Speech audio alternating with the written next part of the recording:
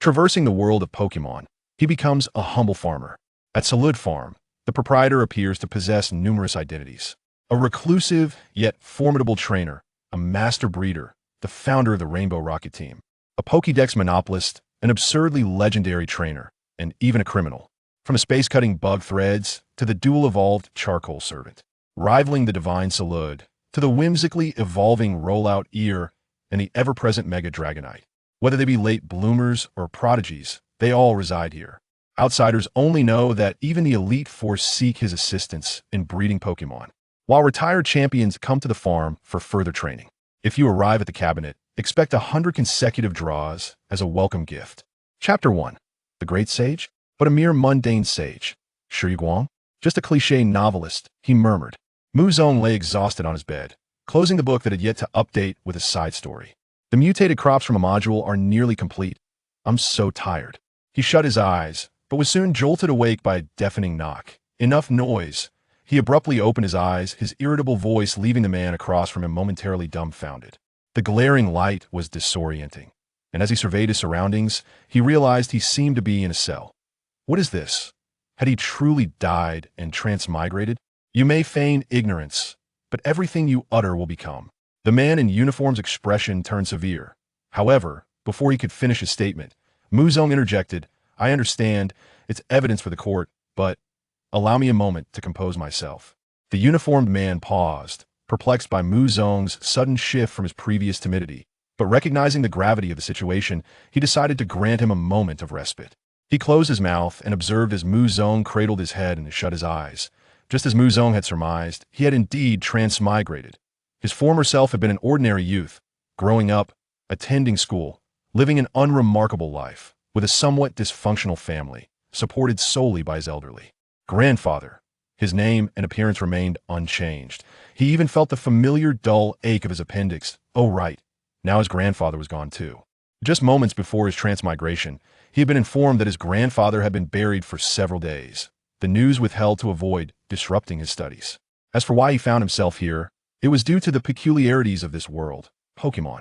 They are wondrous creatures, and this is a world brimming with them, familiar yet foreign to Muzong. However, a colossal dilemma loomed before him, that he was accused of a crime or rather, he could not possibly be guilty. Just last night, 3 rare dragon-type eggs, a fossilized Aerodactyl from the museum, a mega bracelet from the auction house, and 70 million alliance points from a central bank had all mysteriously vanished. The surveillance footage captured only Muzong's silhouette. The IT was utterly absurd. Are you ready? If there are no issues, please sign the confession. Your actions are exceedingly heinous, but if you sign, leniency may be granted under Pokemon law. His words were cut short as Muzong interrupted. Taking the pen, the uniformed man's face broke into a smile. Yet, that smile quickly froze. Oh, you truly believe it is possible? Though I am unaware of the specificities of Pokemon law, I cannot fathom signing this document without resigning myself to a lifetime in prison. Muzong scrawled a large X on the confession. Apologies, but I am innocent. He tossed the pen aside, the handcuffs clinking ominously, and I will absolutely not confess. He had just inexplicably transmigrated. There was no way he could have committed such acts. His former self was a timid boy, incapable of such deeds. He was framed. If he were truly guilty, he would not be seated here, but rather in a window-side seat, idly spinning a fountain pen, the metallic pendant barely visible beside the school emblem, reflecting a spectrum of evolutionary hues. You! The uniformed man slammed his hand on the table, rising in agitation, taken aback by Muzong's reaction. Muzong's face remained unperturbed by the sudden outburst. I demand to see Junsha. I want to see Junsha, he declared, leaning back in his chair, shutting his eyes once more. Throughout it all, his predecessor had never encountered Junsha.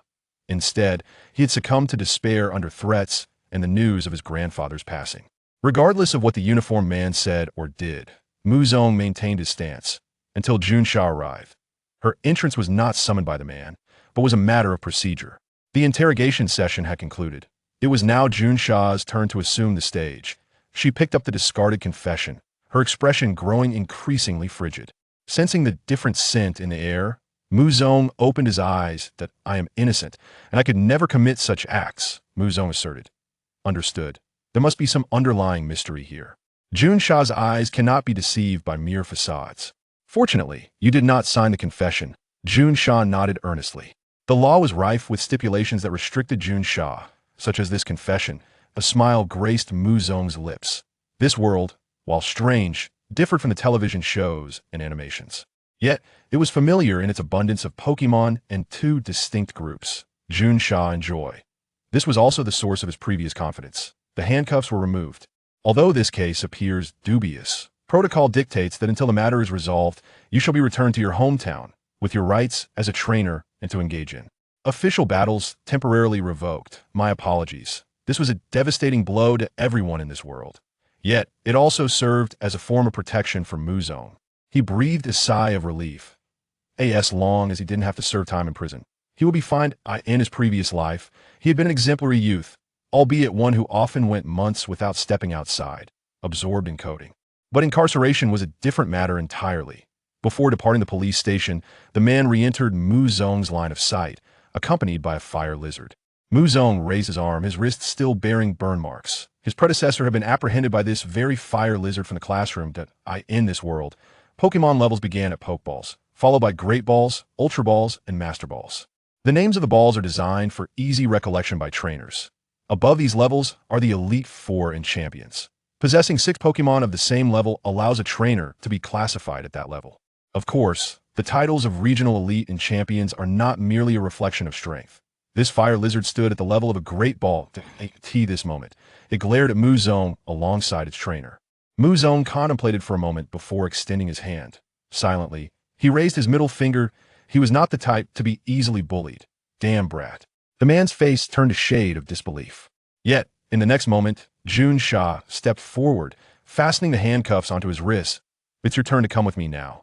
Jun Sha immediately discerned the irregularities. This man was undoubtedly suspicious. Meanwhile, Mu Zong proceeded to the station with the ticket Jun Sha had provided him. Returning home, in Mu Zong's possession was a metal card. This card had a tracking function. After all, he was now considered a suspect. Had it not been for Jun Sha's family, he likely would not have been released. For Mu Zong, this card was less about surveillance and more about safeguarding, shaking off suspicion.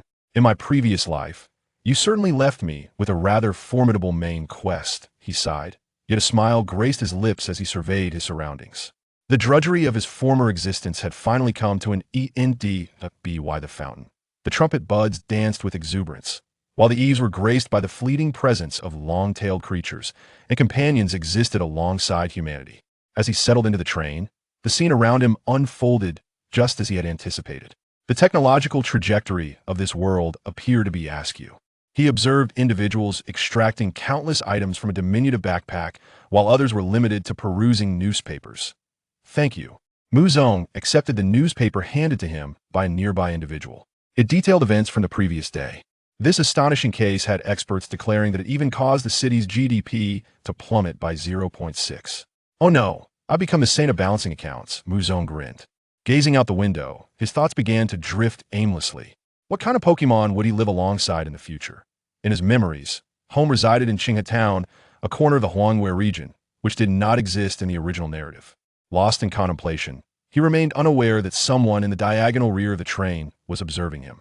Chapter 2. The unexpected indigenous people. Qinghe Town is a quaint little settlement nestled within a basin, surrounded on all sides by mountains. In recent years, it has only just gained access to vehicular transport. To put it charitably, one might say it is an ideal place for seclusion. To speak less kindly, upon his arrival, Mu Zong discovered that the town mayor was awaiting him outside the station. The mayor appeared to have aged a few years beyond Mu Zong's recollection. Amu, I deeply regret the circumstances regarding your grandfather, he said, his face etched with remorse as he guided Mu Zong toward the village. Mu Zong inhaled deeply and shook his head. It is not your fault. This is the savings your grandfather left for you. He never anticipated your return would come so swiftly, hence he sold off everything that could be liquidated from the farm. The mayor handed Mu Zong a well-worn bank card. The balance is 3,320. Mu Zong was momentarily taken aback upon hearing this figure. You are a good-hearted child, and I trust you will not stray from the path of righteousness. Your grandfather was a man of integrity, and he would not wish for you to become a criminal. The mayor sighed heavily, for Jun Sha had already informed him of the situation. I have done nothing wrong, Mu Zong replied, shaking his head. Throughout their journey, the mayor continued to offer words of comfort to the young man. As Mu Zong nodded, he gazed at the farms lining the path, where Pokemon flitted about, and several Miltanks lounged contentedly on the grass. Our town thrives on the cultivation of unique berry trees and the production of Pokemon-derived goods. The milk from Miltanks is particularly sought after, the mayor explained.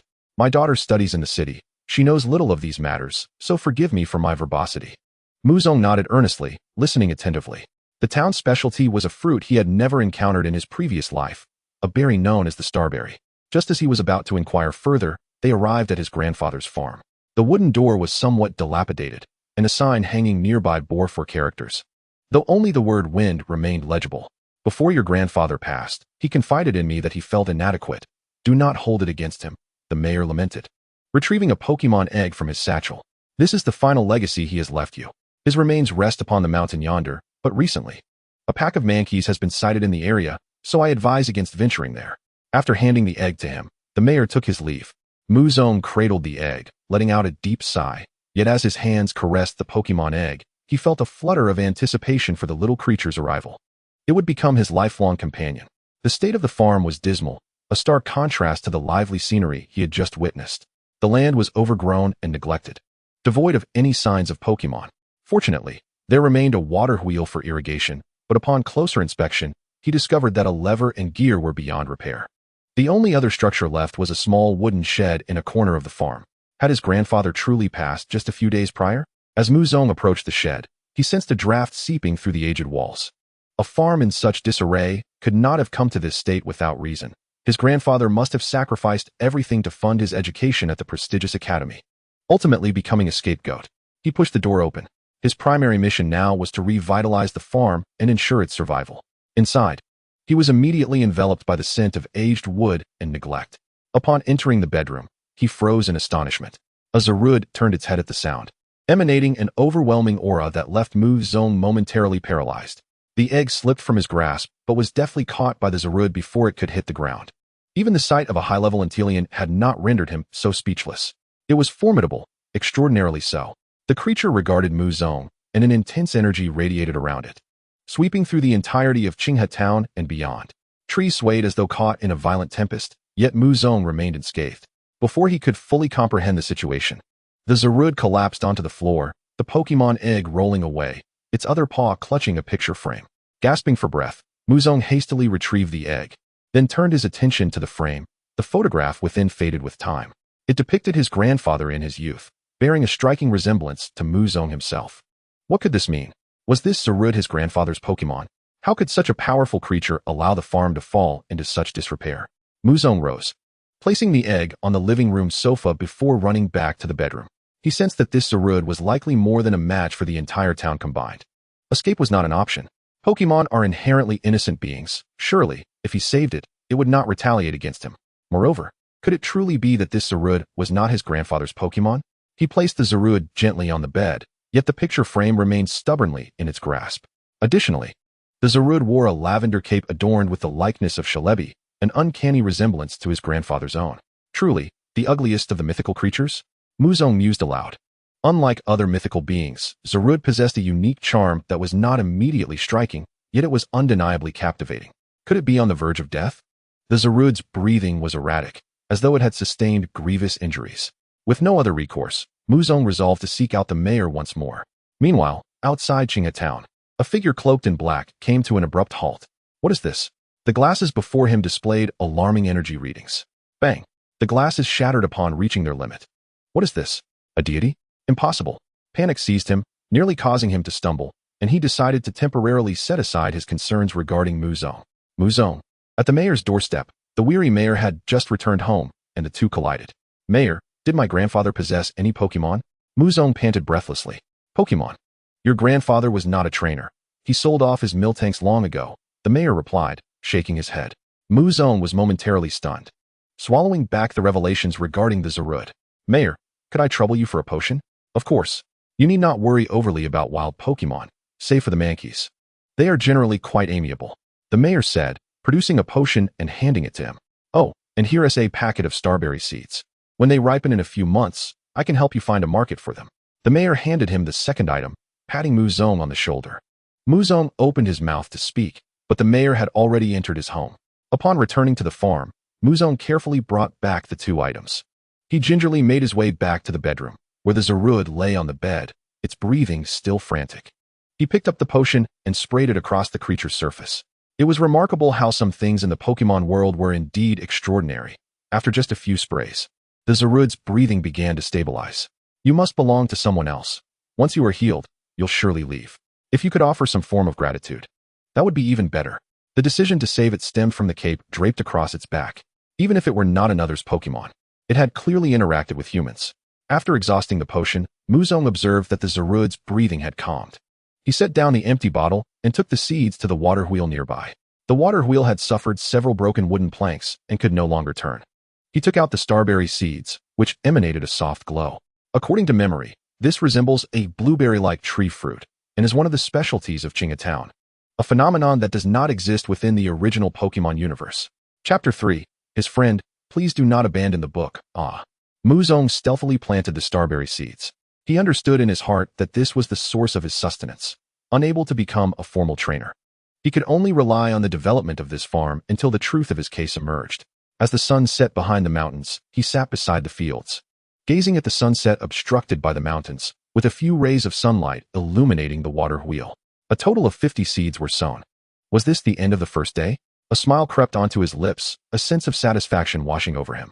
In his past life, as an avid gamer, he had inevitably dabbled in farming simulation games. At that moment, he felt a slight dizziness, until the pale script transformed into a string of text. Crop type, starberry, ghost. Grass. Crop status, green, gradually decreasing. Maturity countdown, 26, 599 hours, slight increase. Estimated yield, unknown. Environmental warning, drought. Muzong gasped. Was this a mod I created myself? It was indeed the new mod he intended to add to the game, an expansion for leisurely farming, where crops had the potential for mutation, allowing for various attributes and infinite possibilities. The crop status was categorized into green, yellow, and red. Green indicated no issues. However, the following phrase, gradually decreasing, posed a concern regarding drought. He then glanced at the last line. One-click assistance. With his thought, the one-click assistance unfolded.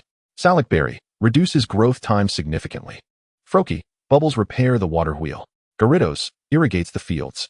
A plethora of information emerged. The Pokemon display was not comprehensive. Upon reflection, Muzong realized that these Pokemon were all ones he had encountered along his journey. This made the unknown yield understandable. Yet why did the starberry possess a ghost attribute? He was unaware of the starberry's value. What about the mutation section? He attempted to open it. To his surprise, the mutation section indeed opened successfully. Cultivation mutation rate, 0.001. Each cultivated plot measured 1 meter by 1 meter, and it was safe to assume that this probability applied to each. Well, that was certainly higher than 10 cents lottery odds. He stood up. This feature was akin to having a cheat code for a farmer. As long as it wasn't entirely sugar, he could become a competent farmer. This was undeniably beneficial for him. Of course, one who had never touched the spring water could not farm. If he were to speak on college students' career guidance, he could manage that, for in his past life, the course instructor was quite demanding, forbidding phone use. He then returned to the wooden cabin and cast a glance into the bedroom. Salicberry was still in a state of unconsciousness. It suited him well, but alas, he was now likely unrelated to it. As the blood of the forest, Salicberry could use the vines on its body to nurture crops. However, the exceedingly exclusive Salicberry would probably not lend him assistance. He slumped onto the sofa, cradling the egg in his arms throughout the night. The next morning, as soon as he opened his eyes, he was met with a pair of crimson eyes fixated on him. Salicberry stood over 1.8 meters tall, casting a shadow over him. What the? Muzong shouted, tumbling off the sofa and onto the floor. The fear deep within his eyes dimmed Salicberry's gaze slightly. However, the dizziness that followed compelled Salicberry to sit down. Salicberry emitted a soft sound, expressing goodwill while extending a frame it held. Muzong accepted the frame, perplexed. Do you recognize this person? Salicberry nodded, then shook its head. Muzong furrowed his brow. Is your master my grandfather? Salicberry shook its head. Oh, then you must be his friend, Muzong suggested, pointing at the frame. Salicberry gazed at the photograph of Muzong's grandfather in his youth, contemplated, and then nodded. That's wonderful, Muzong sighed with relief, feeling validated in his intuition. Salicberry was indeed a good Pokemon. Are you planning to leave here? Muzong inquired, completely oblivious to the rising panic in Salicberry's eyes. Or do you wish to stay? Upon hearing this, Salicberry eagerly nodded. That's even better. But I must warn you, we have nothing at present. You'll have to join me in frugality, Muzong cautioned. Salak Berry promptly stood, attempting to showcase its strength, yet was forced to sit back down due to its injuries. You're hurt? I'll head to town to buy you some medicine. Muzong thought that perhaps one medicine wouldn't suffice. Salak Berry shook its head. It placed its fingers on the floor, beginning to draw what it wanted to express. Starting with seeds, it illustrated tree after tree. At the center was itself and Muzong, holding hands together, surrounded by glowing trees. Even though it was a simple drawing, Muzong understood its meaning. You mean, I should plant trees on the farm? Muzong asked. Salak Berry nodded. This will help you recover? But why not simply find a forest? Muzong questioned, puzzled. Salak Berry shook its head, remaining silent, insistent on having Muzong plant trees.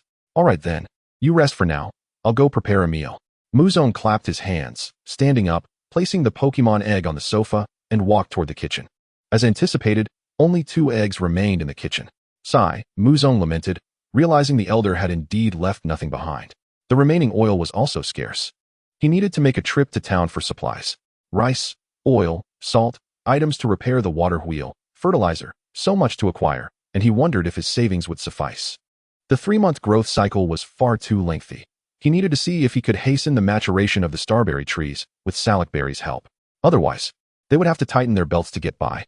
Shortly after, he exited with a plate of scrambled eggs, contemplating whether to raise a common chicken for eggs.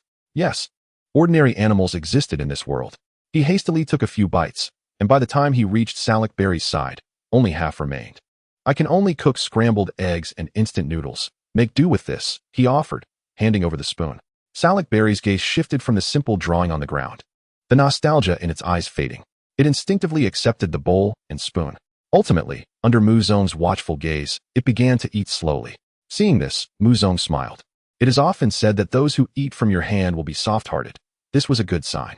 You stay here. I'll head to town for a bit. Muzong said. Salak Berry instinctively wanted to follow, but could only watch Muzong's retreating figure due to its injuries. Its eyes dimmed. Yet something seemed to spark a smile once more as it focused on the drawing on the ground. Before long, its crimson eyes brimmed with tears. The green pupils enveloped in emotion. Chapter 4, A Small Trouble. Undoubtedly, the water wheel was the most essential item Muzong needed at that moment. Before leaving the farm, he took one last look at the planted starberries. The maturation time was misaligned, and the drought was causing them to ripen even more slowly. The state of the crops gradually transitioned to a yellow hue. Hello. Might you have any materials to repair the water wheel? Muzong pushed open the door of the lumber shop and glanced towards the counter, only to find it empty.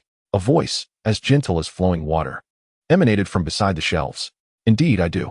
Are you in need of wooden components or gears? If you add the foam from a krogunk, it can extend the lifespan. The shopkeeper held aloft a jar filled with white foam. Muzong's gaze shifted, landing on a figure with flowing blue hair, cascading down to her waist. Aren't you from Qinghe Town?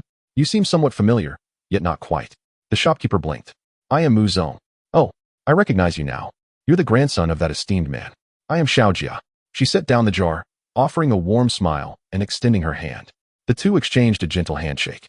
I've heard about your grandfather. I hope you can find the strength to persevere, Xiaojia consoled. Muzong returned her smile, reassured. It's all right.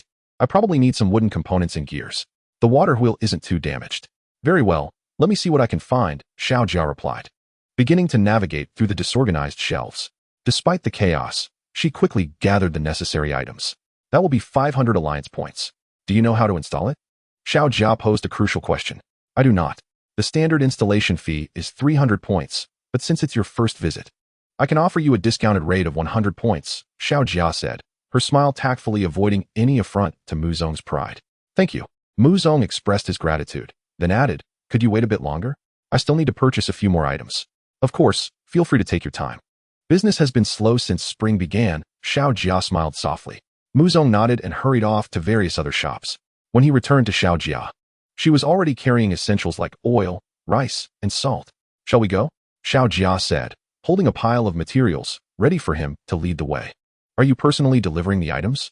Muzong asked, somewhat astonished. It's no trouble at all. There are few customers today, and I might as well see what you need while fostering goodwill, Xiaojia replied with a sweet smile. Then follow me, Muzong said knowingly.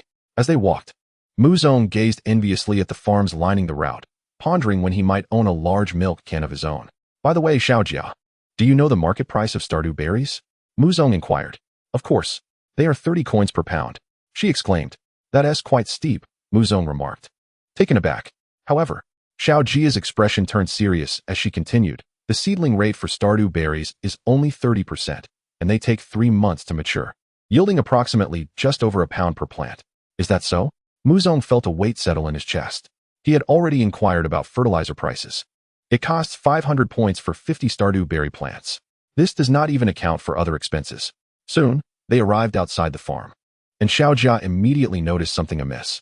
Muzong, your fence is quite close to the mountains. It must be repaired, or the monkeys will see you as easy prey, she stated, her gaze serious as she regarded the dilapidated fence.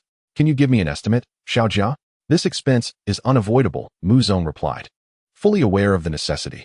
He currently had no Pokémon, and Salazzle was not suited for battle. Angry monkeys would not be deterred by mere intimidation. It will likely cost around 1,000 to 2,000 points. If you wish, I can come tomorrow to help you repair it, Xiao Jia estimated. Understood. Muzong calculated in his mind. Today he spent 600 on the water wheel, 100 on oil, 50 on rice, 50 on salt, 50 on eggs, and 500 on fertilizer. Adding in the fencing, it seemed most of his savings would be depleted. Yet, the fence was a necessary short-term defense investment. If the monkeys truly regarded him as an easy target, all his expenditures would be in vain. He returned once more to the Stardew berry field, and the data reappeared before him. Crop type, Stardew berry, ghost grass. Crop status, green, continuously decreasing.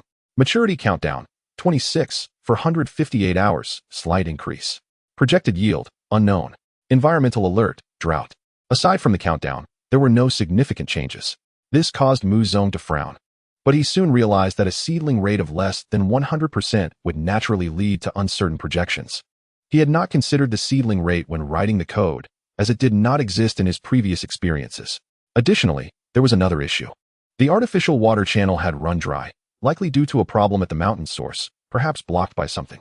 Xiao Jia observed that the water channel beneath the water wheel was completely devoid of water. Muzong slapped his forehead in realization. I thought something was missing. Now I know. Thank you, Xiao Jia. This only confirmed his utter ignorance of real agriculture. Everyone starts somewhere. Keep pushing forward. Xiao Jia encouraged, then produced her Pokeball. Come forth, my partner. Muzong had expected a Machoke or something similar, but to his surprise, a Victory Bell emerged. Fine. The vines of Victory Bell were remarkably dexterous, capable of performing numerous tasks. As Xiao Jia spoke, she handed the materials to Victory Bell, directing it to repair the water wheel. Muzong could only watch enviously. At this moment, he was barely managing on his own, let alone caring for a Pokemon. He recalled that Salazzle could also condense energy into tendrils. However, utilizing that ability for water wheel repairs would be wasteful, akin to watering fields with Kyogre. Before long, the water wheel was restored to its original condition, looking as good as new. However, without a water source, it still won't suffice. Recently, the monkeys in the mountains have been particularly active. I advise against venturing into the mountains, Xiao Jia cautioned. Thank you, Muzong quickly replied. It's no trouble, we are all villagers. I'll bring the materials to repair the fence tomorrow morning, Xiao Jia said, recalling Victory Bell and turning to leave. Yet she paused again, adding, this water wheel has a reverse drainage function, and I've repaired it for you without any extra charge. Muzong did not waste the remaining time. Instead, he went to fetch water for irrigation. He sincerely hoped for a heavy rain tomorrow. Wiping the sweat from his brow, he returned to the living room at dusk. The drought status had vanished. Before he could catch his breath, a towel was offered to him. It was Salazzle. It had regained its mobility. Muzong paused, meeting Salazzle's crimson eyes. You, Luja, thank you. He accepted the towel, wiping the sweat from his forehead. After resting sufficiently, he rose to prepare dinner, with Salazzle following him into the kitchen. I can't cook. You'll have to help, he began, but before he could finish, Salazzle had already seized the spatula. You can cook, Luja. Chapter 5. A battle together, existing in memory but never experienced. Salazzle was not merely boasting. He genuinely knew how to cook. The scrambled eggs on the plate resembled little golden clouds, their aroma prompting Muzong's stomach to rumble. Luja. Salazzle offered him a pair of chopsticks, his crimson eyes gleaming with a human-like pride. This is something I've been perfecting for quite some time. Impressive. Delicious. Muzong exclaimed, his eyes widening in delight after tasting the first bite. Having sampled countless high-tech dishes in his past life, none compared to Salazzle's scrambled eggs. Luja. Salazzle crossed his arms, resembling a sage from another realm. Teach me your ways. I wish to learn. After finishing his meal, Muzong slumped onto the sofa, eager to learn. Salud stood frozen in place, his mind swirling with memories. He recalled the patient guidance of that boy from the sweltering summer, who had once mentored his younger self. What's the matter? Are you facing difficulties? Muzong's words interrupted his reverie. Zarude rose, determined to commence his tasks from today. Perhaps tomorrow, he considered, after a long day. I could use a respite. Muzong quickly dissuaded him. After a moment's contemplation, Zarude nodded.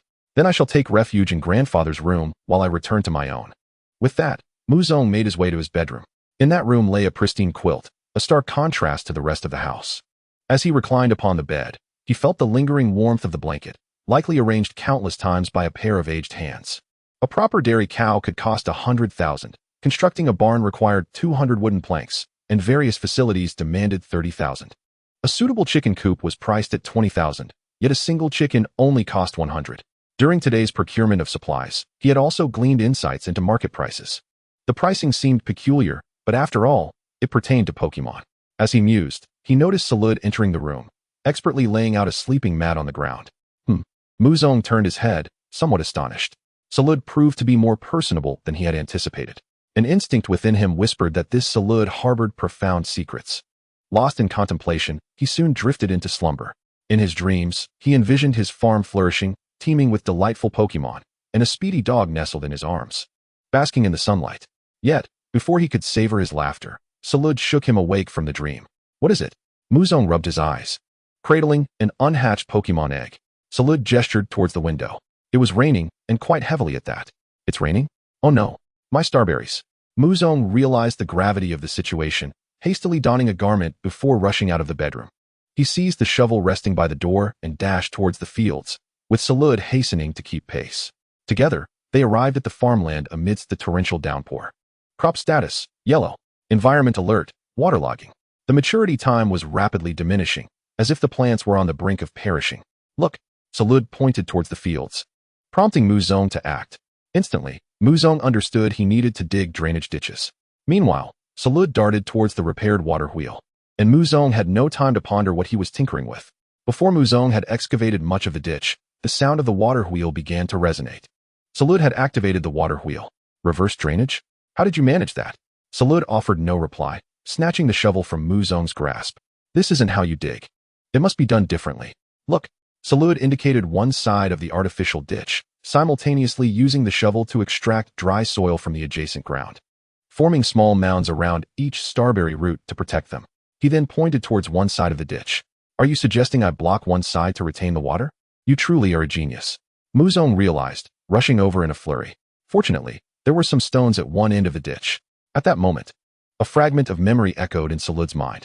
Back when the rain had poured heavily, Zarude had managed to channel water into the ditch, digging out drainage to safeguard the starberries, and for many days thereafter, there had been no need to carry water. He had followed the words of that memory. Finally, as dawn broke, the relentless rain began to relent. Muzong sat in the mud, a smile gracing his face as he watched Zarude set down the shovel. They had navigated through this ordeal after all. The morning arrived hand in hand with clear skies. Zarude felt a swell of pride through his efforts. He had successfully preserved the starberry seeds. At that moment, a line of text appeared before Muzong's eyes. Safely weathered the first rain. Triggered special event. A gentle breeze arises, and the waters remain still. Mutation rate increased. Following this, green specks of light flowed from Muzong's eyes into the soil. Upon glancing at the ground again, the data had undergone a transformation. Mutation rate, 10. Mutation rate, 1. Mutation rate, 50. Mutation rate, 100. Muzong's eyes widened in astonishment as he gazed at the patch of land. Zarude squatted nearby, seemingly sensing the anomaly in the vegetation. Look, he beckoned, urging Muzong to come closer. Muzong stood, caked in mud, and approached the patch. Due to the nature of fruit trees, the planting area had been segmented, and the panel designated a square meter of land, precisely where this single seed lay. Then, Zarude extracted a vine from his arm, resembling a protective wristband. Muzong looked on eagerly. Zarude clasped his hands together, squeezing the vine in his palm. A dazzling golden-green radiance cascaded from his fingers. The distant water wheel turned gently, the sound of flowing water mingling with the crunch of the vine, creating an exquisite silence. Under the golden glow, the seed rapidly sprouted, transforming into a tree the height of a man's calf. Crop name, starberry tree, mutation. Crop status, purple. Maturity time, 1 month. The change in the status bar astonished Muzong. He did not recall ever documenting this status, as he had only noted red, yellow, and green in his records. Moreover, The maturity time had been reduced from 3 months to 1. Muzong keenly discerned that this was not merely the result of mutation, but rather the merit of Zarude. Can you hasten the ripening of that one? Muzong pointed to a distant plot of land, where the mutation rate was the highest. Zarude stood up, shaking off the water clinging to him. He extracted another vine, crushing it in his hands, and miraculously, another seed transformed into a small tree. Crop name, Starberry Tree. Crop status, green. Maturity time, 1 month. Although it had not mutated, the maturity time remained at 1 month. Thus, it was clear that this was not a matter of mutation but a testament to Zarude's abilities. You are truly remarkable, Muzong praised earnestly. Zarude clenched his fist, experiencing a blend of joy from the compliment and a profound sense of helplessness. Had he not been injured, he could have instantaneously ripened an entire grove of trees. Can you continue? Muzong inquired, his anticipation palpable. Chapter 6, Another Space and Time. Zarude shook his head, indicating he could not for the time being. Very well. Your health is paramount, Muzong conceded without pressing further. Zarude then inscribed the numeral 2 in the soil. 2 months will suffice? Muzong's eyes brightened. Zarude shook his head. 2 days. Zarude nodded affirmatively. Within 2 days, he could expedite the ripening of everything, allowing them to flourish within a month. That is splendid. Is your health all right? Muzong asked, a hint of concern in his voice. Zarude nodded. Just as Muzong was about to say something, his stomach growled audibly. I'm hungry. Zarude's ears perked up, and he grasped Muzong's hand, leading him toward the house. Today, I shall teach you how to cook.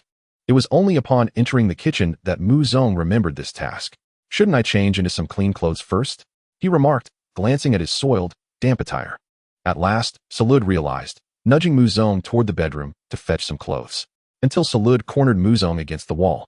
He realized that the room did not contain a wardrobe. It seemed there were no extra garments available. Only then did Muzong recall that he had returned without a single piece of clothing. Oh well, if he had to go without, so be it. He chose to disrobe and, taking a bedsheet, intended to fashion it into a makeshift towel. At that moment, Zarude removed his pink cloak from behind and deftly tied it around Muzong's waist. Surprisingly, it fit quite well. Muzong lowered the bedsheet in his hands, though the pink hue appeared somewhat garish. With a tug, Zarude grabbed his arm and led him to the kitchen, patiently instructing him on the art of cooking. Each step was meticulously demonstrated, even though the dish was merely a beginner's recipe. Despite the language barrier, Muzong managed to grasp his intentions. It wasn't until a plate of scrambled eggs was prepared that Muzong noticed some human-like writing in Zarude's eyes. The legacy of fried rice, a dish imbued with emotions transcending time and space. Effect, capable of uplifting the spirits of certain individuals.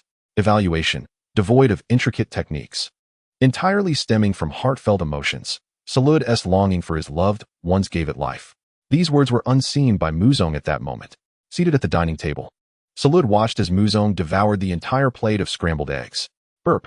Delicious. Strangely, his mood also improved slightly. Did you learn this from my grandfather? Muzong inquired. The question plunged Zarude into reminiscence. He hadn't learned from Muzong's grandfather, but rather from Muzong himself, albeit not in the present, but in the future. As for the distant future he hailed from. Suddenly, a knock echoed at the door. Muzong, I'm here, came Xiaojia's voice. Ah, Sister Xiaojia. Wait a moment. Just a cloak might not suffice for a proper appearance. No worries, I'll just organize the ingredients first. Xiaojia turned to leave. Muzong pondered briefly, then wrapped the bedsheet around himself and fashioned a simple robe with the belt. In no time, Zarude had vanished into the living room, and the sounds of dishwashing echoed from the kitchen. Thank you for your hard work, Zarude, Muzong called out as he exited the living room. In the yard, he immediately spotted Xiaojia. What incredible strength, Muzong remarked, observing the robust creature beside Xiaojia, effortlessly carrying a pile of wood. What an artistic ensemble you have there. Xiaojia tilted her head, her blue crop top fluttering in the wind. The rain last night fell too hastily. I was busy all night and got my clothes drenched. Muzong replied, somewhat embarrassed as he cleared his throat. Ah, I see. But with such heavy rain, how are your starberry seeds faring? They are all right. I managed to save them, Muzong smiled. A blessing in disguise, it seems. Xiaojia smiled back. I checked earlier. The damaged areas aren't too extensive. If we repair everything, along with the material costs, it will amount to about 1,400 points. Hearing this figure, Muzong felt a pang of concern. However, considering the proximity to the back mountain and the frequent mentions of the monkey creatures causing trouble, he resolved, all right, it's settled. By the way, Sister Xiaojia, do you have any suggestions for making money? Muzong asked, scratching his head. By the time the starberries ripen, I might starve. Well, the shop hasn't been lacking for apprentices lately. You could try asking at other farms if they need help. Xiaojia contemplated briefly before recalling something. Can you fish? Fishing? Does playing games count? You could try fishing at the lake in the back mountain. Recently, Mr. Kyle has been acquiring wild forest Christian carp from the surrounding areas. Mr. Kyle. You might not know yet, but Mr. Kyle comes to Qinghe Town every morning at 9 to buy various goods, Xiaojia explained. Got it. Muzong nodded, considering the prospect of fishing. But if you go to the back mountain, don't venture too deep. Encountering the monkey creatures could be perilous, Xiaojia cautioned earnestly. Understood.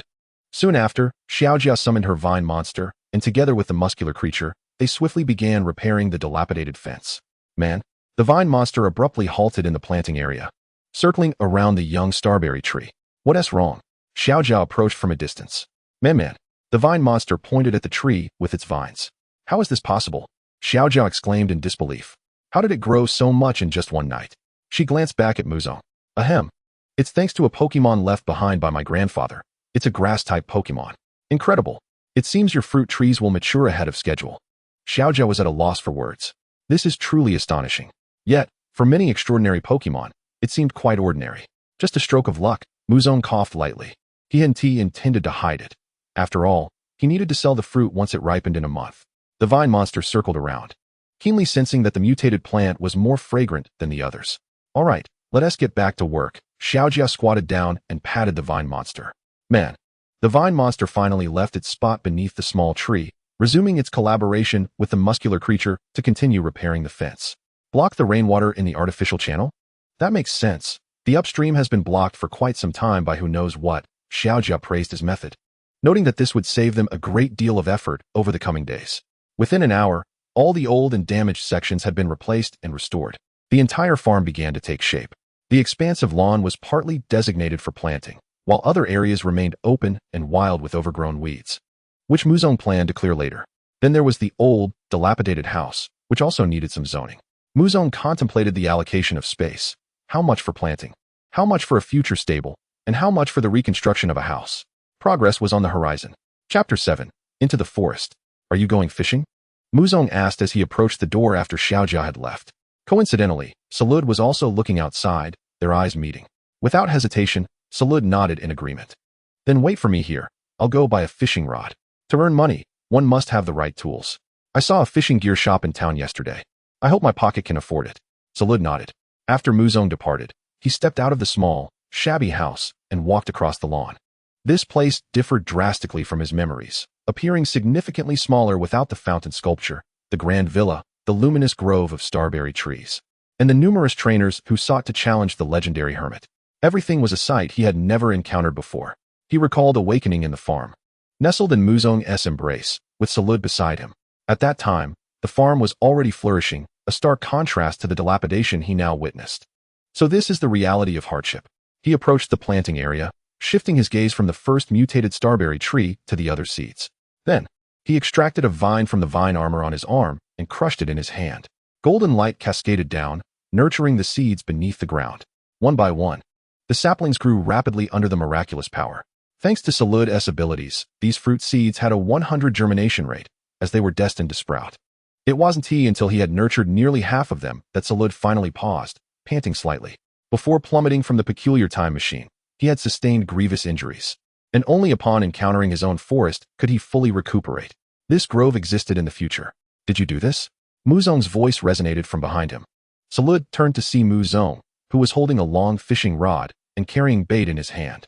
With a firm clench of his fist, Zarude signaled his formidable strength. Thank you ever so much, Muzong remarked. In just a few days, we can utilize fertilizer to ensure a bountiful yield. Zarude, with a hint of pride, raised his chin, and his somewhat intimidating visage revealed a childlike glee. This unexpected contrast elicited laughter from Muzong. Let us proceed to the back mountain for fishing. I shall rely on you to ensure my safety. Zarude was indeed his assurance as they ventured into the mountains. After all, he was a mythical beast, even if injured. Standing tall, Zarude became vigilant before they had even left the farm. There's no need to be so tense. Muzong chuckled. This is even more cooperative than I had anticipated. Yet, contrary to his somewhat fearsome appearance, Zarude exhibited a somewhat naive demeanor, akin to a younger sibling eager to impress in the absence of an elder. The signboard in front of the farm now bore only a discernible character resembling wind. According to the original owner's memories, this farm was named Windbell Farm. Upon reaching the farm, they followed a narrow path leading into the woods. As the farm and Qinghe town vanished from sight, they were wholly enveloped by nature. The previous night's rain had left everything damp, and soon their feet were muddied. The long robe wrapped around him became soiled as well. It's high time to procure a new garment, a voice of Bobo echoed from somewhere. Zarude recalled that within this forest there stood a wild pomelo tree. With a pointed gesture, he indicated a direction, mimicking the shape of a fish with his hands. Are there fish in that direction? Muzong inquired. Zarude affirmed with a decisive sound, extending his hand toward a towering tree from which a vine shot forth, ensnaring a branch. Observing Zarude swinging amidst the trees, Muzong exclaimed, "What if I encounter a monkey monster while you're gone?" "No need to worry. It's not the most perilous time for monkey monsters," came Zarude's voice from the thicket. Unfortunately, Muzong could not comprehend, so he cautiously proceeded towards the area where fish were purportedly present. A sudden, inexplicable sound startled him, and he quickened his pace, gazing into the impenetrable jungle. Having only had intimate interactions with Zarude in 2 lifetimes, he felt a lingering unfamiliarity with other Pokemon. Fortunately, they arrived unscathed at a clearing dominated by a vast blue lake. The surroundings were eerily silent, as if devoid of life. Standing at the water's edge, Muzong peered into the depths, which were far from clear. There must be fish, he concluded. Sitting down, he baited his hook and cast his line into the water. "Please, no empty catches, no empty catches," he murmured softly to himself. Meanwhile, Zarude perched on a tree trunk, startling Bobo into immediate flight. As Zarude observed the surroundings, he skillfully drew the vine back. "Do you know where there is a peculiar tree?" Zarude inquired in the language of Pokemon. However, Bobo merely flapped its wings in terror. "Answer me." Zarude's fearsome visage loomed close to Bobo's face. The startled Bobo, momentarily dazed, stammered out what it knew. Having received the desired information, Zarude extended a vine, wrapping it around Bobo's already injured wing. "Let us go." Zarude released Bobo, resuming his swing through the jungle. Before long, he halted before a tree that differed from all others, adorned with several yellow fruits. "Found it." At the same time, the caretaker bug beneath the tree noticed him. This was the territory of the caretaker bug. The gaze of the caretaker bug was perilous and indifferent, making Zarude realize that they were not yet family. "Lulu."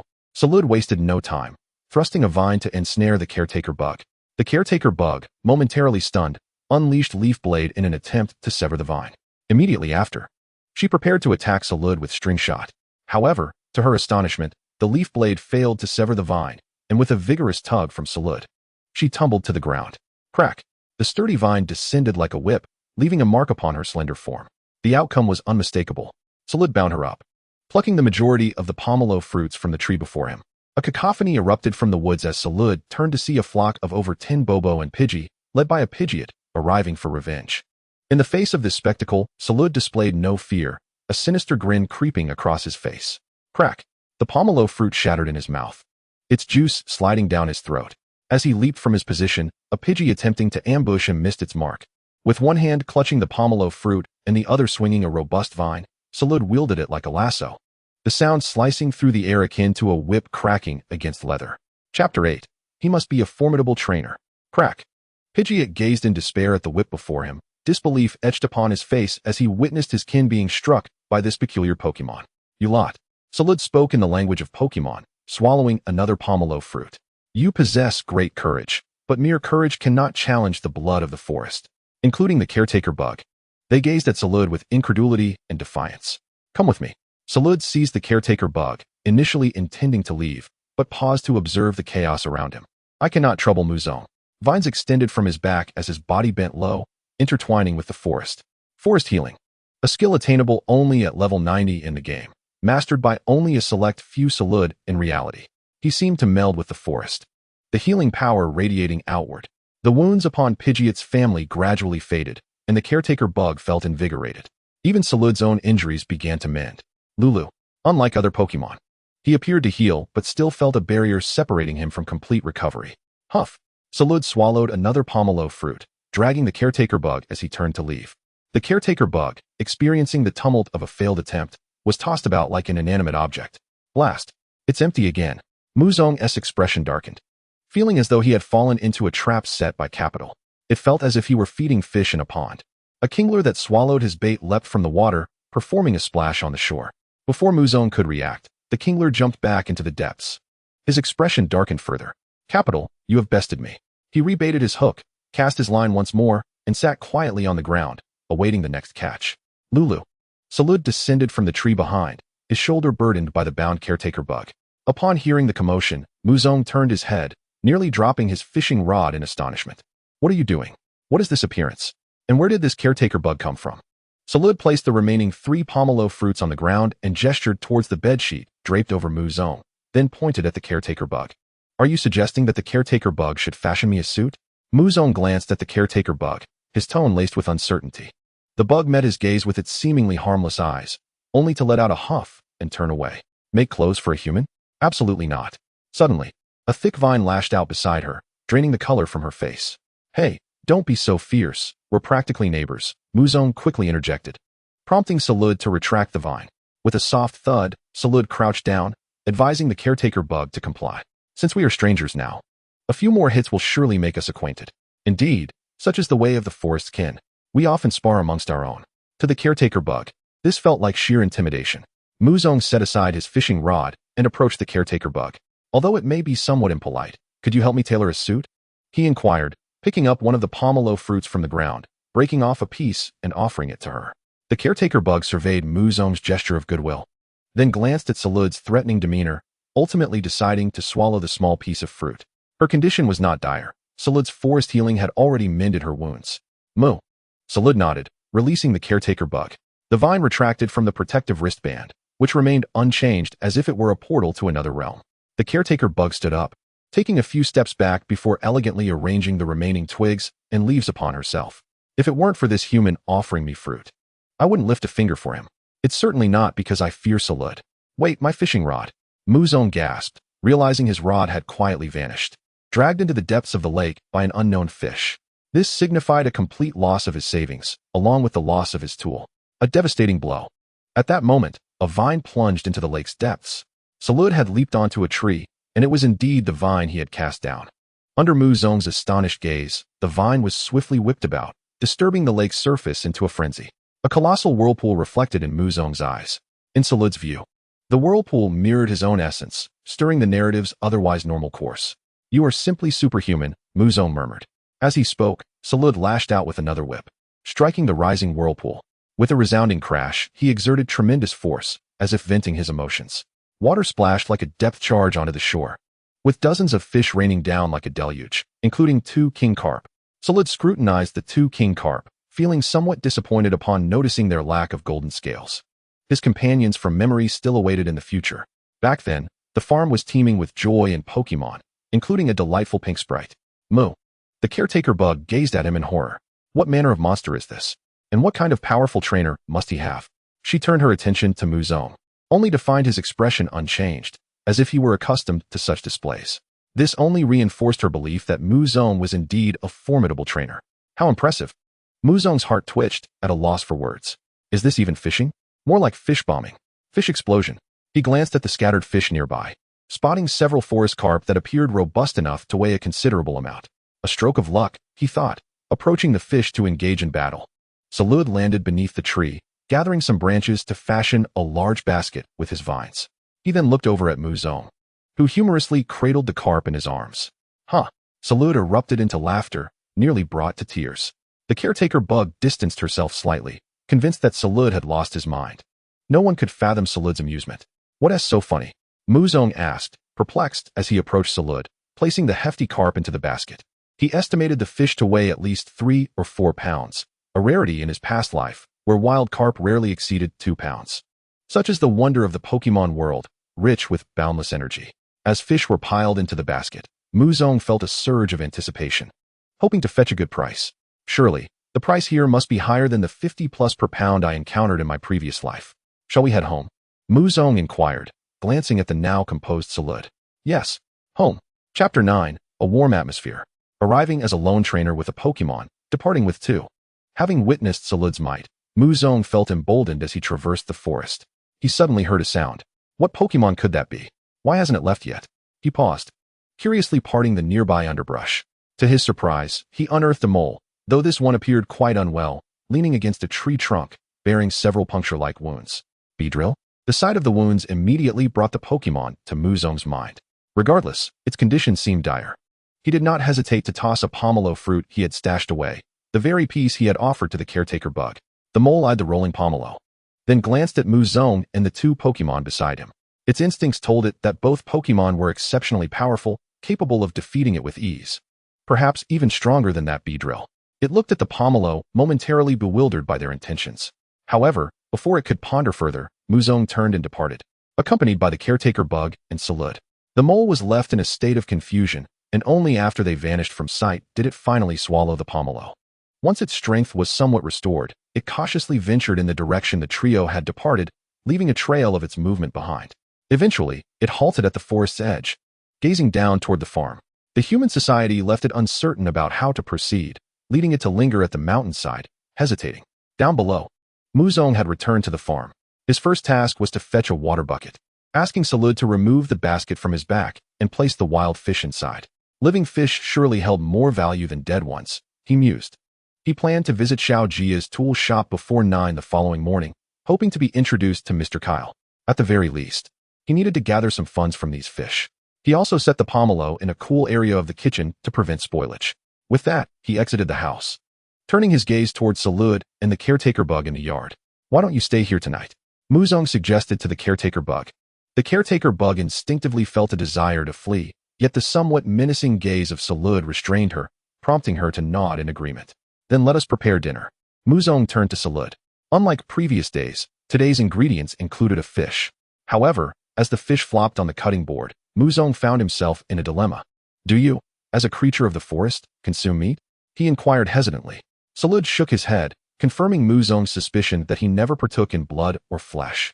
Then let us proceed with the fish. Before Muzong could finish his sentence, a gleaming knife plunged into the fish's body. Zarude meticulously handled the fish, unwavering in his focus. Indeed, he was Zarude, yet he was Muzong's Zarude, naturally distinct from any other. Abstaining from fish did not equate to an inability to kill one. Learn from me, he urged Muzong, encouraging him to follow suit. Realizing his oversight, Muzong quickly began to mimic Zarude's actions. Zarude was determined to impart all his knowledge to Muzong, harboring a premonition that he might one day vanish. Much like the swirling vortex he had once unleashed. After preparing the fish, they heated oil in a pan. Tonight's feast featured pan-fried fish, accompanied by the indispensable fried eggs. In Zarude's eyes, the familiar script of humanity re-emerged. Zarude's cooking, the stubborn blood of the forest can also adapt for kin. Effect, simple ingredients, healthy food. With no extraordinary effects, the pairing with fried eggs yielded an unexpected delight.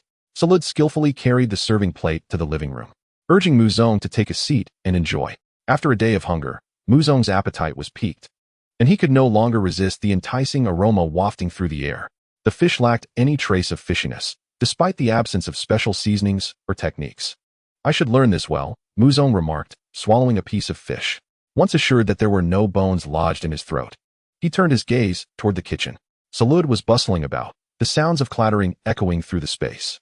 Shortly thereafter, he emerged with 2 glasses of juice, placing one on the dining table while taking the other outside. The pomelo juice, a simple extraction that retained the essence of the fruit. Effect, it could swiftly restore a portion of vitality. This glass was intended for the caretaker bug. Despite his somewhat intimidating demeanor, Zarude recognized that the caretaker bug would eventually become family.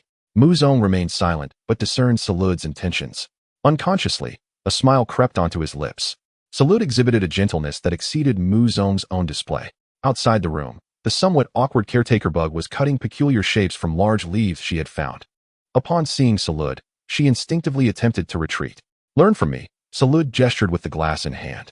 The caretaker bug paused, her senses captivated by the sweet fragrance wafting toward her. Moo? She queried, bewildered. It was only when Zarude nodded in encouragement that she cautiously accepted the glass, cradling it in both hands and sipping from it. Zarude nodded in satisfaction. Once the caretaker bug finished, he returned to the house with the empty glass, noticing that Muzong had already finished his meal. Yet, the glass of juice remained on the edge of the table, seemingly left for him. He approached the table, momentarily lost in thought as he gazed at his reflection in the murky glass. Just then, Muzong peered out from the kitchen. They exchanged smiles, an unspoken understanding passing between them. After washing the dishes, Muzong made his way to the bathroom. The house, though small and dilapidated, had all the essentials. He removed the pink cloak hidden beneath the bedding, sitting on a small stool to wash. Zarude, without pretense, drank the juice before heading to the planting area. with the caretaker bug curiously trailing behind him. The remaining half of the fruit rapidly sprouted into a small tree under Salude's miraculous influence. However, Zarude possessed only a partial panel, having brought back only a fraction from the future. The panel was divided into two parts, one visible to Muzong, encompassing the planting panel along with a mutation panel, and the other visible solely to Zarude, relating to food. One day in the future, he had suddenly acquired this knowledge. He was uncertain how to return it to Muzong or why it had been entrusted to him. Shaking his head, he surveyed his surroundings. They were drawing closer to the forest from his memories, where the entire farm would soon be enveloped by trees, with a colossal tree reaching for the heavens. Cascading healing waters. There, a living fossil-like sprite resided. Chapter 10, So Much Money. That night, the pink cloak fluttered on the clothesline, swaying with the evening breeze. The embroidered pink shalebi seemed almost alive. The following morning, as Xiao Jiao arrived at the small shop, she spotted Muzong standing at the entrance, flanked by the somewhat intimidating Zarude. Muzong, what brings you here? Is this the Pokemon left to you by your grandfather? It looks quite unfamiliar, Xiao Jiao pondered, struggling to recall what Pokemon it was. It appeared somewhat fearsome, yet its gaze was gentle. Zarude naturally recognized her, having received significant aid from her in the future. Thus, his gaze was particularly soft, akin to how he regarded the caretaker bug. Muzong replied, I was hoping you could introduce me to Mr. Kyle. Zarude also lowered the basket he carried, revealing several still-alive Crucian carp. Wild Crucian carp?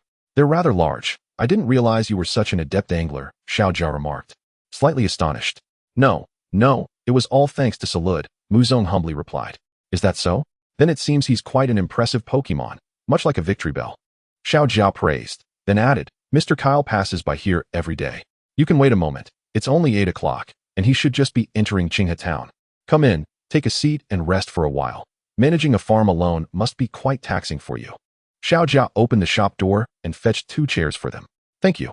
Around 9 o'clock, the rumble of vehicles echoed, prompting Muzong's gaze to shift from the shelves. Xiao Jiao also peered out from behind the shelves. A large, geranium-patterned wagon halted before Xiao Jia's shop, already laden with goods. Mr. Kyle, a robust man with a leaf tornado tattoo on his arm, was accompanied by a soundbox cricket. Mr. Kyle, good to see you again. Here are the items I wish to sell today, Xiao Jiao announced, pulling out a cardboard box filled with some worn-out parts. No problem. These are the parts you requested. Just give me 300 points extra, Kyle replied, rifling through the box as the price instantly materialized in his mind. No issue. I'll get the money for you. Muzong observed their exchange, surprised that Kyle even accepted worn-out parts. This young man is unfamiliar. Is he new? Kyle inquired, his gaze shifting to Muzong before instinctively darting to Zarude. Even with his extensive experience, he had never encountered such a Pokemon before. His gaze then shifted from Zarude to the basket resting on the ground. This is Muzong. He has just inherited his grandfather's farm and wishes for me to introduce you to him. Xiao Jia conveyed Muzong's intentions. Of course, no problem. My name is Kyle. Where is your farm located? I will replan my route tonight to pass by your farm. Kyle extended his hand. Muzong. The farm is in the direction of the mountains. He gestured towards his farm's location. Ah, understood, Kyle replied, not elaborating further as his gaze returned to the Crucian carp. These are what I intend to sell. Muzong's words resonated with him. Very well, let us weigh them. The recent price for Crucian carp is quite favorable. Kyle beamed with a smile, promptly retrieving the weighing apparatus from his vehicle to weigh each fish individually. Remarkable. Each one exceeds 4 pounds of splendid wild Crucian carp. Kyle's smile broadened. Typically, the acquisition price for Crucian carp is 150 points per pound, but your fish are not only alive but exceptionally large. I am willing to offer 300 points per pound. Muzong's eyes sparkled with excitement. The total price amounts to 7,600 points, Kyle calculated. 5 Crucian carp, each weighing between 4 to 5 pounds, at 300 points per pound. A hand for cash, a hand for goods, as the cash exchanged hands. Muzong felt an unprecedented wealth. 7,600 points. Additionally, Kyle presented a copy of the latest newspaper. After the transaction, the large Zhuangguo cart proceeded to its next destination. Zarude picked up the empty basket and withdrew his vine, tucking it into the bracelet on his wrist. A large basket disassembled into a pile of broken twigs. Mr. Kyle's prices are quite reasonable, Xiao Jia explained from the side. They are an organization that collects various resources to sell to those in need, earning a profit from the price difference. Turn it over? Muzong suddenly recalled the advertising platform he had seen everywhere. Subsequently, he retrieved 2 plastic bags containing pomelo fruits from beneath his makeshift clothing. Is this for me? Xiao Jia looked at the pomelo fruits handed to her. Muzong nodded, saying, Sister Xiao Jia has helped me immensely. If it's just a small favor, then I shall accept it, she exclaimed. These are quite rare. They aren't available in Qinghe Town and can only be pre-ordered from Mr. Kyle. Xiaojia, with a joyful twist of her blue hair, accepted the fruits. This remark led Mu Zong to contemplate the possibility of transplanting that tree, envisioning the potential for a good sale in town. He had also considered propagating pomelo fruit from its seeds, but there were none. The pomelo trees in the forest were cared for by caretaker insects, and he held a decent regard for them. Thus he did not wish to simply take their possessions. Soon after, Mu Zong and Xiaojia bid farewell and headed to the fabric store, purchasing several pieces of cloth. The colors were black and white. The material unclear but felt exquisite to the touch. The price was higher than he had anticipated. The fabric, sufficient for crafting 3 outfits, totaled 800 points. No wonder my grandfather has so few clothes. The prices are truly peculiar. Perhaps it's due to material quality or geographical factors. The prices are extraordinarily steep. He then hurried to the seed store, intending to purchase more starberry seeds for a bountiful harvest. With money in hand, it was natural to invest wisely. Since there was no shortage of market demand, it was imperative to keep up with production. However, upon arriving at the seed store, he was taken aback. 100. He gasped. What kind of seeds are priced so exorbitantly? Indeed, it is 100 points for each seed, replied the shopkeeper, a portly middle-aged man. Mu Zong, you might be unaware. The second-generation starberry seeds have lost their original luminescent characteristics, and without that allure, they cannot fetch a good price. The first-generation seeds yield particularly low, and most must be brought back by the town mayor from other regions. He patiently explained, assuring Mu Zong that he was not attempting to deceive him. The prices had always been this way. A single seed only needs to yield 3.5 pounds to break even. Generally, one should not incur losses. Given the longevity of a fruit tree. Ah, I see. This revelation reminded Mu Zong of the starberry tree's attributes, ghost and grass. The issue likely stemmed from the ghost attribute. For some reason, he always felt a sense of foreboding associated with the ghost attribute, as if there lurked some insidious plot. Then I shall purchase 50 seeds, Mu Zong declared, retrieving his money. Adding to the previous 50, that makes a total of 100 seeds. After returning home, I shall be relying on your expertise once more. Mu Zong and Zarude embarked on their journey home. With a clatter, the sunlight bathed their backs, elongating their shadows until Zarude's shadow vanished first, and they returned to the farm. Chapter 11. The National Cellar. The caretaker insect gazed at the newly acquired fabric with intrigue. It was her first encounter with such items. Mu, can she truly manage it? Zarude, standing nearby, nodded encouragingly. In the future, the garments tailored by the caretaker insect would be worth their weight in gold. Let's proceed with this cut, Mu Zong said, tearing off a corner of the newspaper and handing it to her. He had not yet scrutinized the rest of the paper, but his eyes immediately fell upon the men's tang suit displayed at the top. He preferred this over a suit. Mu. The caretaker insect accepted the newspaper fragment with her 2 claws, her small eyes filled with contemplation. Her gaze followed Mu Zong's hand to the buttons he held. Let us give it a try. She recalled the cup of juice Zarude had handed her the previous day. Seeing the caretaker insect nod, Mu Zong exhaled in relief, smiling. Thank you, Mu. The caretaker insect waved her claws. Subsequently, Mu Zong took the seeds, fertilizer, and designated planting area. After planting, he first watered the seeds to stimulate growth, and then, 1 to 2 hours later, or the following day, he would apply fertilizer, followed by a second round of watering. As he spoke, he began sowing the seeds in the planting area. This method was inspired by his past experiences with blueberry cultivation. Although he had never worked the land, he had acquired some foundational knowledge through writing modules. He never anticipated that this knowledge would be applied in such a manner. Blueberries required initial watering, otherwise, fertilizer granules could chemically scorch the dry roots. Symptoms included wilting leaves within 3 days. Solely applying fertilizer without a second round of watering was equally ineffective, as the fertilizer would remain on the surface, beyond the reach of the shallow-rooted blueberries. Each seed occupied a meter of space, and before long, they encountered weeds. It seems we must also tend to the weeds, Mu Zong chuckled. For reasons unknown, he felt an inexplicable sense of satisfaction, finding no annoyance in the task. Perhaps this was the benefit of not being a mere beast of burden. He looked up to find that Zarude had already facilitated the ripening of several fruit trees. Crop type, starberry tree, ghost, grass. Crop status, green. Maturity countdown, 1 month. Environmental alert, drought, mild. One-click assistance. Essentially, this was the case. In this area, 2 small mutated trees flourished. The probability of mutation due to previous special events had diminished, resulting in only 2 mutations. Well then, let us begin weeding. Muzong set down the remaining seeds and picked up a nearby shovel to commence weeding. Weeding also required skill. One must turn the soil to a depth of 30 to 40 centimeters to break the weed roots. And it was best to expose the roots to sunlight to eliminate pathogens and weed seeds. Zarude, can we utilize the bright sunshine? By evening, Muzong pulled the last weed from this area and tossed it aside. Zarude was squatting at the edge of the planting area, manipulating a vine to operate the water wheel for irrigation. Muzong's words prompted him to pause his actions momentarily. On a splendidly sunny day, he approached Muzong, advising him to maintain a safe distance. Although Muzong was puzzled, he complied and stepped back slightly. Zarude stood still, closing his eyes as he summoned a somewhat unfamiliar skill. Faced with formidable adversaries, he had always relied on the most ferocious methods to vanquish them. In his own realm, few could rival his strength. The skill of Sunny Day was seldom employed. With a resounding clap of his hands, a mirage-like sun gradually emerged in the sky, shimmering and undulating. The intense sunlight even caused the ground to crackle, as if igniting into flames. In the distance, a caretaker bug, entangled in silken threads, abruptly halted its actions and gazed upward at the second sun suspended in the heavens. It made a slight swallowing motion, almost yearning for it. No wonder you advised me to keep my distance, Muzong thought, swallowing hard. The weeds beneath began to blaze, their moisture swiftly evaporating, flames licking the surface. What would have taken several days of scorching sunlight was condensed into mere minutes. The power of Pokemon is indeed magnificent, Muzong marveled. It was not until only ashes remained that Zarude dismissed the radiant sunny day. Impressive, Muzong exclaimed, astonished. What would have required days of labor could now be accomplished by tilling the soil tomorrow, allowing for immediate sowing of seeds. He glanced at the ground and pressed a button for assistance. Mole, quick tilling. The data panel indicated only one mole was available for this task. Zarude smiled proudly. Let us return for a meal. Muzong, feeling both exhausted and hungry, decided to rest and dine before continuing tomorrow.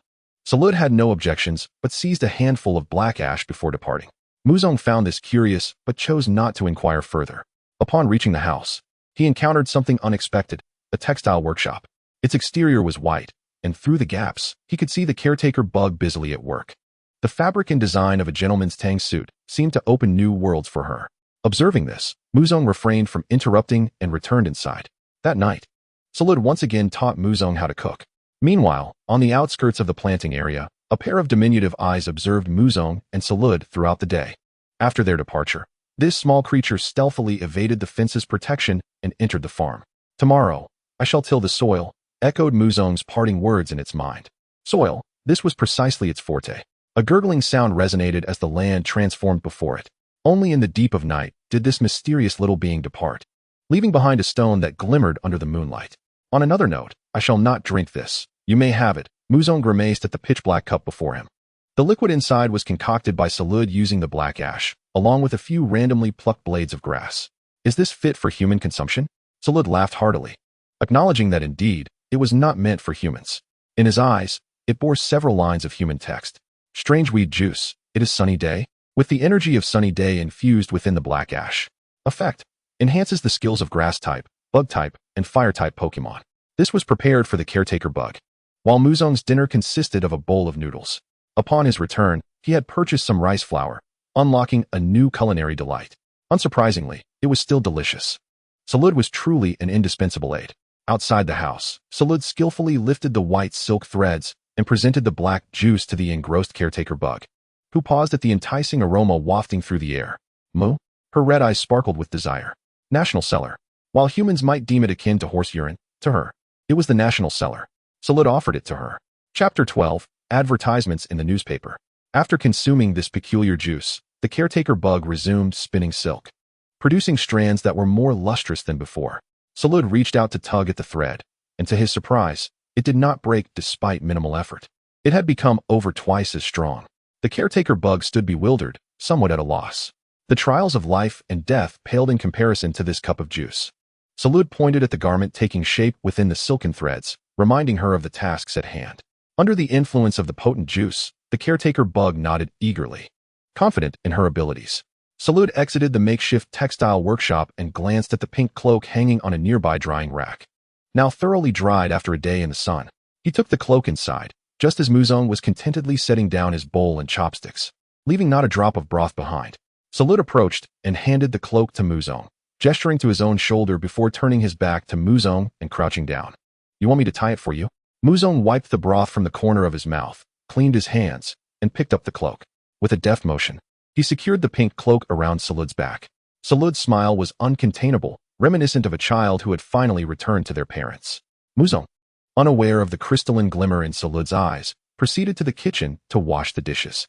Zarude, not feeling hungry, devoured the remaining 2 wonyo fruits. Once everything was tidied up, Muzong reclined on the sofa, indulging in boundless satisfaction as he perused the newspaper in hand. Creating AI intelligent life forms. Is it madness or a sign of progress? Experts assert that taking too great a leap may lead to calamity. Zarude, curious, approached to examine the news article, which featured a blue ethereal figure against the backdrop of a laboratory. So, the concept has taken shape this early, Zarude mused inwardly. Muzong merely glanced at it before shifting his attention elsewhere, convinced that such a thing was altogether impossible. The technological advancements of his previous life had yet to yield tangible AI life forms. Communication was still inadequate. Perhaps a new form of communication device could be developed? Muzong lingered on this news item, immediately recalling the concept of a smartphone, which could potentially connect with Pokemon like Rotom, or perhaps the Pokédex itself. The technological landscape of this world seemed bizarrely distorted. Without this complimentary newspaper, he would have been oblivious to such matters, let alone the plethora of online games from his past life. He sensed an opportunity for commerce, yet it seemed utterly futile, especially since he was still a suspect. After finishing the newspaper, he tucked it away and pulled out paper and pen. Funds, 1,600. Income, 7,600. Expenses, 5,000, starberry seed. 800, 3 sets of clothing fabric, 200 meals. Upon seeing this string of numbers, Muzong found himself deep in thought. This was still under the assumption that Zarude did not require much sustenance and did not consume particularly expensive fare like some Pokemon did. Given that his other Pokemon was merely an egg, he noted down that fertilizer would require 500, indicating that he would have 1,100 remaining after tomorrow's purchases. Yet he was not disheartened. Instead, he meticulously noted the anticipated income for the following month. With 100 fruit trees, assuming each yielded 3 pounds and each pound was worth 30 yuan, the total after a month would amount to 9,000 yuan. Thanks to Zarude, the original maturation period of 3 months could be compressed to just 1. Thus, his monthly earnings would soar from 3,000 to 10,000. During this time, he could also experiment with fishing in the forest. Indeed, prospects appeared to be flourishing. He jotted down a figure of 100,000 nearby. This represented the farm of the large milk can and a qualified large milk can, much like the grand aspirations of purchasing a car or a house in his past life. That night, he drifted into slumber, filled with hope for the future. Zarude lay on the floor beside him, listening to the rhythmic sounds of breathing as he succumbed to dreams. Outside, the caretaker bugs continued their diligent work in the silvery weaving workshop.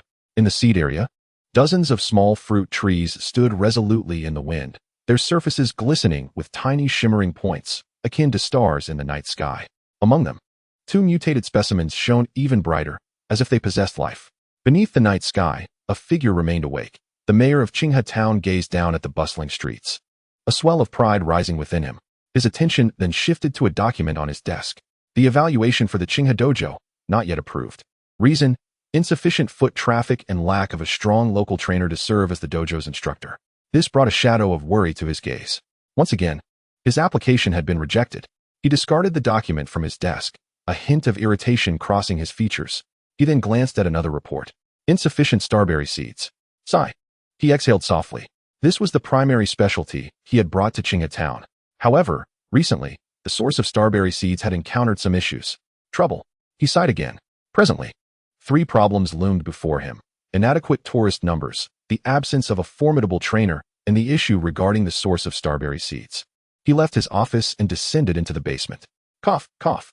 The basement's environment prompted a fit of coughing as he found himself coated in dark particles. The strange sensations in his body did not instill fear. Rather, he observed the concentration of particles in the air. Fewer and fewer, damn it. He ventured deeper into the basement, his expression shifting to a somewhat forced smile. In the depths, a cluster of twisted, withered vines lay coiled, and his arrival caused a single scarlet eye to flicker open in the darkness. The following morning, as Muzong opened the door, he was met with the sight of caretaker bugs slowly dismantling their weaving workshop. White silk threads were wound around their arms before vanishing from view. It was extraordinarily magical. Moo.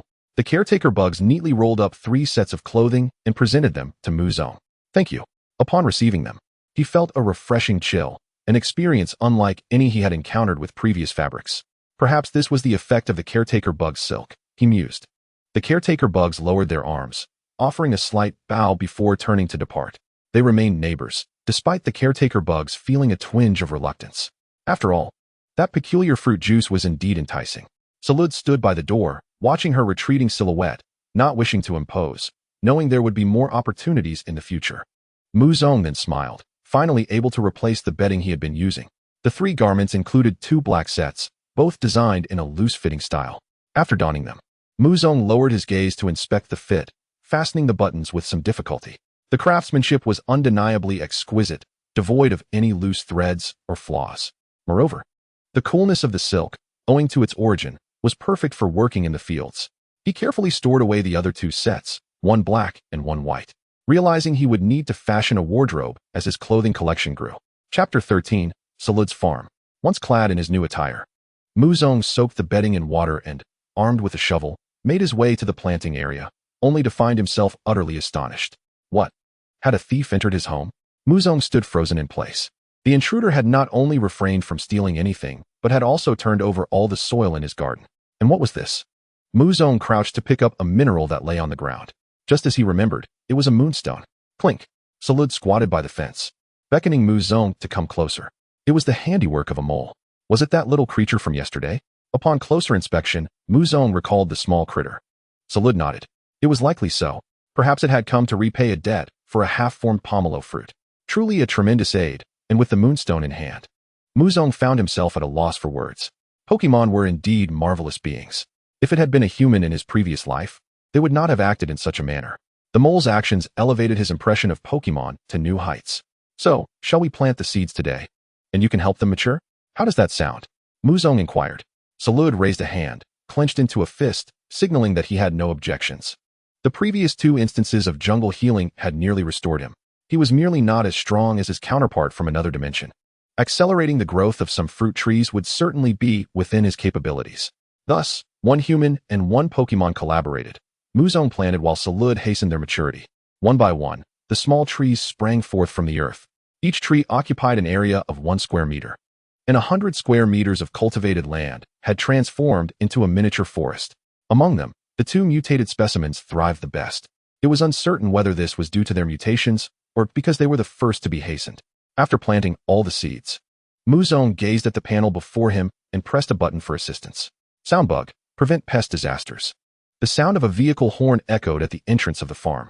It was then that Muzong realized it was only a little past 9 o'clock. He wiped the sweat from his brow, staring incredulously at the grove of small trees. In his previous life, he rarely rose before noon, and sometimes not even in the afternoon. Yet now, he was rising punctually at 6 or 7 o'clock, not to indulge in a return to slumber, but to labor in the fields. What on earth has changed me? He pondered, yet continued toward the entrance of the farm, clutching the moonstone. Kyle stood beneath the canopy of a cart, eagerly awaiting Muzong. Do you have any goods like yesterday? The boss and the others were very pleased with your wild crucian carp, Kyle beamed. Muzong shook his head, explaining that he had been planting trees and had not ventured into the mountains to fish. A flicker of disappointment crossed Kyle's gaze. The absence of desired goods was the norm. Otherwise, anyone could perform this job. However, I do have this today. Muzong handed over the moonstone. A moonstone? That's a fine item from the city. Kyle inspected the moonstone carefully before releasing his soundbug to examine it. Muzong observed the soundbug, his mind swirling with thoughts of evolution. Perhaps something like Soundbug Knight, Soundbug Bridge Dragon, or Light Soundbug. The soundbug rubbed the moonstone with its blade-like forearms, producing an eerie sound akin to sharp objects scraping against a chalkboard, sending shivers down one's spine. Fortunately, the sound ceased after a short while. The soundbug nodded at Kyle. It is undoubtedly genuine. If you wish to sell it to me, I can offer 3,000 yuan. Kyle stated his bottom line. There was no intricate scheming involved. Muzong had no objections. It was merely an unexpected windfall. Thus, the deal was struck, money exchanged for goods. I hope you can bring me even more delightful surprises tomorrow. The wild crucian carp will soon lose their value, so you must act quickly, Kyle reminded him. After all, not every day does one find someone eager to savor wild crucian carp. Meanwhile, he stored the soundbox cricket away in a pokeball. Understood, Muzong nodded. Oh, by the way, his words halted Kyle, who was about to board the vehicle. What is it? Kyle inquired. I have an unhatched Pokemon egg. Is there anything that can expedite the hatching process? Or is there something required before it hatches? Muzong asked. You might need an incubation chamber, was Kyle's prompt response. How much would that approximately cost? Muzong inquired. There are various options. I can bring you a mid-range one tomorrow for a few thousand. Kyle, discerning Muzong's predicament, noted the shabby state of the farm's sign. Thank you so much. All right, I shall take my leave now. Oh, by the way, what is the name of your farm? Is it still called Wind Chime Farm? Kyle recalled something and pulled out his notebook. This question made Muzong ponder. Naming is indeed a significant matter. Reflecting on his experiences, a singular name emerged in his mind, and he spoke. Let it be called Zarude Farm. Zarude's eyes widened instantly, filled with myriad thoughts. So that's how the name of the farm came to be. Zarude? Quite a rare name indeed. Kyle had no objections. He simply crossed out Wind Chime Farm from his notebook and wrote in Zarude Farm at the bottom. Then please take this with you as well, Muzong said, detaching the old sign and handing it to Kyle. I shall also gift you a jar of nutrient solution tomorrow. Kyle chuckled heartily. The name Wind Chime Farm faded into the annals of time, replaced by Zarude Farm. As the large zinnia cart departed, Muzong returned to the farm and stood before Zarude. We need to make a trip to town to ask Sister Xiaojia for a new sign. And then we shall go fishing. He felt that the funds he possessed were insufficient for tomorrow's incubation chamber. Zarude snapped back to reality. Zarude Farm. It seems you have a good relationship with her. Sister Xiaojia was dressed in a crop top today, her blue hair styled in a ponytail cascading down her back. Of course, we are on excellent terms, Muzong readily acknowledged. I know. I shall assist you in installing it this afternoon. I'll only charge you for the materials. 100. Muzong nodded with a smile. Every bit saved counts. Let us set off, for fishing. Oh, wait, I meant to say, for angling. He also brought along his fishing rod. This time, he was determined not to come back empty-handed. The traces of the previous downpour had already dried, and this time, Muzong managed to keep his clothes clean while traversing the forest. No, buddy. Muzong slammed down his fishing rod, feeling as though he had come to feed the fish rather than catch them. Zarude stood beside him, laughing so hard he nearly doubled over. What's wrong? Is someone that inept? Muzong's face flushed red as he cast his rod once more. Zarude cleared his throat and focused intently, awaiting the anticipated outcome. Yet, the catch that ensued was beyond their expectations, leaving Muzong thoroughly flustered. Chapter 14. Those in love, skipping class, and stubborn airborne anglers. Shoes. Footwear. Muzong's face turned crimson as his gaze fell upon the tattered shoe dangling from his hook. Zarude's laughter erupted uncontrollably. You don't understand. This is a good find. There must be treasures hidden within. Muzong proclaimed earnestly, flinging the shoe ashore. He then gently pried open the shoe's edge with his rod to inspect the contents. Under the sun's rays, a dazzling array of colors shimmered. This astonished Muzong. Could there truly be something inside? Curiously, he stood and, with a hint of disdain, pried the shoe apart, extracting the glowing object within. It was a coin-like item, its surface covered in moss from prolonged submersion in water. Zarude, suppressing his laughter, crouched beside him. He curiously reached out to scrape the surface of the coin. The green moss gradually peeled away, revealing a lustrous golden surface beneath. This was a gold coin. Goodness, what an unexpected delight. Muzong washed the coin in the water, then dried it off, holding it up to the sunlight. This treasure reminded him of a particular Pokémon, Scrooge, the marvelous creature capable of crafting gold coins. I told you, I'm not just an amateur angler. I'm a strategic fisher, Muzong remarked to Zarude. Zarude nodded perfunctorily, conveying a sense of agreement. Indeed, you are absolutely correct. Muzong, unfazed, dried the coin and tucked it into his pocket. All right, the master angler needs a break. The rest is up to you, Muzong declared seriously, stepping back a bit. Zarude shook his head in resignation, drawing forth a vine from his wristband. It's time to fry some fish. These fish must be fried. Muzong gazed at the swirling vortex, his eyes gleaming with a thirst for wealth. With a mighty crack, the vine whip struck the vortex, producing a thunderous explosion, and several fish tumbled out onto the shore, still flopping energetically. How did you come back up again? Muzong scooped up one of the king carps and tossed it back into the water. The startled king carp remained unresponsive until it returned to the water, finally realizing it had been released a second time. In a brief span, Zarude had woven a basket, but this time it contained only a few small crucian carp, while the rest were grass carps, which were not on Kyle's priority buying list. This left Muzong feeling somewhat disheartened. Yet, it still represented a considerable sum. Let us go. We should search for other lakes. Zarude hoisted the basket onto his back and followed Muzong as they strolled through the thicket. In another part of the forest, the caretaker bug was fiercely engaged in battle. Silvery strands of silk covered the trees as it repelled the audacious monkey creatures. Just one day away from her domain, these intruding monkey creatures had begun to covet her possessions. Moo, does everyone think they can compete with Zarude? Leaf Blade whirled forth, sending 2 monkeys soaring. The force was greater than before. Oh no! 2 crossed arms, glowing with a brown luminescence, struck from behind the caretaker bug. Bang! The sound of the explosion jolted the caretaker bug awake, and silk shot from its mouth, ensnaring the ambushing monkeys, wrapping them in a white cocoon that fell to the ground. Panting heavily, the number of monkeys was at least in the dozens. Yet the caretaker bug showed no signs of fear. While battling, it retreated and popped a grapefruit into its mouth.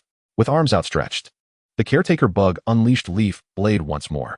Several leaves spun through the air, targeting the monkeys. With a thunderous crack, an even louder sound resonated. A dark fist, fueled by rage, burst forth from the shadows, and the fiery monkey sprang from the forest, smashing the leaf blade out of the air with a single punch. It then charged towards the caretaker bug, still driven by the wrathful fist. Even after indulging in a cup of Zarude's special juice, the caretaker bug was taken aback by the reckless intensity that enveloped her. Desiring to defend herself, she felt the forceful blow land upon her. Bang!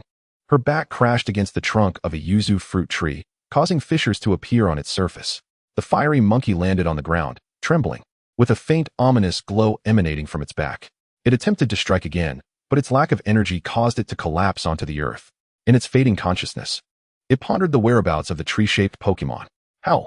A throng of monkey creatures surged forward, and under the vigilant gaze of the caretaker bug, they hoisted their leader away.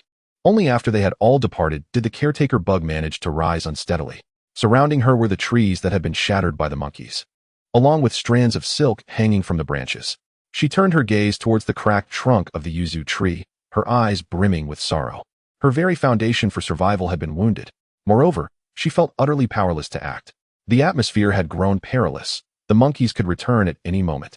Contemplating the situation, she reluctantly plucked the remaining yuzu fruits and cradled them in her arms as she departed from her home. Meanwhile, Muzong had returned to the farm, placing the fish back into the basin and filling it with water to sustain their lives.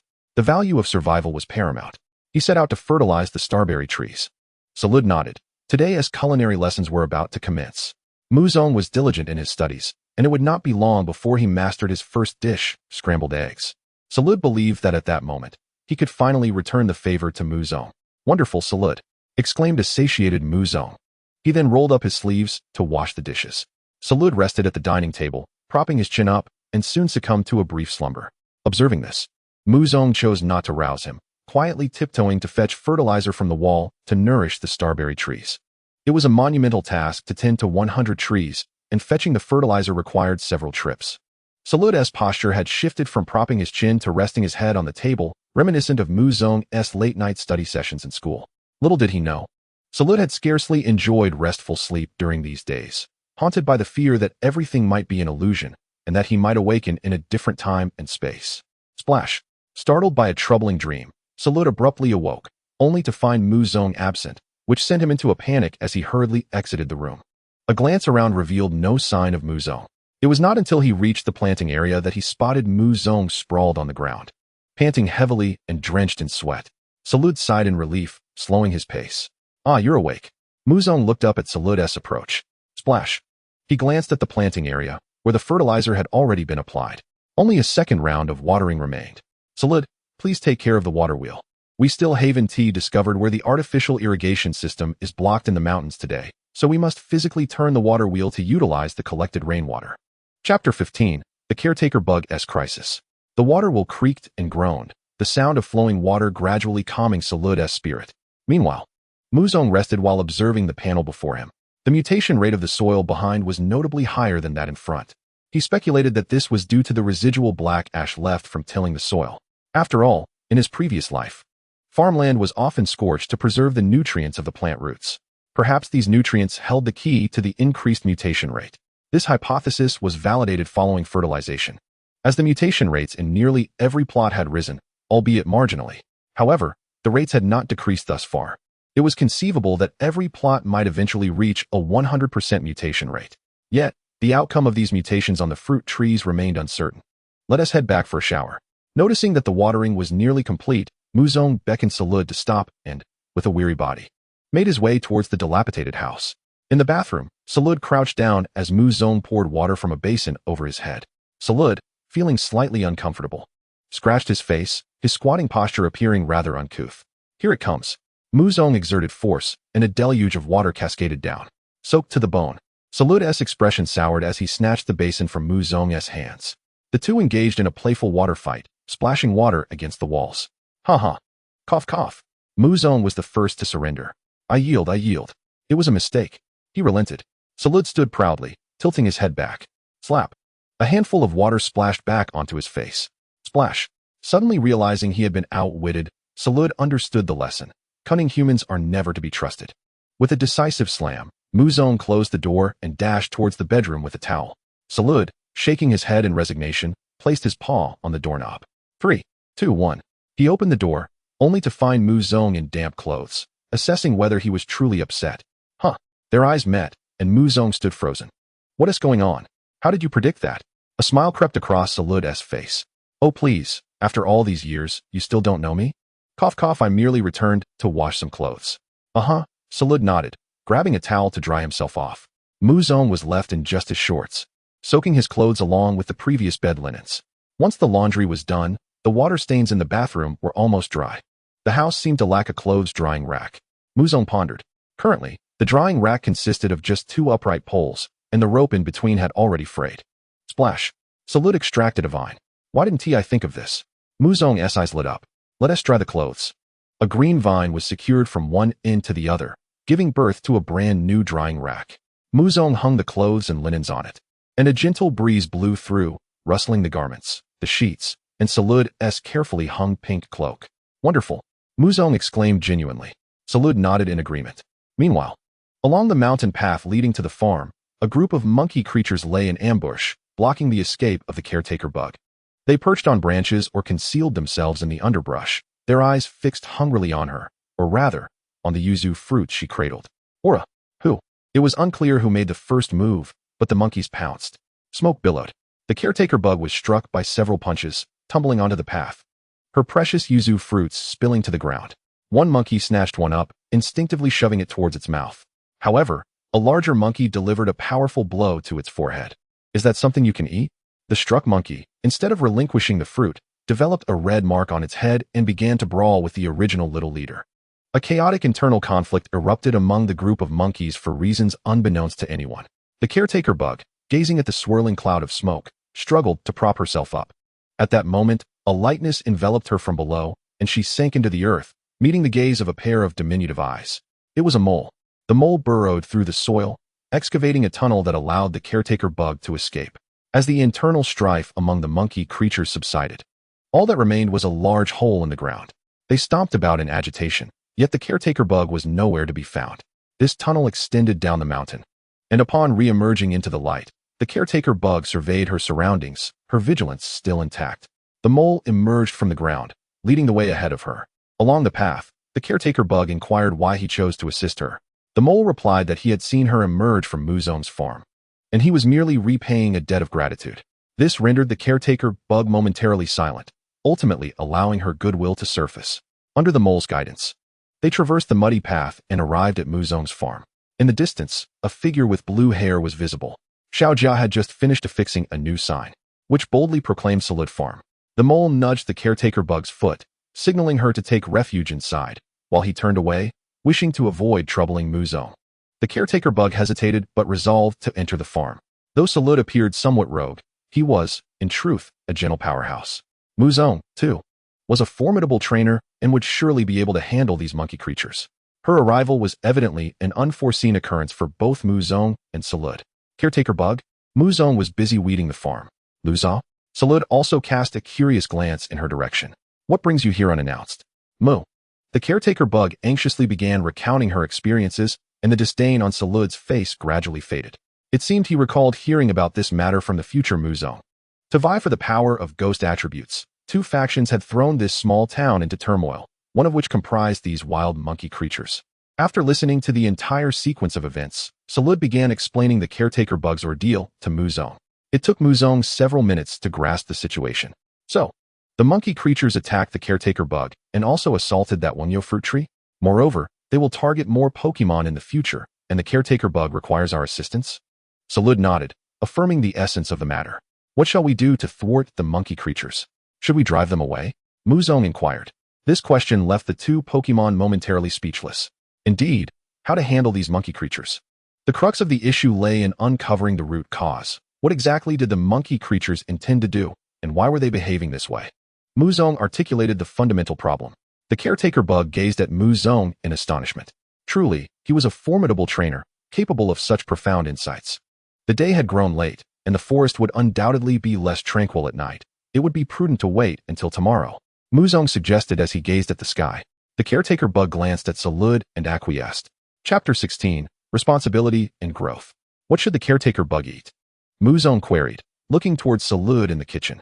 Zarude pondered momentarily, envisioning several types of food, yet none were available at present. Luza. He dashed out of the kitchen and found the weeds Muzong had pulled earlier that day outside the house. Bugs feasting on grass was simply nature's law. However, this time, he merely crushed the weeds and mixed them into a dough to create a bowl of grass noodles. Is it truly possible? Muzong curiously picked up chopsticks to taste it, only to be immediately overwhelmed by a nauseating flavor. The caretaker bug stealthily seated herself at the dining table, awkwardly grasping the chopsticks, an ability she had only recently acquired after Muzong's extensive guidance. Had she truly learned? Muzong was uncertain. He watched as the caretaker bug wielded the chopsticks like a spoon, her claws curling around the two sticks, twirling the noodles around them before slurping them into her mouth. Upon her first taste of the broth mingled with noodles, her crimson eyes widened with a glimmer of delight. Moo! She disregarded any notions of etiquette, abandoning her prior demure demeanor, and began devouring the contents of her bowl hungrily. Muzong's lips twitched, utterly incredulous.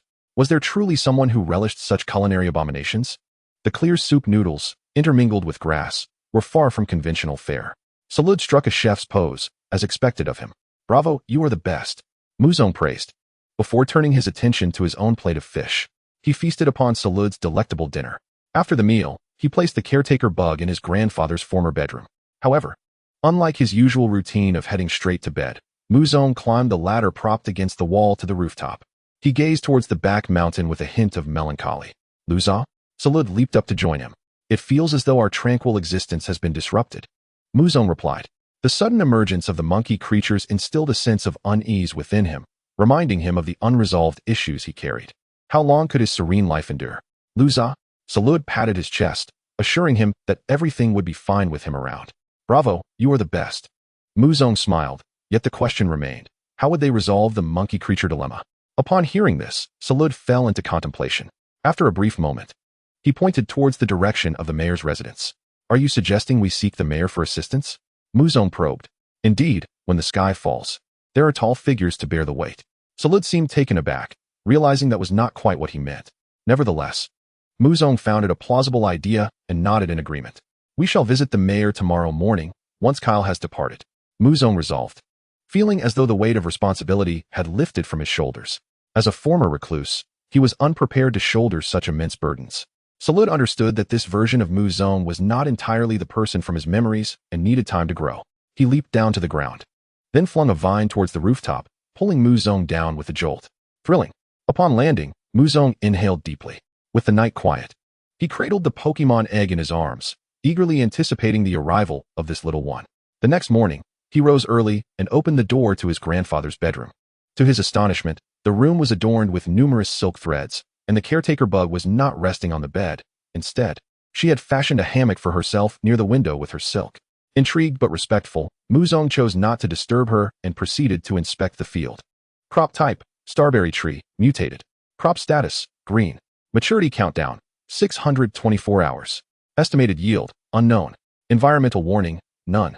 Crop type, starberry tree, ghost, grass. Crop status, green. Maturity countdown, 938 hours. Estimated yield, 100. Environmental warning, drought. Detailed information about each tree appeared before his eyes, enabling him to take the appropriate actions for every fruit tree's real-time condition. If other farmers were aware, they would surely be envious. After tending to all that required care, he returned to his humble abode. As soon as I stepped inside, I was greeted by the delightful aroma wafting through the room. Zarude had already risen and prepared breakfast.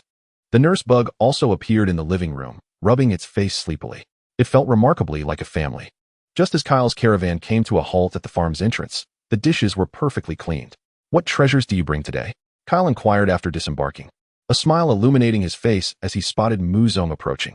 A few fish, though none are particularly large, Muzong replied, bringing over a basket containing several small crucian carp and some other wild fish that were still barely alive. Is that so? Kyle's expression remained unchanged as he began weighing the catch. Well, aside from the crucian carp, which have been fetching low prices lately, these few are between 1 to 2 pounds each, so the price will be significantly lower than before, but they should still yield about 151 pounds. Altogether, that amounts to 1,908. I'll round it up to 2,000 for you. However, your fishing skills are truly impressive. You've reached a level suitable for competition. It's a pity that Qinghe Town lacks a fishing tournament. Otherwise, perhaps we could elevate the fame of the starberry fruit. Muzong remained silent regarding the commendation on his fishing prowess, merely offering a smile. Previously, he had saved 1,600, and after selling a 3,000-point moonstone yesterday, plus today as 2,000, his total had reached 6,006. Upon receiving the funds, Muzong did not rush but instead inquired, "What about the cultivation chamber from yesterday? I brought it for you, along with 5,000 alliance points and 3 vials of nutrient solution to expedite the hatching process." Kyle replied, placing various fish into a specialized container before retrieving a square box from the caravan. The exchange was made seamlessly, and he even gifted Muzong a newspaper. After the caravan departed, Muzong returned to the house with the box. The nurse Bug and Zarude gathered around, the former's eyes brimming with curiosity. Upon opening the box, a metallic oval top and glass casing were revealed, along with a cylindrical base featuring a horizontal groove. Additionally, there were 3 vials of nutrient solution and an instruction manual. The manual was straightforward. Simply place the Pokemon egg and nutrient solution inside, and wait for the egg to absorb the nutrients. It's hard to imagine that this world lacks even mobile phones.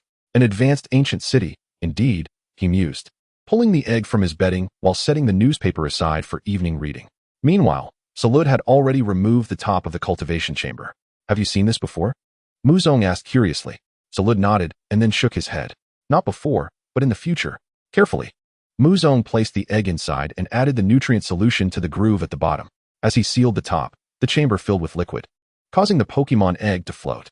Chapter 17, Reinforcing the Farm, the Eve of Disaster. "Nurse Bug, you should stay home. Zarude and I will seek out the mayor, our leader, to find a solution to the issue with the monkeys," Muzong instructed, placing the cultivation chamber back in the bedroom. The nurse Bug obediently remained in the house, awaiting their return. Upon reaching the mayor's door, Muzong knocked. "Mayor, are you in?" There was no response from within. Instead, the door, surprisingly, was not locked and swung open. Muzong peered inside, and Zarude followed suit, both observing the empty courtyard. "Ah, Zarude, don't." In the blink of an eye, Zarude had already stepped into the courtyard, heading for the second-floor loft. The room door remained unlocked. Muzong hurriedly followed.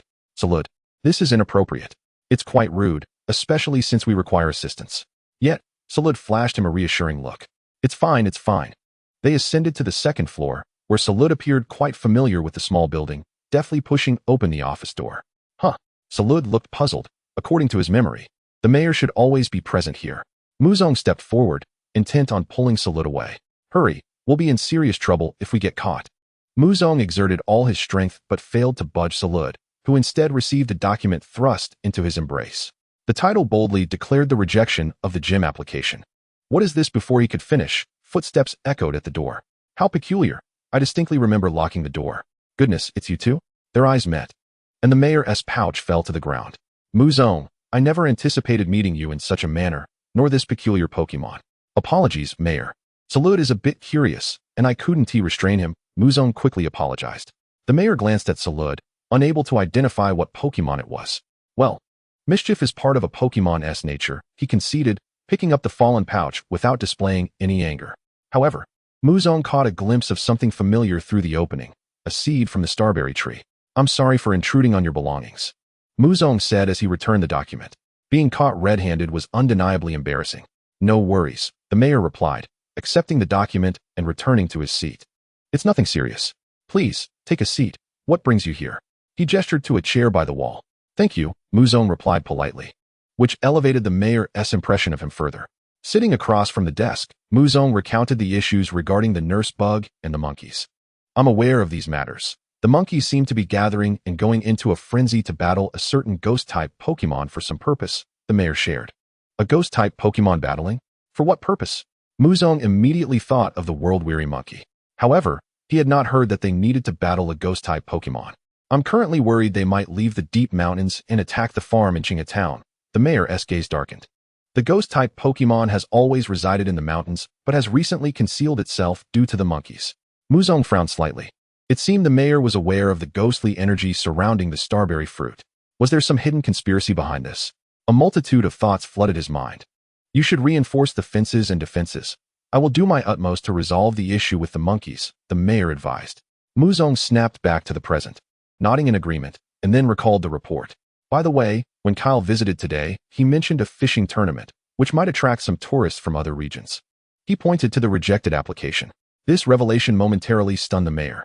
How did I not think of that? We could definitely organize events and festivals to draw in visitors. The mayor's eyes sparkled with excitement, but soon clouded with concern. Only by resolving the monkey situation can we confidently invite outsiders. Thank you. I will give this matter serious thought. If the fishing tournament comes to fruition, I hope you'll participate, the mayor said, rising from his seat. Absolutely, Muzong readily affirmed. Without further ado, he bid farewell to the mayor and departed with Zarude. Zarude, you mustn't act like that in the future, Muzong whispered as they descended the stairs. Zarude scratched his head, revealing an apologetic smile. In the office, the mayor of Town pondered deeply. Taking out paper and pen to compose a letter, which he subsequently submitted to the local news agency. He intended to first familiarize the external world with Town before promoting the fishing competition. Furthermore, it was imperative to announce this event in advance within the town to stir enthusiasm. As for the rewards, this left the mayor in contemplation. It was not merely essential to attract the townsfolk, but also to entice visitors from afar, drawing them in with the allure of prizes. Monetary rewards would undoubtedly fall short. The agricultural offerings lacked sufficient appeal for outsiders. Pokemon and eggs, he affirmed, dividing the letter into two parts. He was then reminded of the mischievous monkey Pokemon and proceeded to draft a third letter. Following this, he retrieved a Pokeball and released his messenger bird. I entrust you with this task. Deliver it to the nearest city news agency and request that they send a reporter as per the letter's instructions. The third letter should be handed over to the Pokemon Battle Expansion Zone. The messenger bird, with a confident flap of its wings, assured him that there would be no issue. The mayor affectionately patted the bird perched upon the desk, handing over all three letters. Once the messenger bird took flight, the mayor felt a burgeoning anticipation for the future. Meanwhile, Muzong did not return directly to the farm, but instead visited a seed store to purchase some thorn seeds. Upon his return, he planted the seeds along the fence, with the help of Zarude, thereby fortifying the barrier with sharp thorns. The farm, spanning 10 acres, sounded vast. Yet it was a square plot with sides barely exceeding 80 meters. If we remove a portion of this, what if the groundhogs come? Muzong recalled that little creature, which had previously infiltrated through this very spot. Zarude nodded and effortlessly uprooted a section. This display of brute force left Muzong questioning the efficacy of their defenses. Should the gate also be fortified? He mused as he walked around the farm's entrance. Zarude brandished its vines, creating a resounding crack in the air, and then secured some above the threshold. An adult Pokemon could easily leap over, but a mischievous monkey might find itself hindered. You're truly clever, Muzong thought. Feeling a renewed sense of security, the farm now seemed impenetrable. Chapter 18. Zarude, be cautious. Town was nestled among mountains, with Zarude's farm positioned closest to the hills. The gate faced east, nearly surrounded on all sides by the mountains. At the mountain's edge, a group of mischievous monkeys stood in various poses, gazing down upon the town. Even in the absence of light, Town shimmered like a galaxy, twinkling with stars. The starberry trees emitted a soft glow, illuminating the dark town. The largest of the group, a weary-looking fire monkey with sunken cheeks, appeared to be in poor condition.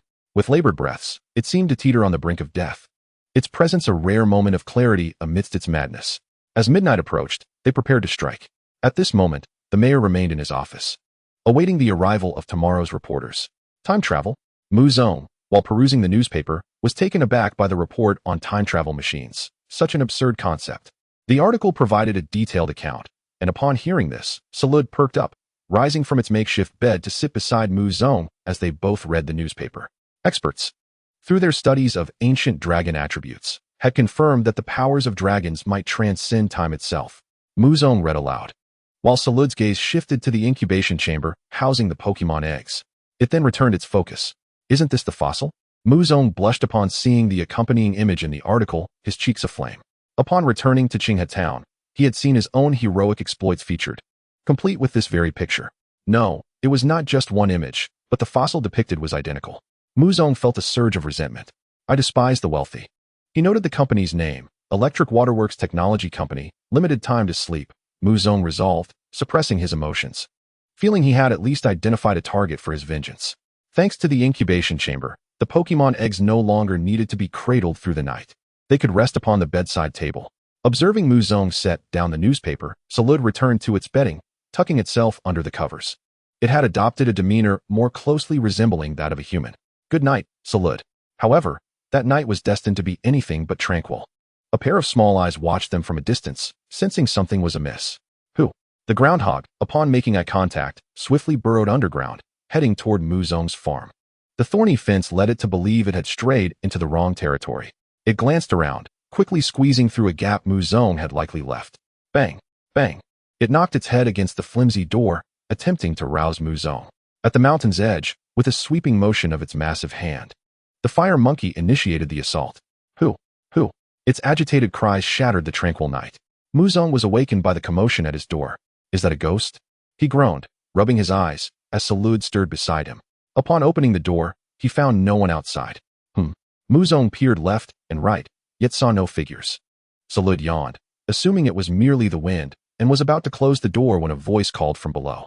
Groundhog. Both Muzong and Zarude looked down to see the diminutive groundhog finally coming into view. Zarude squatted down, displaying a hint of impatience as it frowned. Who? What's the ruckus at this hour? The groundhog, appearing somewhat frantic, relayed its urgent message. The monkeys were on their way. Before it could finish, a tremendous crash resonated from the fence, as if something was colliding with it. The sounds of impact multiplied, indicating that more than one object was involved. Who? With a mighty sweep of its arm, the fire monkey decided to circumvent the troublesome thorny fence, charging toward the heart of Qinghe Town. Its target was clear, the starberries. By the time the farm owners realized what was happening, a trail of destruction lay behind them as they moved on to the next farm. Hearing the diminishing sounds of chaos, Zarude within the confines of its farm was momentarily taken aback. Then, a smile crept across its face. Though the fangs revealed in its grin appeared somewhat menacing, the groundhog was startled. Promptly, Zarude stood up, leaping swiftly toward the fence. Wait for me, Zarude. Muzong called after it, but recalling his own vulnerability, he retreated into the house to awaken the caretaker worm resting in the white hammock in his grandfather's bedroom. Roar! Zarude unleashed a furious roar, startling even the monkeys that were wreaking havoc upon the fence. Yet, the initial fear swiftly morphed into a more intense rage. Crack! A robust vine whipped a monkey away, while simultaneously, Zarude seized another monkey's arm and slammed it into the ground, creating a massive crater. Just as Zarude was about to deal with the remaining monkeys, a radiant light erupted from the pit. Who? Zarude was momentarily taken aback, but then lashed down with his robust vine whip once more. Evolve? You have evolved? Crackle, crackle. The radiance of evolution shrank to a mere flicker before gradually vanishing. Do you truly believe that evolution grants you invincibility? The monkey-like creature lay on the ground, its eyes spiraling into circles. Zarude's violent demeanor caused the other monkey-like creatures to cease their actions in a state of panic. Even these creatures felt that Zarude was a devilish Pokemon. Fearful emotions manifested for the first time in the minds of such Pokemon. With a rustle, Zarude extended his hands, and weeds surged from the ground, ensnaring and wrapping around them. Grass knot. Just then, Muzong, accompanied by the nanny bug and the Diglett, happened to witness this scene as they approached from the front gate. Zarude, be careful, Muzong gasped. Russell? Careful? Me? He glanced at the monkey-like creature twisted into a pretzel and then at his own hands. The nanny bug looked at Muzong in astonishment. The battle had clearly concluded in one-sided dominance, yet was vigilance still necessary? I've learned. Only then did Muzong realize something was amiss. The monkey-like creature seemed to have been swiftly defeated. It's all right, we. Before he could finish, a thunderous explosion reverberated from afar. Russell. Zarude approached his side, pointing into the distance. He intended to thwart those monkey-like creatures. Then let us go together, Muzong gritted his teeth. In the distance, Xiao Jiao awakened from her slumber, still clad in her nightgown. Several Machops in her home valiantly fought, yet were repelled by the leader, the fiery monkey. Was it the punch of fury, or such a formidable punch of rage? Xiao Jia's father gasped in alarm. Their family was merely ordinary, and thus not particularly strong. The fiery monkey cast a glance at the small building behind them, realizing there were no star berries, and deciding to abandon the location. Having consumed an unknown quantity of star berries, the fiery monkey resembled a Pokemon of death, its entire being pervaded by an aura of desolation. Gradually, it detached from the constraints of flesh. This was in stark contrast to the records in Muzong's previous life as Pokédex, yet strangely reminiscent. Chapter 19, The Fiery Monkey's Intentions. Rest assured, I can handle this. You should remain here and not move. The mayor of Qinghe Town gently caressed the gnarled branches, comforting the old fellow. Creak. The Pokemon lurking in the shadows was none other than the Witheredwood Spirit. The mayor turned to leave the basement, but the anxious crimson eyes of the Witheredwood Spirit followed his retreating figure. Before the mayor could exit the basement, he noticed that the sounds above had ceased. This struck him as odd. Had the monkey-like creatures given up? Or was it something else? The mayor pondered in confusion. Upon reaching the surface, he stood frozen. There, he saw the monkey-like creatures that had scaled the walls of the courtyard, ensnared by weeds, utterly immobilized. What is this? The mayor was left speechless. The Pokemon that had engaged in battle were all equally incapacitated, including the fiery monkey. Saluda, you are truly remarkable. A familiar voice emerged from outside the courtyard. The mayor hurried over to see Saluda, the Diglett, the Nanny Bug, and Muzong. Muzong, how could this be? The mayor exclaimed in astonishment. Good evening. Mayor, oh no, it's morning now. This time I didn't step into the yard. Muzong sheepishly scratched his head. No, it's not a matter of entering the yard. It's just, he surveyed the surroundings, filled with bound monkey-like creatures. This scene shattered his previous perceptions. It was Saluda's doing. Muzong pushed Saluda in front of him. Saluda, in turn, nudged him back, feeling that Muzong should shoulder some responsibility. However, Muzong promptly pushed him forward again. I want to be at the back. Russell, why don't you take a look behind you? The two of them, one human and one Pokemon, gradually distanced themselves from the scene. The mayor observed their playful antics and the distant murmurs of discontent, taking a deep breath before stating, in any case, thank you for your assistance. I will ensure you are adequately rewarded. Upon hearing the word reward, Muzong and Saluda ceased their shoving and approached, rubbing their hands expectantly. Ahem, you could say this situation has escalated. Muzong coughed twice, quickly shifting back to serious matters. Leaving these monkey-like creatures here is not a viable solution. My intention is to ascertain their true motives, why they are behaving this way. He aimed to address the root of the issue, for even if they were driven out of the jungle, they would inevitably return. The mayor nodded vigorously. That makes sense. Before he could take action, Saluda had already stepped into the courtyard to pull the fiery monkey out. The weeds still entangled it, but under Saluda's control. Its mouth was now exposed. Russell. The fiery monkey stubbornly turned its head, remaining silent. Smack. Saluda showed no leniency, delivering a resounding slap to its face. A red mark appeared on the fiery monkey's forehead. The nanny bug twitched at the corner of its eye, seemingly recalling its own past. Will you speak? Will you speak? Will you speak? I want to say it. I want to say it. I just want to say it. The humans nearby could not comprehend the dialogue, only witnessing the two Pokemon engaged in their animated conversation. Saluda's tone remained calm, while the fiery monkey grew increasingly agitated. Yet it was akin to a foolish teammate from a past life, capable of nothing but panic. Creak. The door of the small attic was suddenly flung open, and the Witheredwood Spirit burst forth. Having heard no sounds for a long time, it assumed the mayor had met with misfortune. However, the scene before it left it frozen in shock. As its gaze fell upon Saluda, astonishment deepened. It had believed itself to be an ancient tree after living for centuries, but Saluda appeared to it as a towering tree, reminiscent of the mythical world tree. What is this? Muzong was momentarily taken aback. The mayor also stood there in a daze. How did you get out? The mayor exclaimed in surprise. Creak, creak. The Witheredwood Spirit expressed its concern while simultaneously displaying hostility towards the formidable Saluda. This hostility stemmed from its protective instinct for the mayor. Observing this, the mayor quickly clarified, the Witheredwood Spirit is my companion. It has lived alone in the forest for centuries. I found it, and it helped me create the Starberry tree. Only then did Muzong come to a realization. So that's how it is. No wonder the Starberries possess ghostly attributes. It is not a conspiracy, but rather a Pokemon aiding the mayor. Upon seeing the Witheredwood Spirit, the fiery monkey struggled even more fiercely. The ghostly energy emanating from the Witheredwood Spirit was precisely what it needed. This situation made Muzong's mind race as he began to grasp something profound. Will you speak? Saluda disregarded the Witheredwood Spirit and delivered another slap to the fiery monkey's face. The fiery monkey was left in tears. Why don't you ask? Saluda paused, conflicted, scratching his head, realizing he had never actually asked. He then voiced his confusion. In another timeline, he had only known a vague outline of the situation, but it was only when the fiery monkey articulated it that he comprehended the entirety. Saluda sketched a simple drawing on the ground, conveying the information he had extracted to the two humans. So, the fiery monkey wishes to evolve into the Forsaken Monkey, but knows it lacks the strength, hence seeks to harness the ghostly powers of the withered with spirit. The starberry tree can provide such power? Muzong speculated uncertainly. Salud nodded, indicating that they were close to a resolution. No, the power of the decayed wood spirit must be utilized to produce starberry tree fruits. Without the seeds of the starberry tree, all prior efforts would be in vain. The mayor promptly rejected the notion, placing the decayed wood spirit behind him for protection. Muzong perused the rejected application and grasped the mayor's intentions. Is there a way to achieve a compromise? Muzong pondered, his gaze fixed upon a simple sketch on the ground, his attention drawn to the depiction of the tree fruit. An epiphany struck him. If they merely sought this energy, they could exchange with the farm, perhaps by gathering wild fruits from the forest or assisting the farm with labor in return. This way, not only could you evolve, but your kin could as well. The fiery monkey was taken aback. Is it possible to do that? Its struggles lessened. However, given the chaos they caused last night, it seemed unlikely anyone would dare trade with them at present, Muzong lamented. This revelation dimmed the fiery monkey's eyes. Unable to fight, and with trading off the table, evolution seemed hopeless.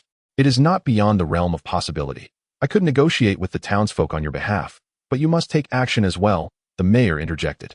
The fiery monkey and the surrounding monkey creatures turned their gazes toward the mayor. Your actions can be explained, but you must help them recover their losses. The fiery monkey nodded eagerly, consumed by its desire for evolution and the hope of propelling its kin towards the same destiny. If that is the case, I shall release you, but no further assaults on us shall occur, the mayor declared. The fiery monkey nodded in agreement once more. Chapter 20. The mysterious trainer. A delightful surprise awaited. After the fiery monkey's assurance, the mayor cast a pleading glance toward Muzong. All right, Salud. Release them and grant them a chance. Obediently, Salud retracted the binding vines back into the earth. This scene astounded the decayed wood spirit. Though it had spent much of its time in slumber and had lived for centuries, it could not achieve such a feat. The freed monkey creature stood beside the fiery monkey, which turned to the mayor, then glanced at Salud before leaping away, leading its kin away with a resounding presence. The mayor felt deceived, yet at least the issue was resolved, wasn't it? Muzong remained unfazed. Indeed, I appreciate your assistance. Should you have any requests once things settle, feel free to voice them. I shall not treat you as the monkeys have. The mayor expressed sincerely. Muzong yawned while gazing at the setting sun. Please do not disclose tonight's events to others. I carry a burden, and the presence of such a powerful Pokemon would only heighten suspicion against me. He patted Salud on the shoulder. The mayor understood, responding, I shall declare you the mysterious trainer residing near Qinghe Town. Then let us return and catch up on some sleep, Muzong said, yawning as he departed. To possess such wisdom in safeguarding oneself at such a young age is truly remarkable, the mayor mused, watching his retreating figure. But soon, he found himself preoccupied with the task of exonerating the monkey creatures to the townsfolk. Upon returning to the farm, Muzong observed varying degrees of destruction across neighboring farms. The planting areas resembling a battlefield. The starberry yield would likely be diminished. Fortunately, with Salud's presence, his farm had suffered little loss. I must express my gratitude, little mole, Muzong remarked, tearing down the vines at his entrance to allow the mole to follow him inside. Mole, mole, mole. The little creature nudged against his pant leg, but turned to leave. Why are you leaving? Stay a while, Muzong invited. The mole paused, then returned, realizing it could simply burrow in from the ground below. Once inside the farm, Muzong did not hinder the vines any further. Nurse Bug, will you be returning? He inquired. The nurse bug's upkeep was inexpensive, making it a viable option. After a moment's contemplation, she decided to revisit the forest, offering a slight bow before departing. Very well, I shall leave the door open for you. Return whenever you wish, Muzong yawned, not insisting. The nurse bug hesitated, realizing she need not leave. There were simply matters to attend to. The calamity surrounding the pomelo tree still loomed. Alas, a weary old farmer struggled to lift a broken piece of wood, remnants of the previous night's havoc wrought by the monkeys. His son knelt nearby, collecting fallen starberries, his expression filled with sorrow. Despite the mayor's reassurances that the monkeys were merely misguided children, the consequences of their actions remained. Suddenly, the old farmer felt the weight in his arms lighten considerably. He looked up in alarm, dropping the wood in shock. The loud crash prompted his son to look up, and upon recognizing the approaching Pokemon, he rushed to shield his father. The fiery monkey made no aggressive moves. Instead, it lifted the broken wood and placed it in the designated area, all while several monkey creatures arrived to deposit wild fruits at their feet. With a slight bow, the fiery monkey continued to the next household, leaving the father and son in astonished silence. These Pokemon, it seemed, had realized their misdeeds, just as the mayor had claimed. While the wild fruits may not have held the same worth as starberries, their gesture of goodwill spoke volumes. A journalist from the city's news agency arrived as scheduled, witnessing the fiery monkey assisting townsfolk with their harvests. This astonishing scene sparked the realization that this story would undoubtedly break the news. Shouting on, quickly, capture every moment. Scenes of monkeys and fiery monkeys aiding humans are a rarity. Understood, Shijijia, exclaimed the eager apprentice, swiftly raising the camera. Shiji, clad in denim and sporting a ponytail, exuded professionalism. Just as she surveyed her surroundings, the fiery monkey approached them. The famed fiery monkey prompted an instinctive reach for pokeballs, yet to their astonishment, it gently placed some tree fruits before them without aggression.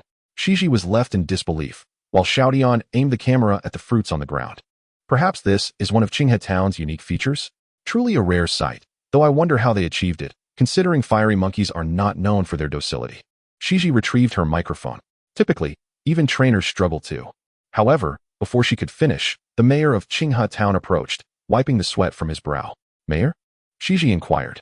Upon noticing the camera and microphone, the mayor recognized the recording had commenced and cleared his throat. Might I inquire about these monkeys and the fiery monkey? Realizing this was an opportunity, the mayor recounted the events, portraying Mu Zong as the mysterious trainer residing near Qinghe Town, who single-handedly defeated the monkey horde and made them aware of their errors, while conveniently omitting any mention of the decayed wood spirit and the starberry tree seeds. By the heavens, what an extraordinary trainer! This story will surely attract numerous explorers. Shiji gasped in astonishment. For an ordinary individual, vanquishing such a multitude of monkey monsters is indeed a remarkable feat. Yet, as that esteemed elder once remarked, he prefers not to be disturbed. The mayor of Qinghe Town said with an air of mystery. Shiji displayed an expression that suggested she comprehended everything.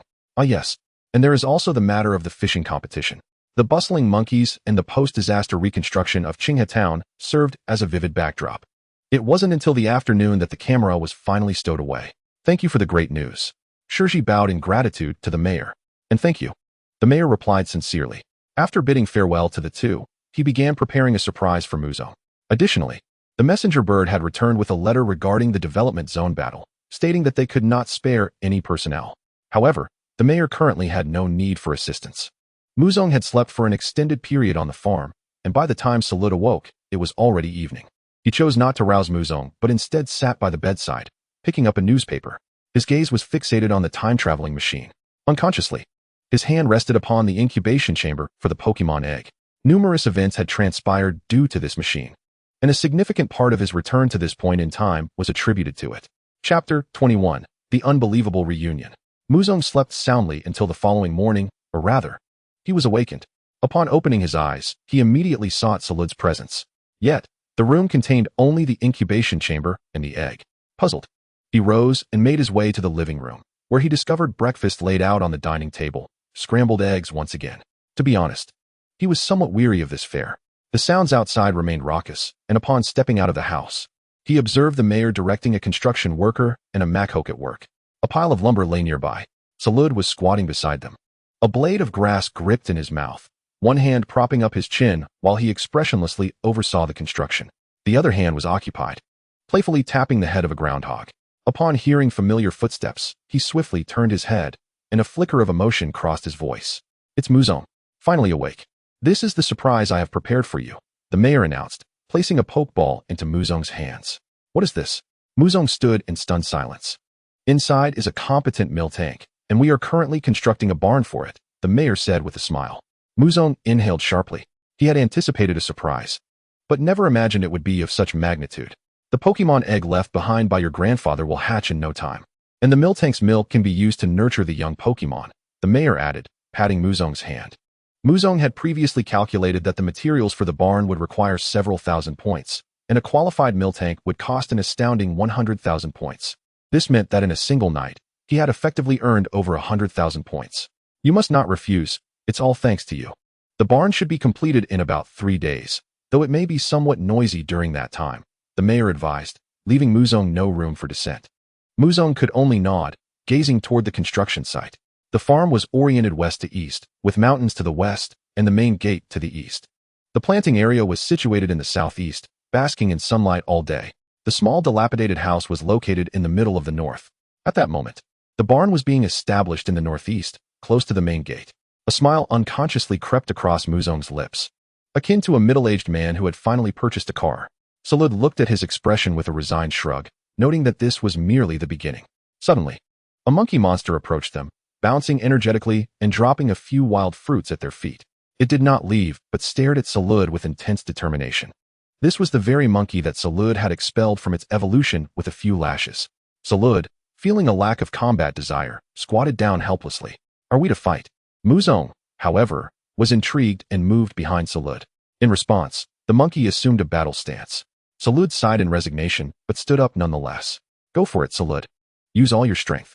Before he could finish his sentence, the mayor covered his mouth. You mustn't give commands. Muzong, do not forget that you cannot issue orders at this time, even though I am the only one here. It would be troublesome if bad individuals noticed you developing this habit.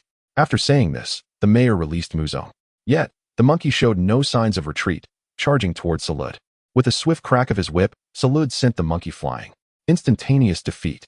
Muzong sighed in exasperation. The Pokemon was formidable, but he was not a trainer. The monkey struggled to rise from the ground, casting a deep glance at Zarude before turning to leave. Its fighting spirit remained undiminished, indicating it would likely return. As the monkey stepped outside the farm, it suddenly paused, a glow emanating from its body once more. Gritting its teeth, it endured the sensation, even resorting to striking itself. The evolution was once again retracted. Without absolute confidence in overcoming Zarude, it would never choose to evolve. That night would forever remain a source of humiliation for it. The fishing competition was scheduled for 15 days hence, to be held at my personal farm, where preparations would convert the area into a large pond, which would be retained for future use, the mayor announced. Muzong noted the date. Ah yes, now that the monkey matter is resolved, what about your grandfather? He quickly interjected. I naturally must pay him a visit. I refrained from telling you the location earlier, fearing you might venture too far into the mountains. He rests upon that mountain. You can find him by following the small path. The mayor pointed towards the large mountain in the east. I understand, Muzong sighed deeply. His feelings regarding this grandfather were complex, largely stemming from the memories of his past self. Zarude remained squatting in place, continuing to playfully tap the groundhog's head. Oh, by the way, there will be individuals seeking the mysterious trainer in the coming days, so be cautious, the mayor reiterated. Muzong nodded. No one would suspect him, regardless of their doubts. Before departing, the mayor handed Muzong a branch. This is a token of gratitude from the Trevenant. Muzong, unsure of its purpose, placed it in his bedroom. After dinner, he set out with Zarude and the groundhog towards the eastern mountain. The Machoke and the construction worker were still hard at work in the yard. Dig, dig. The groundhog led the way. Where are your kin, little groundhog? Muzong inquired curiously as they walked. Dig, dig. Muzong shrugged. All right, he doesn't understand. Zarude shrugged in response, knowing that one day there would be dishes that enabled Muzong to comprehend Pokemon language. As they stepped onto the mountain path, the air felt notably fresher. Following the trail, it wasn't long before they encountered numerous graves. This was the resting place for the departed of Qinghe Town. Muzong's heartbeat became increasingly erratic. An inexplicable sensation guided him to his grandfather's tombstone. To his surprise, Zarude displayed no emotion, appearing unfamiliar with the grandfather. Taking a deep breath, he cast aside his complex feelings and bowed before the tombstone. Though I am not your true grandson, I am still your descendant, and I am forever grateful for your nurturing. He then retrieved a leaf from his pocket and buried it beside the grave. The Winchim farm has been renamed as the Zarude Farm, and it is destined for a brighter future. Muzong rose to his feet and turned to leave. Neither he nor Zarude noticed the old and young figures holding hands before the gravestone, gazing at their departing silhouettes. In this world, souls truly exist. The aged specter embraced his young grandson, and together they vanished from sight. Muzong paused, and several lines of text appeared before him. Triggered special event. Unbelievable reunion. S-grade culinary materials. Instinctively, Muzong extended his hand, and a dark purple gradient feather materialized within it. He had an inkling that an information panel should appear, along with a culinary panel. At that moment, Zarude's eyes also revealed several lines of text. Special feather, infused with ancient power. Special effect. Crafting wondrous cuisine from it may induce extraordinary transformations in ghost-type Pokemon. Chapter 22. It returned to its master's hands. The feather was placed by Muzong in his bedroom, alongside the branch of a decayed tree spirit. Its purpose remained uncertain for the time being. Muzong, while wiping down his fishing rod with a cloth, contemplated whether he should invest in a superior fishing rod. The inability to catch fish must surely stem from the rod itself. It certainly could not be blamed on his lack of skill. However, his current savings had dwindled to a mere 1,600 points. Steel must be tempered. He could not afford to come up empty-handed at the upcoming fishing competition in half a month. Gritting his teeth, Muzong resolved to practice his fishing skills while simultaneously earning money from his catches. Before long, he was drawn into the kitchen by Zarude. Muzong sensed that today. Zarude was particularly meticulous in his instruction, as if he feared that Muzong would not grasp the techniques. Cooking? Not a chance. Learning is precisely about cooking. His scrambled eggs were becoming increasingly presentable, though he had lost interest in eating them. They were conveniently fed to the Diglett. These marvelous creatures could consume anything, although their energy levels might lag behind. Yet, it was evident that the Diglett was not a particularly combative Pokemon. If it fell short, so be it. The Diglett showed no disdain and devoured the food with palpable delight. Oh, and there were also the construction worker and Machoke outside, Muzong remarked, listening to the faint sounds drifting in from outside the house. After a moment of contemplation, Zarude left the dining table and returned with 2 stones in hand. What is this for? Muzong inquired, puzzled. With curiosity, he followed Zarude into the kitchen, where he witnessed Zarude crushing the stones and mixing a few wild fruits brought by the primate Pokemon to create 2 servings of juice. Strange juice. Is this really considered cuisine? Special effect. Perhaps it could bring joy to certain attribute Pokemon? Zarude handed the cup to Muzong, gesturing for him to deliver it to the 2 Pokemon. Can this truly work? Muzong questioned, uncertain. Zarude nodded affirmatively. Trusting him, Muzong proceeded. In the yard, the 2 burly Pokemon were taking a break, leaning against the newly constructed wooden wall while nibbling on wild fruits. Machoke, Hitmonchan. The 2 veterans stood up, somewhat bewildered. Here, have a drink, Muzong offered, extending the cup toward them. Hitmonchan shook his head, declining the gesture. It was a matter of professional integrity. It's perfectly fine. It's just a cup of juice, nothing grand, and you've both worked hard all day. Ignoring their protests, Muzong insisted on handing it over. The 2 Pokemon, unable to refuse Muzong's insistence, reluctantly accepted the cup. In their hands, the cup Muzong could easily grasp appeared diminutive. He curiously observed as Hitmonchan set the cup down. This was far more realistic than the pixelated graphics of his previous life. Hitmonchan took a sip of the juice. His eyes widened in surprise. Machoke, intrigued, followed suit. Delicious. It was precisely the flavor they adored. Simultaneously, they felt their strength replenished, utterly astonishing. They liked it then? That is splendid. Muzong reclaimed the cup and headed towards the small, dilapidated house. The 2 Pokemon exchanged glances, then turned to the materials on the ground, deciding to put in extra effort for the sake of that juice. Hopefully, there would be more tomorrow. Upon returning to his room, Muzong found Zarude preparing a cup of green juice. He also retrieved a Pokeball containing a Miltank from his pocket. Without you, this place would fall apart. Muzong chuckled to himself, having completely forgotten about this treasure. Zarude's lips curled into a grin, barely containing his amusement. With practiced ease, Zarude pressed the button on the Pokeball, which enlarged, releasing Miltank. The Miltank exhibited an unusually docile demeanor, seemingly assessing her future owner. She nudged Muzong's clothing with her head. Truly, she was exceedingly gentle, Muzong remarked. Once the barn was constructed, she would be able to take her place. After consuming the juice, she affectionately nuzzled Muzong. However, as of now, there was no suitable living space for her, so she had to be returned to the Pokeball. Yet another delightful day had come to a close. After dinner, Muzong took a shower and lay in bed. He had not traded with Kyle for the past 2 days, so there were no new newspapers to peruse. With no entertainment options, he opted for an early night. The first vial of liquid in the cultivation chamber had already diminished by half.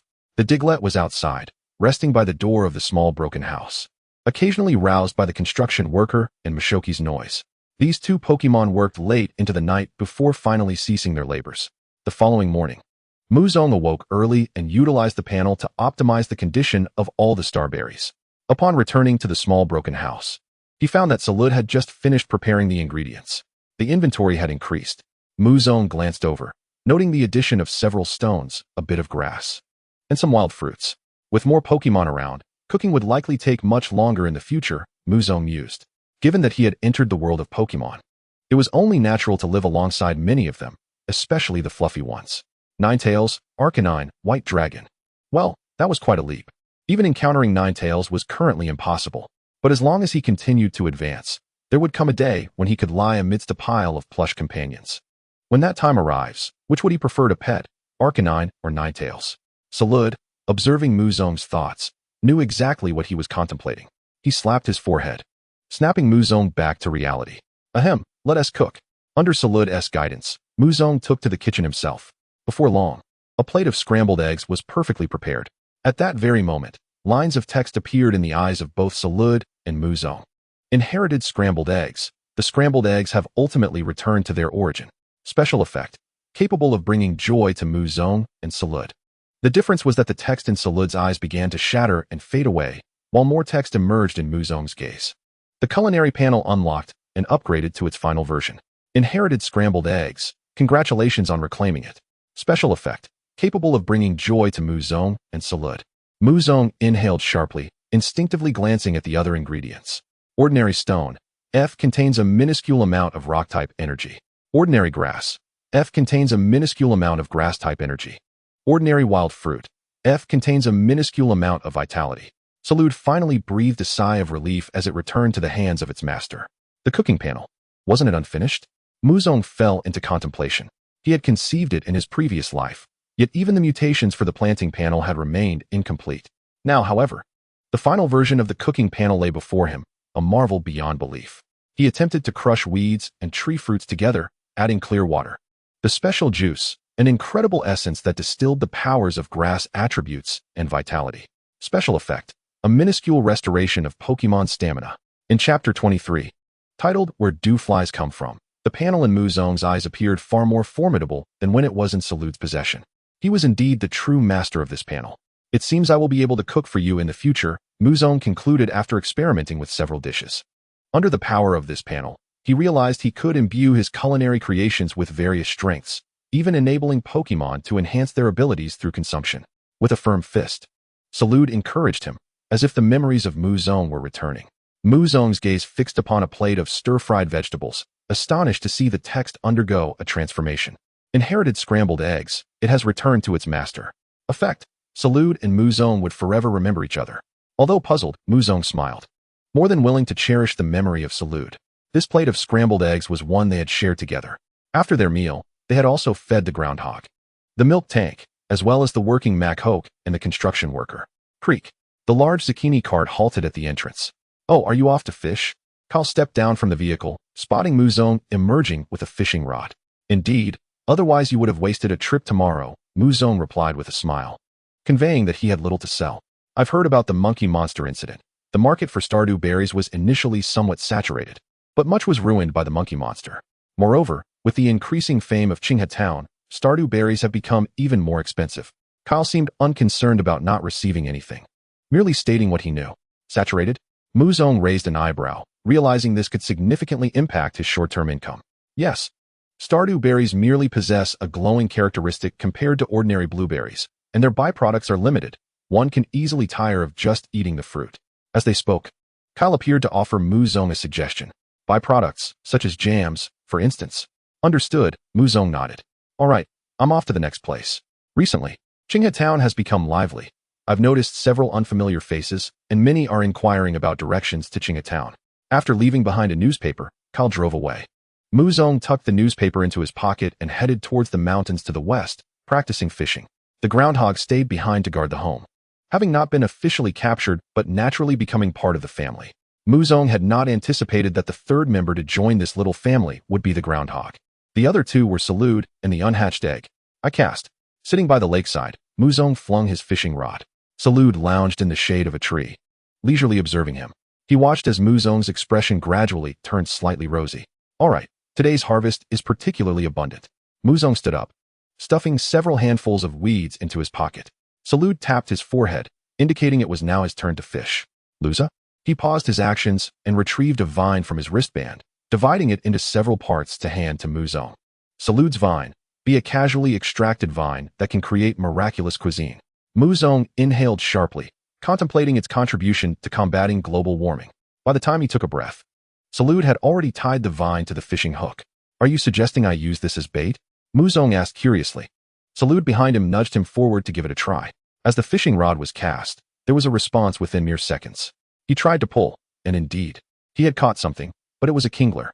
The subsequent casts yielded remarkable ease, almost instantly bringing up catches, yet each time, it was a Pokemon. In addition to kingler, there were even round tadpoles.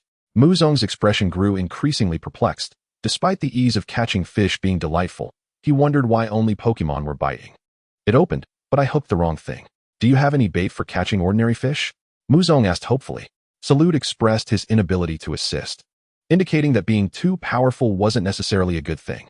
All right, Muzong conceded, stepping aside to let Zarude fish first. After catching fish, they released the water-type Pokemon one by one. At least he had accumulated some merit. Amen. Muzong reassured himself. Sasha. A sound emerged from the bushes. Muzong, who was shaking off water from himself, halted his actions, and Zarude cast a glance. Upon recognizing the figure emerging from the grass, Muzong sighed in relief. It was an old acquaintance, the care bug. However, her expression seemed somewhat anxious. What happened? Who bullied you? I'll have Zarude teach them a lesson, Muzong asked aloud. The care bug shook her head, indicating that no one had wronged her, but rather it was the mess left behind by the monkey monsters. Under the care bug's guidance, they arrived at the front of the pomelo tree, which had nearly been shattered by a punch, yet still stood resilient against the wind and rain. The care bug had exhausted all efforts, but could not restore it to its former state. Muzong instinctively activated the help button on the panel. The answer was singular. Zarude, heal with unimaginable power. Go for it, Zarude. Muzong cheered from behind. Luza. Zarude approached the tree, and under the hopeful gaze of the care bug, he extracted a vine, crushed it in his palm, leaving behind a golden glow. The pomelo tree visibly began to restore, as if time were rewinding. As the golden light waned, the pomelo tree returned to its original state. Tears welled in the care bug's crimson eyes. Zarude, however, found this unremarkable, for this was a seed left to her by her mother. As for her mother, bug-type Pokemon have an exceedingly short lifespan. Perhaps this tree shouldn't remain here. It's not safe at all. If we move it back to the farm, it can be cared for by Zarude at any time. Muzong proposed. You should also stay at the farm. He extended an invitation to the care bug. Without hesitation, she nodded in agreement. Luza, is it my turn now? Zarude knew without a doubt. He once again employed the technique of tying grass, causing weeds to sprout from the ground. A large bundle of roots wrapped in soil emerged, encased in grass, rising from the earth. Impressive, Muzong marveled. The roots of the pomelo tree must extend several meters underground, and Zarude's control clearly penetrated that deep. This skill likely surpassed many Pokemon. He was genuinely curious about how it had been cultivated. Is this truly your grandfather's Pokemon? Luza, let us go home, Zarude declared as he shouldered the basket while hoisting the large tree. They returned laden with their bounty, puffing and panting before they could approach the farm. The monkey monster leaped out from the forest. Zarude turned to look, and the large tree on his shoulder followed suit. Bang! The monkey-like creature was struck against the tree, rendered incapable of battle. Was he truly unharmed? Muzong's lips twitched. With a resounding thud, Zarude asserted that everything was perfectly fine. This particular Pokemon only grew stronger through adversity, enduring more punishment as it gained power. Chapter 24, A Bonfire Gathering? As Zarude entered the farm, carrying a tree, he instantly captured the attention of the seasoned craftsman and the Machoke. How could this seemingly fragile Pokemon possess such remarkable strength? Muzong gazed in astonishment at the nearly completed barn. Had it progressed so swiftly? The exterior was finished, and the interior equipment would likely be completed by nightfall. Hey, how about we host a bonfire gathering tonight? Just in time, as you haven't departed yet, and we have some delightful beverages. Muzong called out, extending an invitation to the craftsman and the Machoke. They exchanged glances, and their yearning for culinary delights ultimately outweighed their professional decorum. Encouraged by Muzong's enthusiasm, they reluctantly agreed, deciding to finalize the barn's construction before the festivities commenced. Zarude, upon hearing this, was momentarily taken aback but soon broke into a radiant smile. The caretaker bug Pokemon naturally had no objections. The sentry Diglett also hurried over, nudging Muzong's pant leg. All right, Zarude will plant the citrus tree first, and I'll head to town to procure some ingredients. Tonight, we shall feast on hot pot, at least a 3-compartment spread. The Machoke and Diglett will likely prefer stone-like fare, while the caretaker bug Pokemon and Zarude are vegetarians. As for myself, I shall indulge in fish, freshly caught today. With a decisive thud, Zarude patted his chest, indicating his readiness. Meanwhile, the incapacitated monkey-like Pokemon regained consciousness from its stupor, its mind clouded with memories of being struck down. Feeling a prickling sensation on its scalp, it scratched its head, as if trying to summon intellect. After a series of failures, it arrived at a crucial realization. It extended its hands, gazing into the emptiness of its palms, comprehending what it lacked. A weapon. The first time, it had been knocked out by Zarude's whip. The second time, it was again the whip. This time, it was even more brutal, a whole tree. Springing to its feet, it wrapped its arms around the trunk, as if attempting to uproot it entirely. The hidden squirrel Pokemon on the tree, clutching a pine cone, regarded it with confusion. Nothing transpired. Its strength was insufficient to budge the mighty tree. Defeated, it traversed the jungle until it discovered a long, perfectly rounded stick. Gripping it in its hand and swinging it about, it felt empowered and ready. With this weapon, I shall surely triumph over that Pokemon. It swung through the woodland, swiftly approaching Muzong's farm. At that moment, Muzong was laden with a plethora of items, passing by Xiao Jia's shop, which was just closing. Muzong, what do you have there? Xiao Jia inquired, eyeing the large pot in his hands. Hot pot. Tonight, we're having a bonfire dinner. Muzong explained. Today, Xiao Jia, still sporting her ponytail, wore a short-sleeved top that revealed her slender waist, her skin slightly flushed under the sunset's glow. What is hot pot? Xiao Jia asked, perplexed. You don't know? It's where various ingredients are cooked together and enjoyed as you eat, Muzong replied, momentarily taken aback by her ignorance. Tilting her head, Xiao Jia envisioned herself relishing hot pot. That sounds delightful. May I join? Her eyes sparkled with excitement. Certainly, but I still need to purchase some firewood. Muzong consented to her participation. That's easy. I have some. Xiao Jia re-entered the shop and emerged with a large bag. She also released her Machoke from its pokeball, instructing it to carry the bag. How can I accept this? Muzong protested. Don't worry. You provided me with food, so I shall supply you with wood. It's merely scraps. Xiao Jia dismissed his concerns, her gaze solely focused on the hot pot. Today's main dish is fish. Can you eat that? If not, we can stop by and get something else, Muzong offered, no longer hesitant. Absolutely. I've heard from Mr. Kyle about your fishing skills. He said you're exceptionally talented. Upon hearing this, Muzong's lips twitched, and he cleared his throat, choosing not to elaborate. You truly are modest. Xiao Jia remarked with a smile, effortlessly trailing behind Muzong under the sunset's glow. Modesty fosters progress, he replied wisely. Indeed, a testament to the city's scholars, who possess such understanding. Muzong chuckled, rubbing his nose. However, when you mention the main dish, does that imply there's more? Of course, Pokemon. As they reached the farm, the word Zarude Farm glimmered in the gentle light. Muzong swung open the gate, and the seasoned craftsman emerged from the barn, picking up his post once more. Zarude and the caretaker bug Pokemon approached from the planting area, the citrus tree now safely in the ground. Allow me to introduce Xiao Jia, the proprietor of the tool shop in town, Muzong said, as several Pokemon gathered around. The craftsman and the Machoke were already acquainted. The Machoke exchanged spirited glances with Xiao Jia's Machoke, both seemingly eager for a showdown. Now, let us commence tonight's bonfire gathering. First, we shall gather the firewood. They began by collecting stones to set up the pot, placing the wood beneath it. What was termed a bonfire gathering was, in reality, an outdoor hot pot affair. During the preparation, the two Machoke piled wood together. Strength. Strength. Their expressions grew serious as they rested their arms atop the wood. They engaged in an arm wrestling match. While formal battles required recovery time after injury, arm wrestling posed no such risk. Diglett cheered from the sidelines, wiggling its head in encouragement. Yet, before long, Zarude restrained it, starting to playfully tease. Unfazed, Diglett continued its cheerleading. The arm wrestling bout commenced, the wooden platform trembling under their combined might, veins bulging on their arms.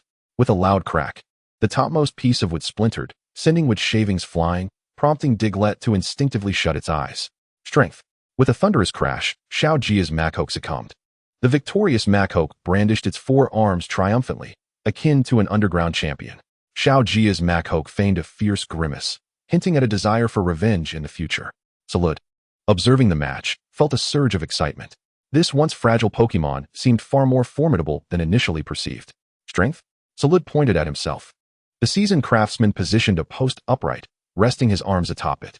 With no room for refusal, Zarude had no choice but to rise to the challenge. Their hands clasped, a comically mismatched contest, prompting Diglett to wince at the scene, fearing Zarude's arm might snap at any moment. The match began. The match concluded. The Gopher stood in stunned disbelief, taken aback by the rapid turn of events. Chapter 25. The Hot Pot infused with emotional power. Power? Breath? A multitude of Pokemon around him were frozen in place, but only the nursery bug, having personally experienced the might of Zarude, felt it was a normal occurrence. The old craftsman was rooted to the spot, incredulous. Had he truly been vanquished in an instant by this Pokemon? Moreover, it was in the very domain of strength where he prided himself. Gasping, the old craftsman raised another column, gripping its top tightly. Once more, Zarude extended his hand again. determined to bring him to submission. With a pivot point established, the craftsman managed to hold on for a few seconds, yet it was merely a fleeting moment. This was not due to his weakness. Rather, it was the immense power contained within Zarude's slender frame. The turf beneath the craftsman's feet began to yield, ultimately resulting in that hand crashing onto the column. The nursery bug approached Zarude, articulating her request. She yearned to grow stronger, to savor the juice Zarude had previously offered her. Zarude pondered for a moment, glancing at the large iron pot. Naturally, a hot pot required a base. With a decisive nod, he instructed the nursery bug to wait, then departed amidst the astonished gazes of several Pokémon. As Muzong was busy assembling the pot, he felt a sudden warmth behind him, but upon turning, found nothing amiss. When he turned back, beads of sweat had already formed on Xiao Jia's brow. Had a Pokémon just invoked Sunny Day? Wiping away the perspiration, she mused aloud. A mere illusion, perhaps, Muzong speculated uncertainly. Before long, Zarude returned with some plant ash at the pot's edge. A flash of words flickered in Muzong's eyes. Miraculous plant ash, be a mere imitation or a fortunate coincidence. Perhaps capable of creating wondrous cuisine. Muzong gasped, recognizing the substance. Wasn't this the ash produced from Sunny Day earlier? No wonder the mutation rate of that land had diminished by several orders of magnitude, dropping from 0.0000001 to 0.001. Let this serve as the base for the grass-type pot. Muzong pointed to one of the pots. The plant ash was sprinkled in, and Muzong retrieved the grass he had stuffed into his pocket by the lakeside. He also took tree fruits and a knife from a nearby makeshift table. This fruit looks like an apple, Muzong thought, slicing it into chunks before tossing them into the grass-type pot. What is this? Xiao Jia asked, puzzled. This is the base for the pot. We'll add water to create the soup, and we'll cook in this, Muzong explained. No, I meant, are we eating this? Xiao Jia struggled to comprehend the concept of hot pot, but the notion of consuming plant ash struck her as bizarre. No, it's prepared for the nursery bug, Muzong clarified. Upon hearing this, the nursery bug's eyes shimmered with emotion. Meanwhile, the old craftsman, distanced from them, squatted on the ground, tracing circles with his hand. His heart shattered. He felt as though all his muscles were a mere facade. Just use stones and these fruits. Muzong thought, having acquired a cooking panel that allowed him to perceive the energies contained within. The carefully selected tree fruits were imbued with the powers of the ground and rock types, resembling sweet potatoes and potatoes, alongside some chili-shaped fruits that bore fighting energy. All were thrown together into the grand pot. He then washed the stones with water and added them as well. This made Xiao Jia's eyebrows twitch. She felt this was a day ill-suited for their presence. Surely, they weren't partaking in some dark culinary experiment, were they? The next moment, she saw Muzong frown, removing the chili-shaped fruit and placing it into the final pot. Is it too late for me to leave now? Xiao Jia instinctively inquired. Muzong found it odd but, glancing at the prepared ingredients, suspected it was indeed too late. Once the base for the last pot was set, he called out to the two Mashokes. Do any of you know how to use flamethrower? Flamethrower? No way, Xiao Jia began, but before she could finish, one of the Mashokes, tasked with building the barn, approached and unleashed a flamethrower to ignite the wood beneath the pot. The flames flickered to life. Muzong wielded a spatula, stirring the pot, and upon catching a whiff of the aroma, began adding water to each pot in turn. 3 distinct scents wafted through the air, drawing the Pokémon closer together. With a rush, a monkey Pokémon, brandishing a stick, bounded over to attack Zarude. Zarude swiftly pinned him to the ground, seizing the stick and passing it to Muzong. Wow, what an extraordinary weapon! Muzong marveled, thinking how, had he possessed such a stick in his youth, he could have rendered his village barren. Seeing this, the monkey grew more agitated. In the next instant, Zarude delivered a swift slap, silencing him. Since we're all here, let us eat together. Defeating Zarude without dining is out of the question, Muzong proclaimed, using the remarkable stick to poke the flames beneath the pot. The monkey's eyes darted between Muzong and the hot pot, as if grasping something profound. Tonight, Xiao Jia and Muzong's main dish would consist of fish and meat, while the nursery bug, Zarude, and the milk tank would feast on tree fruits, weeds, and noodles. The others, namely the Mashokes and the monkey Pokémon, would likely have a simpler meal, consisting solely of noodles. Muzong retrieved a pokeball from his pocket and released the milk tank. Moo? She sniffed the air, seeking out her favorite aroma. Can you all use chopsticks? Muzong posed the pivotal question. However, each of them seemed somewhat perplexed. All right then, let us all eat together and use soup spoons, he decided. Thankfully, he had the foresight to purchase several spoons. I wondered why you bought so many large soup spoons. Now it makes sense, Xiao Jia said, her eyes sparkling with admiration for Muzong. Muzong shrugged. Ever since the nursery bug's attempt at using chopsticks, he had made a mental note. As the ingredients simmered in the pot, the flames roared beneath. Bubbling sounds filled the air, and Xiao Jia's stomach grumbled in response, causing her cheeks to flush with embarrassment. "Let us keep it elegant," Muzong said, pulling up a stool and handing her a bowl of fish and chopsticks. The dipping sauce was placed on a nearby stool. "Thank you." Xiao Jia blushed as she accepted the offering. "Let us dig in," Zarude exclaimed, seizing a spoon to capture the fragments of tree fruits. At that moment, Muzong's eyes sparkled with words. A hot pot infused with emotion, capable of imparting unique effects to ordinary ingredients. Special effects: enhances the agility of Pokémon, amplifies the energy of ground-type Pokémon, boosts the strength of fighting-type Pokémon, and significantly improves the proficiency of a particular skill for grass-type Pokémon. Infused with emotion? Muzong was taken aback, pleasantly surprised. He then began to discern the powers contained within each pot. Without a doubt, the substantial boost would come from the grass-type pot, as it contained the finest materials. The ground and fighting types likely originated from the pot of the gopher and his companions. Agility, he mused, glancing at his own pot. "Here, try this." Muzong tossed a piece of cooked fish to the monkey. The monkey instinctively opened its mouth to catch it, and in that instant, its eyes widened in astonishment. The spoon in its hand froze midair. Chapter 26, The Seed of Miracles. Simultaneously, the monkey sensed its body feeling lighter. It attempted to swing the spoon, discovering it moved with greater swiftness. Could it be? Was this the power of the weapon? And this was merely a spoon. What if it wielded its own extraordinary weapon? In his eyes, Zarude was an extraordinarily powerful Pokémon, and the commanding Muzong was even more formidable, since Muzong proclaimed it to be an unparalleled divine weapon. It must indeed be so. He cast his gaze upon the half-burned wooden stick engulfed in flames. It was imperative to retrieve it. Upon witnessing his animated gestures with the spoon, Muzong felt a sense of efficacy. Thus, he was more than willing to share some fish and meat with the monkey. However, before doing so, he set down his bowl and chopsticks and returned briefly to his bedroom to fetch the incubation pod. Even though the egg had yet to hatch, it remained an integral part of the family. It was indeed a rare sight to see the Machoke eating so heartily. Xiao Jia looked at her Machoke, her expression one of astonishment. "It seems my culinary skills are quite commendable." Muzong smiled faintly. All the ingredients contained energy tailored for performance. Even the most rudimentary cooking would be palatable. Next came Muzong taking a bite, followed by the monkey. The motion of his stirring spoon began to create an afterimage.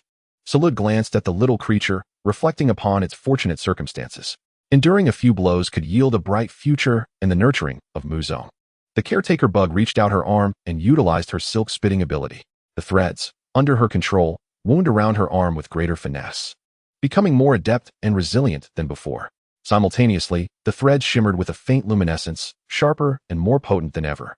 Had she possessed such strength previously, the monkey swarm would surely not have ravaged the pomelo trees. Even if she wrapped the pomelo trees with her silk, the monkey swarm would not have been able to breach them. In her heart, the figures of Muzong and Zarude became even more enigmatic. It was evident that her decision was indeed the right one.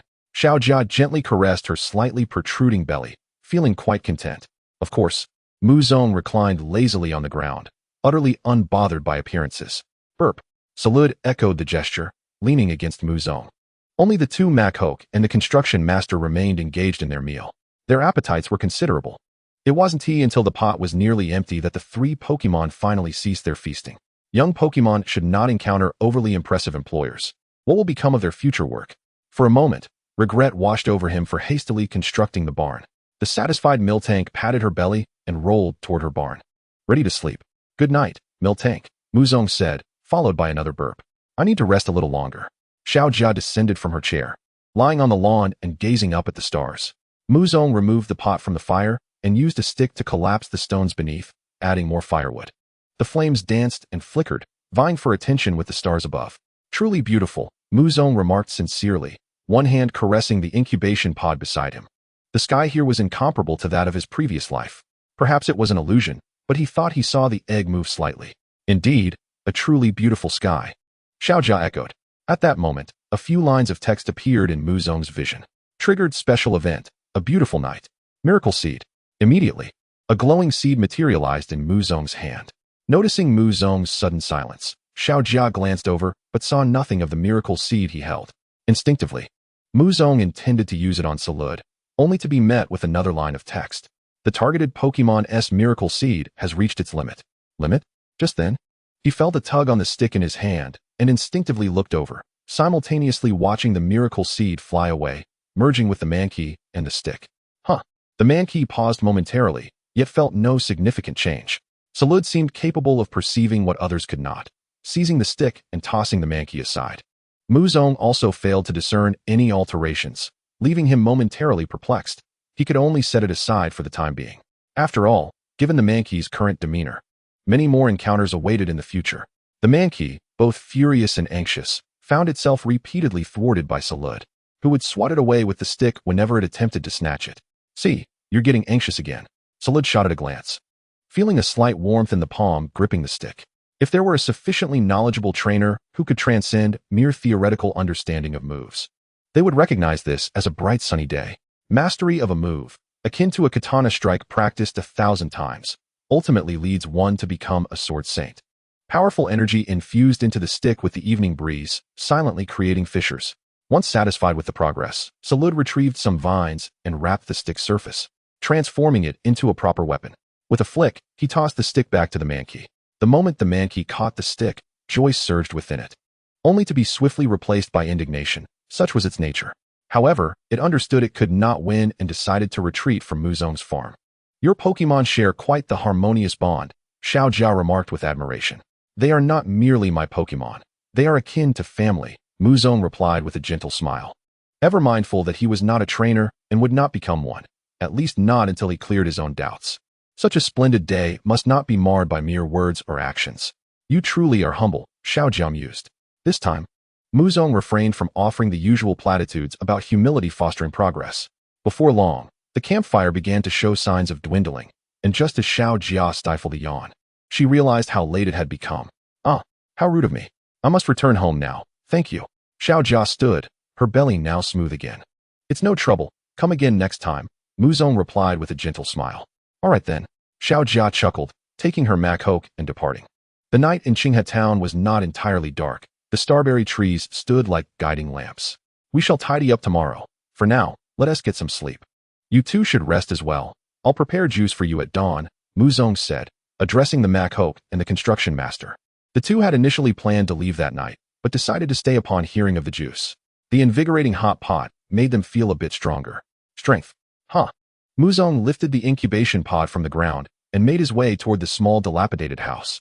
The bonfire gathering had concluded splendidly. "Good night, Zarude." He didn't even glance at the newspaper, placing the incubation pod by the bedside before succumbing to slumber.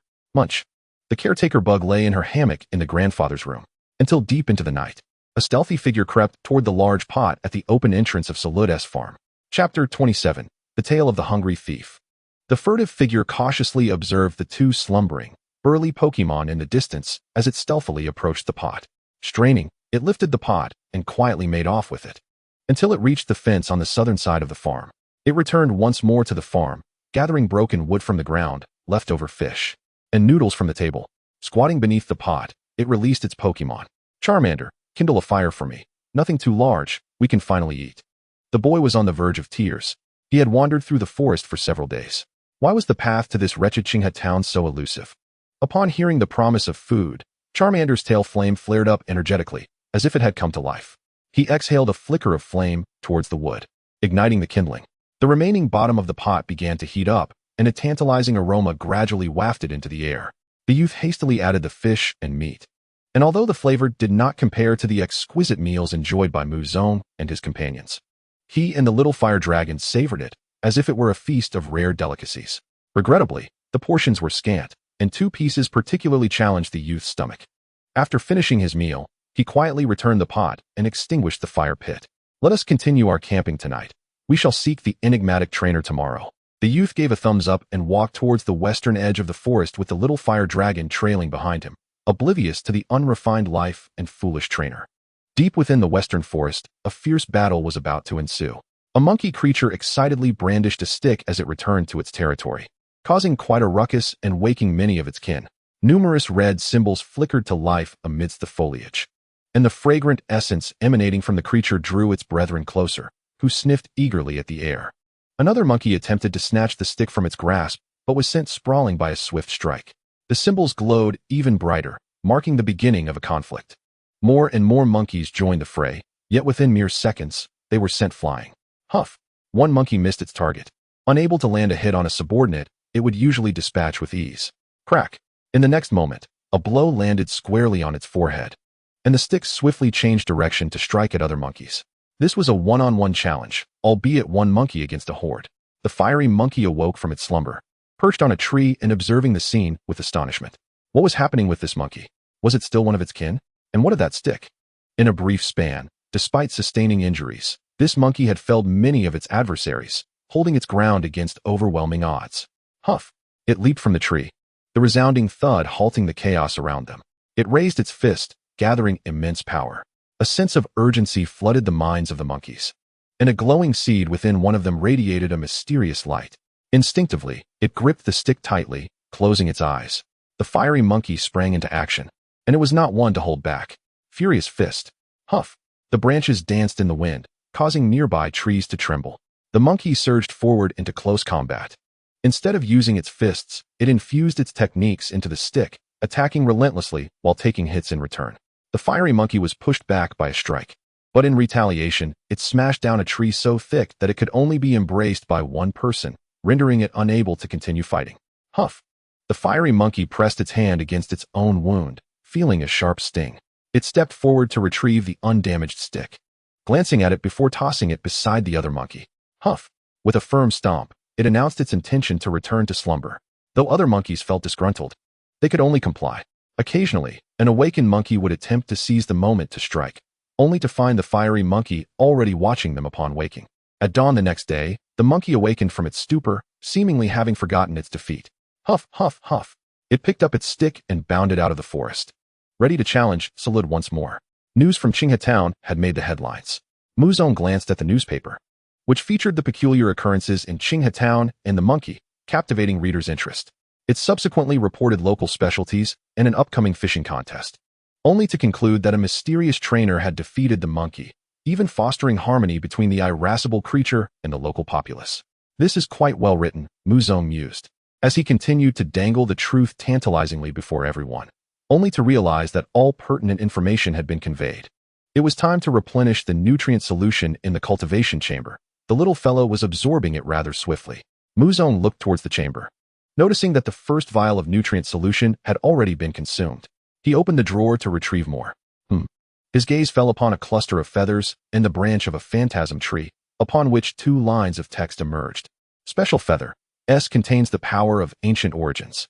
Special effect. When crafted into a wondrous dish, it can induce incredible transformations in ghost-type Pokemon. Phantasm tree branch. C infused with ghost-type energy. Special effect. When fashioned into an extraordinary dish, it can facilitate rapid growth in ghost-type Pokemon. Muzong was somewhat taken aback. This feather was indeed an S-grade culinary ingredient. However, both materials were ghost-type, and he had no immediate plans to coexist with such Pokemon. The mere thought sent shivers down his spine, especially considering that most ghost-type Pokemon were rather fearsome in the Pokédex. Even the ghostly wheel creature could fell a whale king with a single blow, as noted in the Pokédex. He collected his thoughts and filled the nutrient solution into the cultivation chamber. All right, it's time to tidy up the mess from yesterday. I can sell the few half-dead Christian carp to Kyle today. Having completed his tasks and dressed, Muzong stepped into the courtyard, only to pause in bewilderment. What on earth? Who devoured all this? He looked over at the recently awakened old carpenter and the Machoke in the distance, scratching his head in confusion. Did you two eat all this fish and noodles? He queried. The 2 Pokemon exchanged a glance, both shaking their heads. The Miltank was certainly not the culprit, for she was herbivorous. Otherwise, Muzong would not have considered raising her for milk production. Daily foraging for weeds would yield substantial profits. A bottle of fresh milk fetched 100 at Kyle's establishment, and with 2 bottles produced daily, that equated to an additional 200 in income, with virtually no expenditure. Plus, it would provide him with an extra companion. Before he could finish his thoughts, a frantic cry pierced the air. Help! This monkey is still chasing me.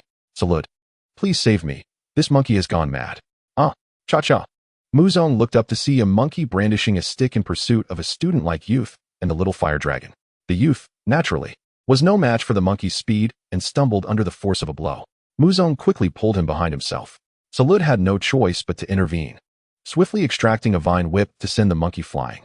Huff, huff. The youth understood this message. He was declaring his intention to return. Wow. It's moving like a shooting star. Muzong remarked, observing the almost two-dimensional flight path. It was reminiscent of Team Rocket. The old carpenter cast a glance at the shooting star, gaining a newfound appreciation for Zarude's strength. Zarude, the farm owner, your Pokemon is truly impressive. The youth sighed in relief, standing up from behind Muzong. Cha-cha. The little fire dragon gazed up at the true Zarude with a hint of admiration. Me? The farm owner? Zarude pointed at himself. Muzong then realized that the youth had misinterpreted the plaque. This Pokemon is Zarude. I am Muzong. Oh. The youth's face flushed, and he continued. I am Xiaoyun, a student from the Pokemon Academy in Hop City. Hop City, the closest city to Qinghetown, was previously home to the journalist Shi Ji from the news agency. Meanwhile, Muzong's earlier studies and the place of his wrongful accusation were situated even farther away. It remains a mystery who resolved the issue with the pot, sparing me the trouble of disposing of the refuse. Observing that the situation had been managed, Muzong set about cleaning the remnants of the hot pot, a statement that prompted a cough from Xiaoyun. Let me handle it, Xiaoyun offered. No need. You should consider yourself a guest. One shouldn't burden guests with such tasks, Muzong replied, intending to take the pot to wash it. Kyle will be here shortly, and I still have to tend to the planting area.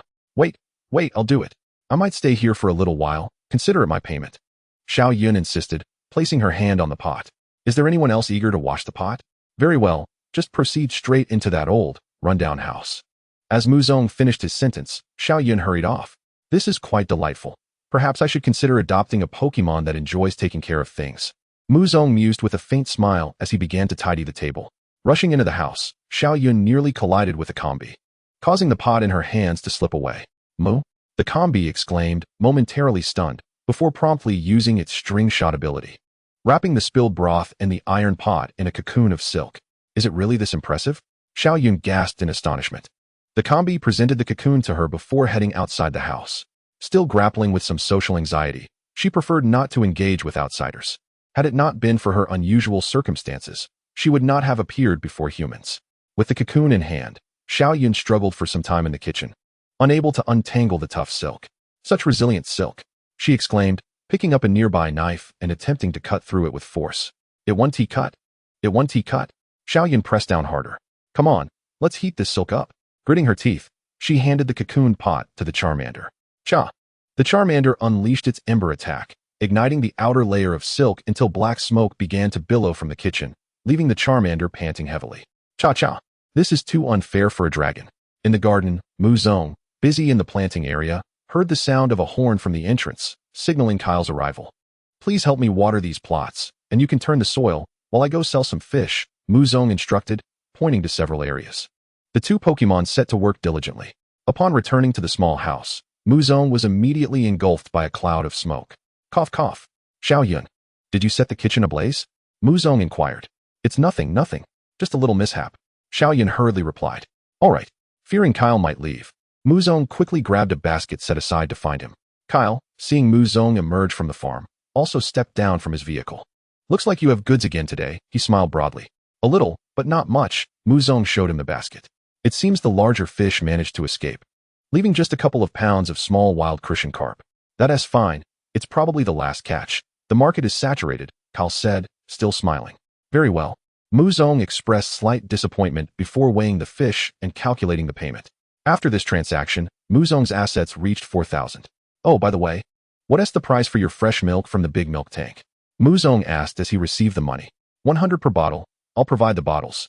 A proper dairy barn comes equipped with its own milking area, and the big milk tank does it automatically. You just need to replenish the bottles regularly, Kyle explained, glancing at the barn in the corner of the farm. Really? I hadn't noticed that at all, Muzong replied, having assumed he would need to milk the cows himself. No wonder the proper big milk tanks are so expensive.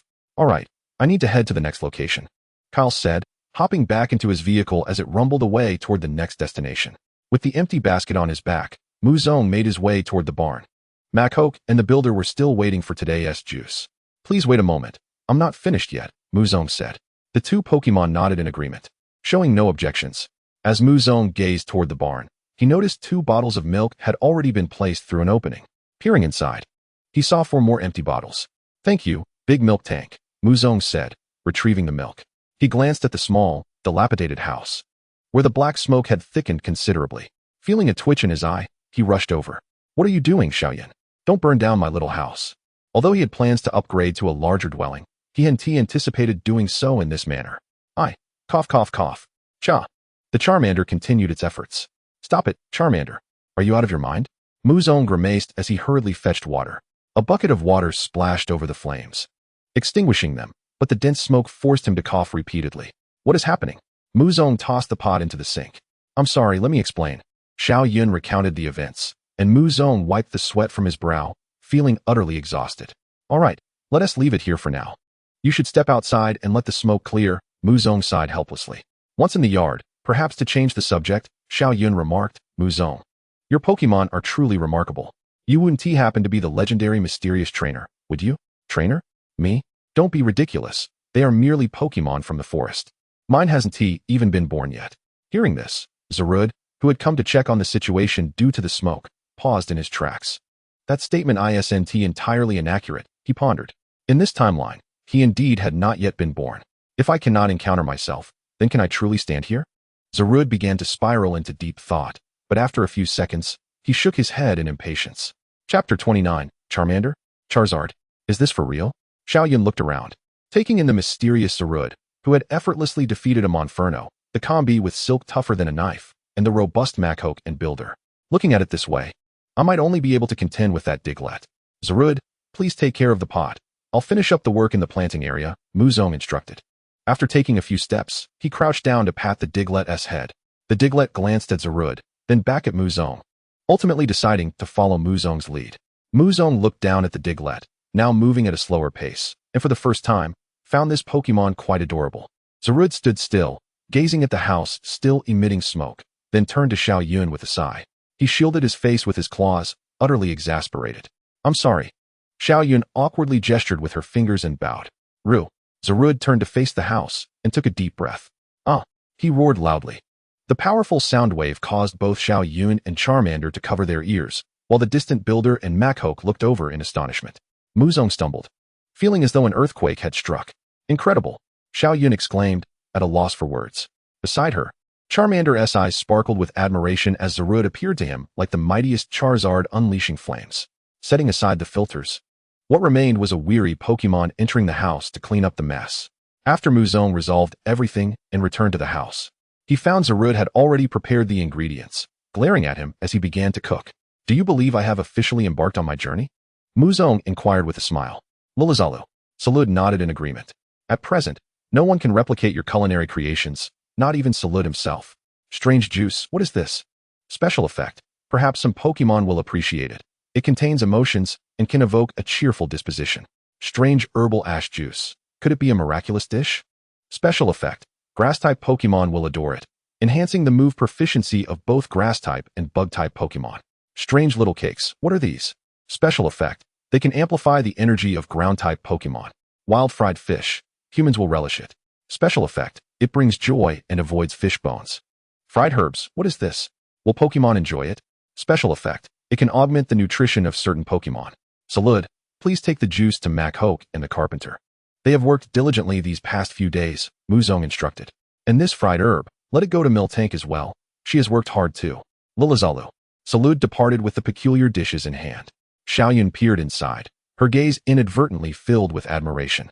Despite being of a similar age, Muzong was accompanied by formidable Pokemon, managed an entire farm, and could cook. I've even prepared your breakfast, though you arrived first among the strangers. Muzong's tone faltered momentarily. I apologize. Cha-cha. Charmander chimed in with an apology as well. Alas, I find you both quite exasperating, Muzong sighed. What was this bizarre sense of domesticity? Others' journeys often involved epic romances or ascensions to kingship. Why was he swiftly transforming into a model spouse? The fish and meat were served. The caretaker Caterpie and the Diglett arrived punctually. The herbal ash juice was for Caterpie, while the strange little cakes were for Diglett. The pancake was his latest endeavor, proving that culinary expression need not be confined to a few forms. The panel seemed to perfectly extract the energy from the ingredients, amplifying the naturally occurring effects manifold. Did I truly create this? Muzong pondered deeply. Outside the house, the carpenter and Machoke drank heartily, their bodies filled with satisfaction. Strength. They expressed their gratitude to the farmer and Zarude, bidding farewell as their work period concluded. Nevertheless, they felt a twinge of reluctance to leave the farm. Pokemon would never be subservient unless their needs were fully met. Upon his return to the dining table, Zarude observed Muzong mysteriously retrieving a dish from the kitchen. Lilizalu, here is your fruit platter. I remember you're a vegetarian. Muzong placed the fruit platter on the table. Emotion-infused platter, emotions abound. Special effect. It can induce prolonged feelings of joy. The effect was rather unremarkable, yet it remained a favorite of both Muzong and Zarude. Of course, Zarude required no such effect. Merely being with Muzong brought him joy every day. What a wonderful bond, Xiaoyan remarked. Her mouth stuffed with the savory pancakes Muzong had purchased the previous day. You and Charmander share a splendid relationship as well, Muzong said, glancing at Charmander. Indeed. Although our time together has been brief, we have already become family, Xiaoyan affirmed confidently. These Pokemon were distributed by the school. Xiaoyan, you must be approaching adulthood, correct? Muzong inquired. Yes, I'm currently contemplating what name to adopt, Xiaoyan replied, her voice rising in excitement. In this world, names were far more liberated and utopian. Until adulthood, most were known by nicknames like Little XX or XX, but upon reaching maturity, one could choose a new name. Naturally, some opted to retain their nicknames. Much like Sister Xiaojia. Xiaoyan is a lovely name, Muzong commented. If it were like this in my previous life, countless individuals would change their names to those of anime or novel protagonists. While name changes are indeed a matter of freedom, certain conventions restrict children. Some names become too common. Even if one becomes accustomed to them, change may still be challenging. Xiaoyan mused enviously. Beside her, Charmander emitted sparks towards the ceiling. Seemingly in agreement with Xiaoyan's sentiments, Muzong's gaze fell upon Charmander, his mind racing with thoughts. If I could capture a Charmander, how much gas could I save?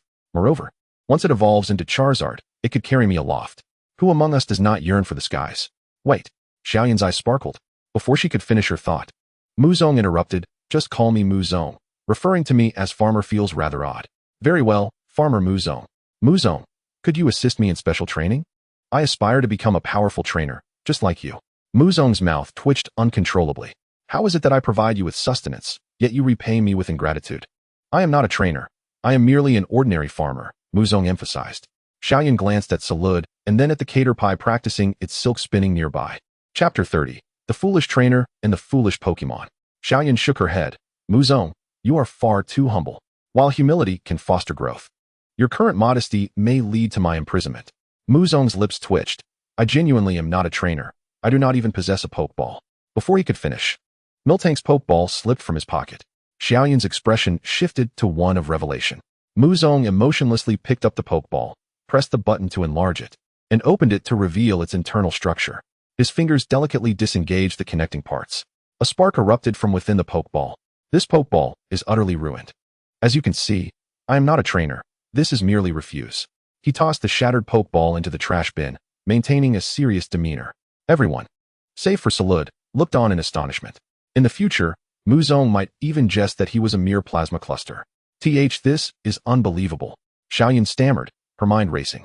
Just as Muzong believed he had reached an understanding, his eyes brightened, and he suddenly exclaimed, I comprehend.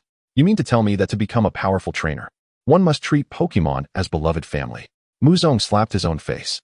Is that not the case? Xiaoyan asked, somewhat perplexed. Hiss. Are you implying that even a powerful trainer must retain an apprentice's heart, always recalling the days before Pokeballs existed? Xiaoyan gazed at Muzong with admiration. That is indeed the truth. Thus far, I have not engaged in any serious Pokemon battles, nor will I in the future, Muzong stated earnestly. Disappointment flickered in Xiaoyan's eyes, as she perceived that Muzong truly did not wish to instruct her. I apologize for causing you distress, she said regretfully. Cha-cha, Charmander echoed, appearing somewhat dejected. His aspiration was to grow stronger, hoping to protect Xiaoyan rather than flee alongside her. Before Muzong could continue, a loud commotion erupted outside the room. Huff huff, huff huff.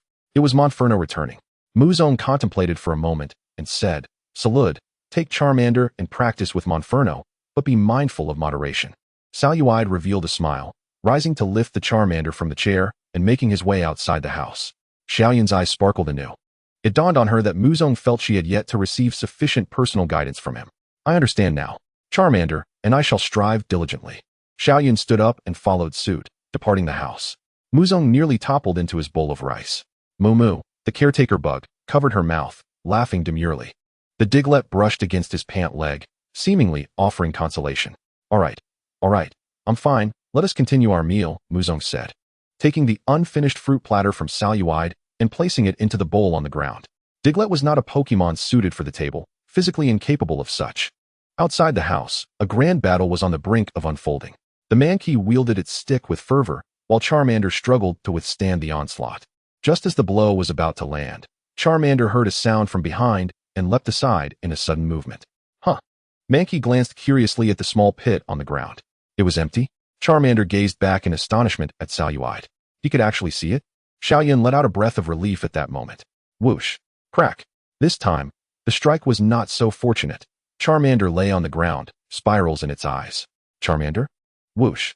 Clearing the obstacles in front, Mankey pointed its stick once more at Saluide. Crack. Vines lashed forth, transforming into a long whip that sent the adversary flying. The battle was abruptly over. Xiaoyan glanced at the Charmander nestled in her arms, then at Mankey's retreating trajectory, realizing perhaps she truly did not need Muzong's direct instruction after all. At this moment, Muzong appeared behind Xiaoyan, holding a glass of juice. She looked up to see rays of light cascading from above, casting a mysterious yet gentle glow. This was milk boiled from today's large milk can, infused with berries containing restorative energy, capable of replenishing a Pokemon's stamina. Thank you, Xiaoyan expressed her gratitude. No trouble at all. I plan to head to town to purchase some items. What about you? Muzong inquired. I have already troubled you long enough. I intend to return to school. My leave is nearly over. Xiaoyan realized Muzong was subtly ushering her away. You are always welcome to return any time. Muzong smiled gently. The child was not foolish, after all. Xiaoyan bid farewell with the awakening Charmander, while Muzong breathed a sigh of relief. Let us go procure some ingredients. We shall buy some rice for dinner tonight, Muzong suggested. It has been so long since I last had rice. Whoosh. Saluide raised a fist in jubilant cheer. Diglett quietly trailed behind. Only Mumu remained to watch over the house, her silk spinning skills increasing in proficiency with each meal.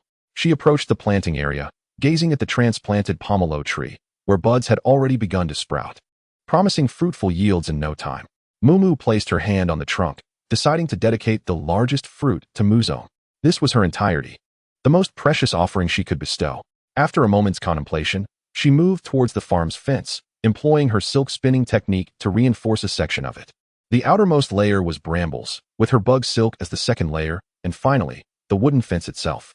She gazed around the entire perimeter, resolving to fortify it all gradually. By the time Muzong returned, it was already afternoon. Qinghe Town had acquired several new faces, gradually bustling with activity. Some even inquired about the rumored mysterious trainer. To this, Muzong feigned ignorance.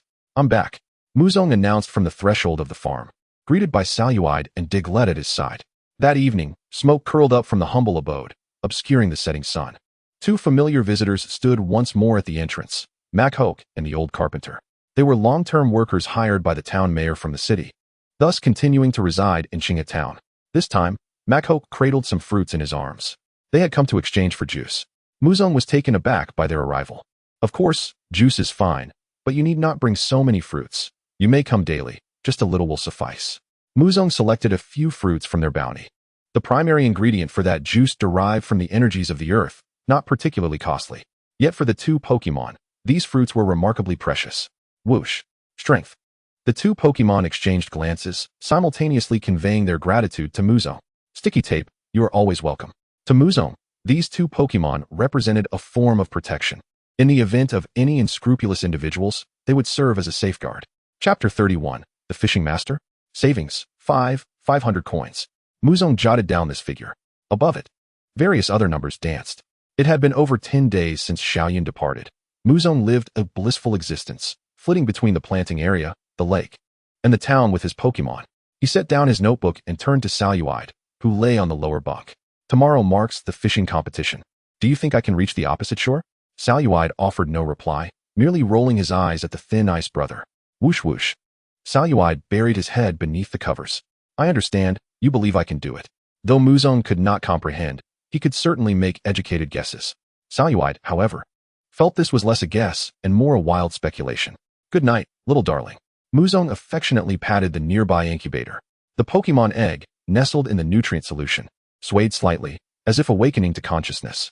Upon hearing the words little darling, Saluide cast a deep gaze at the egg before ultimately choosing to slumber. The next morning, he awoke almost simultaneously with Muzong, preparing the day's meals once again. Mumu's juice, Diglett's earth cakes, and the milk can's grass cakes were served. while Saluide and Muzong enjoyed noodles. Let us feast. Whoosh. Mew. Dig. After finishing their meal and washing the dishes, Muzong unusually donned a new outfit. Previously, Mumu had tailored 3 sets of tang suits for him, utilitarian in design for farm work. Now, he wore a new one, still in the tang suit style, adorned with silver embroidery on the chest and collar. The design featured a vine curled into a circle on the front, while one sleeve displayed a rock and the other a bug. The silver sheen exuded an air of sophistication. It was needless to say that Mumu had embroidered this using reinforced bug silk. Let us go participate in the competition, Muzong declared, picking up the fishing rod tucked in the corner. He had also acquired a superior fishing rod. However, compared to his fishing skills, this rod felt somewhat underappreciated. Upon stepping outside, he noticed a crowd moving in a singular direction towards the mayor's farm. Ah, Muzong, I knew you would participate. Xiaojia stood before her shop, handing Mankey a starberry and exchanging it for ordinary fruits. What about you? Muzong inquired. Of course, I shall participate too. My parents used to say my hair resembled the ocean, though I've hardly seen it, Xiaojia replied, retrieving her fishing rod from beside the shop, her face alight with longing. The ocean, indeed. Muzong smiled faintly. Have you ever seen it? Xiaojia curiously asked, having witnessed the scene. Muzong reflected on how the vast sea, marred by the selfish desires of a few, appeared less azure and somewhat tarnished, as he hurried towards the competition venue. Xiaojia, having just exchanged greetings with the 3 Pokemon by his side, curiously inquired, selfish desires? Is it due to wastewater pollution? Muzong chose not to elaborate, recognizing the divergence of their worlds. How dreadful! Xiaojia exclaimed indignantly. Amid their casual conversation, they arrived at the venue, which had transformed from a pastoral farm into a grand fishing pond, teeming with unfamiliar faces. There are so many outsiders, Xiaojia remarked, spotting individuals clad in school uniforms. Indeed, far more than I have seen in the past half-month, Muzong concurred. A gentle breeze swept through, providing a refreshing respite. I can scarcely imagine what the seaside must be like, Xiaojia mused, gazing at the pond that seemed to stretch endlessly. I shall take you there one day, Muzong promised. Really? Xiaojia's eyes sparkled with excitement. At that moment, the town mayor appeared on a distant podium, elegantly attired in a tailcoat, perhaps the finest garment he owned. Welcome, everyone, to Qinghe Town, where the starberry trees illuminate the pathways of the night. This competition has come together rather hastily, and the venue may seem somewhat rudimentary, so I ask for your understanding. The prizes for this contest are as follows. First place shall receive a Pokemon egg procured from the mountains. Second place will earn 10,000 alliance points. And third to 10th places will each receive 100 pounds of starberries. A wave of astonishment rippled through the crowd, particularly affecting Muzong, who began strategizing on how to secure second place. 10,000 points was no trifling sum. Next came the competition rules. Each pound of fish caught would earn 1 point. 2 pounds would yield 2 points, and so forth, while capturing a Pokemon would garner 10 points. A spark ignited in Muzong's eyes. Although his fishing skills were lacking, he had his Guis to assist him. During the announcement, Muzong and Xiaojia selected a spot to settle down. The bait had already been prepared. After the mayor declared that the competition would commence in 3 minutes, he stepped down from the podium.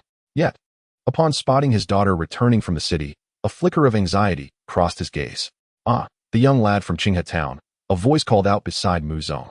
Turning, he saw a man clad in sunglasses and swim trunks, accompanied by a surfing weasel, clearly an adept fisherman. The surfing weasel was curiously observing Zarude, struggling to comprehend its prowess. Are you from Hop City? Muzong inquired. How did you know? Am I already quite famous in Hop City? For reasons unknown. Muzong detected a hint of unease in the man's demeanor. Not at all. It's simply that Hop City is the closest to here, Muzong replied matter-of-factly. With the sound of a pokeball being released, Xiaojia summoned her Vileplume. I see, the man remarked, realization dawning upon him. You appear quite clever. But in the art of fishing, mere cleverness is insufficient. Patience and technique are paramount. Otherwise, one might become a complete Air Force wannabe. His expression turned serious, hands caressing his fishing rod, as if reminiscing about an old companion. Muzong was momentarily taken aback, somewhat intimidated by the man's presence. However, he felt more stung by the term Air Force wannabe. You seem to have a formidable rival, Xiaojia chuckled from the side. It's all right. I only need to secure second place, Muzong replied, feeling compelled to give his all. After all, having such a powerful opponent might make achieving second place all the more attainable. Oh, you're also a fishing prodigy? The man queried, astonished. Of course. My fishing skills are well known, Xiaojia interjected, as the townsfolk of Qinghe nodded in agreement. Is that so? The man's lips curved into a smirk. Then let us compete. With that, the competition commenced, heralded by a dazzling firework that exploded in the sky like a starting gun. Dozens of fishing rods plunged into the water in unison, the cacophony of splashes ringing out. Muzong, however, remained calm, attaching his specially crafted bait to the hook. Zarude's vines, B, exerted an immense allure over Pokemon. As time elapsed, the man's face glistened with sweat, his grip on the rod trembling. It was evident that one among them had been boasting and had now exposed himself. Come on, don't falter. Hurry and catch something. The man gritted his teeth, as if facing a monumental life challenge. His fishing basket remained woefully empty. Wonderful. I've caught another one. Xiao Jia exclaimed, raising her rod as Vileplume extended its vines to transfer a small fish into her basket. Seriously? Am I the only one without a catch? The man's body dripped with perspiration, and as he glanced sideways, he was dismayed to see Muzong with several kinglers already in his basket. At that moment, Muzong turned to meet his gaze, the contempt in his eyes unmistakable. What are you bragging about? After all this time, not a single fish? Muzong silently derided him, thinking that if he was an empty vessel among peers, he ought not to feign mastery. The surfing weasel, too, could no longer maintain its composure and crouched by the shore. It's primarily because the surfing weasel can't enter the water, you see. Pokemon significantly enhance fishing success, and today has been unfortunate. My rod was swapped out last night, the man hastily explained, feeling the weight of Muzong's penetrating gaze. I understand. Poor conditions, last night's mishap. And a broken mouse, Muzong rambled on, but the man was left bewildered. Just then, the rod finally twitched, igniting a flicker of hope in his eyes. He pulled hard, and silence enveloped the area. Xiao Jia even covered her mouth in astonishment. What is this? The man's expression shifted from elation to despair as he reeled in a mere fry. How about I share a couple of my kinglers with you? Muzong suggested, realizing he had misjudged his opponent's capabilities, or perhaps overestimated his own prowess. His lead in points was substantial. In truth, aside from my identity as a fishing enthusiast, I am also a formidable trainer. Young one, there's much for you to learn. The man suddenly adopted a serious tone, emphasizing that the strength of Pokemon was paramount. But the Pokemon can't enter the water, Muzong reiterated, clarifying the rules. It's merely that they cannot enter the water. The man insisted. Surfing Weasel. Use Water Spiral. With a swift motion, the Surfing Weasel sprang into action, causing a massive whirlpool to form in the fishing pond. Vileplume was caught off guard by the sudden gust of wind, and Xiao Jia quickly embraced it to prevent it from falling into the water. Countless fishing rods became entangled in the swirling waters, including Muzong's own. No, Muzong whispered amidst the tumult, pressing down on Zarude's hand. The crowd was too large, revealing his true strength would be detrimental to his current standing. Icewind, Mimyan. A voice, decidedly male yet somewhat effeminate, commanded. A chilling breeze swept through, freezing the entire pond in an instant. A nearby camera captured the striking visuals of the colossal whirlpool and the frozen pond, immortalizing the moment. The man was momentarily taken aback, casting his gaze in the opposite direction of the fishing platform. Monyola's eyes, framed by silver glasses, were fixed upon him. It seemed that the older gentleman was not as formidable as he had presumed. You don't seem that strong after all, Muzong remarked, seeking revenge for his retired fishing rod. The man's face flushed crimson, rendering him momentarily speechless. At that moment, the mayor of Qinghe Town re-emerged on the platform. It appeared that a loophole had emerged in my regulations. This fishing competition had concluded in an unexpected manner. However, the people of Qinghe Town were known for their accountability, as well as their generosity and kindness. I decided to rank the contestants according to their current scores, whilst offering each participant a compensation of 10 pounds of starmel berries for the abrupt termination of the competition, with an additional 2 pounds for our friends who had traveled from afar. His voice once again captivated the attention of the crowd. The murmurs that had been brewing in their throats were abruptly quelled. The mayor, instead of opting for a rematch due to the unforeseen circumstances, chose an alternative method that garnered the most reactions. Backstage, Shi Ji and Xiao Tian from the Hop City News Agency exchanged triumphant high fives. It's a hit. It's truly a hit. Shi Ji's smile was uncontainable. The lackluster conclusion of the competition was undoubtedly insufficient. Gratitude was owed to the two impulsive trainers. Was this a scenario where everyone emerged victorious? Muzong smiled faintly, glancing into his fish basket filled with several king lures. To his astonishment, he had amassed a score of 60 points. Perhaps even the mayor had not anticipated that someone would manage to catch Pokemon in their entirety. The fish basket was collected, adorned with the contestant's name, and shortly thereafter, the rankings were announced. First place, Muzong, 60 points. The crowd erupted in astonishment. The second place holder scored merely 35 points, while the third place was not far behind with 30 points.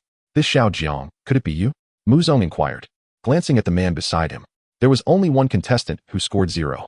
That's not me. I'm not named that. Farewell. The man fled swiftly, thus confirming his own identity. Beside him, Xiao Jia stifled a laugh behind her hand. Muzong joined in the mirth, but soon, as the champion's Pokemon egg was nestled in his embrace, his laughter faded.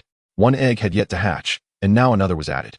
What a predicament, Muzong sighed, accepting the 10 pounds of Starmel berries presented by the award presenter. Starmel berries, sea fruits infused with ghostly energy, capable of being transformed into miraculous dishes.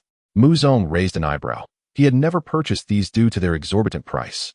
Yet, they were of the ghost type. At that moment, the mayor approached, his tone tinged with regret. I apologize for such a significant mishap during our inaugural competition. Muzong shrugged, cradling the Pokemon egg. No harm done. At least the objective has been achieved. He had not forgotten that his proposal to the mayor was to elevate the renown of Qinghe Town, thereby increasing foot traffic until it met the standards for establishing a Pokemon gym. It was later that Muzong learned that opening a gym would also allow Miss Junsha and Nurse Joy to settle in, a boon of immense proportions for him. It could be said that an unintentional endeavor had borne fruit. At that moment, the man with Manula approached, his gaze fixed intently on the egg cradled in Muzong's arms. Excuse me, do you know what kind of Pokemon egg this is? He inquired. The eyes of several individuals, including Zarude, shifted towards the egg. Manula regarded Zarude's crimson eyes with a hint of trepidation. I don't know. I found it in the forest, the mayor replied, adding to the egg's aura of mystery. Now I understand. I too have been pursuing it. By the way, I'm Qiaonan. As he spoke, he produced a Pokeball, and with a flash of red light, a robust Houndoom materialized on the ground. Upon its emergence, it exhibited no sense of security beside its trainer. Instead, it bared its teeth menacingly at Zarude. Is this? Qiaonan furrowed his brow, scrutinizing the seemingly harmless Zarude. Zarude met Houndoom's gaze, contemplating for a moment before retreating behind Muzong. Houndoom, Muzong remarked, his interest in this hairless canine not quite matching that of the speedy Houndoom, but he could not deny its distinctive charm. Moreover, it was evident that it would serve as an excellent guardian. Not to mention, it could undergo mega evolution. Yes, this is my partner, and the egg you hold may very well be the seed of its lineage. We have been searching for quite some time, Qiaonan said, eyeing the egg in Muzong's grasp. You can recognize it? Muzong was taken aback. By chance, I am currently a Pokemon breeder, and I have conducted extensive research on Houndoom, Qiaonan replied nonchalantly. When this child and I return to the clan, their kin will have nearly vanished. Perhaps this is the last offspring. Qiaonan's gaze was fixated on the egg, and Houndoom's attention followed suit. What is that? Muzong frowned. Rest assured, this could also be a matter of destiny, Qiaonan smiled. Are you a farmer? Yes, I recently inherited my grandfather's farm, Muzong nodded. That's good. It keeps you away from conflict, Qiaonan remarked, nudging his glasses. He exchanged a glance with Houndoom, which shifted its gaze to Zarude before ultimately nodding in agreement. The question of belonging had been resolved. The egg was to be entrusted to Muzong. Could you help me ascertain what other Pokemon eggs might hatch? Muzong called out, halting Qiaonan, who was preparing to leave with his Pokemon. If it's of the dark type, Qiaonan did not refuse.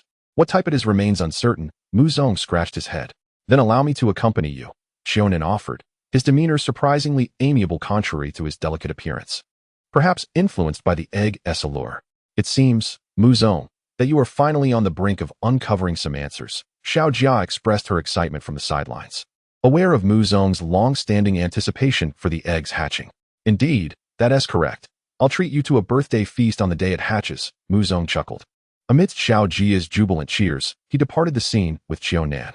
Upon arriving at the farm, the caretaker bug and the Diglett awaited them at the entrance. You two share quite the bond, Qiaonan marveled, which put him at ease. We were neighbors in the forest. Now we consider ourselves family, Muzong replied without hesitation. Qiaonan nodded subconsciously. For any Pokemon enthusiast, such words were music to their ears.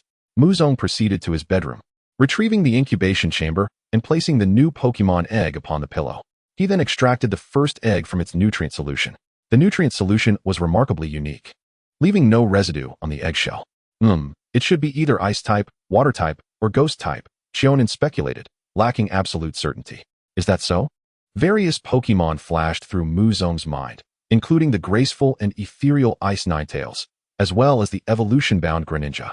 Of course, a ghost type would also be splendid. I can't say for certain, but this chill is definitely not indicative of a fire or dark type. And I can assure you it will hatch within 2 weeks at most, especially since you've cared for it so well. Xiaonan asserted confidently. Thank you. Muzong returned the egg to the incubation chamber. No problem. Should fate allow, we shall meet again. Xiaonan adjusted his glasses and turned to leave. Muzong stood rooted in place, watching as he departed. As soon as he returned the cultivation pod to the bedside, an unexpected visitor arrived at his farm. The mayor? Muzong, now dressed in casual attire, gazed at the newcomer with a hint of surprise. I have a favor to ask of you. The mayor sighed helplessly. Please, sit down. I'll prepare dinner while you speak, and you might as well join me for a meal. Muzong cast a glance at the caretaker worm, signaling for them to fetch a chair. How could I possibly impose? The mayor exclaimed, instinctively attempting to decline. Yet, Muzong had already stepped into the kitchen.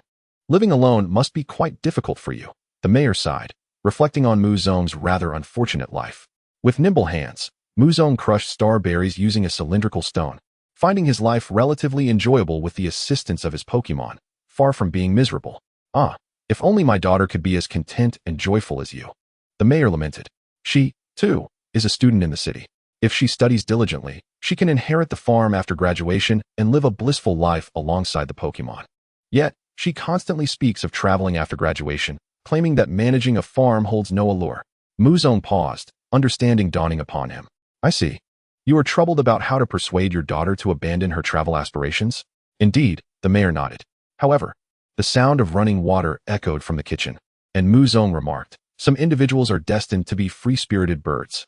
Besides, traveling is quite an enriching experience, is it not? But I have painstakingly managed this farm. With a designated fishing pond and a large estate. I am doing this for her benefit, the mayor insisted stubbornly. Muzong furrowed his brow, responding, I must admit, your family matters are not my place to comment on. Yet, perhaps you could leverage my assistance, as you and she share a common perspective as city students. You might be able to influence her thoughts. The mayor spoke with hopeful anticipation. Me? Muzong replied uncertainly, handing the mayor a glass of fruit juice. It was a simple juice made from tree fruits. His mind lingered on the juice, realizing that manually crushing the fruits was quite a waste of time. Having a machine or a Pokemon like Pot to assist would be tremendously beneficial. Perhaps I may indeed need to rely on you this once. The mayor said with a hint of supplication. After a brief silence, Muzong inquired, how do you envision my assistance? Shall I conduct a lesson on ideology? No. I intend for her to take a break from her studies to experience the farm's development alongside you, hoping she will grow to appreciate this life, the mayor revealed. Much to Muzong's astonishment. You mean to say she will work alongside me on the farm? Muzong questioned hesitantly. One could say she would be assisting you. And you need not worry about wages, the mayor replied. It is indeed quite laborious here. Choosing the path of a farmer naturally entails hard work, the mayor stated, leaving little room for Muzong to refuse. Chapter 34, Cake. The mayor took a sip of the juice and was immediately struck with disbelief. The initial sweetness was delightful, yet not cloying, followed by the familiar taste of star berries. This flavor was one he recognized, yet blended with the previous sweetness. It created an entirely new taste, a refreshing sensation sliding smoothly down his throat. What is this? The mayor asked incredulously. I made the juice myself. Intending to explore the direction of star berry byproducts, Muzong replied as he brought forth several plates of food. But star berries are only delicious when consumed whole. The mayor exclaimed in surprise. Muzong smiled silently, aware that the reason lay in the imbalance of ghost-type energy. He had managed to use the precision of his panel to balance this energy, resolving the flavor issue. While some Pokemon might not care for taste, Muzong prepared the dish for his own enjoyment. During the fishing competition over the past 10 days, he had been honing his culinary skills, recognizing that mastering energy balance was crucial for enhancing food flavors. Of course, some Pokemon were still unable to partake in human food, truly remarkable for a city student. Had circumstances been different, you might have become an exceptional trainer, the mayor remarked with a sense of nostalgia as he stood. I entrust my daughter to you. Please ensure she relinquishes her travel aspirations. Yet the mayor, resembling an NPC issuing a quest, turned and departed, leaving only his silhouette behind. Muzong shook his head helplessly and continued preparing lunch for the Pokemon. That night, the farm's door was knocked upon once more. Standing at the entrance were Machoke and the carpenter Pokemon, accompanied by a screw digger at their feet. This was their workmate.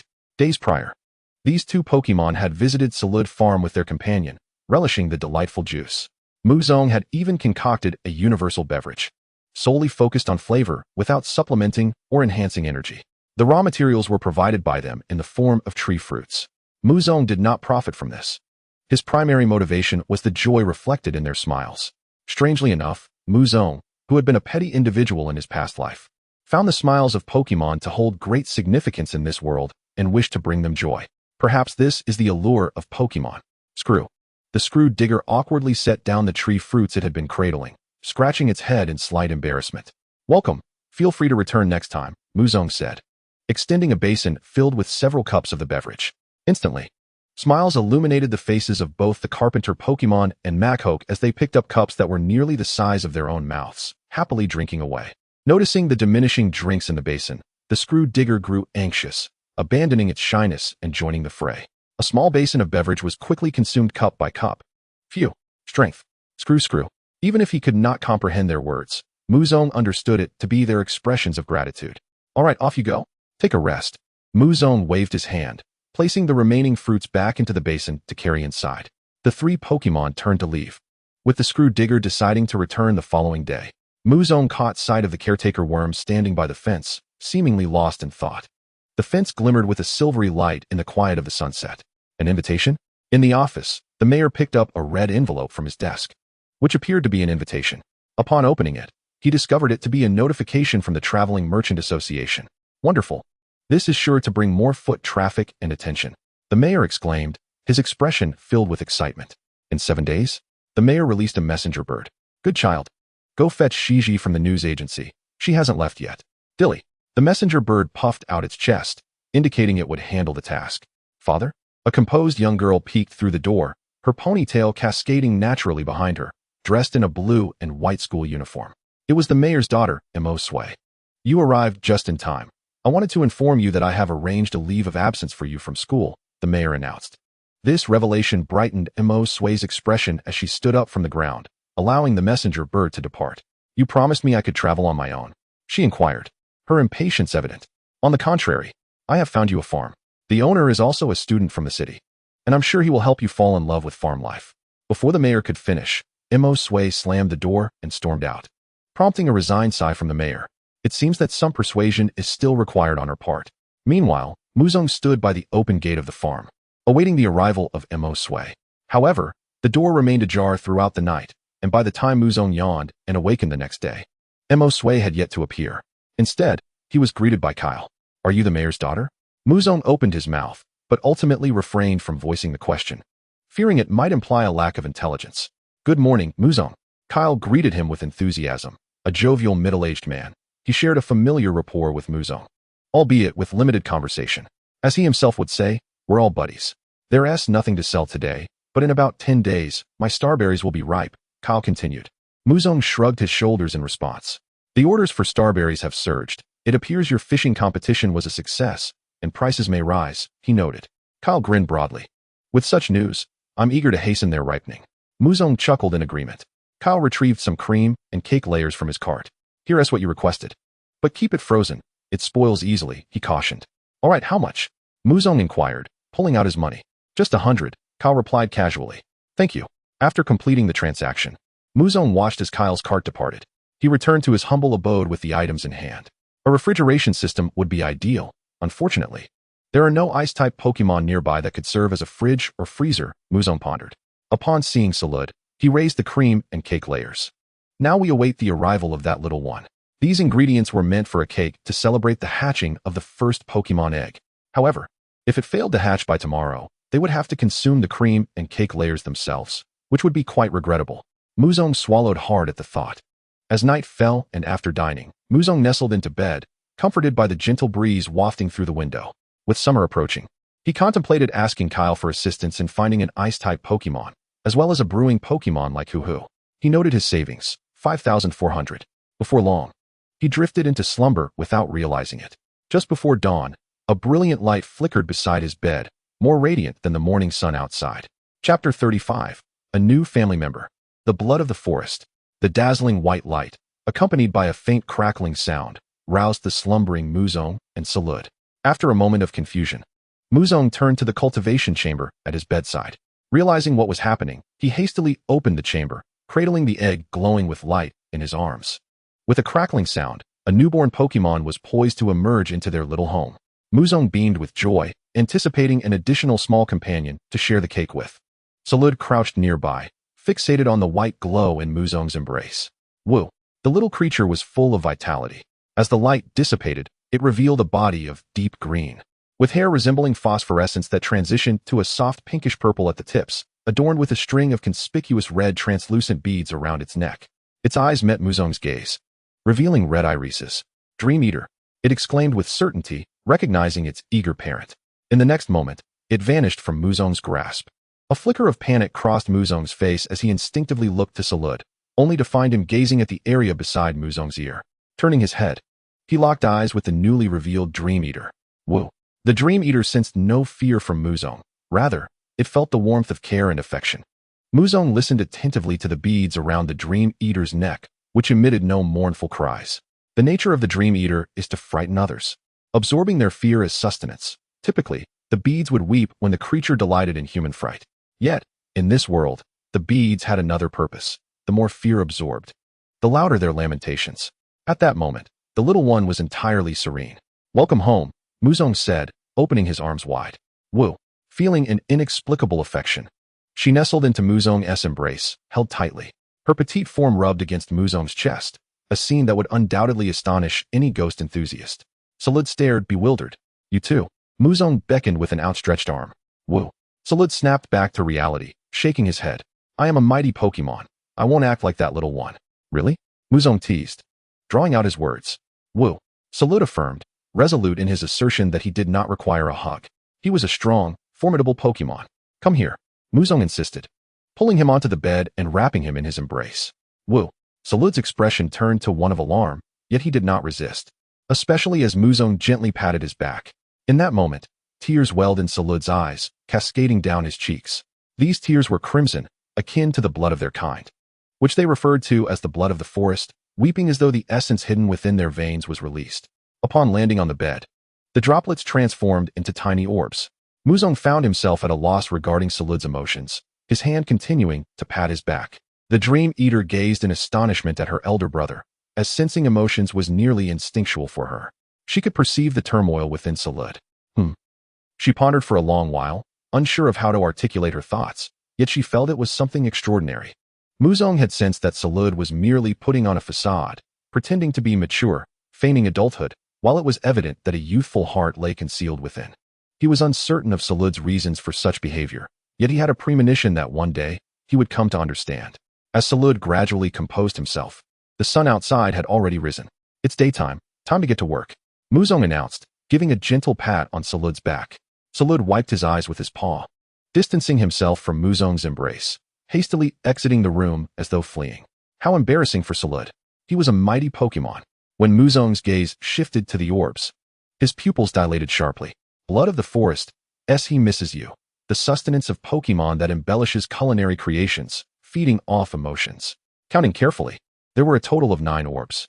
It is worth noting that previous special events had only yielded a single feather of the same grade. You are truly fortunate, Muzong mused, rubbing the Dream Eater in his arms, which felt as soft as cotton in clouds. Woo! The Dream Eater queried, puzzled. You must not be hungry, right? Let us eat together once we finish our tasks, Muzong suggested as he rose, placing her atop his head. With his other hand, he took another Pokemon egg and placed it into the empty cultivation chamber.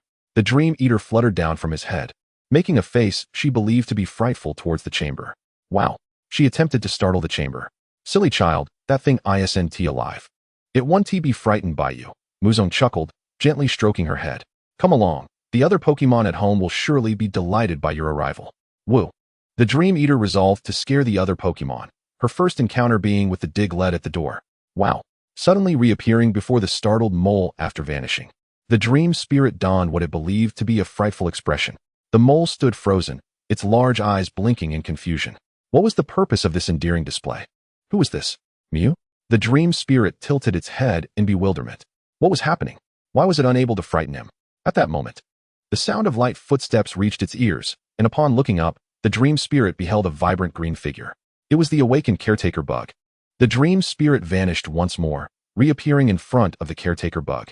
Instead of exhibiting fear, the Caretaker Bug expelled silk, wrapping the Dream Spirit like a dumpling. leaving only its red eyes blinking in a state of confusion. All right, please unwrap her. That egg will soon be our family, Muzong urged hastily. Upon hearing this, the caretaker bug promptly set to work, apologizing to the dream spirit, having initially thought this little one was an intruder. Once the silken threads were undone, the dream spirit shook its head, utterly perplexed. Why is this happening? Primarily because you are simply too adorable. Once you grow up, it will be different, Muzong replied, placing her once more atop his head. Mew? The dream spirit tilted its head, seemingly seeking confirmation of the truth. Muzong wished to confess that he was indeed deceiving her. Even when you grow up, you will remain quite charming. Truly, Muzong affirmed. The dream spirit felt a budding desire to grow. Her presence injected joy into the otherwise mundane farm tasks. She would vanish and then reappear, swallowing a flower bud whole. By the time Muzong noticed, she was already chewing away. Chew. Yuck. Blah, blah, blah. The dream spirit executed a trifecta of reactions, sticking out her tongue. Not tasty. You, my dear, Muzong sighed with a chuckle. Zarude, holding a water bucket nearby, also appeared exasperated by the dream spirit's antics. Truly a little Pokemon, but rather lacking in taste. It was as if she had completely forgotten her earlier tears. The water will had yet to flow. Perhaps they would venture into the mountains tomorrow. By the way, didn't the monkey creature not show up at all yesterday? Muzong mused, sensing something was amiss. Zarude nodded, sharing the sentiment of curiosity. Chapter 36. Little Jia, could you please fry something for me? In the western forest, within the territory of the monkey creatures, radiant beams of evolutionary light burst forth, and countless monkeys perched on branches, gazing in astonishment. Among them were several newly evolved fiery monkeys. Standing apart, one monkey remained on the ground, gripping a long staff ensnared in vines, adorned with a few battle scars.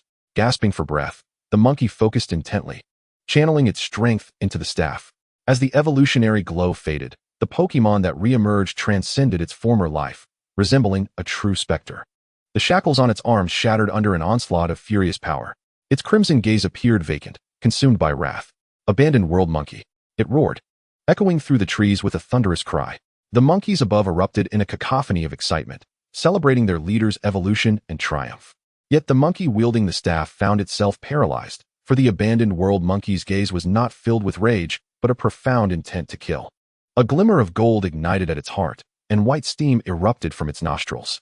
The abandoned world monkey paused, then unleashed its furious punch once more, reappearing before the monkey creature in the blink of an eye. The monkey creature swung its staff with all its might, channeling the same skill. Furious punch. The two forces collided, resulting in a brief clash that sent the monkey creature flying, crashing through two large trees before coming to a halt, utterly incapacitated. Huffing and puffing, the monkeys in the trees erupted with jubilant cries, celebrating their leader's evolution and victory. The abandoned world monkey turned, its arms wide open like a sovereign. It had finally broken free from the shackles of its body, transforming into the abandoned world monkey. Furthermore, it could lead its kin to exchange for more starberries, enabling more of its tribe to join its ranks as abandoned world monkeys. Yet, its blood-red eyes held a glimmer of confusion. The quantity of tree fruits in the forest had significantly diminished, leaving it, a creature accustomed only to combat, at a loss. As evening fell, Muzong concluded a day of labor and embarked on a new endeavor, baking a cake to celebrate the dream spirit's 0-year birthday. The birthdays of other Pokemon were inconsequential, as the mole and caretaker bug were wild, and the milk tank would likely not be remembered. As for Zarude, the date was unknown. Only the dream spirit, this little one born in his care, had a birthday that he recognized. Zarude, could you ask little Jia if she would like to join us for dinner? Muzong requested while preparing the cake. She was his only true friend. Zarude nodded and promptly departed. The dream spirit blinked, watching his retreating figure, before quietly resting atop Muzong's head. While I may not possess the skills to bake a cake, I am capable of applying cream to the outer layer of the cake and adding some decorations. Muzong began his task, extracting a portion of the cake base. Mew? The dream spirit curiously leaned in, her crimson eyes blinking. Would you like to taste it? Muzong inquired, pinching a bit of the cake base. The dream spirit opened her mouth and swallowed it whole. After a few chews, her expression morphed into one of perplexity. This doesn't seem to suit your palate. How about this? Muzong suggested, presenting a freshly washed starberry to her lips. The dream spirit eagerly swallowed it whole, attempting to chew. The first bite caused her eyes to widen, and her chewing quickened. Mew. The dream spirit's eyes sparkled. She found it delightful. If you enjoy it, then let us use starberry jam for tonight's celebration, Muzong declared, summoning the caretaker bug. Could you please help me chop these star berries into small cubes using your silk? The caretaker bug nodded, extruding a strand of silk to gather the soaked star berries from the water, retrieving them. A cluster of star berries was placed on the cutting board, and she continued to produce silk, weaving it into a fine mesh. With a swift tug, what would have taken several minutes to chop was completed in an instant. Mew? The dream spirit fluttered off Muzong's head, vigorously expelling air at the basin of water. Exhausted and panting, she failed to produce any silk. Are you attempting to use your silk-spitting technique? Muzong observed while mixing the berry cubes with lemonade and sugar, glancing at the diligently working dream spirit. The dream spirit nodded. This elicited a chuckle from Muzong. You won't be able to master the silk-spitting technique. That is a skill typically reserved for bug-type Pokemon. The dream spirit tilted her head, seemingly comprehending, before employing her own skills. Her crimson eyes shimmered with a purple glow as she focused intently on the berry cubes. The same glow enveloped one of the cubes, lifting it from Muzong's hand with her psychic powers. What a remarkable display of telekinesis, dream spirit. You are truly impressive. Muzong marveled. Mew. The dream spirit beamed with joy, though the berry cube fell to the ground. The caretaker bug, wrapping the silk around her arm, smiled at the dream spirit, patting her silk-covered limb. This little one had grown significantly since her birth. All right, caretaker bug, you may go play for now. I will handle the jam, Muzong said, igniting the gas stove to heat the pot. The caretaker bug nodded cheerfully, emitting a joyous sound before departing the kitchen. The somewhat fatigued dream demon settled atop Muzong's head, eyes closed in slumber, resembling a weary infant after a bout of tears. Truly, Pokemon are extraordinary beings. They can frolic energetically from the very day of their birth and wield their skills with remarkable ease, Muzong mused. He poured a mixture of fruit puree and syrup into the bottom of the pot, gradually increasing the heat as he began to sauté. The process of making jam typically involves several steps: chopping the fruit, mixing in sugar and lemon juice, and then stirring in the pot until all moisture is evaporated and the mixture thickens. Of course, one must also pay attention to sterilization during this process. A faint smile graced Muzong's lips as he retrieved a pomelo, slicing off a small piece, wrapping it in a white cloth, and squeezing in some juice. While this may not serve a bactericidal purpose, it does possess healing properties, akin to a whip dipped in iodine, simultaneously striking and disinfecting. As the sautéing continued for some time, Muzong felt the need for assistance. Zarude could certainly lend a hand, yet he believed Zarude had already contributed enough. He would manage this task himself, if only he had a helper. Almost as if his thoughts had summoned her, a distinctly youthful voice chimed in, Muzong. I'm here. As Muzong stirred, he glanced toward the kitchen entrance. Xiaojia, with her blue ponytail and 2 strands of hair cascading over her forehead, donned a white crop top. You came, but why are you carrying something? Muzong inquired, noticing the bag in her hand. Just a few fruits. I feel bad always eating for free, Xiaojia confessed, sticking out her tongue. All right, by the way, Xiaojia, could you help me stir? Stir? Cooking? Xiaojia looked curiously into the kitchen, faintly catching a whiff of the aroma. Yes, please help me sauté, Muzong confirmed. But I'm not very good at cooking. She replied, twirling a finger through her hair. It's fine, just stir it until it thickens while I prepare the other ingredients, Muzong reassured, handing her the spatula. Let me give it a try. Are you making jam? Xiaojia asked, peering into the bubbling pot. Indeed, I plan to use this jam for a cake tonight. But it seems it will take a bit longer, Muzong replied with a wry smile, noting the busy day ahead with the starberry trees nearing maturity. No worries. I can handle hunger quite well, Xiaojia chuckled. Zarude observed their exchange, resting a paw against his chin. The dream demon yawned, contemplating a brief nap atop Muzong's head after a long day. Engrossed in his tasks, Muzong remained unaware of the dream demon's slumber. As the jam had not yet completed, the cake batter was set aside for the moment. The first dish was a fish and tofu soup, designed to enhance milk production. Given that wild fish stocks had been nearly depleted, most of their income relied on that large milk can. Thus, Muzong had spent several days perfecting this dish. With the arrival of the dream demon, their income would inevitably take a hit, as a portion would be allocated for this little one. No matter the hardship, the child must not suffer. The second dish involved using leftover dumpling wrappers to make dumplings. Are these filled with grass? Xiaojia asked, glancing at Muzong's movements while stirring. Yes, they're for the caretaker bug, he replied with a gentle smile, while the dumplings simmered on the stove. The next dish was nearly ready. Grass dumplings, an excellent culinary creation, especially if the filling were to be altered. Special effect. Enhances the skill effectiveness of grass and bug-type Pokemon. The third dish was prepared for the Diglett. It was made from the remaining rice. After frying, words appeared before Muzong. Earthy rice mix. Wastefulness is a bad habit. Special effect. Enhances ground-type energy, boosting strength. This dish was evidently tailored for the Diglett. Following that, he prepared longevity noodles, a staple for both him and Zarude. Through observation, he noted that no matter the dish, it seemed to have no impact on Zarude's enhancements. Moreover, Zarude particularly relished the contents of his bowl. Does your Machoke or Gloom have any favorite foods? Muzong inquired. Gloom enjoys damp seaweed, while Machoke eats anything. He would be thrilled to have energy cubes, Xiaojia replied without hesitation. Seaweed, energy cubes. The latter made Muzong ponder, uncertain if his panel could influence energy cubes. Perhaps they could yield even greater effects. Xiaojia, can you make energy cubes? Muzong asked curiously. No, I can't. She shook her head. All right then. Muzong sighed, slightly disappointed. After all, Xiaojia was not a breeder. This reminded him of Qiunan, who had claimed to be a Pokemon breeder. Energy cubes should be fundamental to that role. Let's prepare a few more dishes. Muzong pulled out tomatoes and eggs, along with salt, to create a salty tomato and egg stir-fry. Tomato and egg, a Gyarados that can't surf can accomplish nothing. Special effect, none. Muzong raised an eyebrow. Perplexed by this description, it was the first time he had produced such a dish. No effects whatsoever. Nevertheless, he brushed it off. If there were none, so be it. Before long, the jam had finished sautéing, coinciding with a refreshing breeze that swept in. The jam in the pot cooled rapidly, solidifying. Xiaojia looked on in astonishment as she witnessed a gust of wind coalesce in Zarude's palm. Zarude smiled gently at her, revealing a sharp fang while the other hand continued to support his chin. In Xiaojia's eyes, Zarude transformed into a powerful, cunning, yet exceptionally gentlemanly Pokemon, reminiscent of a mythical fox spirit. Incredible. I've seen Pokemon at the level of Great Balls that couldn't achieve this. Xiaojia exclaimed in amazement. Great Balls are nowhere near enough, Muzong replied with a faint smile, although he too could not discern Zarude's true strength. Perhaps he possessed the might of a Master Ball level? Xiaojia tilted her head. I don't know, Muzong admitted, lacking a suitable reference point. No one could ascertain Zarude's true power. Listening to their conversation, Zarude's lips curled into a subtle smile. Master Ball. He closed his eyes, recalling a battle from his memories. At that time, the world had turned upside down.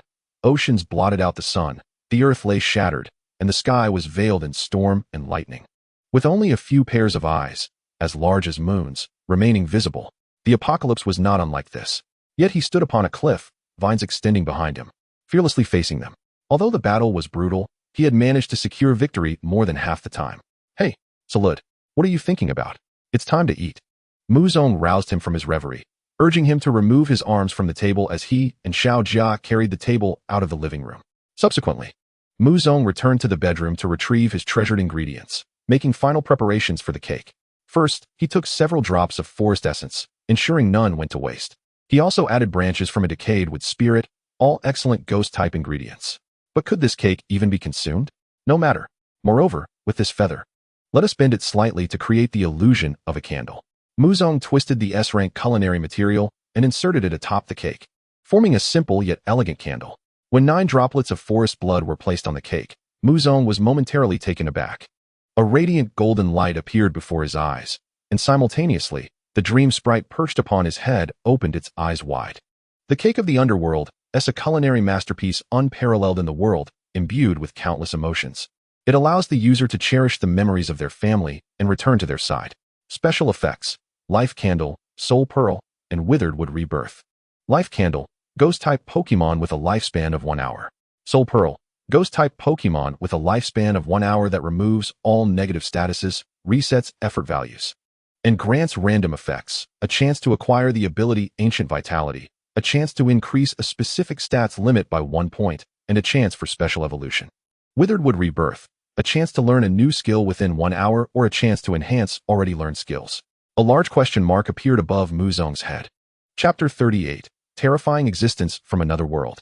What in the world is this? What is this 200-word essay? What does a lifespan of 1 hour mean? An eternal motion machine? The dream sprite's eyes sparkled as it suddenly soared down from Muzong's head. Its body brushed against the candle made from the feather, and a wisp of ghostly flame ignited, bringing the candle to life. In the small kitchen, it seemed as though a melody began to play. Oh, it sounded like a celestial maiden singing, celebrating the birth of the Lord of the Underworld. The surrounding ethereal energy isolated the small kitchen from the world, transporting it to another realm. Dream Sprite, do indulge in the cake. Muzong glanced back at the vanishing house, realizing the gravity of the situation. This dish, crafted from 10s rank ingredients and profound emotions, had transcended imagination. The dream sprite, unable to contain its excitement, opened its mouth wide and began devouring the cake voraciously, consuming the red orbs above one by one, along with the jam and cream. The feather gradually burned away, its smoke enveloping the dream sprite. Muzong felt a haze before his eyes, as if he glimpsed a shadow of wings upon her form. The dark mist beneath them seemed to connect to another world. A pair of crimson eyes approached from afar, observing the intruders. Just then, the dream sprite finished devouring the entire cake, and the surrounding energy rapidly surged into her body. With a jubilant cry, she returned to Muzong's head, reveling in her newfound strength. She had completely transcended the realm of novice Pokemon, even reaching the level of advanced Pokeballs. For a creature born merely a day ago, this was nothing short of extraordinary. Moreover, Muzong estimated that his dream sprite was destined to share a lifespan with the heavens. It seemed that the cake would remain uneaten tonight. Muzong affectionately stroked the dream sprite atop his head, his smile unwavering. This dish had allowed the dream sprite to step beyond the bounds of a legitimate Pokemon. It had reached the level of a cherished gift. The dream sprite expressed a hint of guilt, having consumed an entire cake, while Muzong, who had labored throughout the day, had eaten nothing. It's perfectly fine. Muzong wiped off the remaining jam with his finger, tasting it. Happy birthday, little dream sprite. With a joyful chirp, the dream sprite leapt upon Muzong's head, playfully nibbling at his hair. At that moment, he turned to find Salazzle staring intently at them. Having arrived unnoticed. Salazzle? You startled me. Muzong inhaled deeply. Salazzle's initial concern gradually faded. He had not anticipated that in the brief moment of fetching a cake, the entire kitchen would vanish, quite literally. He glanced towards the connection between the kitchen and the house, which had now appeared like building blocks with minute cracks. Come, let us dine, Muzong said with a smile, picking up the dinner he had prepared earlier. Salazzle snapped back to reality, retrieving a plate. Yet, his sensitive nature detected a gaze. An immense presence was observing them. Just as all the dishes were cleared away, a pitch-black opening appeared on the kitchen floor, revealing a pair of eyes. The red orbs scrutinized the room, which was still larger than its own body. Moments later, the opening vanished. In the yard, Little Jia looked quizzically at the table. Where did the cake go? All consumed by the dream sprite, Muzong replied, scratching his nose, feeling somewhat guilty for having someone assist in stirring the jam for so long. Little Jia gazed at the dream sprite, astonished, covering her mouth. This little one is surprisingly formidable. With a gleeful woo, the dream sprite fluttered down from Muzong's head, twirling in the air before using Psychic to levitate a dumpling from the table, stuffing it into her mouth. Yip yip. She spat out the grass dumpling in disgust. The nanny bug chuckled heartily, its demure demeanor seemingly learned from Little Jia. From a distance, the large milk can rolled over, stopping at the dining table. Then let the birthday feast for the dream sprite commence, Muzong declared, announcing the start of the dinner.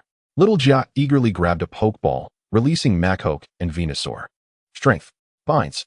Venusaur settled onto the table, and the nanny bug distributed a few grass dumplings to him. At that moment, the dream sprite suddenly appeared before Venusaur, attempting to make a frightful expression. Yet, Venusaur merely sniffed, catching the scent of cream, and waved its vines, eager to find its way to the dream sprite's mouth. Taken aback, the dream sprite promptly vanished, returning to Muzong's head. Ha ha! Laughter erupted around the table. Even Salazzle could not suppress a chuckle. Machoke enjoyed the other main dishes, sipping a specially crafted beverage. Before nightfall, familiar figures arrived at the farm. Machoke, the old carpenter, and Drillbur. Come in, everyone. Join us for a meal. I've prepared plenty tonight. Muzong beckoned them inside. They still carried some berries, ready to exchange for their favorite juices. Woo! The dream sprite suddenly vanished from Muzong's side, only to reappear before Drillbur. She chose the one that appeared the weakest among the three Pokemon. Drillbur stood frozen, scratching its head in confusion. What is this? Cough cough. Dream sprite, return. If you don't, you'll frighten Drillbur to death. Muzong called out. Little Jia finally realized. Is she trying to scare the other Pokemon? This thought left the dream sprite, just returned to Muzong's side, petrified. Was it not that obvious? Well, while she is indeed adorable, it appears to be the case. Muzong stifled a laugh. Woo! The dream sprite huffed, puffing her cheeks in apparent frustration. Yet, when Muzong approached with a spoonful of jam, her crimson eyes widened involuntarily. Just one bite, please. She licked the remaining jam off the spoon, quickly forgetting the earlier incident, returning to her favored perch atop Muzong's head. It seemed she relished the sensation of being there. Beside him, Zarude quietly spread starberry jam over the remaining cake layers. Once he had nearly finished the application, he silently hurled the cake into the distant clearing. Instead of crashing onto the ground, the cake sank into a black hole, whisked away by an unknown entity. From another realm, golden eyes observed the floating cake, glancing back at the dream demon that had consumed it in the waking world. Mimicking the dream demon, he swallowed the cake whole. A miraculous flavor erupted in his mouth, causing his menacing wings to halt in the darkness. Chapter 39. The Black Hole. The black hole vanished. The banquet continued amidst laughter and merriment. Huffing and puffing, a white figure approached from afar, clutching a green stick, its wounds still fresh. It appeared the monkey monster had been in another scuffle. Xiaojia gazed at him. The monkey monster swung from the farm's entrance, landing directly before them. Huff. Armed with his stick, he was ready to battle. However, rather than challenging Zarude directly, he pointed at the two powerful creatures, along with the builder and the screw mole. After surveying the surroundings, his gaze landed on the dream demon. This one was unfamiliar. It too would fight. Woo. The dream demon tilted its head. He intended to face you. It seemed they would engage in a wheel battle. Muzong ruffled the dream demon's head, its unique form resembling a cloud, yet not passing through. Woo. The dream demon ascended from the ground. Could it truly hold its own? The monkey monster possessed the strength of a super ball, while the dream demon had only just emerged. Xiaojia stepped forward, attempting to dissuade him. Meanwhile, the battle commenced. Though a worker, the screw mole possessed a warrior's spirit. The clang of combat resounded, and in mere moments, the screw mole was struck aside by a blow, landing at the feet of the builder. Huff. The builder extended his hand, placing the screw mole next to the powerful creature, then took his two pillars and advanced towards the monkey monster. Bang. The pillars struck the ground, their gazes locking. Huff. The monkey monster felt the pressure, tightening his grip on the stick. The builder transformed from his previously frail appearance into that of an old soldier. With force, he slammed the pillar into the earth, sending a small stone flying. The massive pillar in his grasp was not dissimilar to the monkey monster's stick. He tightened his grip and struck the stone away. The tiny stone shot forth like a bullet. Muzong glanced at Xiaojia, only to find her expression unchanged. Is that the rock slide technique? He inquired. As he spoke, the stone collided with the stick, which the monkey monster desperately defended against. Indeed, it is the rock slide technique, Xiaojia nodded. Such an exaggerated display? Muzong exclaimed in astonishment. The builder's strength likely rivaled that of a super ball. A rookie Pokemon could easily carve a trench several meters long, while a Pokeball level could redirect a stream. Just previously, a frenzied Super Ball Pokemon had wreaked havoc on an entire street, making headlines for several days. Upon further reflection, Muzong concluded that a high-level ball could potentially devastate an entire town, and the Master Ball and beyond would be even more extraordinary.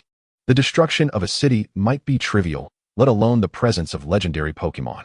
The battle between the two Pokemon left the ground pockmarked. Though most of their strength was directed at one another, had they unleashed their power upon the earth, massive craters would have already formed. Huff. The monkey monster's stick radiated a brilliant light, launching an upward attack against the builder. What transpired next left Xiaojia covering her mouth in disbelief. What on earth? A rising dragon? Muzong stood frozen. The builder was unexpectedly lifted into the air. He had been tossed aloft by a mere stick. Thud. It was akin to a projectile, albeit executed with a stick. This was the transformation the miracle seed had bestowed upon the monkey monster, enabling him to unleash every technique through his weapon. It could also be said that the miracle seed resonated with the monkey monster's heart, embodying his desire to wield a weapon to conquer his foes. Fist of Fury. The stick glowed once more, sending the still airborne builder hurtling away. He crashed to the ground, creating a significant dent in the earth. Muzong's expression darkened with concern. The screw mole appeared to sense his emotions. Nuzzling against his pant leg, chirping softly, he could restore the ground to its original state. By the time Muzong awoke tomorrow, all would be well. Thank goodness for you. Muzong squatted down, affectionately stroking the screw mole's little head. The screw mole beamed, pleased to assist Muzong. Otherwise, it would feel guilty for merely eating and drinking here daily without facing threats from other Pokemon.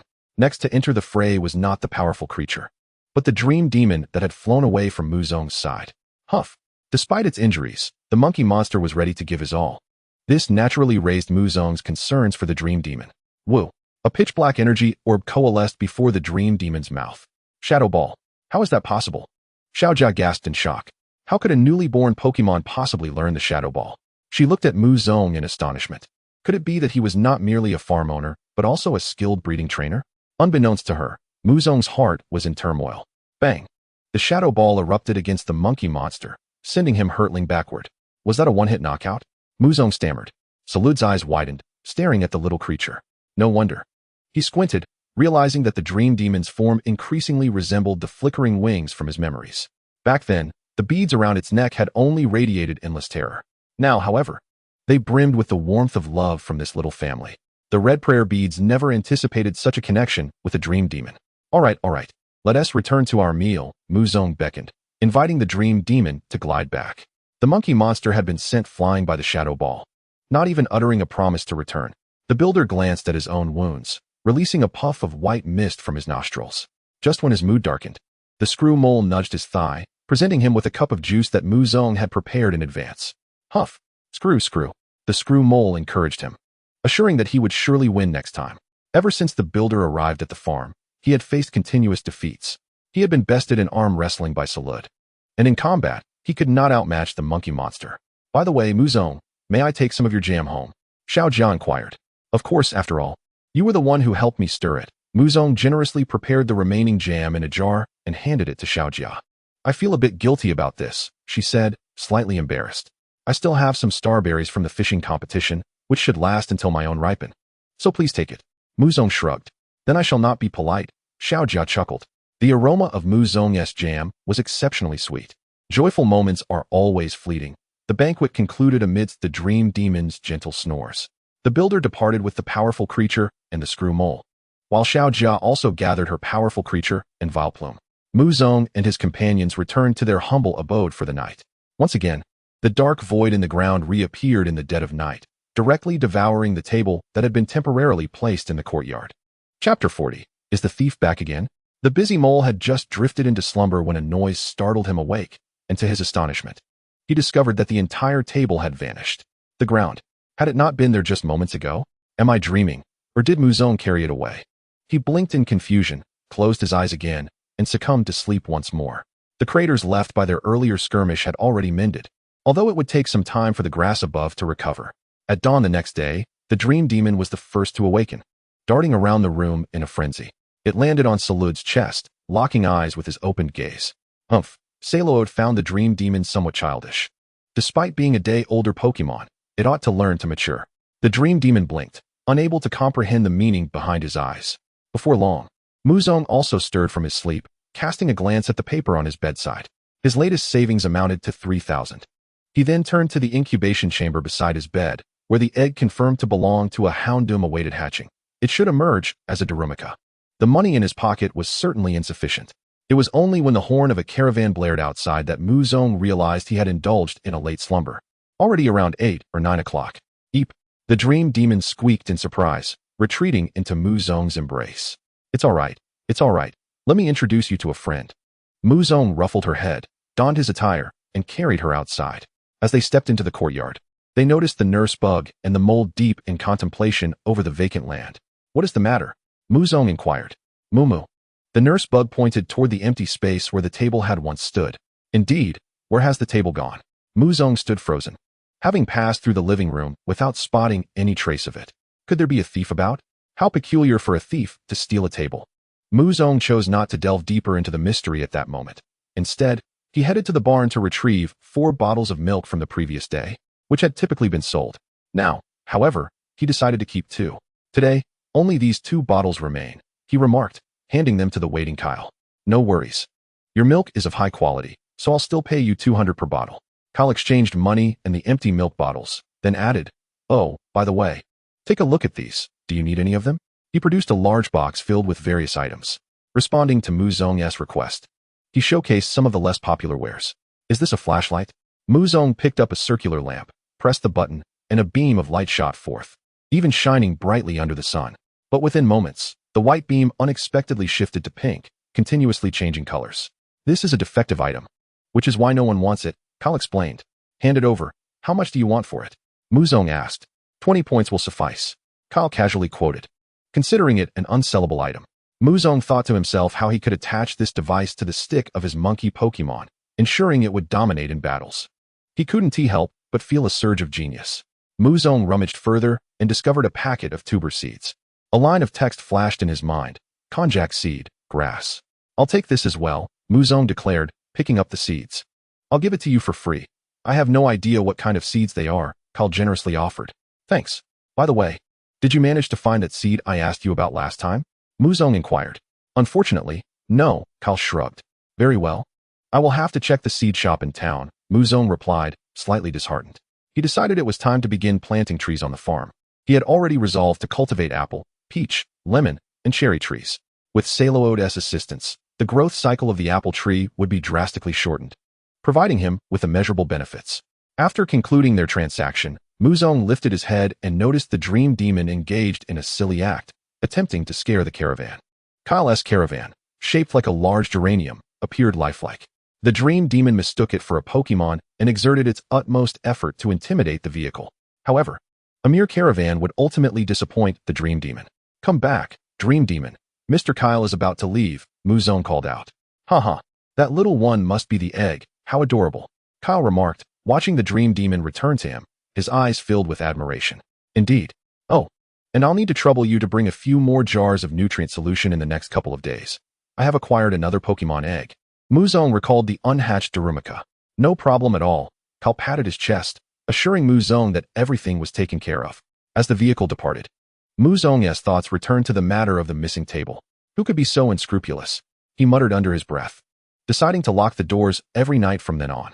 He summoned the mole to join him in the planting area, where they planned a section for the mole to till the soil. He planted the freshly acquired konjac seeds.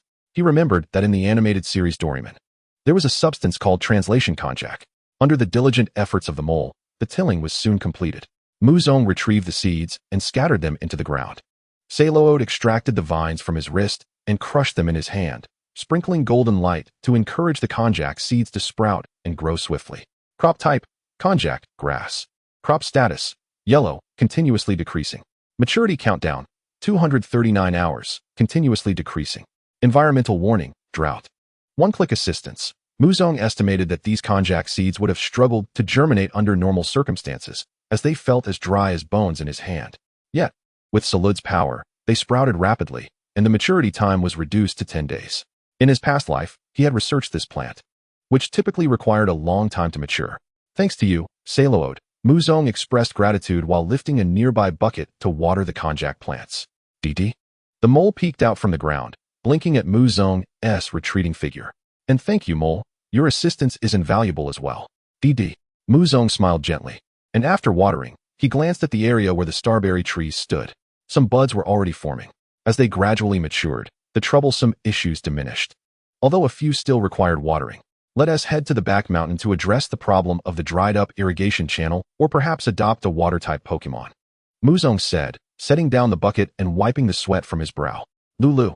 Zarude followed closely behind him. The dream demon remained perched atop his head, while the mole quickly caught up, appearing somewhat clingy. Among the inhabitants of this home, aside from Zarude, the mole exhibited the most attachment, trailing Muzong like a child. Now, another dream demon had joined the ranks of those who clung to him. Chapter 41. Charcoal Little Servant and Nidori No. In the woods, Muzong and his party strolled leisurely. Although they claimed to be searching for the source of the dried-up irrigation channel, in truth, they were more engaged in leisurely respite. The prolonged life on the farm had tempered Muzong's once fervent impatience. Moreover, with these delightful little companions by his side, he found himself in high spirits as they followed the waterway deeper into the forest. Along the journey, several areas were encountered where the mud had formed obstructions. The groundhog effortlessly cleared them away. What was this? As a wild thicket was cleared, Muzong beheld two small creatures engaged in battle. One was a purple-bodied creature, feet firmly planted on the ground, with a long horn protruding from its forehead, Nidalino. The other creature was more intriguing, clad in armor. Its diminutive arms and legs resembling a stick figure, its eyes and hair ablaze like flames, with a tail that transitioned into a gradient of blue. Charcoal Sprite. Nidalino unleashed its horn drill skill with all its might, charging towards Charcoal Sprite. The flames enveloping Charcoal Sprite intensified, and it retaliated with a powerful charged flame attack. The two clashed, and smoke billowed into the air in an instant. Charcoal Sprite was the first to be propelled backward, crashing into a tree behind it. Nidalino landed on the ground, adorned with scars yet exuding an aura of victory as it gazed at its opponent. Nido, it exclaimed. With a crackle, Charcoal Sprite struggled to rise. They had battled for many days, and today, the victor was finally determined. At that moment, he noticed Nidalino shifting its gaze to the side. Following its line of sight, a heavy weight settled upon him. It was a human, the very being that had separated him from his brother. With a crackle, the flames on him surged once more, only to quickly dissipate as he collapsed to the ground. Nidalino tilted its head, assessing Muzong with a glance before turning to the side where Zarude stood. The aura emanating from Zarude felt like the convergence of a youthful tree and an ancient one, an oddly comforting sensation that conveyed goodwill, instilling in him a sense of encountering a savior. This Pokemon posed no threat. Nidalino let out a sigh of relief, simultaneously indicating that Muzong and the other Pokemon were also safe. Lolza? Zarude voiced in confusion, seemingly confirming their identity. Nidalino did not comprehend, instead approaching Charcoal Sprite, nudging it gently towards Muzong, signaling for it to seek help. Humans possess something that can swiftly restore a Pokemon's vitality, something it had witnessed before. When Muzong's gaze finally landed on Nidalino's face, he discovered a deep scar that seemed to have existed for a long time. Papa? Charcoal Sprite looked at Nidalino with confusion. In its eyes, humans were villains who tore families apart. Nidoni. Nidalino glanced at Zarude while explaining to Charcoal Sprite. Living outside the forest, it was challenging to grasp the goodwill radiating from Zarude. Papa? Charcoal Sprite listened to Nidalino's explanation and turned its gaze towards Zarude. Muzong scratched his head, wishing for a means to understand Pokemon speech. Under Nidalino's persuasion, Charcoal Sprite reluctantly rose, stepping towards Muzong. As Muzong observed the scars on its body, he hesitated until Charcoal Sprite stood beside him, its warmth palpable. He crouched down and spoke. Are you here for me to help you recover your strength? Charcoal Sprite glanced back at Nidalino, nodding in affirmation. But I don't have any citrus berries or similar items on me. You'll need to come back with me, Muzong replied.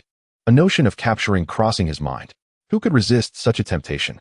When Muzong had first played, he had accidentally defeated his first Charcoal Sprite, leaving him distressed for a long while. Papa. Charcoal Sprite took a cautious step back, its gaze sharp. Its dear brother had been taken away in such a manner. Nidalino reassured it. It's all right. Not all humans are bad, especially when they are alongside that Pokemon.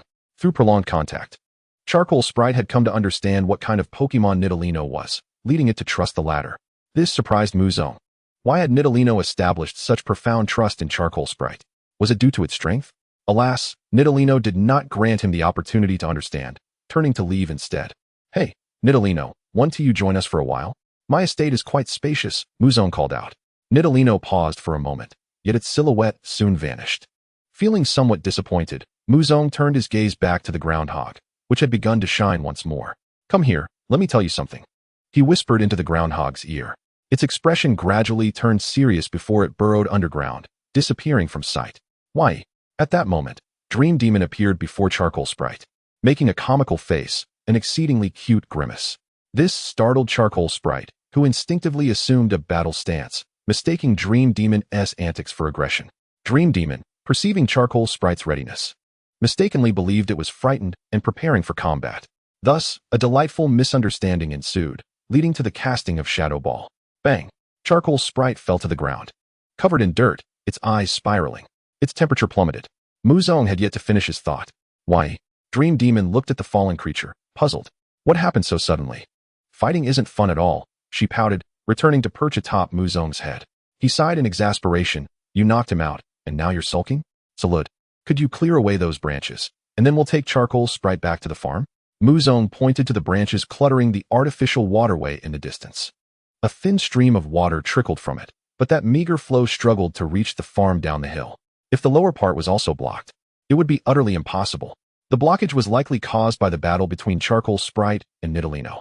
Zarude flicked its vines, which wrapped around the heavy branches and debris from below, and with a decisive pull, they were extracted from the waterway. Clear water gushed forth, rushing down the hill. With a splash, a heap of branches and mud fell to the ground, and Zarude gracefully retracted its vines. Impressive. Let us head home, Muzong said, lifting Charcoal Sprite and retracing their steps. The water followed in their wake, soon cascading alongside them. Zarude's farm would now enjoy a continuous flow of water. Upon returning to the farm, Muzong plucked a large fruit from the citrus berry tree and returned to the kitchen to prepare juice.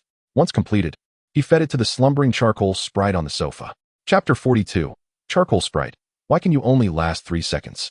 With a crackle, Charcoal Sprite awoke from its slumber, realizing it was lying on something peculiar. You're awake?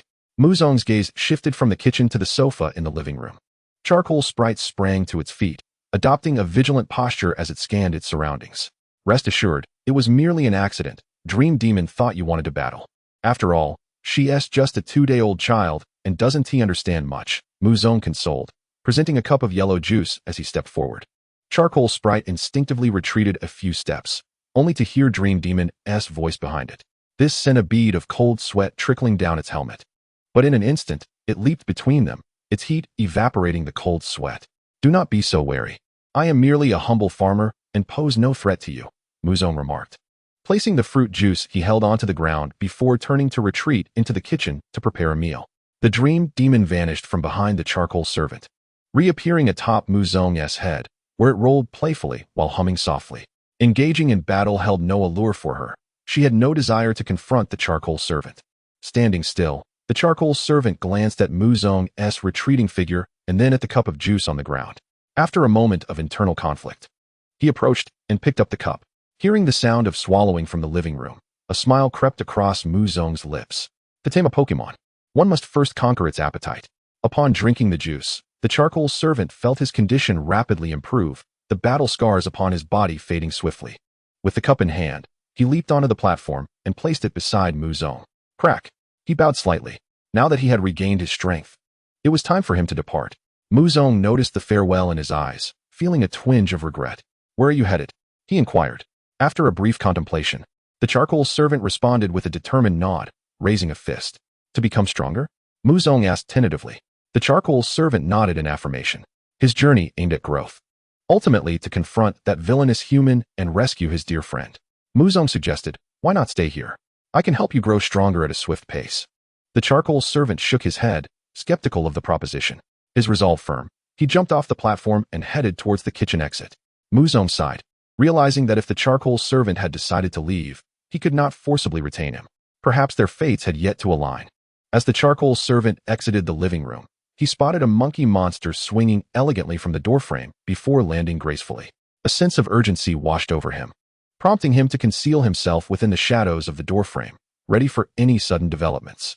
The monkey monster scanned the surroundings, zeroing in on the slaking sprawled across the lawn. With a huff, the monkey monster approached, wielding a stick and feigning an attempt to poke at the slaking. Bearing numerous scars, he had just awakened after being knocked out by the leader of the world monkeys and had come here to hone his skills, with the goal of defeating Slaking. His smaller ambition was to surpass his own leader. Slaking glanced at the stick, questioning, what do you intend to do with that? Instantly, Slaking leaped to his feet, appearing at a distance from the monkey monster. With a missed strike, the monkey monster stumbled but quickly regained his stance, brandishing the stick defiantly. Crack! Slaking unfurled his thick vine whip. The monkey monster exhaled a plume of white steam from his nostrils, channeling all his might into a furious punch, which he infused into the stick. The gust generated by his movements even reached the charcoal servant. Crack! Such strength! The charcoal servant held his breath, wondering if he could withstand such force. How would that Pokemon respond? Slaking's expression remained unchanged. The monkey monster had not improved in days. With a casual flick of his whip, he effortlessly blocked the furious punch.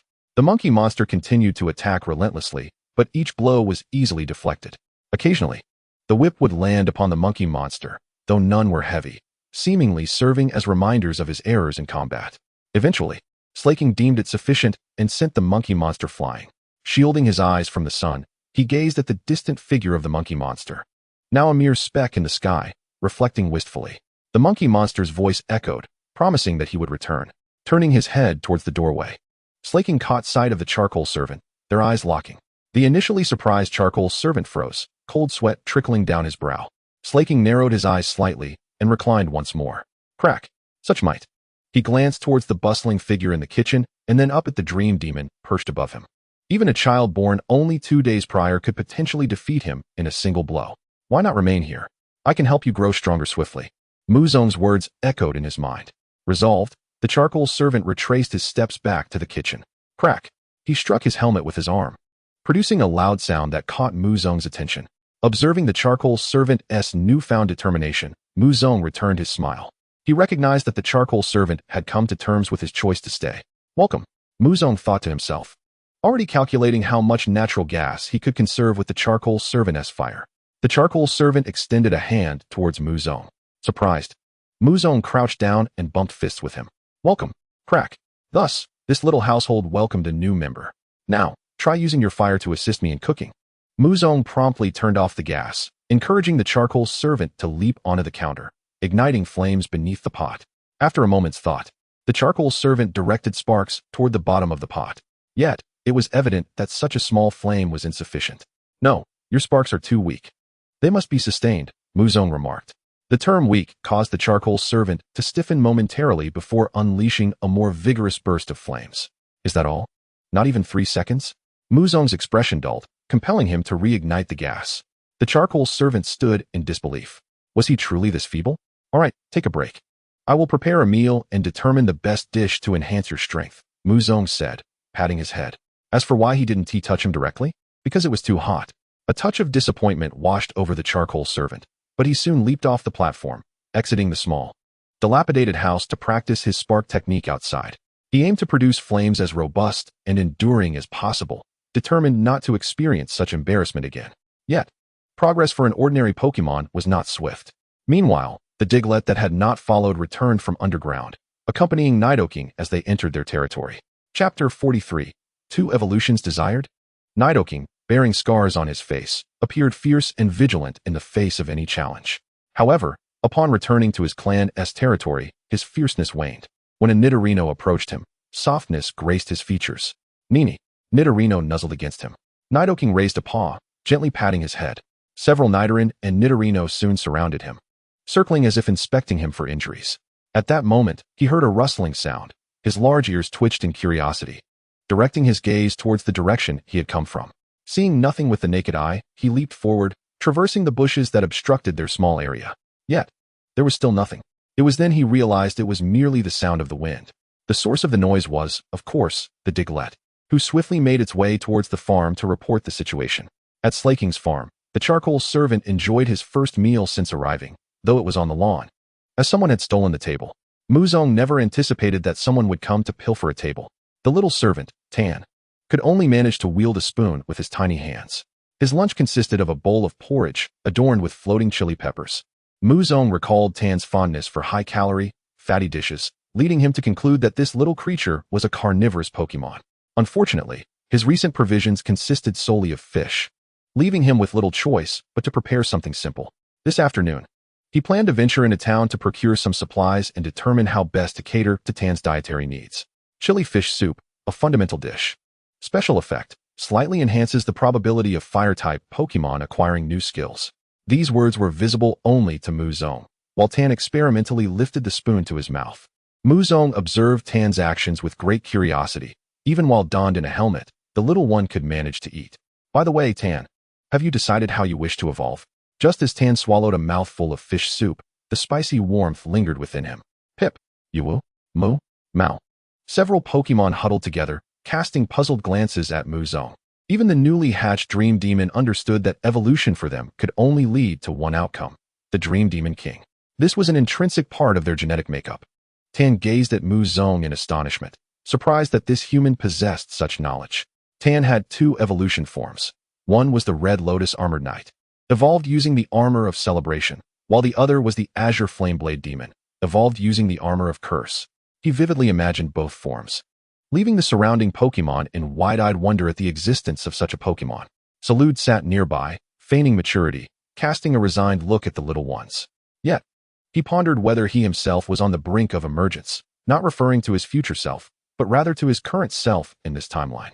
At that moment, he found himself utterly disinterested in Muzong's explanation of the differences between the 2 evolution paths. It felt akin to someone dredging up your early QQ signatures and various posts, reading them aloud while prompting you to recite along. Once Muzong concluded his exposition on the evolution paths, Tan fell into contemplation, though he remained mindful to finish his fish soup with the spoon. An inexplicable surge of energy welled up from his abdomen. He lifted his head and unleashed a stream of flames into the distance. This flame was not orange-red, but rather a striking purple. "Is this the Will-O-the-Wisp technique?" Muzong exclaimed in surprise. It seemed that Tan's comprehension was quite remarkable, as even a slight enhancement in probability had enabled him to grasp a new skill. After concluding the move, Tan stared in astonishment at the fish soup at his feet. Is it truly possible to become stronger so swiftly? He looked toward Muzong, as if glimpsing the future. "So, which form do you wish to evolve into?" Muzong inquired, taking a deep breath. Tan extended one hand, then the other, as if facing a choice between his palm and the back of his hand. Yet, If it were this formidable trainer, he brought his hands together. He wanted them both. Muzong was taken aback, finally understanding his intent. His first thought was not whether it was feasible, but rather if it was permissible. Pip. Ten snapped back to reality, cautiously asking. I shall do my utmost to assist you, Muzong responded. Pip. Ten raised his fists in exuberance. At that moment, a Diglett returned from the forest, joining the gathering at the table. Did you find it? Muzong inquired as he produced a box of dirt-laden cookies. The Diglett nodded, swallowing a piece of cookie simultaneously. Dirt cookies. Will anyone fancy them? Special effect. Enhances the energy of ground-type Pokémon. The Diglett could not stop after the first bite, quickly finishing an entire canister.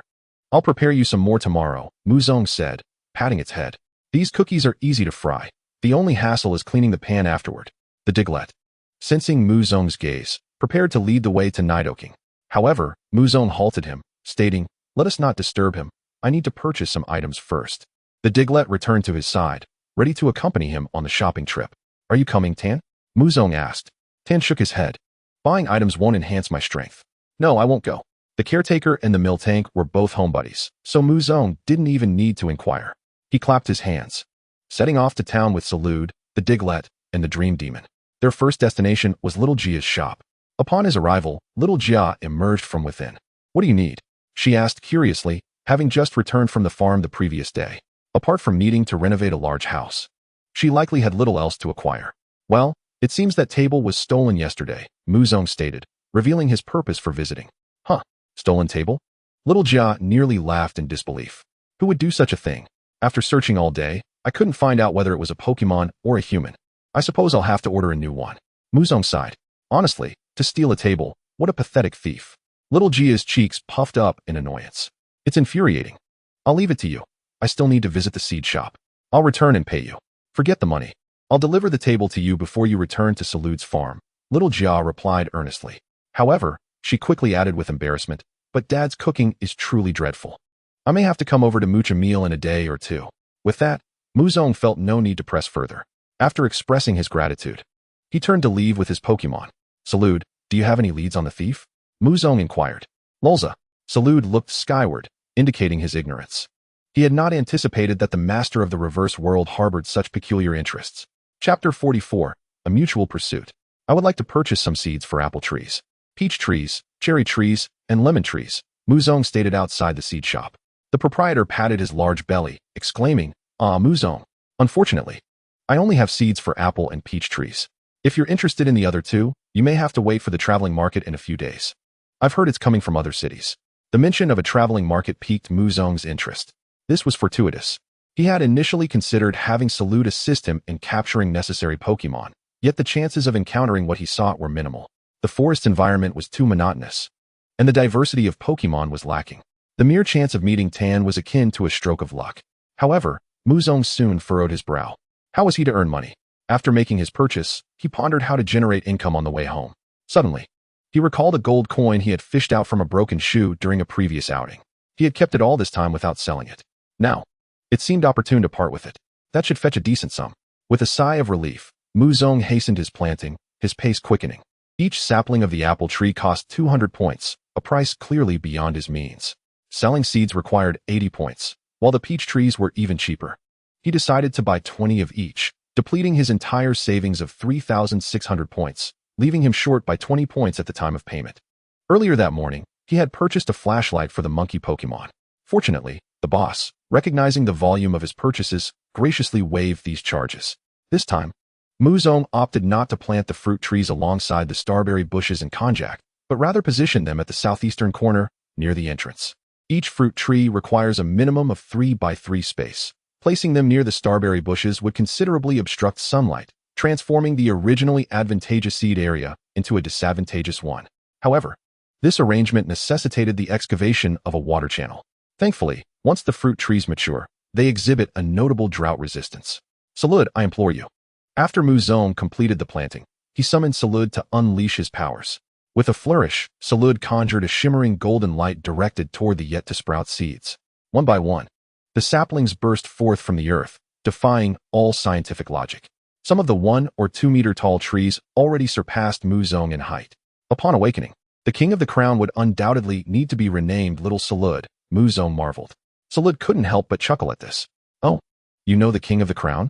Muzong inquired, astonished. Salud shook his head, then nodded. It seems you possess quite a few legendary tales, Muzong remarked. Crop type, peach tree, grass. Crop status, green, continuously increasing. Maturity countdown, 26, 599 hours, decreasing. Estimated yield, unknown. Environmental alert, drought. One-click assistance. Cultivation mutation rate, 0.0000001. He promptly went to fetch water for irrigation. The energy that fosters the growth of the fruit trees does not originate from the earth, but rather from Salud. Thus, only watering was necessary, alleviating concerns about soil nutrition. With that settled, he patiently awaited the passage of time. Such is the life on a farm. Nothing can be rushed. For time shall bestow a perfect answer upon the diligent farmer. At least, in this world, it is so.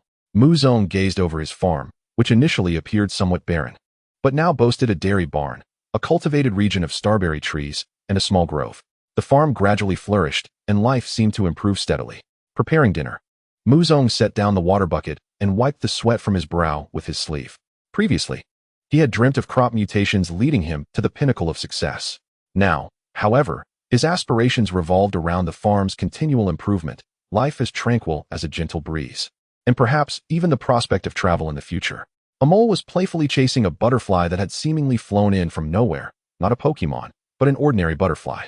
Upon noticing Muzong's approach, it abandoned the chase and came to his side. The table in the living room had been replaced, though it bore little difference from the previous one. In one corner, two delicate characters were carved, Little Jia. It appeared to be her chosen spot.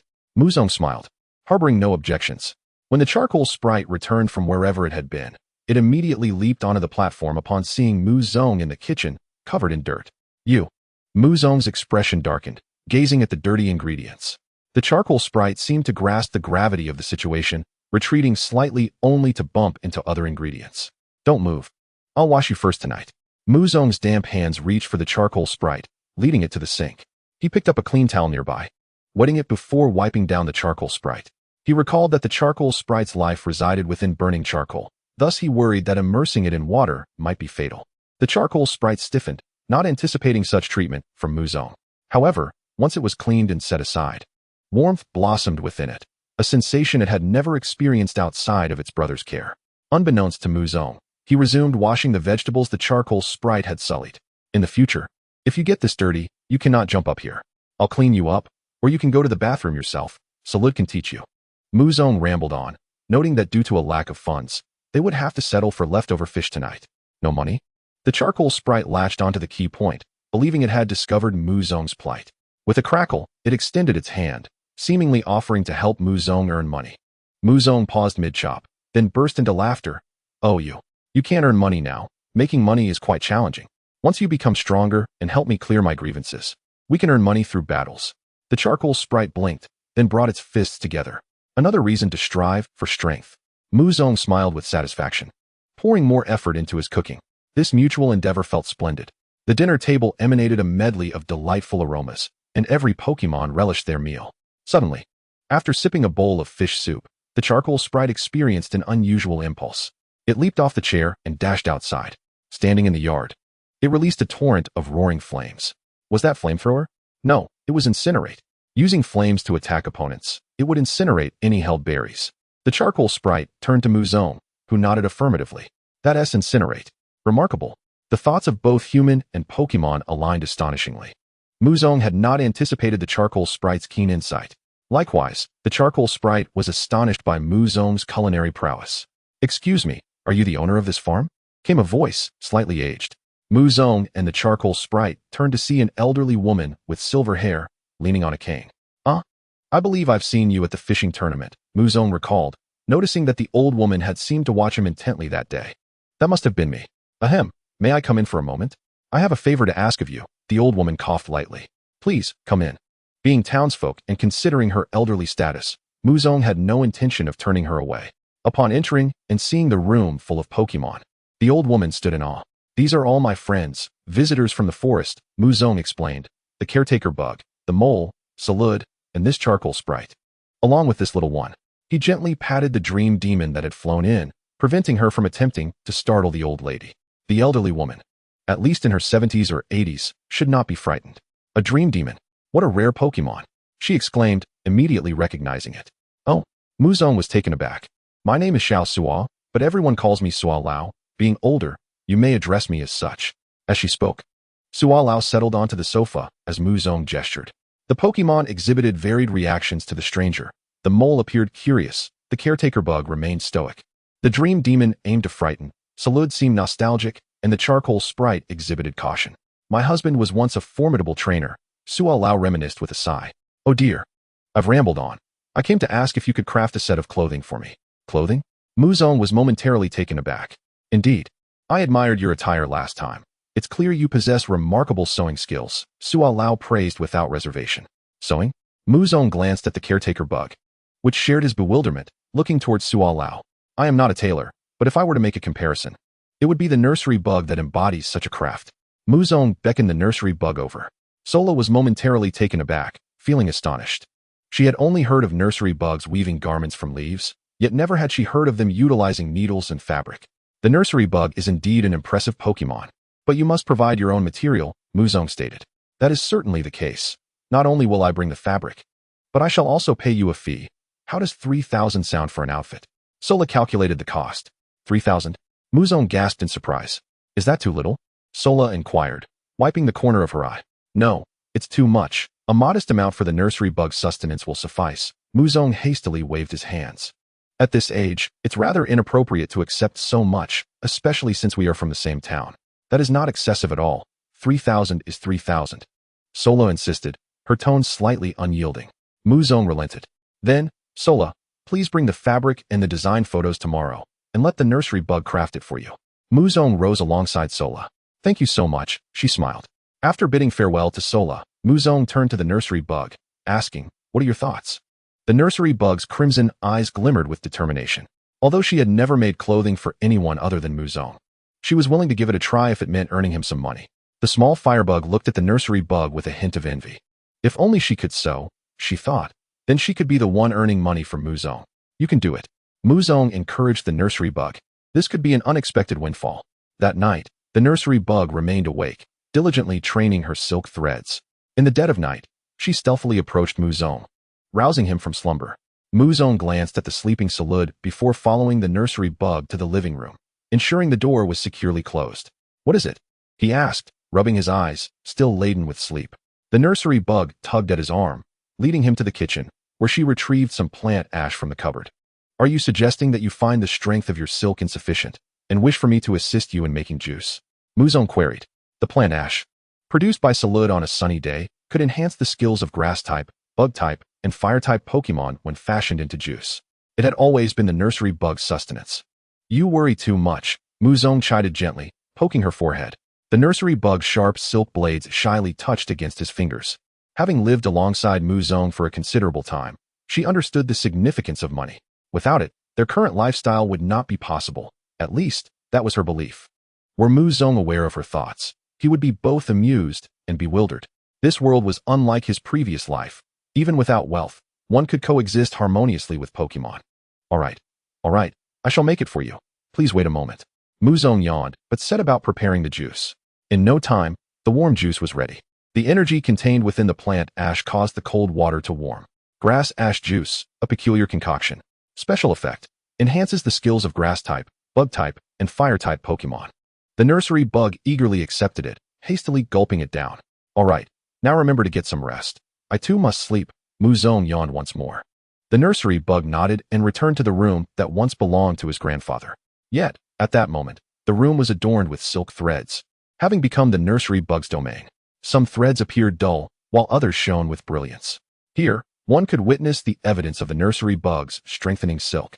The brighter the thread, the stronger it was. Each day, her silk glimmered more vibrantly than the last. To any scholar or enthusiast of bug types, this was nothing short of miraculous. Bug-type Pokemon had a brief lifespan, allowing them to mature rapidly, though not at such a pace. The entire night passed without the nursery bug closing her eyes, as she practiced her silk skills with a worn cloth. It was not until Muzong prepared breakfast the following day that she emerged from her room. Sola had arrived early as well, gazing at the table filled with Pokemon. A sense of nostalgia flickered in her eyes. Sola, would you care to join us for a meal? Muzong offered warmly. Sola shook her head. I shan't intrude further. Here is the fabric I have chosen, along with the design photos. How long will it take? Muzong accepted the items from her hands, passing them to the nursery bug.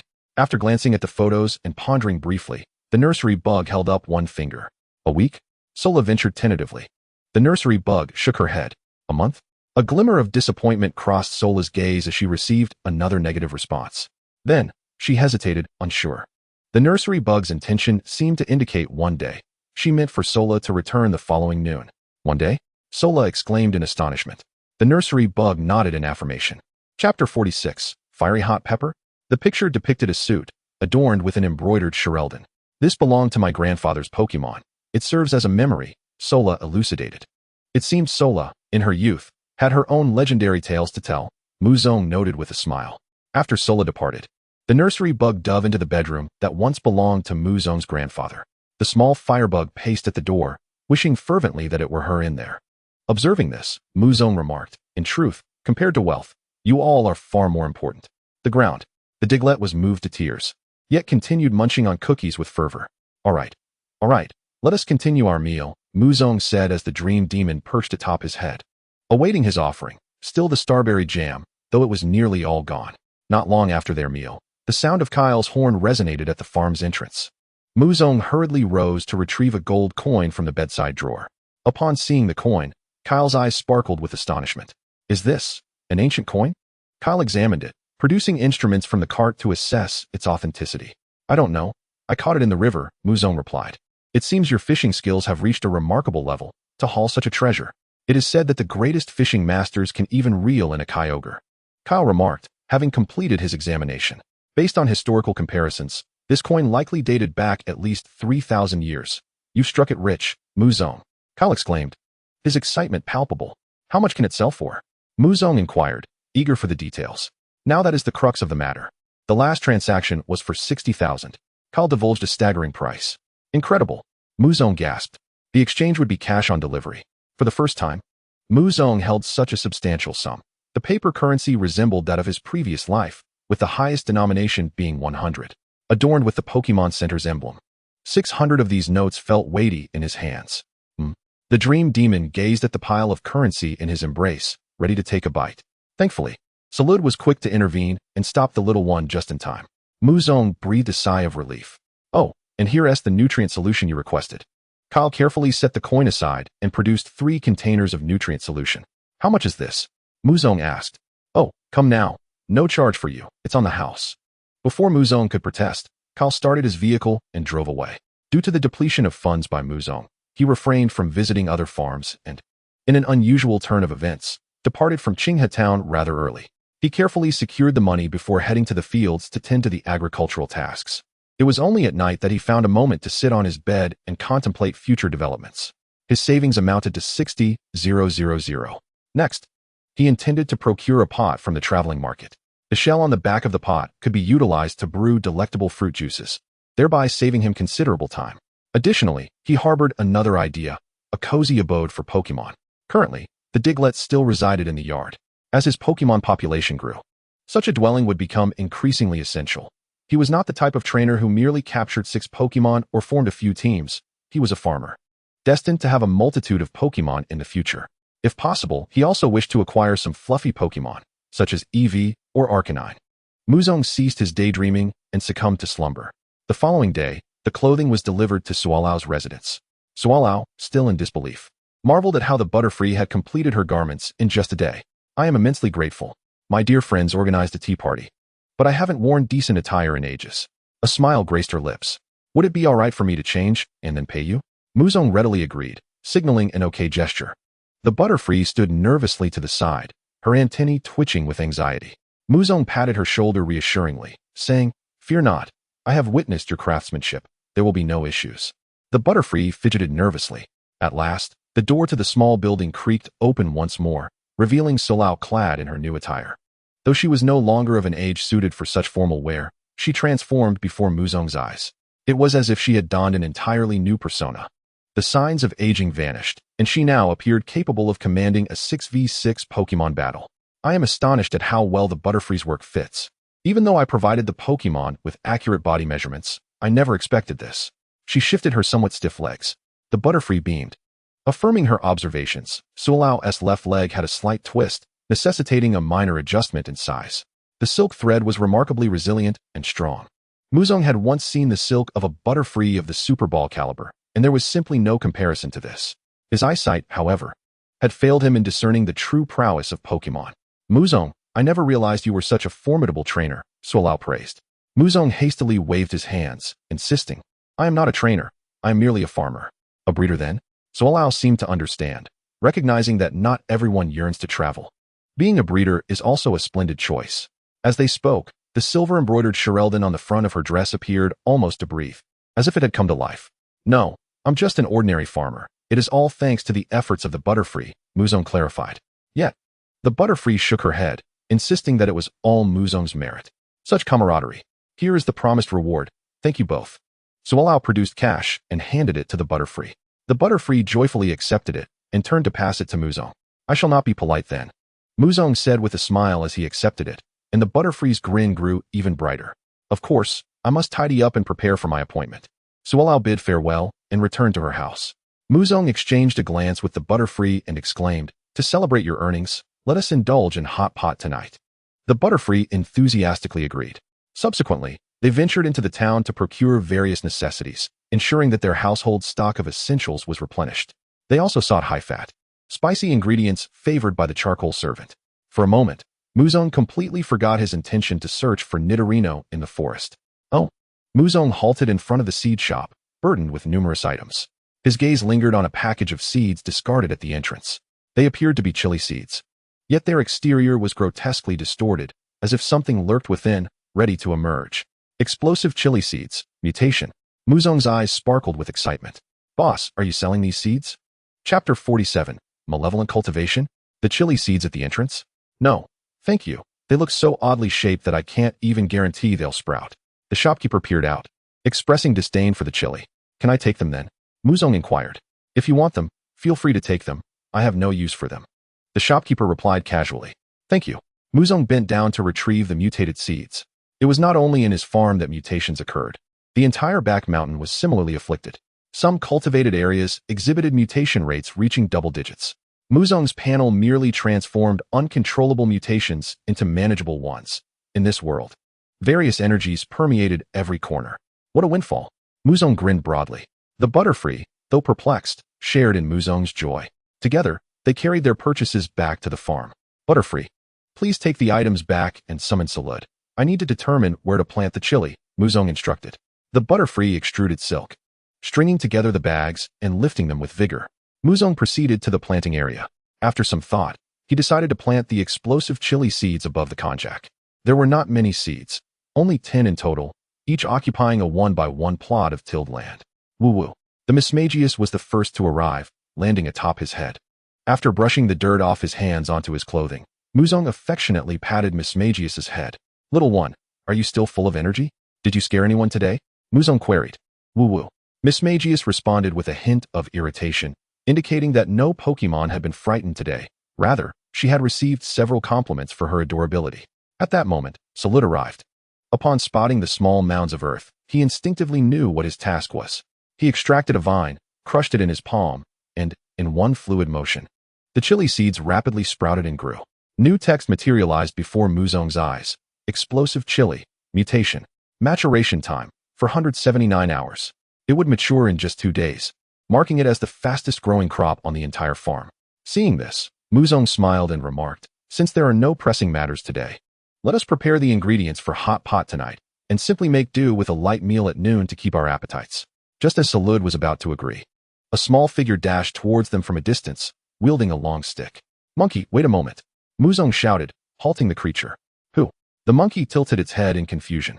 Let me give you a secret weapon that will exponentially enhance your combat capabilities. Muzong grinned, sprinting towards the small shed in search of something. Who?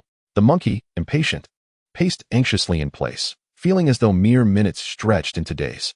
This was a creature unaccustomed to waiting. When it finally beheld the cylindrical object in Muzong's hand, it could hardly contain its eagerness, lunging forward to snatch it, only to be deftly evaded by Muzong. Hand over the stick, Muzong demanded. The monkey glanced between the stick and Muzong, ultimately relenting and reluctantly offering it up. After Muzong took over, He placed the flashlight on a stick and gestured a few times.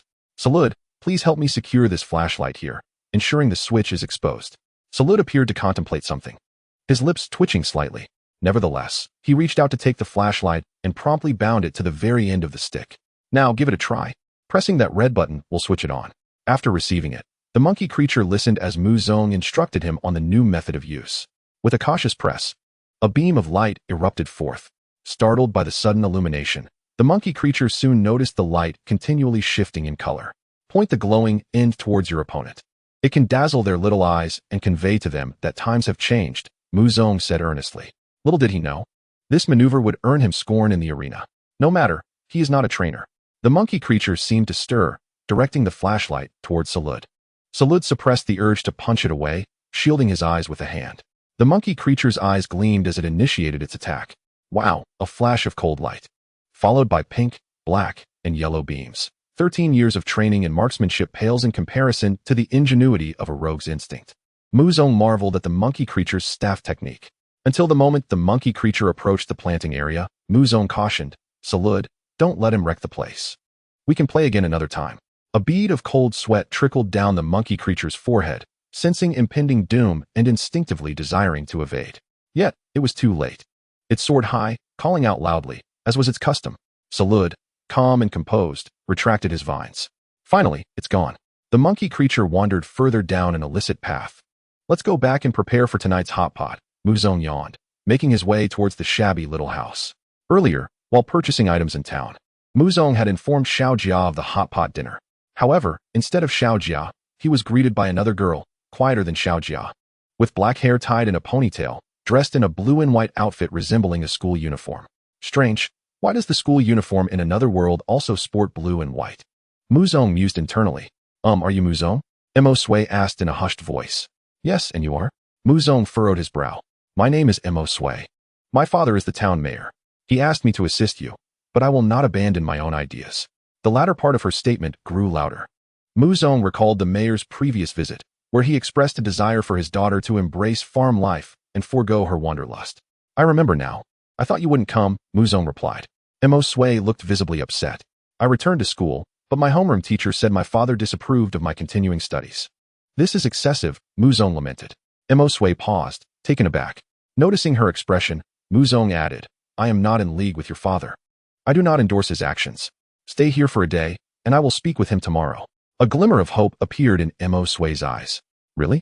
Thank you, she said, bowing slightly, her demeanor particularly formal.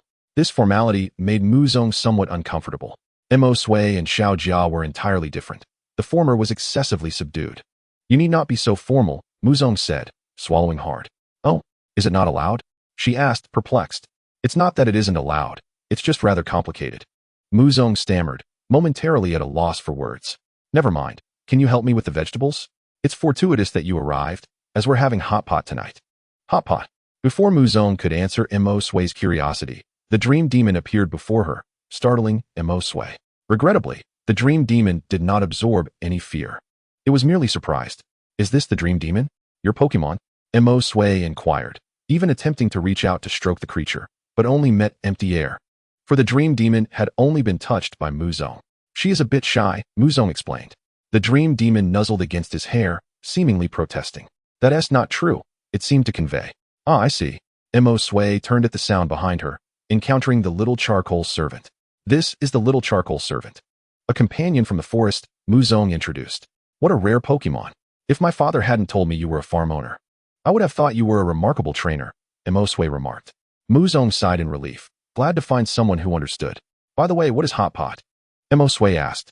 Well, hot pot is a style of dining where one cooks food while eating, or rather, a culinary delight, Muzong briefly explained. And she seemed to grasp the concept. I truly appreciate your kindness, Mo Sui said earnestly. No need to mention it. It's akin to making friends. Muzong replied with a casual smile. All right. Mo Sui responded with utmost seriousness, then proceeded to the kitchen to wash her hands and assist Muzong with the vegetables. Before long, her school uniform bore a few water stains. The little charcoal servant, having leaped onto the counter, extended its hand, gathering heat in its palm to evaporate the tiny droplets. Wow, what impressive control over energy, Mo Sui exclaimed, astonished. The little charcoal servant, nonchalant in expression, felt a surge of pride internally. Muzong simply smiled in silence. As time passed, Emosue shed her initial reservations and wariness, especially as the Diglets scurried about. So many Pokemon. She marveled, noticing the Miltank and the peculiar Pokemon basking in the sun on the lawn. At that moment, the door to the grandfather's bedroom swung open, revealing the elegantly poised nurse bug. It's the nurse bug. Emosue halted her actions, eyes sparkling. Is this the one from the forest? I've heard tales of a nurse bug residing there, but I never encountered her. The two exchanged glances, and the nurse bug tilted her head slightly, greeting them before turning to leave the room, intending to bask in the sun like Zarude. I never expected to find her here, Emosue smiled. I also hadn't anticipated her living with me. By the way, Emosue, what is your Pokemon? Muzong inquired curiously. Emosue's expression fell, revealing her disappointment. Our school's rule is that we only receive our initial Pokemon upon graduation. In other words, she had no Pokemon yet. But you plan to travel right away, don't you? No wonder the mayor is so worried about you not wanting to leave, Muzong said, tapping his forehead. I realize this may seem foolish, but I believe I shouldn't be confined to the school. There are countless Pokemon waiting for me to witness. Emosue's tone grew heavy. In such a world, why remain trapped within a small classroom? Muzong appeared to understand her sentiments, drying his hands before placing a reassuring hand on her shoulder and saying, when your father allows you to venture out, I'll help you capture one. Is that truly possible? Emosue eagerly asked. Indeed. But one must not force a Pokemon unwilling to travel. Violence won't be used. It's merely about providing you and the wild Pokemon a chance to communicate. Muzong emphasized. Of course, that is already incredibly precious. Thank you. Emosue exclaimed, her spirits lifted, invigorated by the thought. After a simple lunch, it seemed time for a break. Until the afternoon, there was little to attend to, which was quite delightful. Muzong picked up yesterday's newspaper and settled into the sofa. However, wasn't such a day rather dull? Emosue inquired. Muzong affectionately patted the head of a groundhog. Not at all. Moreover, if we were to consider boredom, wouldn't classes be even more tedious? This remark left Emosue somewhat taken aback. That is indeed true. Besides, this life may be mundane, but upon reflection, it is still quite blissful. If I could, I would wish to live like this forever. Muzong shifted his back, sinking into the rather unyielding sofa. This sofa really needs replacing. Coincidentally, he had accumulated some savings. Counting in that ancient coin, he had a total of 63,000. I still cannot comprehend. I believe that traveling is the essence of freedom. Emosue disagreed with his perspective. Muzong merely smiled and remained silent. For he too had not understood the merits of this desolate land in his previous life. I apologize, that was not my intention. Realizing her words had been inappropriate, Emosue hastily offered her apology.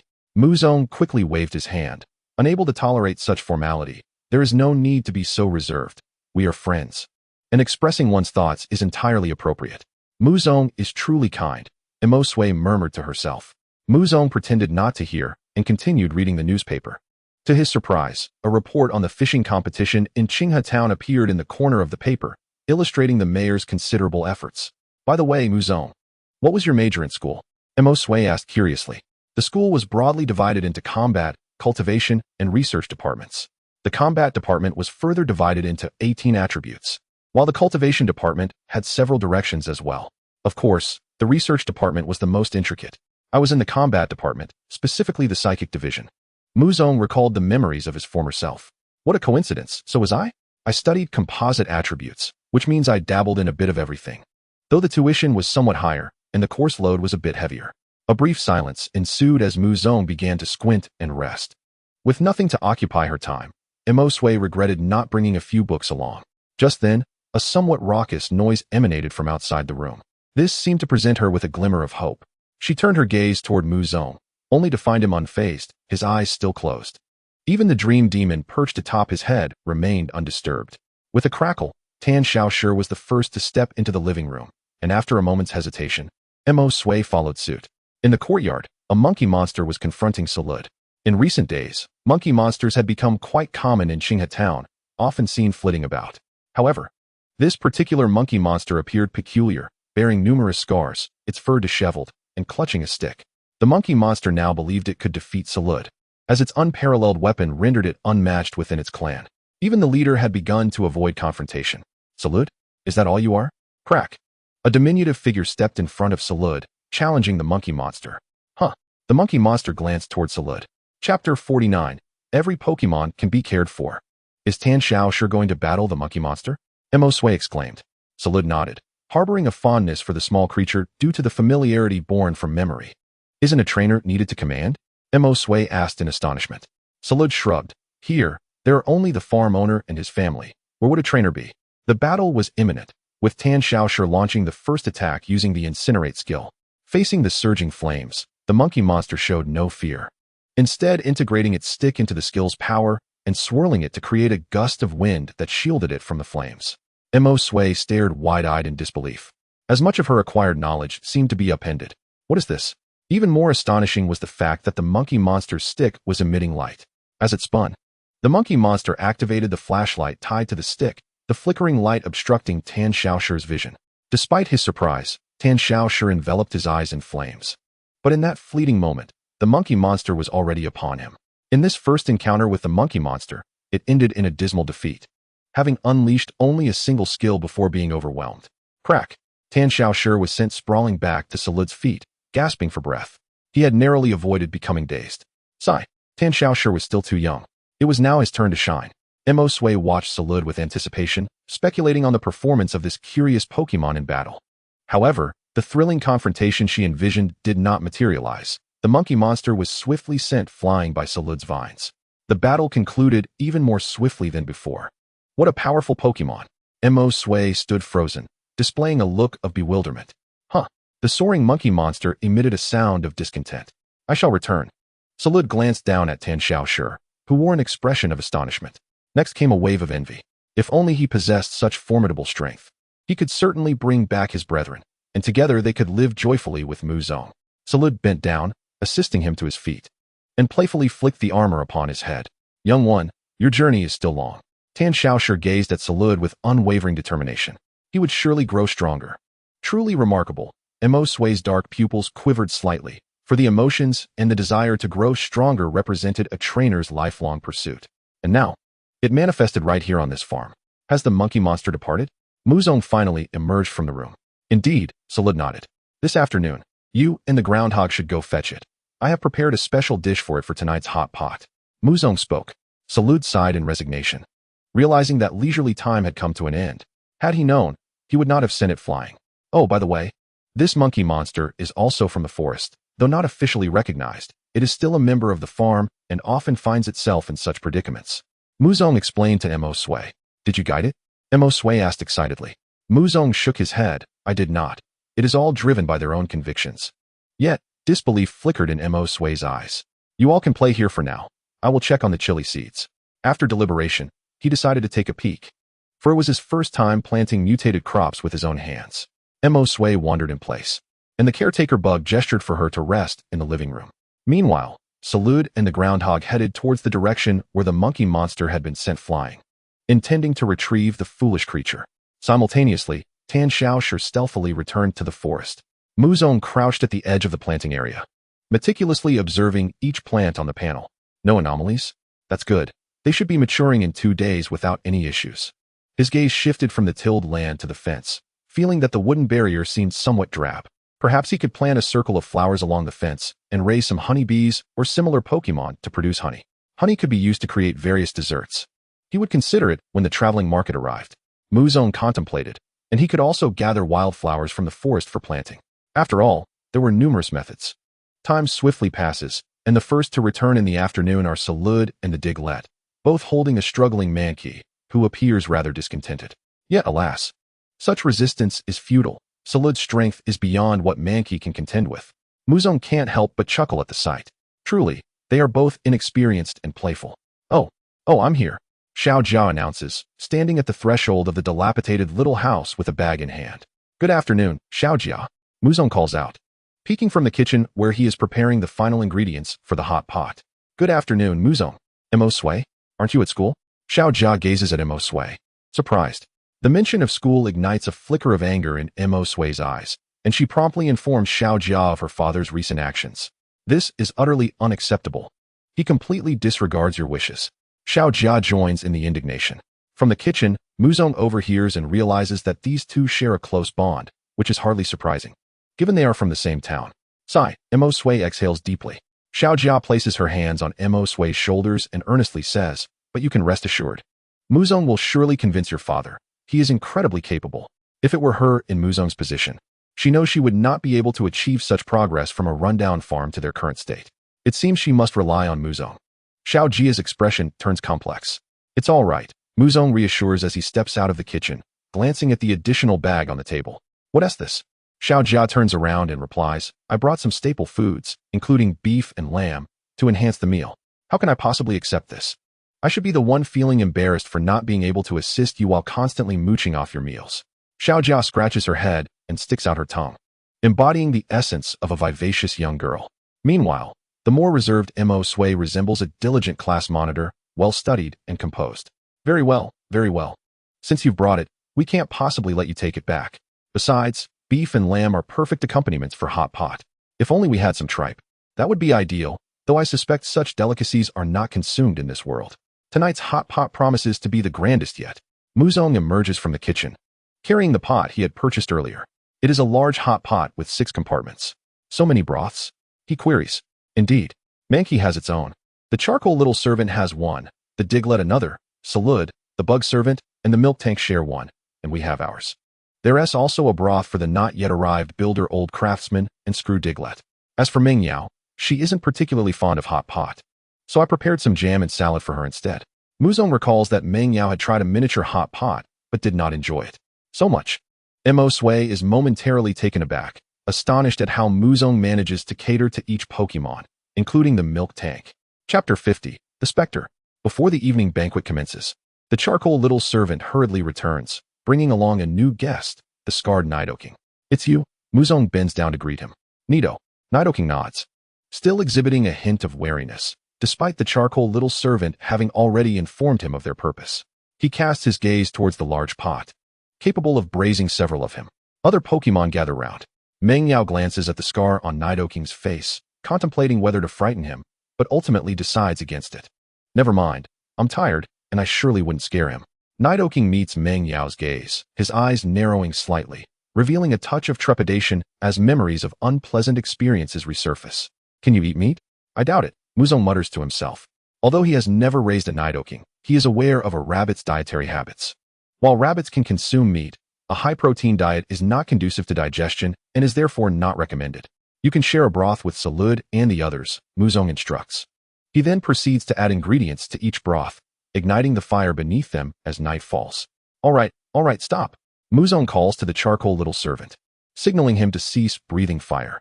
With a nod, the charcoal little servant returns to Muzong's side, looking serious. At this moment, Screw Diglett, the Machoke, and the builder old craftsman appear outside the farm. These 3 are habitual visitors, showing up almost daily, while the other workers have been less frequent. Tonight, let us not rush to leave. Come and enjoy the hot pot. Muzong waves them over. Screw? Who? Li. The 3 Pokemon exclaim in varying degrees of surprise. So many Pokemon. Mo Sui remarks, her face a picture of astonishment. This is something you can't learn from textbooks, Muzong smiles, his thoughts firm in his desire to embark on a journey. Mo Sui's eyes shimmer as she gazes at the circle of Pokemon seated on the ground, the air filled with laughter and joy. The supersized hot pot promises an unparalleled delicacy. Special effects moderately enhances the effectiveness of grass and bug-type Pokemon skills, significantly boosts the agility of fighting-type Pokemon, greatly enhances the skill comprehension of fire-type Pokemon, and improves the milk quality of bovine Pokemon. A plethora of effects dances before Muzong's eyes, a smile curling at the corners of his mouth. The charcoal little servant, armed with a spoon, continuously scoops meat from the deathly spicy pot, his mouth glistening with grease. The bug servant remains the epitome of elegance, using chopsticks wrapped with bug silk, mimicking the dexterity of fingers. Delicious, delicious, Xiao Jia exclaims, taking a napkin from the vial plume to wipe the red oil from her mouth. It truly smells wonderful. Mo Sui nods, offering a genuine compliment, though she appears notably reserved, a sheen of sweat forming on her forehead from the spice. Crackle. The charcoal little servant unleashes his extraordinary comprehension once more. Big character flare? Mo Sui gasps in astonishment at the fiery display erupting in the sky. Muzong stands dumbfounded. This is a skill that can only be learned through a skill machine. Wow, how beautiful. Xiao Jia, oblivious to its significance, gazes at the falling flames, akin to a miniature fireworks display. Crackle. The charcoal little servant exerts himself again, executing the big character flare. Xiao Jia's eyes are filled with the enchantment of this little fireworks show. Charcoal little servant, you're amazing. She marvels, swallowing a piece of lamb. Indeed, quite impressive. Emosue agrees, though the two praise him for different reasons. The charcoal little servant thumps his chest proudly, his heart swelling with gratitude towards Muzong. Huh. Mankey swallows the noodles in his mouth and raises a stick, ready to challenge the charcoal little servant. The charcoal little servant's eyes gleam with determination. Just then, Muzong interjects. Let us eat first. We can discuss this after the meal. Should a fight break out, it would likely involve several Pokemon. After Muzong speaks, Mankey hesitates for a moment before lowering his stick. Nidoking watches this scene with disbelief, astonished that Mankey can be called off from a potential battle. He swallows the noodles that the bug servant retrieved for him from the pot, his mind swirling with uncertainty. Eating the noodles brings no special change, as Muzong had not prepared anything for him in advance. The sudden arrival caught him off guard. Crackle. The charcoal little servant glances at Nidoking, recalling something. He approaches Muzong's feet, tugging at his trousers and pointing towards the pot. What is the matter? Muzong inquires, setting down his bowl and chopsticks, puzzled. Crackle. The charcoal little servant points to the pot, and then gestures towards the out-of-place Nidoking. Are you suggesting we give him some? Muzong inquired tentatively. Aren't we currently eating? Nidalino simultaneously raised his gaze towards Muzong, yet the multitude of eyes upon him compelled him to instinctively bow his head, his expression turning wary. The scar on his face appeared particularly menacing. With a crackling sound, Charcoal's servant shook his head. The reason he had persuaded Nidalino to join them was the promise of taking some food back to the forest to share with his kin. Zarude comprehended this, as did the other Pokemon. Only the three humans remained oblivious. Observing this, Zarude quietly vanished from sight. Before Muzong could fathom the meaning, Zarude returned with a bag of fruit in hand. Nidalino glanced at the fruit laid before him, and the weight that had hung over his heart finally lifted. Charcoal's servant had not deceived himself. So that's it. I understand now. It's meant for your tribe. Muzong responded, and Charcoal's servant eagerly nodded in affirmation. Would you care to live with us? Muzong extended the invitation. Ugh! Dream Demon fluttered down from Muzong's head, extending a similar invitation to the somewhat intimidating little creature. The other Pokemon echoed this sentiment. Under the moonlight, Nidalino gazed into the myriad eyes staring back at him, and after a moment of struggle, he shook his head. Gripping the bag with his mouth, he turned to leave, becoming the first to depart from this evening's gathering. Perhaps he had reasons compelling him to go. Emosue observed his retreating figure and remarked, let us not dwell on it. Let us continue our meal. After we finish, there is still a battle to be fought. Muzong chuckled, casting a glance at the mischievous monkey monster, who had long been itching for a fight. As Nidalino departed, dragging the bag towards his tribe's territory, he traversed the familiar mountains where creatures like him were abundantly found. Among them, the most numerous and brash were the Beedrills. They were indeed a feeble lot, having lost their protective umbrella in the form of a ghost Pokemon, leaving only the younglings behind. Naturally, the eldest among them felt the responsibility to stand guard over the younger ones. Nido, he burrowed into the thickets, returning to his territory and scattering the fruits from the bag onto the ground, calling for the other children to come forth and partake in the feast. Brother, you're back. A Nidoran scampered forward, nuzzling against Nidalino. Eat up, they're all delicious. Nidalino gestured toward the fruits. You smell so good. What have you been eating? Nidoran tilted its head, innocently inquiring. This caught Nidalino off guard. It was human food. Is brother going to leave with the humans? Nidoran asked, a tinge of disappointment in its voice. The other Nidorinos and Nidorans paused their eating, sensing a shift. Is brother leaving? I won't abandon you. Eat without worry. I will always protect you, Nidalino assured them, thumping his scarred chest. Only then did they feel reassured, resuming their feast on the fruits Nidalino had brought back. At that moment, a faint voice piped up, Brother, when will mommy and daddy return? All the Pokemon halted, turning their gazes toward the smallest Nidoran. It had only recently been born and had never known its parents, who had ventured far to combat a formidable ghost. Nidalino took a step forward, heading towards his tree hollow. Even someone as strong as he felt a pang of sorrow at the corners of his eyes. In the deep of night, he covered himself with leaves, even enveloping himself entirely. Yet, he still felt insufficiently shielded, lacking a sense of safety and support. In other tree hollows, the Nidorans huddled together, their breathing steady. As night fell, two pairs of crimson eyes glimmered, observing before choosing to retreat momentarily. Meanwhile, at Zarude's farm, the smoke was gradually dissipating. Muzong stood at the door, bidding farewell to the old craftsman, the Machoke, and the Doug trio. Little Jia also returned her Machoke and Vileplume into their Pokeballs. letting out a satisfied burp as she prepared to leave. Goodbye, Muzong. Goodbye, Mo Sui, little Jia said, patting her rounded belly as she took her leave. The monkey monster and charcoal servant remained sprawled on the ground, utterly exhausted from their bout. Salud was poking the remaining ashes with a stick. Mo Sui, what about you? Muzong asked. Without a moment's hesitation, Mo Sui replied, Can I stay here tonight? Tomorrow, you and I will go find my father. Muzong nodded. However, I only have 2 bedrooms, one for the caretaker bug and one for myself. That's perfectly fine. I can sleep on the sofa. The dormitory bed isn't as soft as your sofa, Mo Sui chuckled. Before Muzong could respond, she continued, Should we clean up these things tonight? I originally intended to wait until tomorrow, but after the last incident where someone even stole a table, I've decided to tidy up now, Muzong said earnestly. Salud chuckled at the mention of table thieves. It truly was a comical tale. Muzong rolled up his sleeves and began to clean the large pot. Mo Sui, feeling a bit guilty about remaining idle, also rolled up her sleeves to assist. However, she was not accustomed to manual labor, and Muzong felt as though he was hindering her efforts. I can manage on my own. You should head back to rest. If possible, help me carry Charcoal Servant and Monkey Monster back. Oh, okay. Mo Sui nodded, slightly dazed, and moved to one side to lift Charcoal's Servant from the ground. Salud stood up, brushing off his backside, and hoisted Monkey Monster onto his back, heading towards the little dilapidated house. The caretaker bug began to assist Muzong in lifting the pot. Dairykin rose and patted its belly, rolling towards the barn. Dream Demon yawned atop Muzong's head, already feeling drowsy. Most ghost-type Pokemon were nocturnal, yet Dream Demon, living with Muzong, maintained a human-like routine. At this hour, it was beginning to feel sleepy. The large pot was carried into the kitchen, and Muzong quickly washed his hands before extracting some pomelo fruit to make 2 cups of juice. Just as he was about to feed the drowsy Monkey Monster and Charcoal Servant, he noticed Mo Sui sitting in the corner of the sofa, hugging her knees. It seems you're missing a blanket, Muzong remarked. Mo Sui, her eyes still heavy with sleep, replied, It's all right. The weather isn't cold. Having rushed to the farm without bringing anything, Muzong insisted, That won't do. After feeding the 2 sleeping Pokemon their juice, he went to his bedroom, lifted the bedsheet, and folded it to create a makeshift blanket. Let us make do with this for now. Thank you. Mo Sui arranged herself, leaning back against the sofa, fighting off sleep. Muzong chose not to disturb her further, contemplating whether he should carry Monkey Monster and Charcoal Servant back to his room. Otherwise, the 2 would surely wake her with their antics. Just as he had anticipated, Monkey Monster was the first to awaken, emitting a series of snorts.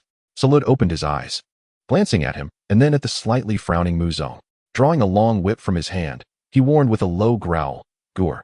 Instantly, Monkey Monster froze. Paralyzed with fear, afraid to move. Even though Salud closed his eyes, the sensation of being watched remained palpable, as if an invisible gaze was warning him not to make a sound, lest he invite trouble. When Charcoal Servant awoke, he cast a puzzled glance at Monkey Monster. Just as he was about to speak, he felt a piercing gaze settle upon him. Another Pokemon has been put on probation. The egg within the incubation chamber atop the nightstand swayed slightly, seemingly intrigued by the outside world. By the following morning, as Muzong blinked his sleepy eyes open, he intended to cradle the Dream Demon in his arms for a little more rest. But wait, what are you 2 doing here? He abruptly opened his eyes, realizing he was not dreaming but standing by the bed like a statue. At that moment, Salud awoke as well. And only then did the 2 Pokemon perceive that the gaze directed at them had vanished. Lulza?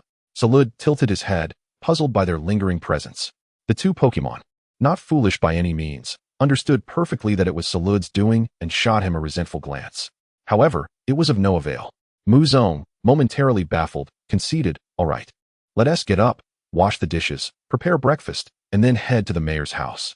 He was no longer in the mood to sleep. Wake up. Don't sleep any longer, he urged the Dream Demon. Yui? The Dream Demon opened its eyes in confusion. Muzong chuckled silently, placing it atop his head. The instant he stepped out of the living room, the Monkey Monster and the Charcoal Servant made a hasty retreat, exhibiting an extraordinary level of tacit understanding. Muzong scanned the living room, but did not catch a glimpse of Mo Sui. Just before reaching the kitchen, he heard Mo Sui's panicked voice. Cough, cough. This isn't how it should be. Muzong's lips twitched as he hurried over. Inside the kitchen, Mo Sui was engulfed in a cloud of foam, with a large pot half submerged in the sink. She coughed incessantly, remnants of grease clinging to her. Is that you, Muzong? Did I wake you? Please let me explain. I just wanted to help. Cough, cough. It became evident that Mo Sui was not adept at this task. Perhaps the pot was merely too large. or she had added an excessive amount of dish soap. Chapter 52. Trees and Birds. You should first wash off the grease and foam on you. The bathroom is in the room to the south of the living room. Muzong sighed helplessly, realizing her shortcomings. Mo Sui's face flushed with embarrassment as she dashed from the kitchen. I'm sorry. It's all right, it's all right. Muzong entered the kitchen, beginning to tidy up the mess. In the brief moment he turned around, he noticed something was amiss atop his head. The dream demon had vanished. Dream demon? Muzong called tentatively. Yui. The dream demon poked its head out from the foam, sporting a playful grin. You. Muzong sighed. Once the pot was cleaned, he would also need to give a bath to a Pokémon. Fortunately, the other Pokémon did not share the same penchant for squeezing into every nook and cranny. All right, you're all greasy now. Don't touch me, or I'll have to wash you too. Before Muzong could finish his sentence, the dream demon burrowed into his embrace. When it found Muzong unresponsive, it flew directly to the top of his head, leaving him with a head full of foam. Thankfully, it only required a change of clothes and a wash. Fortunately, the dream demon did not cause further mischief. After Muzong finished cleaning the pot and clearing away the foam, Mo Sui emerged from the bathroom. I'm sorry, I just wanted to help. But I didn't expect it to turn out like this, she sighed. It's fine. After all, you've never done this before, so it's completely normal. Just take your time to learn, Muzong reassured her. Is that so? Well, I'll go wash my hair now. And I need to give the dream demon a wash too. Muzong picked up the dream demon and headed toward the bathroom. Yui. The dream demon was quite cheerful, blissfully unaware of the chaos it was causing Muzong. Of course, Muzong did not mind, as the dream demon was truly adorable. Meanwhile, Mo Sui, seated on the sofa, fell into a deep state of self-doubt. Zarude, perched on a chair by the table, rested his chin on one hand. Observing the girl with keen interest, he reminisced about her accomplishments. If memory served correctly, this girl had indeed reached considerable heights, at least 3 or 4 stories high. When Muzong emerged from washing up, he paid no heed to this reflection and instead set about preparing breakfast. The farmers did not have the luxury of time for sorrow. After finishing the meal, they still needed to head out to work. Once the food was served, Muzong noticed that all the Pokémon had settled down, but Mo Sui remained on the sofa. He called out, Mo Sui, come eat. I'm coming. Mo Sui rose from the sofa and sat down at the table. However, during the meal, she often nibbled at her chopsticks. What's wrong? Muzong inquired. I just feel like these past years have been in vain, and the theoretical knowledge I've learned is of no practical use. Mo Sui reflected on her first-hand experiences with Pokémon, which felt worlds apart from the knowledge contained in textbooks. The main issue was that Zarude's farm was rife with unreasonable challenges. Moreover, she felt utterly unskilled. Am I really not cut out for traveling? She began to doubt herself. You're quite sensitive and suspicious, but these feelings are entirely normal. Everyone has their first time, Muzong comforted her. Just like when I first arrived at this farm, it was raining, and I didn't know how to do anything, not even operate the water cart. If Zarude hadn't taught me how to protect the seeds and run the water cart, my starberry trees might have been in vain. Lolza, Zarude basked in the praise, placing his chopsticks down to embrace the adoring gazes of the Pokémon. He didn't care about the opinions of outsiders. These were family members. The facade was different when it came to family. Is that true? Muzong, you seem like someone who knows everything, Mo Sui stated, slightly incredulous. Not at all. If anyone fits that description, it would be a Pokémon like Zarude. Everyone has a learning curve, Muzong said earnestly. Even Ash from the anime had to pull Pikachu along with a rope when he first set out. Is that so? Since you've decided to venture out, don't let your father's objections or your own insecurities make you doubt yourself, Muzong concluded, choosing not to elaborate further and instead focusing on his meal. Mo Sui, being quite intelligent, quickly grasped the message. Let us eat quickly, and after we finish, we can go see your father. Muzong devoured his noodles, reminding the caretaker bug to prepare 2 bottles of milk for him when Kyle arrived, leaving the rest for the dream demon. The other Pokémon also began to eat. Once the eyes of Zarude were no longer upon them, he lost interest and lowered his head to eat. Today's meal consisted of grass dumplings. For him, the benefits were negligible, but for the caretaker bug, it was a significant boost. After the meal, Muzong returned to his room to change into a fresh outfit, one he had worn during a fishing competition. He gazed at the embroidery above and felt it was lacking. He needed to have the caretaker bug weave him a new one, especially with so many Pokémon around now. Muzong chuckled to himself. Every Pokémon deserved to leave a mark on their clothing. Once dressed, he exited his room. The Pokémon accompanying him this time were still Zarude, the Diglett, and the Dream Demon. The charcoal servant remained in the yard, engaged in a sparring match with the monkey monster. Let us go, Muzong said. Okay, Mo Sui replied. snapping back to attention as they walked toward her home. The dishes on the table were being cleared by the caretaker bug, who was gradually evolving into the role of housewife number 2, with Muzong being number 1. Upon arriving at the mayor's house, they found the front door ajar. The mayor was peeking outside, seemingly waiting for his daughter, who had not returned all night. Upon spotting Muzong and the others, the mayor suppressed his urge to rush out and opened the door. "Father, I'm back," Emosue announced, her expression complex. "It seems you've had a wonderful time at Zarude Farm. If that's the case, you should have made up your mind by now, right?" the mayor asked tentatively. Impatiently yearning to hear the answer, Emosue declared, "I have made up my mind. I must go travel." This was the first time she had vocally expressed her heart's desire since the last incident of slamming the door. The mayor, with his aged visage, was momentarily taken aback. "You are our only child. Your mother passed away early. I am doing this for your own good. You must." Before the mayor could finish his sentence, he was interrupted by Muzong's cough, which revealed his inability to endure such oppressive words any longer. "You think she is a mere tree, one that can be stubbornly watered and fertilized at your whim? She is a bird that can fly, that craves freedom and does not require your nurturing. If you truly have her best interests at heart, then allow her to soar. Moreover, every child possesses the right to choose their own path." This declaration rendered both parties silent, leaving only the soft, bewildered murmurs of Meng Yao, who could not comprehend the gravity of the discussion. The mayor refrained from countering Muzong's words, instead pacing back and forth at the door, seemingly engaged in a silent argument with himself. Emosue clenched her fists, feeling a sense of nervous anticipation regarding her father's decision. "The outcome hinges on whether your father can think clearly," she mused. With a deep sigh, the mayor finally spoke. Chapter 53. Personally seek Nidorino. "I still have my reservations about you." He sighed again, but when he turned his gaze towards Muzong, it flickered with uncertainty. As Emosue lowered her head, the mayor continued, "You may travel, but you cannot leave the Huangyue region. Furthermore, you must spend a full month at Zarude Farm, where you will learn what you ought to know. The Huangyue region is the designation of this area, with Qinghe Town nestled within its confines." "Very well," Emosue acquiesced. "A month is but a fleeting moment. After 2 years of schooling, I can certainly spare this time. Besides, I shall gain knowledge at Zarude Farm."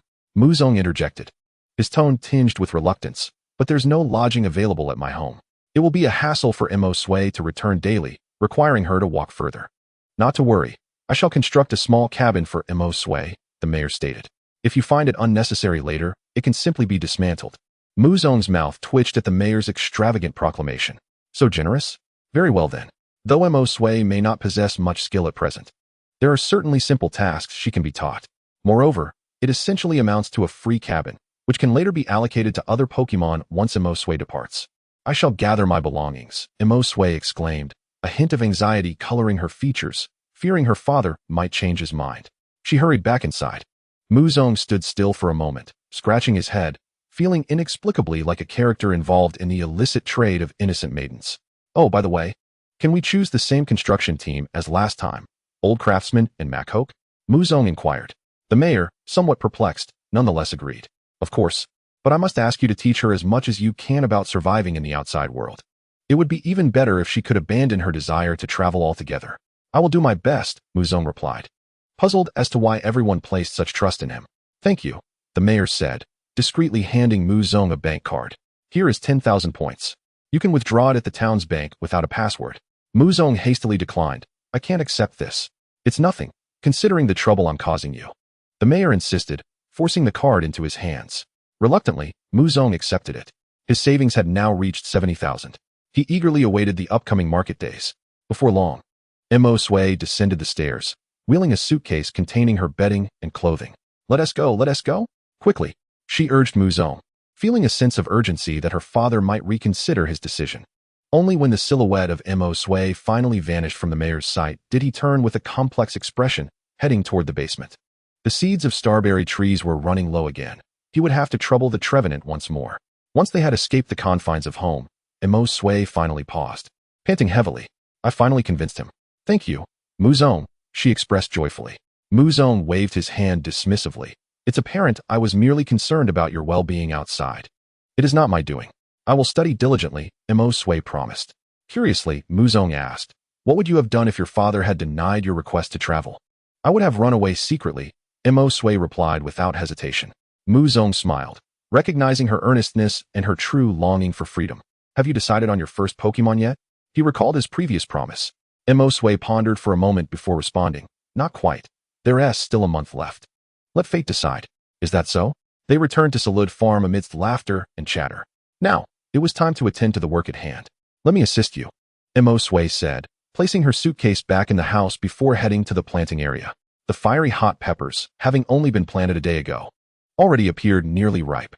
The charcoal Piplup was flitting about, eager to pluck them for a snack. Ah, could you help me with the watering? Not every plant requires it, so we cannot irrigate the entire area with a water cart, Muzong instructed. Of course, Emosue replied, picking up a nearby wooden bucket and spoon, beginning to water according to Muzong's guidance. The Diglett also contributed by aerating the soil where necessary. Once the tasks were completed, it was time for the Burmy to take the stage, its silk strands quivering as it emitted a sound that caused the tiny pests to fall lifelessly to the ground. This was an invaluable ability, especially when compared to hiring a cricketune for pest control, which would incur costs. After finishing their work, beads of sweat adorned Emosue's brow, her arms feeling somewhat numb. Is this how you feel every day? She asked, wiping her forehead. Indeed. But with the help of Pokemon, it becomes quite manageable, Muzong replied with a smile. Upon reflection, he realized that daily travel would likely demand a similar level of physical exertion. Emosue tilted her head, recognizing that she still had much room for improvement and that more exercise was indeed necessary.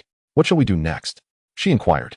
Next, we'll prepare lunch, and afterward, I plan to venture into the mountains this evening, Muzong replied, sharing his intentions. Into the mountains? Yes, I intend to check on Nidorino and bring him some food. He left in quite a hurry last night, Muzong explained, sensing that Nidorino had a story of his own. I'll accompany you, Emosue declared. Consider it a practice run for my travels. Having accepted her father's money, Muzong felt compelled to teach her something, even if he himself was only half knowledgeable. As time swiftly passed, night fell. The mayor was quick to act, delivering construction materials and placing them beside the barn. The construction team arrived, consisting of old craftsmen, Makok, and Diglett. They were deeply touched to return to work at this location, appreciating Muzong as an employer who made it impossible to stop eating. Muzong welcomed them warmly. He glanced at the blueprints for the small cabin. It was the size of a room, standing adjacent to his own modest dwelling, yet not interconnected, like good neighbors. He was quite satisfied with this arrangement. The construction would take 3 days, and during this period, Emosue would sleep on the sofa. She had no intention of returning home, fearing her father might change his mind.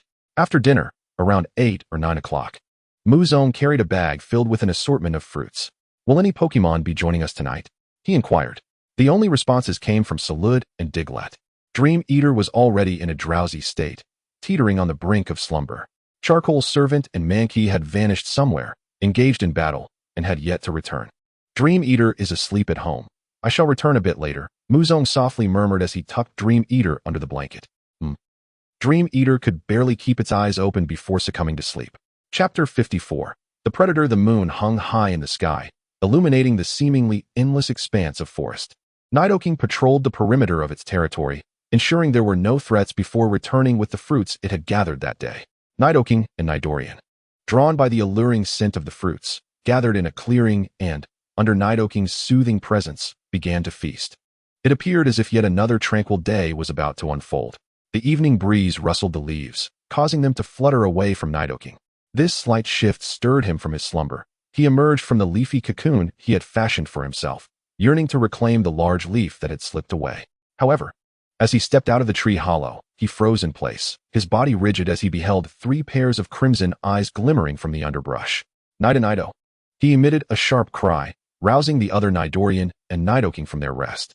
The moonlight was shrouded by dark clouds, casting ominous shadows of predators upon the dim earth. A serpent-like Pokemon adorned with purple skin and a fearsome visage loomed before him, Arbok. Nidoking bared his teeth, crouching low to the ground, attempting to mask the panic surging within him as he assumed a hunting posture. The 3 Arbok eyed him with keen interest, surveying the Nidorian and Nidoking that emerged from the tree hollow. The youngest Nidorian nearly fainted under their gaze, flicking their forked tongues. The Arbok regarded these diminutive Pokemon as delectable morsels, ripe for selection. Such is the necessary cycle of nature. Nidoking shouted, urging the other younglings to flee. He then unleashed his horn attack, his horn radiating light as he charged toward the Arbok. Thwack! 2 serpentine tails, enveloped in white light, struck him, sending Nidoking crashing against a nearby trunk. Nadini. The other younglings shielded him, bravely intercepting the barrage of poisonous needles. Amidst the swirling dust, Nidoking once again loathed his own frailty. As the smoke cleared, the youngest Nidorian lay motionless upon the ground, its eyes spiraled, having been instantaneously claimed as prey. The remaining Nidorian and Nidoking bore injuries as well. Nidoking leapt before them once more, roaring defiantly at the three Arbok, yet they drew ever closer. After days of observation, they had concluded that no formidable Pokémon resided here, only these delectable little creatures.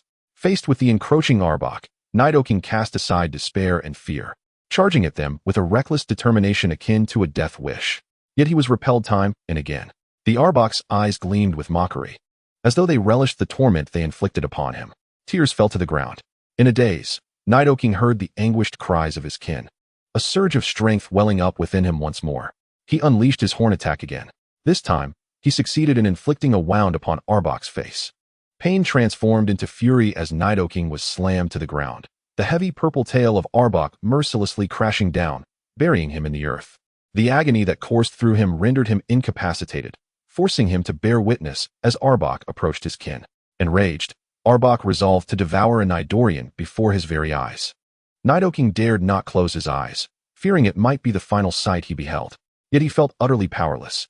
Zarude, outside the ravaged thicket, a youthful voice rang out urgently.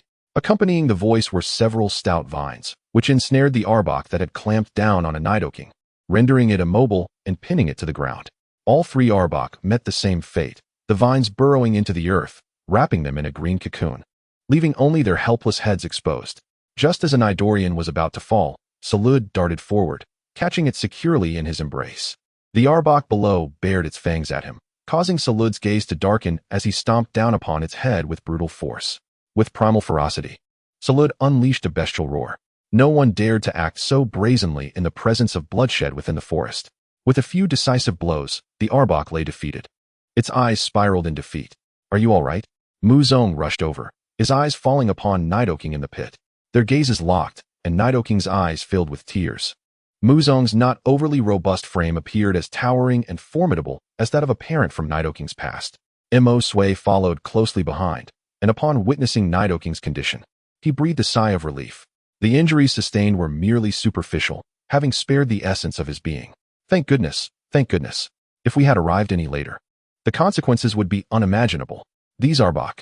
Muzong furrowed his brow, uncertain of how to proceed. But it was clear that Nidoking and the others could no longer remain here. "Come with me. I have just planted a small grove at my home where you can all reside together." Muzong bent down, lifting Nidoking from the pit. The nearly meter-tall creature felt surprisingly heavy, akin to a young child. It was hard to fathom that, post-evolution, the Pokédex would only record a height of 1 meter and 40 centimeters. Nidoking offered no resistance, fully aware that this was the optimal solution for safeguarding his kin. Regardless of what lay ahead, it was far preferable to remain here, watching his siblings be devoured. He could perish, but not the others. Mo Sui also gathered a Nidorian and a Nidoking into his arms. The remaining younglings were ensnared by Zarude, who hoisted them over his shoulder as though capturing wild rabbits. Every last one was taken away, leaving behind the Arbok, bound and awaiting a potential miracle, or perhaps a chance to gnaw through their restraints. This was the law of nature. Even if Muzong eradicated them, driving them away, the normal struggles of the forest would not diminish. At Zarude's farm, Charcoal's servant returned, battered and bruised, struggling to make his way back to his quarters. The 3 Pokémon responsible for the work had already dozed off against the materials. Charcoal's servant entered the living room and collapsed into a corner of the sofa, falling into a deep slumber. When he next opened his eyes, he found himself floating in midair. Is this a dream? He pondered, feeling the fatigue wash away. As his gaze shifted, he gasped upon seeing his own form on the ground, his brother. Simultaneously, a human male stood beside his brother. Though a man, he possessed long hair and held a lantern emitting a soft white glow. The surrounding scenery resembled that of an underground ruin. One after another, ghost-type Pokémon emerged from various corners, yet under the exquisite command and coordination, they were systematically vanquished until they reached the altar at the very end. Here lay a set of shattered armor. Tenshou and the man halted outside the altar. Chapter 55, The Considerate Child. The long-haired man retrieved a shard from his pocket and stepped forward, pressing it against the broken section of the armor, restoring the final piece of the puzzle. The complete armor emanated a strange radiance. Tanshou and the man exchanged a glance, nodding in unison before the former approached the armor. Upon touching it, light surged from him, an evolutionary glow. The Pokemon that reappeared before the man had transformed into the blazing sword ghost. At that moment, a piercing shriek erupted from below, and a graveyard dog clawed its way from the earth. Its pale form resembled a specter, crowned with a small tombstone atop its head. Blazing sword ghost, realm. Sort of remorse. Surrounding purple energies surged as the blazing sword ghost wielded the extending blade on its arm, crossing it before itself. Its gaze radiated a sharpness that instinctively made the graveyard dog retreat. At that moment, the blazing sword ghost cast a sidelong glance behind, locking eyes with the unseen Tanshou. Crack! Startled awake on the sofa at the Zarude Farm, Tanshou gasped for breath. It was merely a dream of his brother. He had followed that human towards evolution, while he himself could not even defeat that monkey creature. He clenched his fists, filled with a sense of injustice. Meanwhile, Muzong and his companions had returned with Nidorino and the others. Make yourselves at home here. These are apple and peach trees. You can live here safely, Muzong said, placing Nidorino down, feeling a slight ache in his arms. This little creature was excessively heavy, making him feel as though his arms might snap. Nidorino landed on the ground, surveying the small grove. With only a few dozen saplings, it could hardly be deemed a forest, yet it was entirely sufficient for their clan's sustenance. The unfamiliar environment left the little ones somewhat bewildered, prompting them to huddle closer to Nidorino. It's very safe here, Emosue remarked, reaching out to stroke the little creature she had brought back. Seemingly reassured that Emosue was kind-hearted, it did not struggle, though its eyes still reflected a hint of timidity. All right, you stay here for now. I'll prepare some juice to replenish your strength, Muzong said, gently patting Nidorino's small head before turning to leave. The nearby Diglett quickly followed suit. As Muzong stepped inside the small dilapidated house, he spotted the startled Tanshou. What's wrong? Muzong asked with concern. Crack! Tanshou leaped off the sofa and approached Muzong, raising his fists to indicate his desire to grow stronger. Want to become stronger? Muzong crouched down, pondering whether he had been provoked by something. Flames blazed vigorously on Tanshou, his determination to grow stronger unprecedentedly intense. Crack! Tanshou nodded earnestly. Muzong smiled. Wait until tomorrow when those peppers ripen. Perhaps they will help you grow even stronger. The thought of those peppers made Tanshou eager to rush over and guard them. Come back. Right now, you need to sleep. You cannot afford to tire yourself out. If your body gives in, all efforts will be in vain, Muzong called after him. He was not made of flesh, after all. Oh right, Tanshou was indeed not made of flesh. He was a piece of charcoal. However, he still required adequate rest. Muzong's words prompted Tanshou to halt, returning to the sofa as his flames gradually subsided. Very well, Muzong nodded in satisfaction, moving towards the kitchen to prepare a small basin of juice from the leftover pomelo, adding some poison-type berries. Warning: children should consume this under adult supervision. Adults should prepare for potential after-effects. Special effect: restores stamina for poison-type Pokemon and enhances poison energy. Upon seeing this note, Muzong realized this basin would serve as the exclusive feeding bowl for Nidorino and his companions. He carefully carried it outside to the grove. Come and drink. It will help restore your strength. The primary ingredient is pomelo, Muzong said as he set the basin down before Nidorino, who looked on with curiosity. Nidorino halted the eager Nidoran, deciding to be the first to try. Gazing into the basin's reflection, Nidorino steeled himself and took a small sip. The flavor was unlike anything he had ever experienced. A warm current flowed through him as it slid down his throat, rejuvenating his strength. Noticing the effects, he stepped back to allow his siblings to drink. Instantly, several little ones rushed forward, surrounding the basin and gulping hungrily. Their startled hearts calmed quickly, and drowsiness took hold. The smallest Nidoran leaned against Nidorino, dozing off. Nidorino, with his scarred head raised, glanced at Muzong, whose eyes twinkled, and gently patted her. Nido, sleep well. Let us go, Muzong whispered. Emosue's gaze softened, enchanted by the delightful little creatures. A smile crept onto Zarude's lips. They turned to leave, granting space to this little family. As the basin emptied, the little ones found complete tranquility, returning to Nidorino's side and curling into a heap. Nidorino leaned down, waiting until their breaths became steady before rising again. He picked them up one by one with his mouth, selecting a sturdier apple tree to place them beneath. After 5 trips, he had settled them all at the base of the tree. This small family comprised 3 Nidoran, 2 Nidorans, and 1 Nidorino. Nidorino cast another glance at the basin, extending his tongue to lick it clean. gazing towards the dilapidated house in the distance. He gently picked up the basin and padded towards the door. Hearing the sound, the carpenter awoke from his dreams, opening his eyes to look at him. Upon sensing the gaze, Nidorino instantly turned alert, entering a defensive stance. The carpenter glanced at the basin on the ground and closed his eyes again. This Pokemon was likely not an outsider and did not warrant waking the others. Grateful for Muzong's kindness, he had taken it upon himself to guard the home. Seeing this, Nidorino exhaled in relief and promptly returned to the grove, curling up beside his family to sleep. Yet, at the slightest rustle, his ears would twitch, indicating he was not in too deep a slumber. The following morning, as Muzong opened the door, he found the small aluminum basin waiting at the entrance. Such a considerate little creature, he mused, picking up the basin and exchanging a glance with the carpenter. Good morning. With a yawn, the carpenter stood up, grasping his post and beginning to level the ground. The other two skilled hands awoke from their slumbers and greeted Muzong. He smiled and returned to the house to prepare breakfast, also readying the Pokemon for their new companions. Chapter 56, Dream Demon and Ghost. As it was a new member, Muzong prioritized preparing for Nidorino and the others. As Imosue heard the sound, she awoke from the sofa, clad in an ebony-hued camisole. How industrious, she remarked. You should wash up first. It's not yet time for a meal. I am preparing provisions for Nidorino and the others, Muzong replied without turning his head. All right. Imosue acquiesced, making her way toward the bathroom while retrieving her toiletries from her suitcase. There are far too few toxic fruit. It seems no one sells this. Muzong mused, scratching his head as he departed the kitchen with a small basin in hand. He had barely managed to gather enough for one basin. Upon arriving at the orchard, Muzong spotted a Nidoran and a Nidoking engaging in a playful game of hide-and-seek around a small tree, their leaps and bounds quite endearing. His footsteps, however, made the little creatures immediately alert, causing them to hide behind the trees. Yet, upon recognizing him as their savior, they timidly emerged from their hiding spots. Nidorino approached from a distance, halting before Muzong. Drink up. This is your breakfast. Lunch and dinner will be delivered as well, and you may go over to eat. Muzong indicated towards a dilapidated little house in the distance. Nidorino nodded and stepped forward to take a sip. Upon feeling a surge of energy, his eyes sparkled with surprise. He promptly called over his siblings to partake.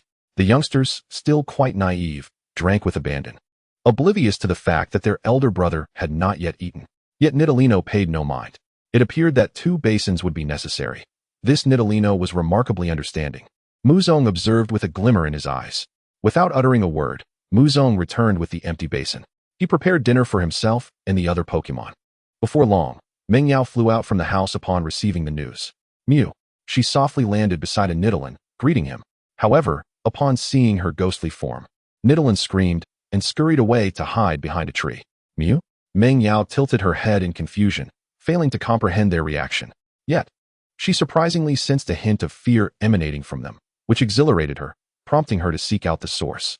Regardless, both this Nidoran and the others kept their distance from her.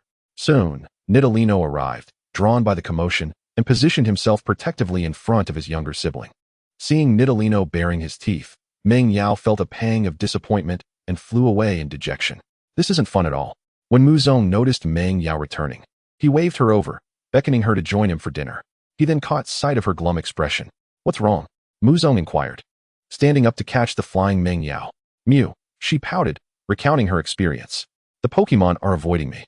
Muzong frowned, realizing he had merely intended for her to greet the new neighbors, not anticipating such an outcome. Salad, accompany me to clarify this matter, Muzong instructed. Salad stood up, vaguely understanding the situation. I will too. Imosue began to speak, but Muzong had already exited the living room, leaving her to awkwardly sit down and eat. Cradling the somewhat despondent Mengyao, Muzong vaguely heard the sounds emanating from the beads around her neck. This indicated that she had absorbed a significant amount of fear, which only deepened his perplexity. Had she frightened Nidorino's siblings, causing Nidorino to react defensively? With this uncertainty, he ventured outside the small forest. At that moment, Nidorino was soothing the little Nidoran, and upon spotting Muzong, he rushed over. Nido, he exclaimed, attempting to convey something. But upon realizing Muzong did not comprehend, he gestured with his front paws. This left Muzong bewildered. It didn't seem as though Nidorino had bullied Mengyao. Lulu, Salad interjected, attempting to offer an explanation, but to no avail. Instead, it was Mengyao who understood, soaring from Muzong's embrace to hover at the same height as Nidorino. Mew, Nido, They exchanged a few words, after which Nidalino scampered back to his siblings to explain. He clarified that Meng Yao was not the ghost that had frightened their parents away, but rather a member of Muzong's family. Following this explanation, the little ones began to grasp the situation. As they turned to the approaching Meng Yao, their fear dissipated, replaced by a tentative curiosity to interact with her. Upon realizing that Meng Yao was not the malevolent spirit they had feared, they began to play joyfully. Muzong found himself at a loss, but observing their delight, he recognized that Meng Yao would not be returning to her own meal anytime soon. I should fetch the food, he decided, turning to return to the dilapidated house. Before long, he returned with a large bowl and a pair of chopsticks. The bowl contained his meal alongside Meng Yao's. Meng Yao, Muzong instructed, prompting her to open her mouth as he tossed the food towards her. She caught it midair, savoring it delightfully. However, when she offered some to the children, they found it unpalatable. This is normal. Every Pokemon has different tastes. Just as you dislike hot pot, Meng Yao, Muzong explained. Meng Yao nodded in understanding, relieved that it was not her they disliked. In that moment, she began to develop a distaste for the feeling of fear, recognizing that being avoided felt utterly unpleasant. Mew. Observing their happiness, Muzong couldn't help but smile. This is wonderful. We are all family members, and conflicts would be unfortunate. After the meal, noticing that they had no intention of ceasing their playful antics, Muzong carried his bowl and chopsticks back to the house, with salad following suit. Watching the children frolic together, Nidalino stood frozen in place, deprived of their parents' protection. These young ones had not enjoyed a proper childhood, often going hungry and unable to ensure their safety. It had been quite some time since they had played so freely. As he pondered this, his thoughts drifted to Muzong's figure. Nido. In that moment, he contemplated many things, enough to gain clarity about the future. No longer would there be merely endless woods and countless dangers. Meanwhile, Mo Sui rolled up her sleeves and diligently worked, while Muzong squatted before a fiery chili pepper. Watching the countdown on the display. 3:21, maturation countdown, 0. This plant had fully matured. At last, the first batch of mutated crops had arrived. The massive chili pepper hanging from the branch was as thick as a human arm, its crimson skin menacing, with a spicy essence palpable even from half a meter away, declaring its extraordinary nature. Chapter 57, Scallion Lamb Stir Fry. Muzong reached out to pluck it, but was met with a sharp heat. Ouch, that's hot. He was momentarily taken aback, picking up a dogtail grass he had forgotten to discard, gently touching the pepper. The dried grass began to curl as though it had encountered flames. The temperature was exceedingly high, at least 40 to 50 degrees. Is this still a plant? In Muzong's perception, a new line of introduction appeared on the panel. Fiery chili, mutation capable of reaching temperatures of 45 degrees, with spiciness exceeding 3 million SHU. It harbors a substantial amount of fire attribute energy, making it an essential ingredient for wondrous cuisine. Previously, various ingredients lacked such descriptions, often merely suggesting the possibility of creating miraculous dishes. However, this fiery chili was distinctly marked as a requisite component. Ahem, what is this? Mo Sui approached, covering her nose with her hand. Zarude cast a glance, swallowing hard. This was indeed exhilarating. In front of Muzong, he boldly plucked one, taking a hearty bite out of the pointed end. Zarude, no? Muzong's warning was cut short by Zarude's apparent enjoyment, showing no signs of distress from the spiciness or the heat, nor any adverse effects from the fire attribute energy. Was he fond of spicy food? No. It seemed he had a penchant for mutated crops. Muzong's apprehension for Zarude's well-being lingered, yet he watched as Zarude consumed the entire fiery chili, even letting out a satisfied belch. Is it truly that delicious? Mo Sui asked, swallowing. Muzong hastily shook his head. Consuming such a thing outright could pose a lethal risk. His expression was grave, dispelling the eagerness from Mo Sui's face. Is that true? She questioned, skepticism in her tone. Indeed, the spiciness likely surpasses that of any chili in nature. Only through specialized artificial cultivation could such heat be attained. Muzong recalled information from his previous life, where there existed a chili known as X chili, with a spiciness exceeding 3 million SHU, and it was not entirely wild. That sounds terrifying, Mo Sui gulped, stepping back. I should probably buy a gas mask in town. Muzong stood up, patting his backside. He would also need to procure a separate pot, for any vessel that had cooked this ingredient would be rendered unusable. I concur, Mo Sui agreed. Zarude crouched by the field, selecting another snack. To him, this was akin to a unique spicy snack. If he didn't have to save some for Charcoal young servant, he would have devoured them all. Rubbing his hands together, he glanced at the still unripe starberry fruit. The mutated version was even more delectable, a rare treat. Shortly thereafter, Muzong returned from town, equipped with a brand new pot, a gas mask, and a pair of leather gloves. Once donned in the gas mask and gloves, he attempted to pluck a chili. He only managed to harvest one fiery chili, setting it aside for charcoal young servant's lunch. Yet, he was still pondering what culinary creation to conjure. Would merely boiling it be somewhat mundane? Several dishes flitted through his mind, ultimately opting for scallion lamb stir-fry, albeit with an infernal level of spiciness. Initially, Muzong intended to prepare this dish in the kitchen, but contemplating it further, he decided to spare his little kitchen from such chaos.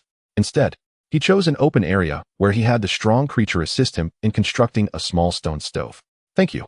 What would you like for lunch today?" Muzong inquired. Little Gia's strong creature had a penchant for energy cubes, but he had yet to learn how to create them. He hadn't inquired about this particular strong creature.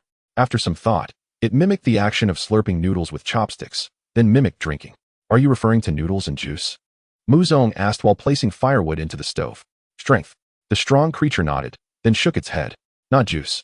Noodles seemed certain, but the latter was puzzling. The strong creature appeared somewhat conflicted. Muzong's juice was delightful, yet lacked potency. It nodded again, shaking its head, then mimicked drinking, albeit rather boisterously, stumbling as if inebriated afterward. Muzong instantly understood. "You mean alcohol?" The strong creature nodded vigorously, affirming it was indeed alcohol. "Then I shall spend the next few days studying brewing. I've grown weary of juice, and could use some fruit wine or rice wine." Muzong nodded in agreement. Nearby, the strong creature was practically drooling at the thought. All right, you go keep busy. I must start cooking, it's quite daunting." Muzong waved his hand, securing his gas mask. The strong creature nodded, eagerly relaying the news of Muzong's brewing plans to its two companions. Muzong began by placing scallions and lamb into the oil pan, then took the fiery chili, slicing it into chunks. A strange white mist emanated, rendering his gas mask increasingly opaque. "Damn it, why does it still feel spicy? If I prepare this directly, I might suffocate." This was no mere cooking ingredient. It was tantamount to a weapon. In the future, should anyone provoke him, he would send them a chili to meet their maker. Muzong commenced stir-frying. Once the chili was added, flames leapt from the pan, yet they did not spread. Rather, they clung to the chili itself. The dish was not difficult. It was merely a stir-fry, and it was not long before it was ready. However, Muzong, concealed behind the gas mask, found it hard to keep his eyes open. The potency of the fiery chili was undeniably terrifying. After a few coughs, he plated the chili in dish, the aroma enticing, yet the spiciness genuinely fierce. Scallion lamb, C, wondrous cuisine. Special effect. Pokemon using it will gain 30 minutes of fire attribute insight, allowing for the acquisition of new skills or enhancement of existing skill proficiency. During these 30 minutes, energy storage will continually increase, with multiple consumptions yielding a low probability of special effects. Note: an essential choice for resolute Pokemon.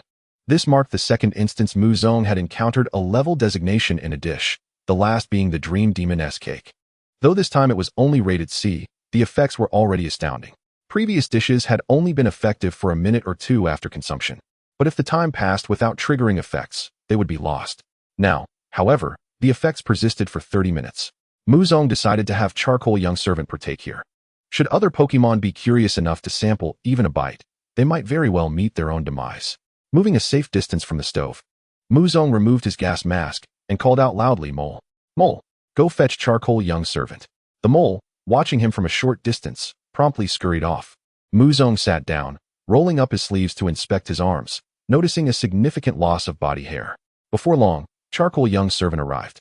"Over there lies a wondrous dish that can enhance your strength, but if it becomes unbearable, do not continue eating." Muzong pointed toward the distant stove. The flames beneath flickered weakly, and a silver plate reflected sunlight. Chapter 58. Armored Farmer Cannon. Charcoal Young Servant stood before the plate, swallowing hard. He picked up a pair of chopsticks, tentatively grasping a piece of lamb to place in his mouth. The moment it entered his mouth, the spiciness exploded, overwhelming the flavor of the lamb, leaving only an intensity that even he found difficult to endure. No, it had transformed into a sensation of pain. Yet, sensing the energy within, he felt compelled not to waste it. Like someone who had been scorched, he forced himself to continue eating, ravenously digging into the plate of scallion lamb, as if reincarnated from a famished ghost. He barely had time to chew before swallowing it whole. Once he had consumed everything, the spiciness erupted in his mouth, spreading to his very consciousness. Charcoal Young Servant began to roll on the ground, flames igniting upon his body. The silver platter clattered to the ground, narrowly avoiding shattering.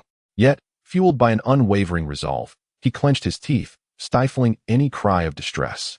Observing this, Muzong stood up in bewilderment, about to call out to Zarude, when he noticed the charcoal attendant had risen from the ground. With a crackle, the attendant was engulfed in flames, the fire shifting from a vivid orange to a brilliant gold. As a spectral suit of golden armor materialized around its shoulders and upper body, the chest of the armor gleamed a deep crimson, resembling the attire of the Crimson Lotus Knight. However, it was crucial to note that this individual had yet to evolve. The charcoal attendant brought his arms together, causing the armor on his shoulders to slide down to where his fists met, emitting a resounding roar. The converging shoulder plates resembled a cannon, gathering a point of light directed towards the heavens. The armored cannon. Muzong was taken aback. In the next instant, the ethereal golden armor shot skyward, triggering a massive explosion in the atmosphere.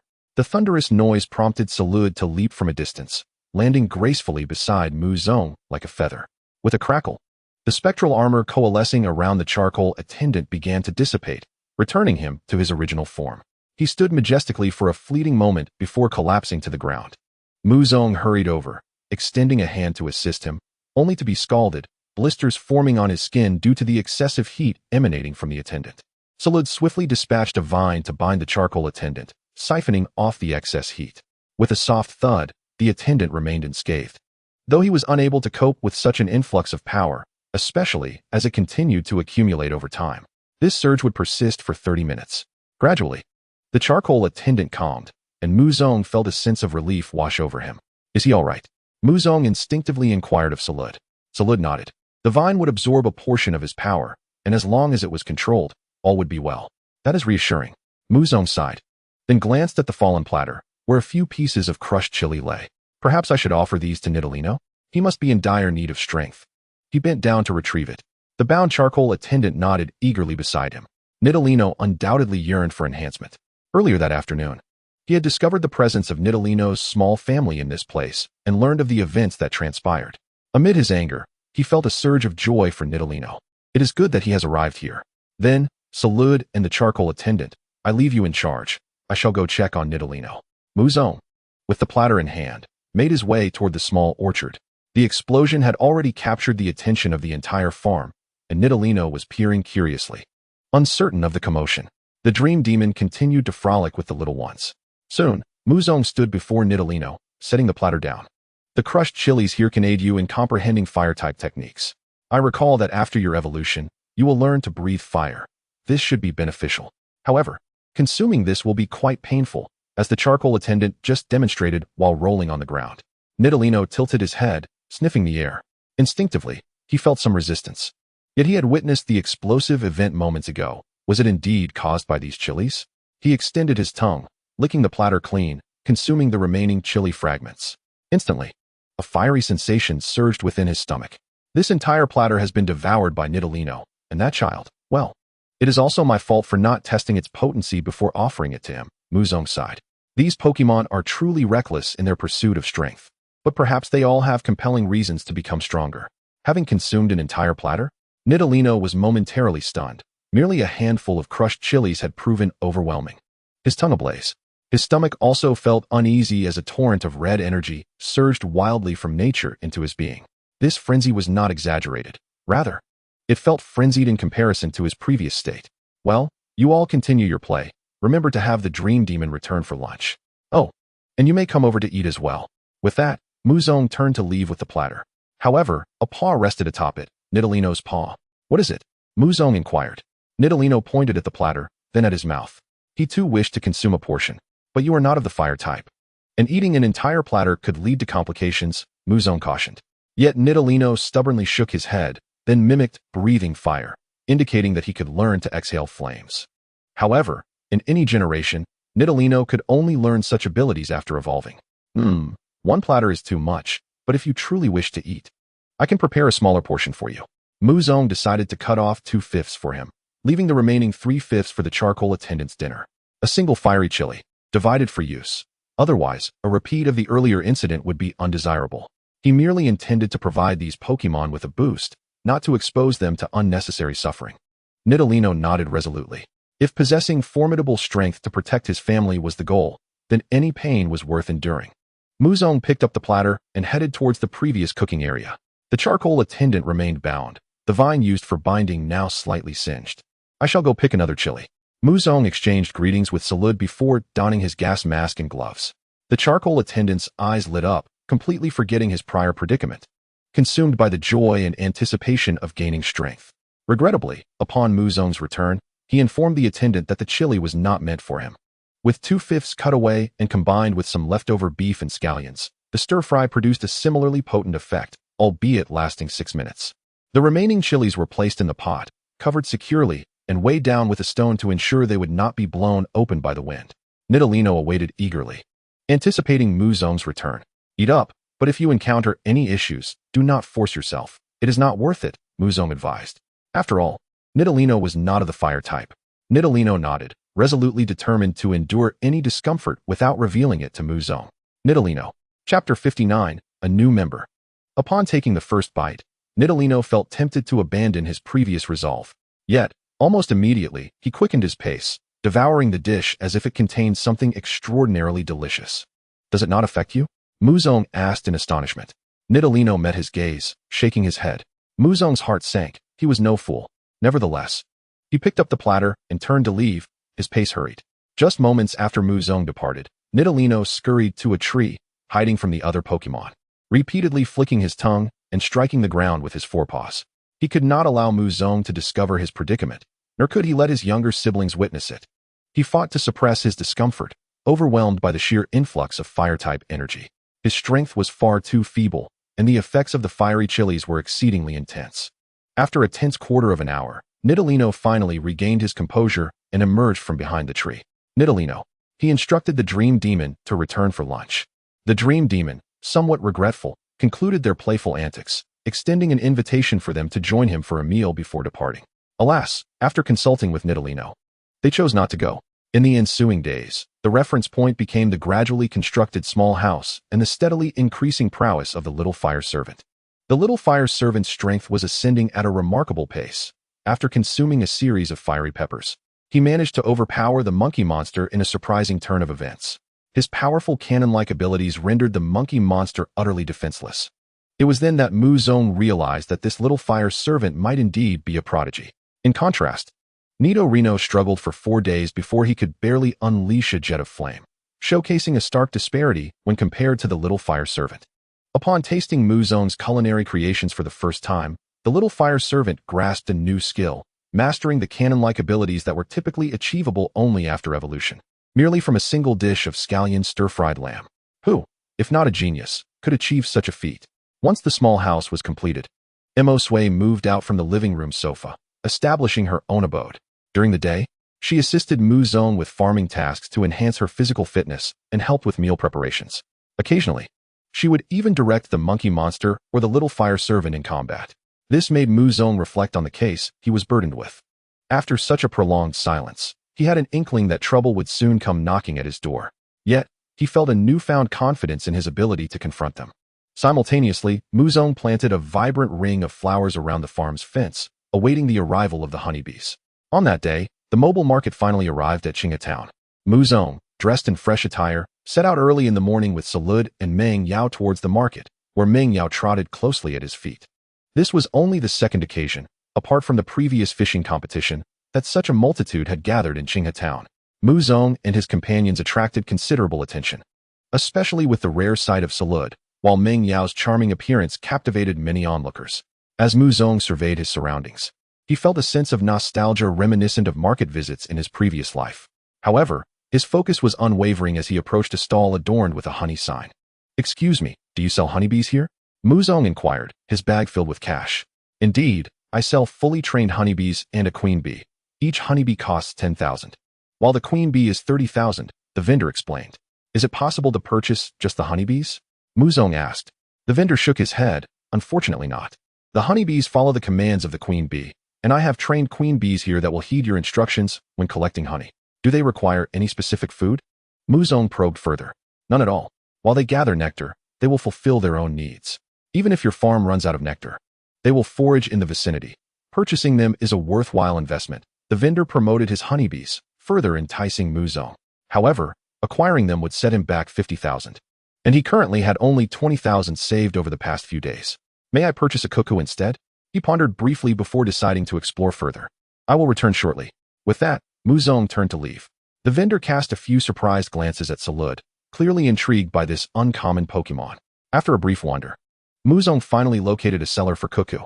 Hello, how much for a cuckoo? He asked.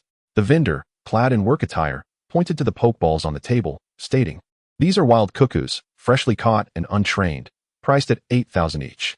Muzong sighed in relief. The absence of training was not a setback. The best way to capture a Pokemon was through its stomach, and he was quite adept at that. I will take one, he declared. As cuckoo was essential for his juice-making endeavors, saving him considerable effort. The exchange was swift, with payment made and the goods passed. After receiving the money, the vendor inquired, Would you like a mantle rock? It's excellent for tilling the soil. The remark piqued the interest of the groundhog at Muzong's feet, who nudged against his pant leg, eager to take on the task. That's quite all right. I have a very capable assistant, Muzong replied with a smile, departing with his new pokeball in hand. Not long after, Meng Yao became entranced by a stall brimming with stones. There lay a shimmering black gem that caught her eye. Excuse me, what is this? Muzong asked. That is a ghost stone, priced at 2,000. When carried, it enhances the power of ghost-type moves for a single use, the vendor explained. Such an exorbitant price for a one-time item? Muzong felt a pang in his heart, but ultimately decided to purchase it, noticing Meng Yao's eager expression. With the transaction complete, Meng Yao joyfully accepted the stone, enveloping it with her dark green form. Muzong chuckled and affectionately patted her head. A casual glance led him to a somewhat familiar stone. A moonstone, he recalled, thinking of the formidable Nidorino, and asked, How much for this? 3,000. The vendor replied. I'll take it, Muzong said, retrieving the money and having Zarude carry the moonstone.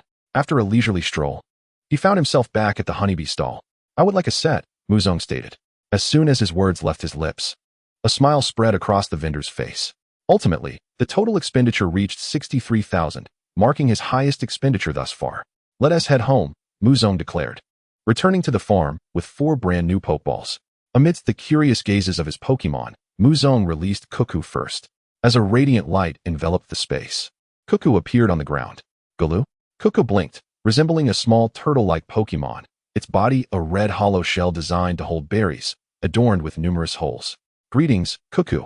This will be your new home, Muzong said, bending down with a smile. Cuckoo glanced around, seemingly bewildered. Zarude crouched down, exuding warmth as he explained the nature of their surroundings and what Cuckoo's responsibilities would entail. Before long, Cuckoo nodded, crawling over to nuzzle against Muzong's pant leg. Chapter 60, Delivery Service. When the honeybees and the queen bee were released, they exhibited a distinct elegance, bowing slightly towards Muzong, unlike the earlier Cuckoo. Just as the seller had claimed, they were well-trained and specifically designated for honey collection. Impressive. The proud queen bee is surprisingly amiable, Mosue remarked in astonishment. Indeed, it seems the money spent was worthwhile, Muzong concurred, relieved that it would save him considerable trouble. He gestured towards the distant fence, indicating, The entire ring of flowers surrounding the fence has been prepared for you. If nectar runs low, feel free to take a break. I can assist in providing food. The queen bee's expression turned curious. I wasn't he taught this. Muzong reiterated, harvesting these should suffice. The forest can be perilous, so it's best to avoid venturing too far. The queen bee eventually nodded in agreement. Muzong retrieved a glass jar from the house and placed it by the fence. Simply twist it open and pour the honey inside, he emphasized. The queen bee acknowledged, committing the instructions to memory. As for their living arrangements, they would initially reside in the nearby grove. He would consult with Nidorino and the others about allocating a few trees. The queen bee glanced toward the small fruit grove in the southeastern corner of the farm and nodded again. Aside from a few missing flowers, the location seemed suitable. She then began to direct the honeybees to commence their work. The other Pokemon were equally intrigued by the arrival of their new companions. However, the queen bee remained focused on directing her 3 worker bees, showing no inclination towards making friends for the time being. Their attention was solely devoted to the pot, referred to as Hoo-Hoo. While Muzong and Nidolan deliberated over territorial matters, Dream Demon brought Hoo-Hoo and the mole here to frolic with Nidolan and Nidoran. Very well, it is settled then, Muzong remarked, casting a glance before reaching an agreement with Nidolan.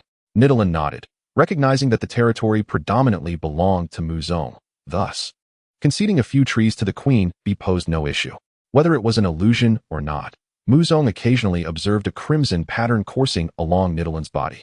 "Nidalee," he suddenly called out, halting Muzong in his tracks. With a look of confusion from Muzong, Nidalee dashed out of the small grove into an open space, unleashing a jet of flames skyward. "Impressive," Muzong praised, watching the orange-yellow flames dance. Nidalee ceased his display and turned to Muzong with a grateful expression. Acutely aware of his own limitations compared to the prodigious charcoal servant, having taken so long to master this singular skill.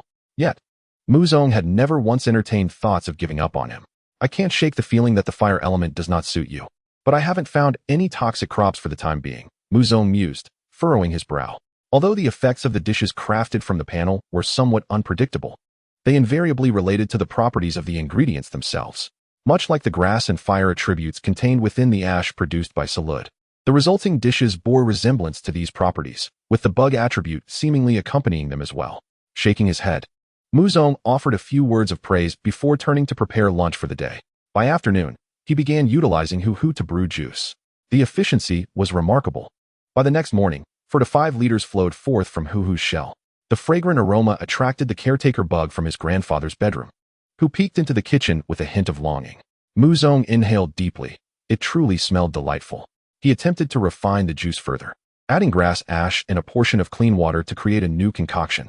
Delicious juice, if not for the grass ash.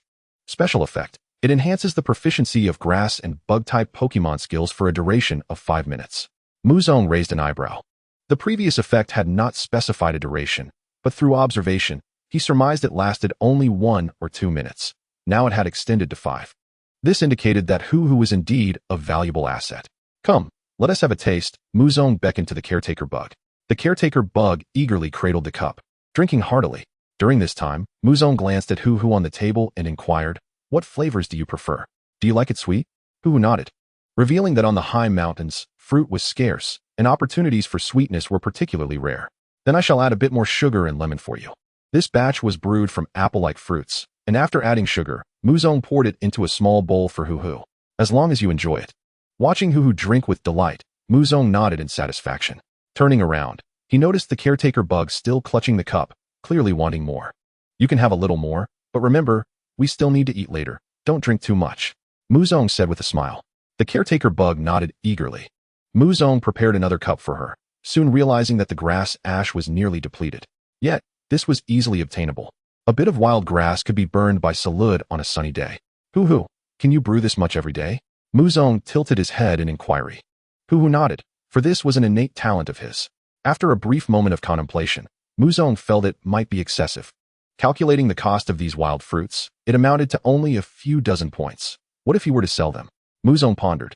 Selling his juice in town would not be a concern regarding flavor. It was already delectable, and he could fine-tune it using the panel, along with its special effects. It was bound to generate interest. Direct sales would not suffice, but what if he arranged for delivery? Muzong squinted, realizing that to embark on this business venture, he needed a competitive edge. He could enlist Mo Sui to assist with daily watering and cooking, freeing himself to produce juice. This seemed feasible. Muzong recalled a group in the forest, the mischievous monkeys, with whom he had previously established a rapport in Xinga Town. Recently, their numbers had dwindled. Not due to a lack of star melons. After all, the evolution of the mischievous monkeys still required ghost-type energy, making star melons essential. Their decrease in appearance was attributed to the scarcity of fruit trees in the forest, and even under the leadership of the abandoned monkey, there had been no abundance. Especially with spring now past. "I shall purchase star melons with money, and pay the mischievous monkeys a salary to assist with juice deliveries. It's a win-win." Muzong's eye sparkled, finding the idea promising. Just then, the familiar sounds of the mischievous monkeys echoed from the yard. "Mischievous monkey, I require your assistance." Muzong dashed outside, calling to the mischievous monkey, who was preparing to battle the charcoal servant. "Who?" The mischievous monkey looked at Muzong in confusion, but paused its actions. "Could you summon the abandoned monkey for me? I have a matter to discuss with him," Muzong requested. A sense of urgency surged within the mischievous monkey, driven by a protective instinct, fearing that the other mischievous monkeys might compete with it for Muzong and the farm. Chapter 61. The Mature Taro. Thus, Muzong articulated his plans to the abandoned monkey, with Zarude by his side. Compared to Dream Demon, the abandoned monkey was a true ghost. Its fiery temperament suggested it could deliver a punch at any moment. Without hesitation, the abandoned monkey nodded in agreement. "For every bottle sold, I will return with a star melon." Muzong outlined his projected pricing. A pound of star melons typically consists of 34 fruits, priced at 30 coins. He proposed a price of 18 alliance points per bottle for the juice, slightly higher, yet reasonable within this world, with each bottle containing 335 milliliters. The next challenge was the arithmetic. After dilution, the original juice could yield tens of liters while maintaining flavor, but this would incur additional costs, such as lemons and sugar. Considering losses and the needs of various Pokemon on the farm, the production would yield 40 bottles daily. The delivery cost for the mischievous monkeys would amount to 40 points per day, compounded by raw material costs, packaging, and allowing Huhu a few days of rest, resulting in only 26 days of sales per month. At the end of the month, the net profit would reach 11,000 points. This relied on his confidence in the flavor and the affordability of ordinary fruit in Qinghe Town. Muzong's eyes glimmered. This arrangement with the mischievous monkeys was solidified. However, before proceeding, he needed to focus on promotion. In the following days, an unusual phenomenon emerged in Qinghe Town. Mischievous monkeys wearing signs around their necks appeared, proclaiming, "Specialty juice from Zarude's farm, 18 points a bottle, exceptional flavor, trustworthy." After witnessing this multiple times, a middle-aged man finally spoke up. "Isn't that Muzong's child?" The mischievous monkey nodded in affirmation, having received star melons in exchange. "Are you purchasing from his farm?" The middle-aged man inquired again. Upon hearing this, the mischievous monkey hurriedly fled, leaving the man perplexed. He turned away to attend to his tasks, but it wasn't long before he noticed the monkey creature bouncing back, clutching a tightly sealed glass bottle of juice.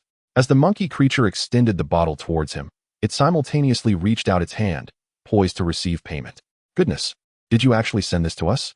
The man stood frozen in place, ready to accept, only for the monkey creature to retract its hand holding the bottle. "What is this?" The man paused, realizing from the monkey creature's empty hand that it was indeed a matter of exchanging goods for currency. The monkey creature nodded, offering the bottle once more, yet still gripping it firmly. The abandoned world monkey had emphasized that if this was lost, consumed, or if that peculiar piece of paper was not returned, all the monkey creatures would refuse to engage with that particular monkey creature. "Please wait a moment while I fetch the money," the man smiled, thinking of it as a way to support the child's enterprise. Nevertheless, he did not harbor high hopes for this venture. After all, who couldn't make juice? It wasn't as though no one had attempted it before. The small shops in town had ceased to stock juice, and now there was merely an additional monkey creature delivering beverages. He produced 18 coins and handed them to the monkey creature, finally taking possession of his drink. The monkey creature, now with the coins in hand, turned to leave, feeling exceptionally elated. Not only could the monkey creature earn starberry fruit from this sale, but it could also engage in sparring with its leader, the abandoned world monkey. After the monkey creature departed, the man tentatively took a sip of the juice. The disdain that had once graced his face vanished in an instant. He downed the juice in one go, and as a seasoned fruit farmer, he found himself momentarily unable to discern the fruit from which it had been brewed. The monkey creature? He somewhat regretted not purchasing a few more bottles to share with his little daughter. This was undoubtedly healthier than the carbonated beverages delivered by Kyle. When Muzong saw the first order successfully completed, a smile broke across his face, and beside him, Mo Sui felt it was only natural.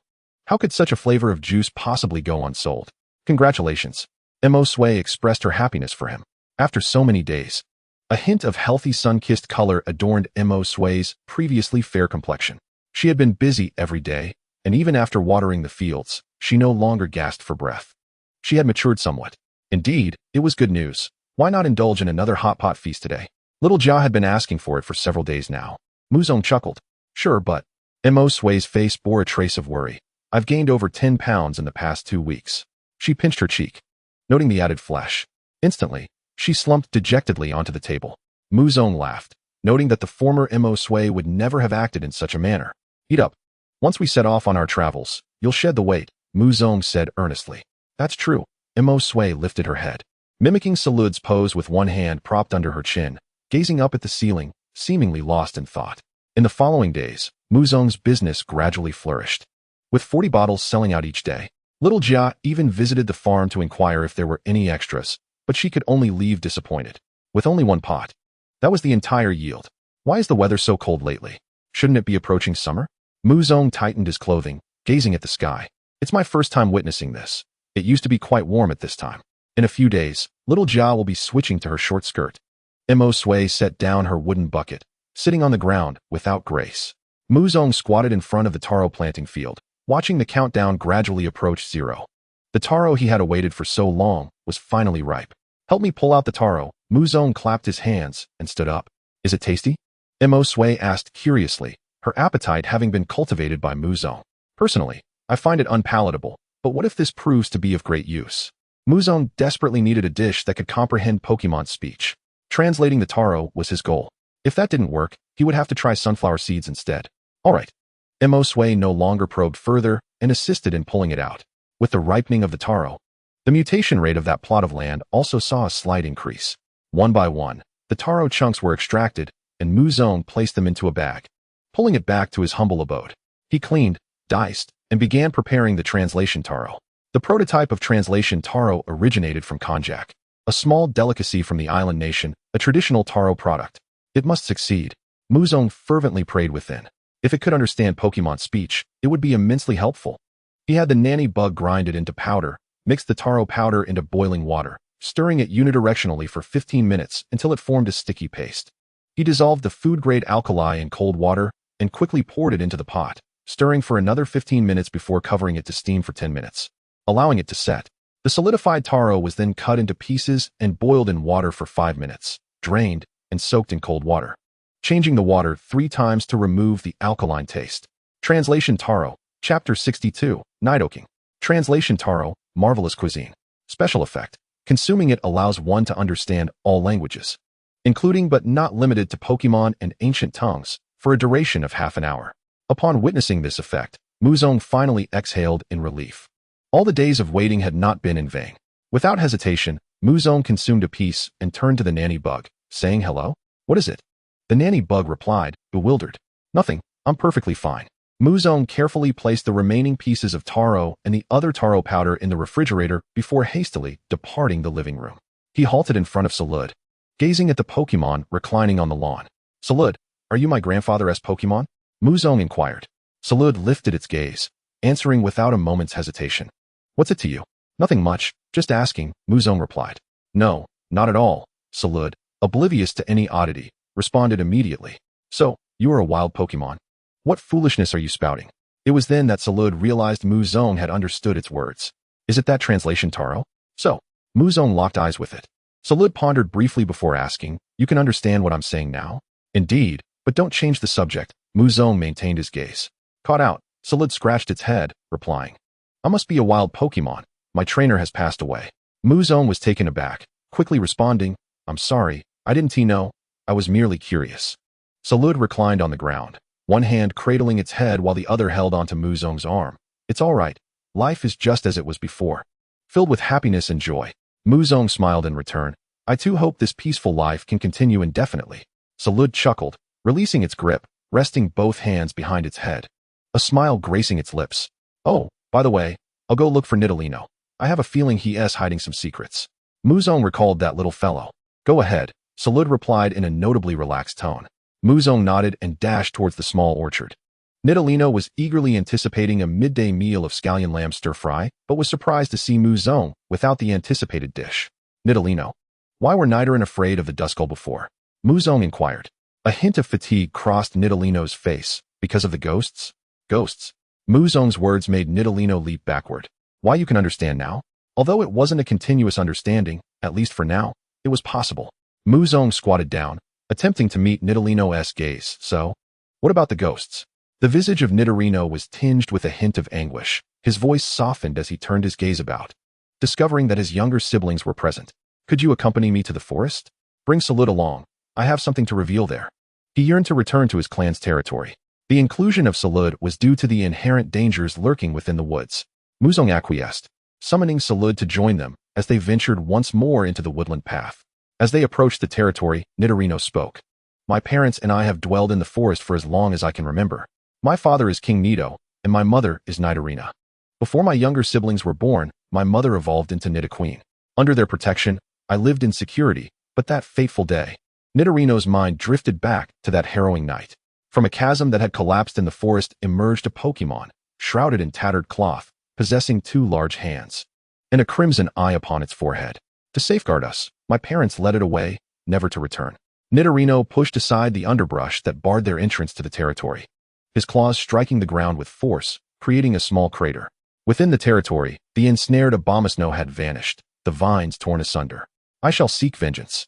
Nidorino's voice pierced the air, adorned with flickering red patterns. Not merely for that ghostly Pokemon, but also for the Abomasnow that had fled. He turned to Muzong, locking eyes with him, both understanding the gravity of the situation. Based on Nidorino's account, it was likely a Dusknoir, also referred to as the Night Giant. As for the collapsed pit, it could very well be an ancient ruin or a tomb. However, it wasn't surprising, after all. He had previously found an ancient coin in the shoe he had fished out, which spoke volumes. I will assist you, Muzong affirmed with a nod. Since we cannot locate a poison type, we shall evolve first, and then cultivate ground-type abilities. Strength shall come in due time. Muzong produced a moonstone from his pocket, kneeling to present it to Nidorino. Thank you, Nidorino expressed as he returned to Muzong's side, raising his claw to touch the moonstone. In an instant, the stone melted, merging seamlessly into Nidorino's form. The radiance of evolution shimmered around him. Evolve. Nidoking. Roar. Muzong could only hear a fierce roar as the translation effect waned. Before the light of evolution could dissipate, a torrent of flames erupted towards the sky, illuminating the atmosphere, causing the surrounding trees to catch fire. Yet before they could ignite fully, Zarude extinguished the flames with a swift lash of his whip. As the light of evolution faded, the robust form of Nidoking emerged. At that moment, Muzong realized he had never been mistaken. Indeed, a red glow pulsed from Nidoking's body. Memories of the description of scallion lamb flooded his mind. Scallion lamb, see, marvelous cuisine. Special effect, increases fire-type comprehension for 30 minutes after use, allowing the Pokemon to learn new skills or enhance proficiency in others. Continuously augmenting energy reserves within that time frame. Repeated use may yield special effects. The nature of this transformation remained uncertain, whether it was a boon or a bane. However, he could certainly take Nidoking to the Pokemon Center in Hop City to consult Nurse Joy. Let us return home for now. We shall exact our retribution in due time. Muzong clenched his fist and extended it outward. Nidoking emitted a low growl, glancing at his arm, then clenched his fist and lightly tapped it against Muzong's. Upon Nidoking's return to the farm, he instigated quite a stir in his small grove. His stature was not the 1.4 meters depicted in the Pokédex. He was considerably taller. Muzong speculated he would grow even more. Nidorina and the Nidorans stood frozen in place, and upon witnessing Nidoking kneeling and extending his hand toward them, they knew this Nidoking was their brother. Their brother had evolved.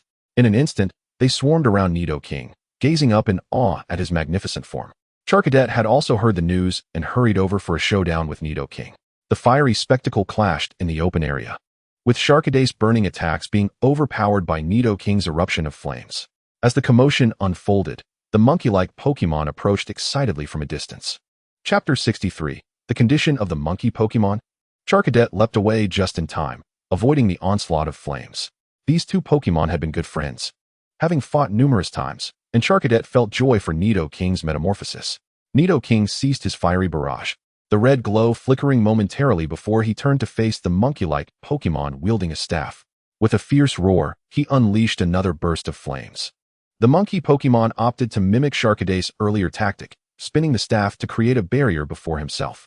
The formidable flames, for a moment, could not penetrate this defense. The nimbleness of the monkey allowed it to withstand the assault. However, as the flames subsided, the monkey intended to charge forward and strike with its staff, but suddenly froze, collapsing on the spot. Crackle? Roar? Nidoking emitted a low growl, moving forward alongside Charcadet to assist the fallen monkey. The monkey lay in agony, eyes tightly shut, still gripping its staff. For a moment, the two Pokemon were at a loss as to what had transpired. Crackle. Charcadet urged Nidoking to support the monkey while he sought out Muzong. Moments later, Muzong arrived, breathless, with flour dusting his hands from preparing dumplings. What happened? Muzong swallowed a piece of translation effect and inquired. Charcadet and Nidoking recounted the events, explaining how the monkey had collapsed in pain even before being struck. The unconscious monkey murmured a single word over and over, when Muzong felt a sinking sensation in his heart. Wait here. I will arrange for us to go to the Pokemon Center in Hop City. He dashed toward the small, dilapidated house, calling out to Mukshui, Mukshui, I need to step out for a moment. Tomorrow, have the monkey Pokemon refrain from selling juice, and could you help me prepare the dumplings? Also, please look after the other Pokemon. Oh, by the way, do you have any Pokeballs? I recall you purchasing some recently. Muzong extended his hand, as it would be impractical for Nidoking to carry the monkey Pokemon to Hop City. Mukshui, somewhat bewildered, produced several Pokeballs and handed them to Muzong. Taking the Pokeballs, Muzong also retrieved a cup of milk with healing properties, stepping outside to call for Zarude. Zarude promptly appeared, swiftly moving to Muzong's side as they both raced toward Nidoking's location. Mismagius had already encircled them, puzzled by the unfolding events. Please come inside for a moment. I will take you to the Pokemon Center, Muzong instructed, pressing the button on a Pokeball to enlarge it. Without hesitation, Nidoking touched the button with his claw, and the Pokeball activated without any struggle, successfully capturing him. Muzong then turned his attention to the monkey Pokemon resting on the ground, gently administering the milk. Yet, it yielded no effect. Subsequently, he took another Pokeball, capturing the monkey Pokemon along with its staff. I must head to Hop City. Zarude, you must accompany me. Mismagius. Before Muzong could finish his sentence, Mismagius perched herself atop his head. Without further ado, Muzong dashed towards the exit of the farm, fervently wishing for a Pokemon that he could ride. Zarude observed his running speed and could only shake his head in resignation. With a swift movement, he appeared beside Muzong, lifting him effortlessly off the ground in a princess carry. Before Muzong could articulate his thoughts, mere seconds later, the farm vanished from his sight. How exhilarating! But could it not be done in a more dignified manner? Muzong's cheeks flushed slightly. His previous anxiety dissipated in an instant. Apologies, I may be a bit too strong, Zarude remarked with a smirk, propelling himself into the air with a powerful leap. A vine unfurling from his back to strike the ground, achieving a sort of double jump. Is this even necessary? Muzong had no time to ponder how ostentatious Zarude was.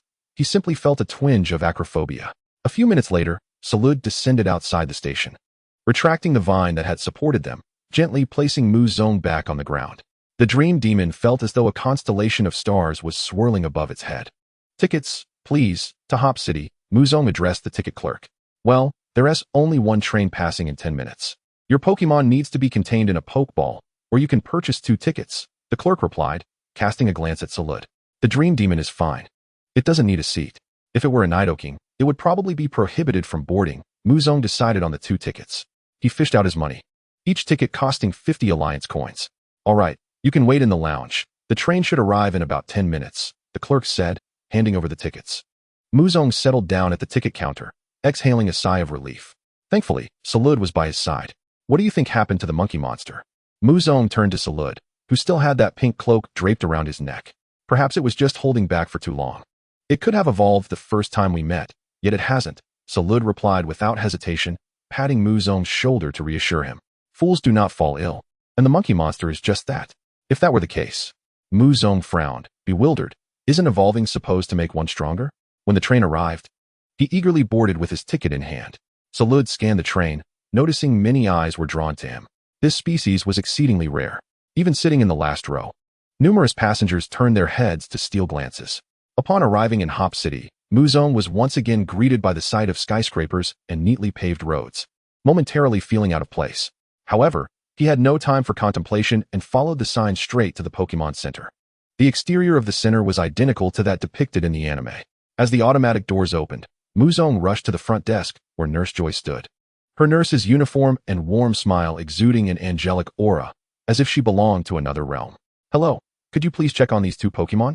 The monkey monster fainted during a battle without sustaining any injuries, and Nidoking occasionally emits a faint red glow, Muzong explained, placing the Pokeballs on the counter. All right, no need to worry, everything will be fine, Nurse Joy reassured him while placing the Pokeballs onto a nearby cart, wheeling them into the surgery room. Accompanied by a Chansey, realizing it might take some time, Muzong took a seat on a nearby sofa, glancing up at the large television in the center. An urgent news report was being broadcast.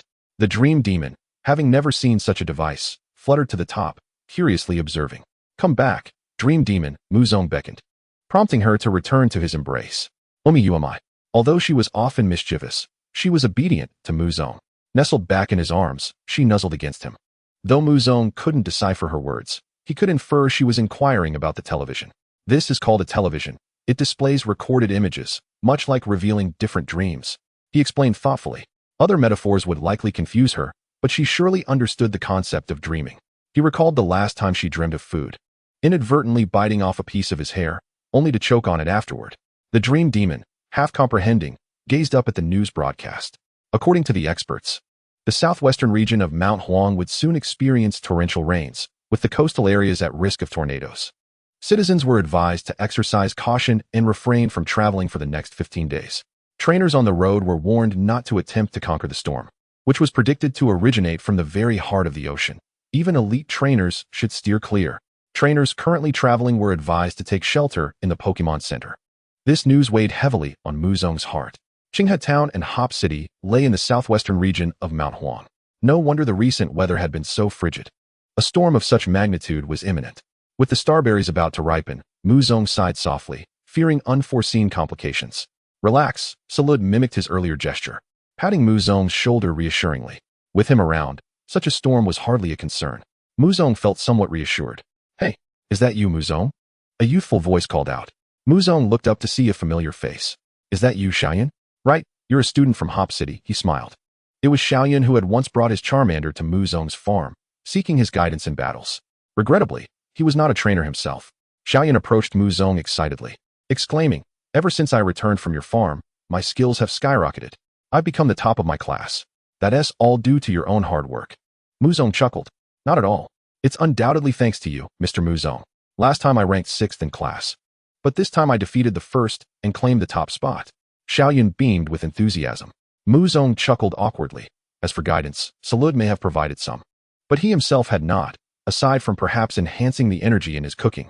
Oh, by the way, my Charmander has evolved. Xiaoyan exclaimed, retrieving a Pokeball and releasing his newly evolved Charmeleon. The creature's gaze had sharpened significantly since their last encounter, albeit with some lingering injuries. Upon spotting Zarude, it rushed over, eager for further guidance. I hope Mr. Muzong can assist us again, Xiaoyan pleaded, radiating youthful exuberance. However, Muzong shook his head. I'm not a trainer, and before he could finish, the automatic doors of the surgery room swung open, and Nurse Joy emerged, pushing a cart. Muzong hurried over. Nurse Joy, may I ask? Nurse Joy gestured toward a nearby recovery room, saying, they are currently resting. The monkey monster's condition is not complicated. It simply refused to evolve for too long, and its body couldn't handle it. I've temporarily fitted it with an Everstone. The situation surrounding Nidoqueen is quite intricate. Miss Joy's expression grew grave. Muzong, who had just felt a sense of relief, found his heart once again hanging in suspense. Normally, Nidoqueen would possess the highest levels of ground and poison energy, which are its primary attributes. Yet, inexplicably, the fire energy within Nidoqueen has reached an alarming surplus. Strangely, this fire energy behaves as if it were a fire-type Pokemon, even granting enhancements when utilizing fire-type moves. Even more puzzling is that, upon examination, Nidoqueen's inherent attributes appear unchanged. Ms. Joy, amidst her seriousness, expressed a tinge of concern for Nidoqueen. Muzong furrowed his brow, suspecting it might be the effect of the scallion lamb dish. When one door closes, another opens. Nidoqueen's aptitude is notably poor, akin to a character devoid of spiritual roots from a fantasy novel. Yet it has fortuitously triggered the special effects of the scallion lamb dish. Is there any adverse effect now? Muzong inquired. After conducting tests, it seems there are none. May I ask how you raised it? Ms. Joy curiously questioned. Muzong shook his head. I have just recently captured him. I am merely a farmer, not a trainer. His accomplishments are solely a result of his own efforts. A farmer from the countryside? Is that true? If that monkey evolves into a world-ending monkey, it might rival an Ultra Ball, you know? Ms. Joy's voice rose in excitement, leaving the accompanying Xiaoyan momentarily stunned. An Ultra Ball? Muzong is indeed a formidable trainer. They stood in that infirmary, Ms. Joy gesturing towards a specific direction. How much does it cost? Muzong instinctively asked. Ms. Joy quickly waved her hand, explaining that the Pokemon Center does not charge for services, though the evolution stone must remain, as it is stored for other trainers. Muzong was taken aback. He was aware that the Joy and Junsha of this world possessed a somewhat utopian quality, but he had not anticipated it to be this idealistic, where even medical treatment comes free of charge. Thank you. Muzong could only express his gratitude as he proceeded towards the infirmary. At that moment, Xiaoyan remembered she had come to treat her Charmeleon. Seeing this, Zarude shook his head. The youth is so impulsive and reckless. He still has room to grow. In the ward, the monkey Pokemon stood on the floor, gripping its stick, eyeing the various instruments as if guarding against a thief trying to steal its weapon. Nidoqueen lay quietly on the hospital bed, appearing particularly tranquil. Ms. Joy's remark about causing trouble for the trainer if it misbehaved rendered it exceedingly docile. During the examination, it was exceptionally cooperative. Why do you refuse to evolve? Muzong crouched down to look at it. Upon hearing this, the monkey Pokemon glanced at Zarude, its eyes aflame with fierce determination. Do you mean you will only evolve after defeating Zarude? Muzong tilted his head in inquiry. The monkey Pokemon nodded. But wouldn't evolving make it easier for you to defeat Zarude? Muzong said, somewhat perplexed. However, the monkey Pokemon's mind was consumed by the humiliation of that fateful night, when its evolutionary brilliance was mercilessly beaten back. Chapter 65, The Flaw of Nidoqueen and the Approaching Crisis. Upon seeing the stubborn expression on the monkey Pokemon's face, Muzong realized there was no chance of it evolving willingly without first defeating Zarude. Therefore, he would need to procure an evolution stone for it. He then approached Nidoqueen, who, despite evolving, had not changed in character, remaining the understanding child it always was. Do you feel unwell in any way? Muzong inquired. Nidoqueen gently shook its head, indicating that it was perfectly fine. If there is anything troubling you, you must tell me. I have numerous ways to assist you that do not need to be rooted in suffering, Muzong said with utmost seriousness. Nidoqueen was taken aback, but nodded in agreement. At that moment, the automatic door of the ward opened, and Xiao Yun entered, holding a Pokeball. Muzong, let us engage in battle. She then glanced at the mighty Nidoqueen, internally marveling at Muzong's prowess in capturing such a Pokemon. Battle? I cannot do that, Muzong replied earnestly. I am merely a farmer. I understand. Then Mr. Muzong, let your Pokemon battle against me. Xiao Yun looked at the eager monkey Pokemon and then at Nidoqueen. Upon hearing this, Nidoqueen knew it was time to assist Muzong. It stepped down from the hospital bed and faced the opponent. Muzong smacked his forehead. Is there a battle arena at the Pokemon Center? Yes, follow me, Xiao Yun exclaimed, brimming with excitement. In the backyard of the Pokemon Center lay the battle arena. This was Muzong's first time witnessing such a formal battleground, though there was no referee. Hey, Muzong, over there is the spectators area. Xiao Yun hurriedly corrected Muzong, who had taken a wrong turn. I'm not mistaken, Muzong insisted, tossing the shrunk Pokeball to Zarude while comfortably seating himself with Dream Demon in the stands. Zarude took his position on the contestants' platform, while Nidoqueen stood before him. The monkey Pokemon anxiously paced back and forth, brandishing its stick. It could only hope that Xiao Yun's Charmeleon would last several rounds, allowing it some satisfaction.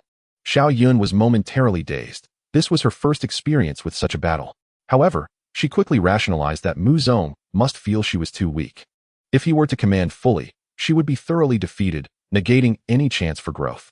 Subsequently, she enlarged the Pokeball in her hand and released Charmeleon. After Ms. Joy's treatment, Charmeleon had regained its full vigor. Nidoqueen was significantly larger than Charmeleon, yet the latter's eyes shone with relentless fighting spirit, its tail flames flickering more intensely. Charmeleon, use Ember. Charmeleon unleashed the move with great enthusiasm. Regarding Nidoqueen, Zarude refrained from intricate commands, allowing it to employ its own battle style, raw techniques honed through the trials of survival in the wild. Roar. Nidoqueen let out a low growl, unleashing Flamethrower. Charmeleon, we shall also use Flamethrower. Charmeleon followed suit, opting for Flamethrower instead of the exploratory Ember. Yet, Nidoqueen's Flamethrower was distinctly more robust, significantly thicker. Is this still Flamethrower? Xiao Yun stood frozen in place. Charmeleon's attack, though well executed, was steadily overpowered by Nidoqueen's, which began to envelop it. Boom. Dust erupted everywhere. Fortunately, after the smoke cleared, Charmeleon had not lost its fighting capability. However, when it looked up, it noticed the horn on Nidoqueen's forehead was radiating light as it charged towards it. Charmeleon, dodge quickly. Muzong's heart raced. Here it comes. The divine move. Charmeleon leapt into the air, narrowly avoiding Nidoqueen's horn attack as its tail brushed past. As Charmeleon landed, Nidoqueen came to an abrupt halt, the force it emitted causing the air to crackle ominously. As the battle continued, Muzong began to discern some patterns. Nidoqueen's coordination had diminished compared to its Nidorino days, and its agility had also slightly decreased. Furthermore, its move pool was disappointingly limited. Apart from the newly acquired horn attack from evolving, it was left with only Flamethrower as its remaining technique. Unlike the formidable moves such as Mudwave or Earth Power, I lack any such prowess. It is high time I engage in culinary endeavors that enhance my perceptive abilities. With resolute determination, Muzong made up his mind. A low growl emanated from Nidoking as it struck Charizard squarely across the face with its tail, decisively concluding the battle. Though Nidoking bore some minor wounds, most were self-inflicted from skills that had missed their mark. Truly impressive. Xiao Yun first recalled Charizard, wiping the sweat from his brow. His shirt was thoroughly soaked with perspiration. Despite giving his all, he had still been bested by Nidoking, which had fought without guidance. A trainer is an indispensable presence for Pokemon. They not only provide a more agile mind, but also a second pair of eyes. in an atmosphere of mutual trust. The synergy produces a result greater than the sum of its parts. Meanwhile, the impatient Mankey was beside itself with frustration. How could they have lost? It hadn't even had a chance to participate yet. Xiao Yun, it seems he was indeed helping you with specialized training? A familiar voice broke through, causing the young boy to freeze, his face flushing with embarrassment. Concurrently, a stranger arrived at the Zarude Farm. The man, clad in a uniform adorned with an unintelligible emblem, held a confession document in his hand. Mo Sui stood in the yard, regarding the man. Is Muzong at home? The man asked in a deep voice. Mo Sui shook her head, stating he was out. Did he require something? Certainly, there is a matter, as he is the sole suspect and must be available for questioning at all times. The man scoffed. Who are you to him? I am his friend. He is not home at present, and as for your claims of criminal suspicion, I firmly believe this must be a misunderstanding. Muzong is not a person of criminal nature. Whether someone is a criminal is not for you to decide. It is the evidence that speaks. The man's demeanor grew menacing, leaving Mo Sui momentarily stunned. At that moment, a combi poked its head out from inside, locking eyes with the man. It seemed the man had hit upon something, hastily inquiring. Is this your Pokemon? No. Then it must belong to Muzong? A smile crept across the man's lips. Yet, Mo Sui shook her head again, explaining that it was a wild Pokemon merely visiting. This left the man dumbfounded. What a preposterous notion that a wild combi would visit a human home. Before he could finish his sentence, Mo Sui produced a Pokeball and tapped it against combi. She recalled some legal statutes in her mind and gradually understood why Muzong had always claimed he was not a trainer. Although the attempt to capture combi failed, it nonetheless affirmed its wild nature. Is there anything else? If not, please return after Muzong comes back. Mo Sui's tone had turned rather sharp. Young lady, you must understand. Chapter 66, Abundant Harvest. Before she could finish, combi pulled Mo Sui back into the house. Instantly, a dense web of threads sealed the door, effectively trapping the man outside. The only sound left in the yard was that of the queen bee gathering nectar. The man stood there, visibly embarrassed, but could only curse the provincial populace under his breath before departing. After the man left, diggers-by bumped against the web-wrapped wooden door, allowing combi to emerge. In Hop City, Xiao Yun beheld the approaching boy, his expression frozen in place. Aqua, what are you doing here? The boys stood at a similar height, clad in identical school uniforms, suggesting they were classmates. I have been secretly following you for several days, suspecting you were secretly seeking advanced training, and it turns out I was right. The boy named Aqua approached, mentioning Nidoking, Mankey, and other unfamiliar Pokemon. How infuriating, Xiao Yun, to have such skilled companions, yet keep them hidden, Aqua said, his jealousy palpable. Muzong scratched his nose and replied, I am not guiding him. It is his own effort. I am no child. I request a battle with you. I aim to reclaim my rightful throne. Aqua eagerly implored. Muzong rubbed his head, pondering why these children refused to believe the truth. Before he could articulate his next thought, Mankey brandished a stick, eager to engage. Aqua's eyes lit up as he produced his Pokeball. Come forth, my first partner. As Aqua tossed the Pokeball, Mankey mirrored Xiao Yun's actions and took position on the opposing side of the battlefield. As the Pokeball exploded open, a Pokemon with blue skin and green limbs emerged. Muzong's assessment deemed it somewhat unattractive. This Pokemon was none other than the second evolution from the Galar region, Thwackey. With such a second-stage evolution, it would be challenging for it to remain unassuming after its third evolution. Nevertheless, considering that Xiao Yun managed to triumph over it despite the type disadvantage, it was clear he had exerted considerable effort. Muzong mused, rising from the spectator area. Salud. Keep an eye on them. I'll take Dream Demon for a stroll. Watching Muzong depart, left Aqua momentarily bewildered. What does this mean? This is Mr. Muzong's unique teaching method. Or perhaps we are simply not worthy of his personal guidance, Xiao Yun explained from the side. Muzong, nearly stumbling, sighed, realizing his explanation was futile. Once they became competent trainers, they would naturally come to understand that he was not a reclusive trainer, but an ordinary farmer. Let me see the map. He paused in the Pokemon Center's lobby, gazing at the electronic display showcasing a map. To his surprise, it even had a zoom function, encompassing not just Hop City, but a world map. Filled with curiosity, Muzong began to explore. The vast ocean that Xiao Jiao longed for lay just beyond the western mountains, connected by a city named Atlantis. That name is rather ominous, easily linked to disappearance. Muzong noted with a raised eyebrow, speaking to himself. As he zoomed in and out again, the Huangyue region appeared in a corner of the map. The entire continent comprised approximately 9 regions, separated by the ocean. The Huangyue region belonged to the eastern part, boasting the largest landmass. Additionally, There were descriptions of the unique Pokemon from each region. Muzong merely glanced through them before zooming in again to locate Hop City. Should I bring back a television from the Pokemon shop, the plant store, and the ingredients shop? After calculating his funds, Muzong decided against that notion. With only a few thousand coins, it was best to hold off. However, next month, he would definitely buy Dream Demon a large television. Currently, the milk from the dairy was selling for 400 coins daily, and the juice delivery alone brought in over 10,000 a month. Combined, his monthly income exceeded 20,000.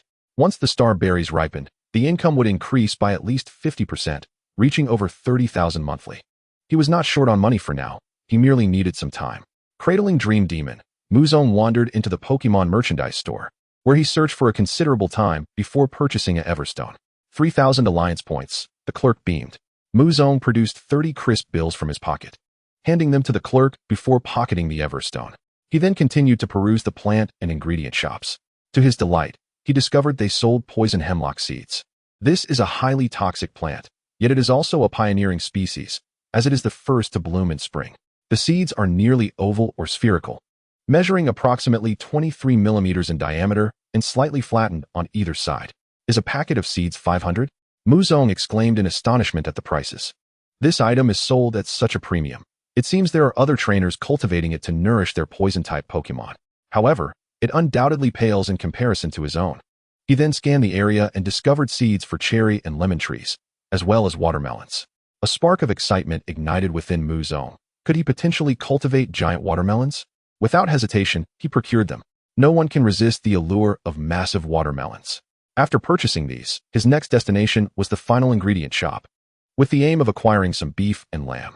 Such items are scarce in Town, but he was surprised to find that prices in Hop City were equally exorbitant. A pound of meat cost twice as much as in his previous life. Gritting his teeth, Muzong still decided to buy some to take home.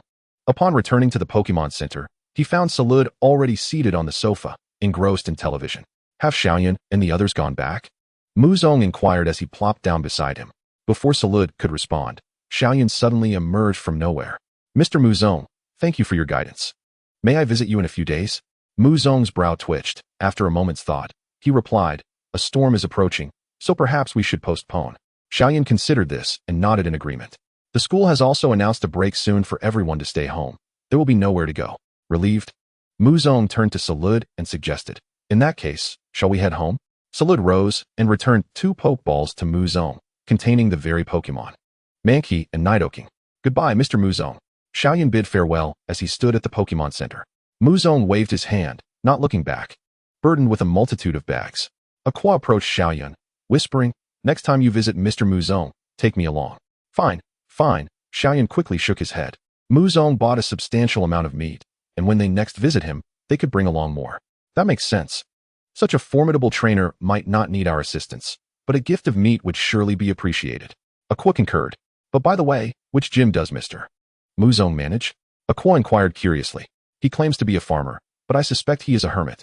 Chapter 67, The Little Child. On the bus, Zarude continued to attract considerable attention.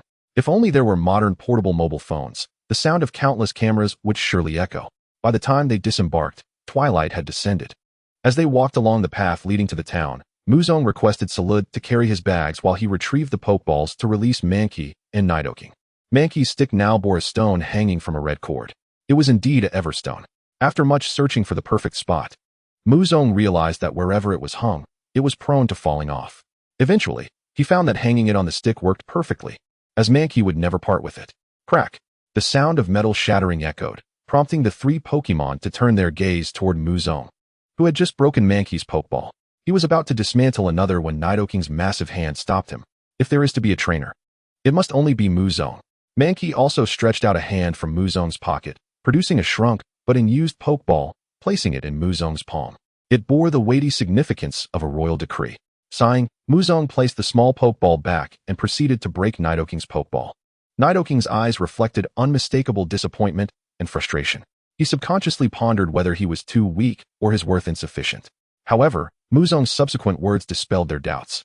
I carry a case against me. Thus I have been stripped of my trainer qualifications. If I were to capture you, it would bring you trouble. You are all essential members of my family, even including Drowsy. None of you are in Pokeballs, but this is merely temporary. It won't be long before I resolve this matter. and then such concerns will no longer exist. Muzong held a law book in his hands, which he had purchased at the station. It contained a densely packed line of text, restriction on Junsha. He closed the book and sighed, feeling increasingly validated for his earlier decision to not sign the confession. Upon arriving in this world, I was presented with two choices: to sign the confession and proceed cautiously, allowing matters to unfold slowly, or to confront the situation head-on, demanding justice from Junsha. The results have proven that I made the right choice. Well then, there's nothing to worry about. You are still members of my household. Muzong smiled as he ruffled Nidoking's head. Though he appeared fearsome on the surface, deep within, Nidoking remained a child. He nodded vacantly, trailing behind Muzong, reminiscent of a time long ago when he followed his parents. He seemed to shrink in size, filled with joy and contentment. What should I cook for dinner? You and Charcoal, the little servant's scallion lamb, should be swapped for beef today. Let us change things up. I also need to prepare a digestive salad for you. You're not Charcoal, the little servant, who can't handle such rich food. As for Mankey, he will have noodles with a dash of crushed chili. A clear broth with spicy noodles can enhance physical agility. The dumpling bugs are yet to finish wrapping the dumplings, but Sui has been learning to cook rapidly. It will be no problem at all. Muzong was confident that he would soon find the dumplings neatly wrapped in the fridge. However, as they neared Zarude Farm, they spotted Charcoal, the little servant, standing vigilantly by the farm gate, seemingly on high alert. Upon seeing them return, he immediately sighed in relief. Crack! He rushed over, speaking frantically, but without a translator, Muzong could not comprehend what has transpired.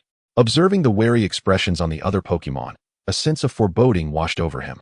Muzong approached the small, dilapidated house, where Sui had been waiting for him for quite some time. Muzong, you have finally returned. Is the Law Enforcement Bureau involved? Muzong inquired. You guessed it, Sui slumped onto the sofa.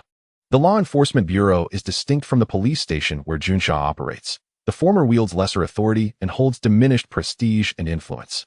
Nevertheless, both are judicial bodies under the Alliance. Muzong had gleaned this knowledge from the law book in his possession. Given the circumstances, let us eat first. Muzong found himself at a loss for what to do. The Law Enforcement Bureau was established due to Junsha's insufficient manpower, ostensibly to alleviate her burden.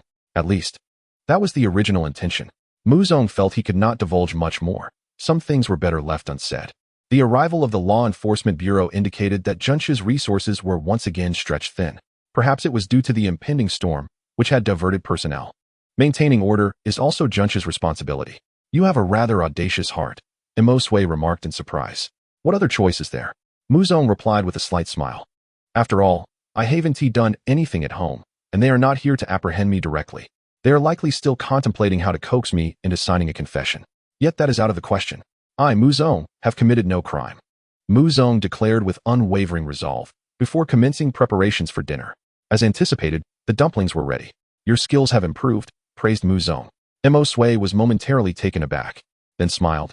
Of course, you taught me for so many days, and I'm not foolish. When that person arrived, I immediately guessed his intentions. Otherwise, we wouldn't have proven that the nanny bug was a wild Pokemon. The smoke wafted out of the window, signaling the beginning of a delectable dinner. The culinary creations of the charcoal servant were rather unique, requiring preparation in the courtyard. Moreover, it necessitated wearing a gas mask and gloves. Cough, cough, how pungent. Muzong coughed a couple of times behind the mask. 2 plates of scallion beef were served from the pot. One of the plates contained less than half, reserved for Nidoking. The substitution of lamb for beef had not altered the outcome. Perhaps it was due to the core ingredient remaining unchanged. The mutated crops were still far ahead of their time. Just as Muzong was distributing the 2 plates of beef to the Pokemon, an unfamiliar footstep echoed. One that did not belong to the farm. Muzong looked up to see the man in uniform he had encountered at the police station upon waking. He recalled that the man's Pokemon was a Charmeleon. He remembered this individual had been arrested, yet it appeared he had been released. Nevertheless, this could hardly be blamed on Junsha. Muzong, we meet again, the man said with a smirk. Muzong discreetly pocketed a slice of chili pepper and walked toward the dilapidated house. Perhaps we should sit down and enjoy a cup of tea before discussing matters. The man sneered, following Muzong under the watchful eyes of the charcoal servant and Nidoking, who could be lethal. Muzong could easily command his Pokemon to take action.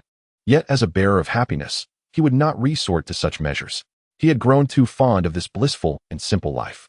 Upon entering the kitchen, Muzong filled a cup with tap water, turning his back to the man as he swished the chili slice in it, a mischievous smile gracing his lips.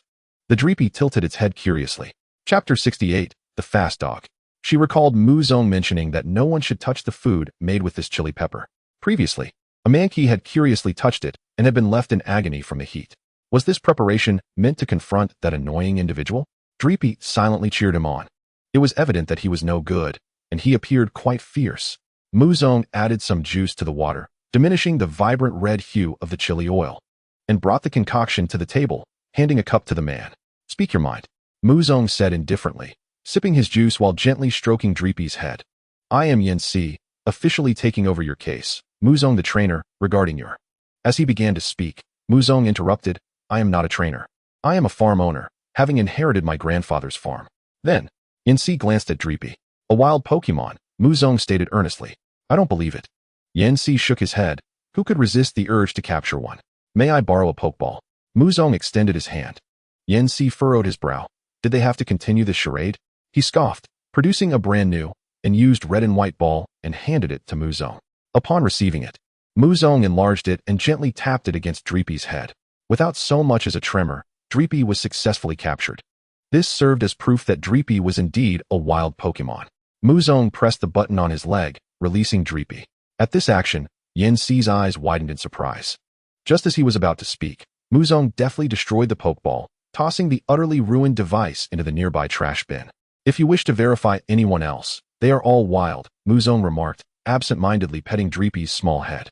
The nearby Diglett nudged the table, seemingly encouraging Yen Si to verify him as well. Among the entire array of Pokemon, he was the only one who had never been captured. A surge of anger welled up in Yen Si, and he instinctively took a sip from his cup. The moment Mu Zong set his cup down, he couldn't help but burst into laughter. Yen Si had just uttered one word when the spiciness exploded in his mouth, causing his face to turn crimson. What do you mean, you? You just said you were officially taking over my case. Was it from the law enforcement agency or from Junsha? Does it matter who it came from? You little scoundrel, how dare you plot against me? Yen Si slammed his palm on the table. So it is someone from the law enforcement agency? Plotting? Mu Zong replied. Let's not use such harsh terms. It's merely ordinary juice. Perhaps it's just not to your taste. Mu Zong raised his head, glancing at Yen Si's flushed face. Then casting a knowing look at the slightly anxious Mo Sui seated on the sofa. Mo Sui immediately understood and quietly slipped out. You only need to serve a few years in prison. When you return, you will find a grand villa on the farm. Don't you wish to live in a splendid villa? Yen Si asked with righteous fervor. You probably don't even know the current market conditions.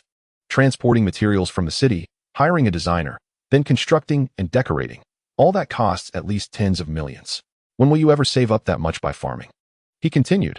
Right now, you only need to serve a few years in prison, and when you return, you will see a brand new villa. You might even become a trainer. Travel, challenge gym leaders, and participate in the Dunhuang tournament. The Dunhuang tournament was the most significant competition in the Huangyue region, a global event typically used to select candidates for the Elite Four and Champion. How tempting. A smile tugged at Mu Zong's lips. But I fear it won't just be a few years. It might be over a decade or two. Besides, once in prison, I would lose control over everything, life or death, all predetermined. You are an adult. You clearly understand the pros and cons, Yen Si pressed on, trying to entice Mu Zong despite the pain he felt. Initially, Mu Zong responded to him with a few words, but soon he lowered his head, falling silent. Yen Si slammed his hand on the table loudly, prompting Mu Zong to groggily lift his head. Huh, what did you just say? I feel dizzy. I've been sitting for quite a while. You're a grown man. Can't you show some courtesy? Dreepy is getting disturbed by your noise. She is still less than a month old, a true heartless individual. Mu Zong's eyes were filled with disdain. This caused Yen Si's previously flushed face to redden once more. This is too much. He slammed a confession document onto the table, exclaiming, You will sign this confession, whether you want to or not. At the same time, the shadow of a woman loomed over him. Mu Zong looked up, a smile gracing his lips. Has that little girl returned? But let me tell you, Yen Si continued. Even if the King of Heaven himself came today, you must still. Before he could finish his sentence, he was knocked to the ground by the robust body of the fast dog. The fast dog? Yen Si froze, feeling the rising temperature, too frightened to move. Mu Zong glanced at Yen Si with a hint of envy. This is the fast dog. Such long fur. Apologies for the trouble, Junsha said, producing handcuffs once more to restrain Yen Si. The fast dog returned to Junsha's side after releasing Yen Si. You. How dare you? I was released by the law enforcement agency. I am innocent. On what grounds do you detain me? Yen Si protested defiantly. Coercive interrogation is already a crime. You have broken the law. This time, I will not let you go, Junsha stated coldly, lifting him from the ground. She then turned to Muzong, saying, I apologize for interrupting your normal life. Not at all, Muzong waved dismissively. It's no trouble. Fast dog, please escort this criminal out, Junsha instructed. Oh well. The wind speed dog let out a low growl, leading Yanxi away. Only Junsha and Muzong remained in the room. This situation was not of Junsha's own design. She glanced at the law book resting on the sofa, and Muzong nodded, acknowledging their collective hardship. This was a collision between utopia and the dark realities of existence. Fortunately, Junsha remained formidable. In recent days, a storm had brewed from the heart of the ocean, leaving Junsha short-handed in Atlantis, which was perilous. With a troubled expression, she remarked, I fear we will need more personnel in the coming days. We must devise a solid plan. Would it be possible for the wind speed dog to take refuge on your farm? It could also ensure your safety. Muzong's eyes sparkled with excitement. The wind speed dog staying at my place. Is that for real? That sounds fantastic. He hesitated. But my wind speed dog is still in its postnatal phase and cannot engage in extensive combat. Miss Junsha replied, looking slightly troubled. If someone were to come aggressively, perhaps the wind speed dog would be more of a burden. No worries. Muzong quickly reassured. Its presence here has already been a great help. I trust those individuals won't be that reckless. Very well, it's settled then. Once the storm passes and we have more hands available, I'll retrieve it without causing you any inconvenience. Not at all, not at all. Chapter 69. Those with dogs prefer not to converse with the dogless savages. The detested individual had departed, leaving behind a robust canine. Following the wind speed dog, Muzong began to explore the farm, seemingly assessing the boundaries of its temporary residence. They halted before the field of fiery peppers. Let me tell you, this is delectable. I'll prepare a dish for you tonight, Muzong introduced. The wind speed dog sniffed curiously, resisting the urge to devour the peppers immediately. As Junsha's wind speed dog, its qualities were undoubtedly among the finest in the Pokemon realm. Muzong reached out to pet its fur, but restrained himself. No rush, no rush. That tempest is likely a good 10 days away. There's no need to hurry. He consoled himself, sensing Muzong's mood.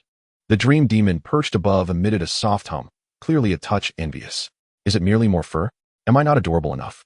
Then, the wind speed dog paused again in front of the small orchard, eyeing the Nidoking and the Nido family within. Coincidentally, the Beedrill Queen and her 3 Beedrills approached from afar. Muzong introduced, this is the wind speed dog, temporarily residing in our estate.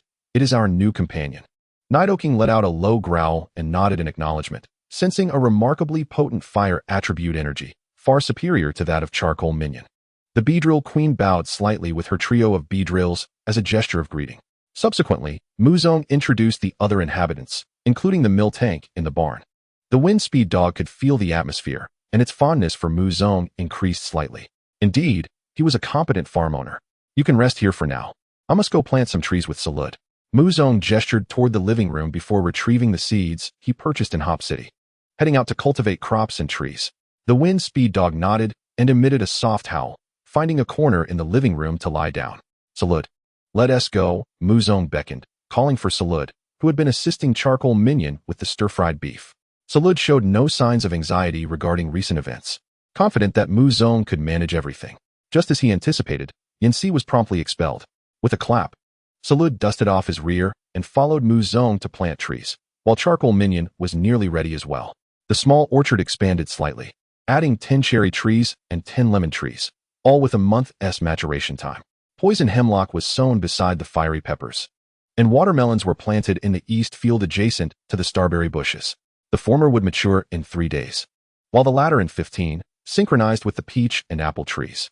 The starberries had only 7 days remaining until harvest, signifying that Muzong had been in this world for nearly a month. However, it seemed necessary to acquire a larger refrigerator. Muzong voiced his thoughts. Zarude wholeheartedly agreed. Those items we brought back today have filled the fridge to bursting. It's all Yanxi's fault. We haven't even had dinner yet. Zarude, could you go notify them that dinner is ready? The food should still be warm in the kitchen. I'll prepare a plate of stir-fried beef for the wind speed dog. Muzong instructed. Zarude nodded. Among their future companions would be another wind speed dog, but not this one. Nevertheless, with one already here, the other would soon follow. As Muzong was cooking, Emosue hurried back, panting. Junsha had used their home's desktop communicator to summon the Pokemon Center in Hop City. Did you catch up with her? Emosue gasped. It was terrifying. My father truly seemed to regret it, and was trying to persuade me not to travel. Muzong chuckled. You did catch up, so hurry and eat. It's fortunate you understand my intentions. I'm not a fool. Mosue smirked and headed toward the small shabby house. Upon spotting the wind speed dog next to the sofa, she let out a sharp yelp. The wind speed dog glanced at her, detected a scent similar to Muzong's, and then lowered its eyelids to rest. Just as Junsha had said, it was currently on maternity leave. However, the shortage of personnel meant there was little choice. The Huangyu region was too vast. Not long after, Muzong entered the house with a plate of stir-fried beef.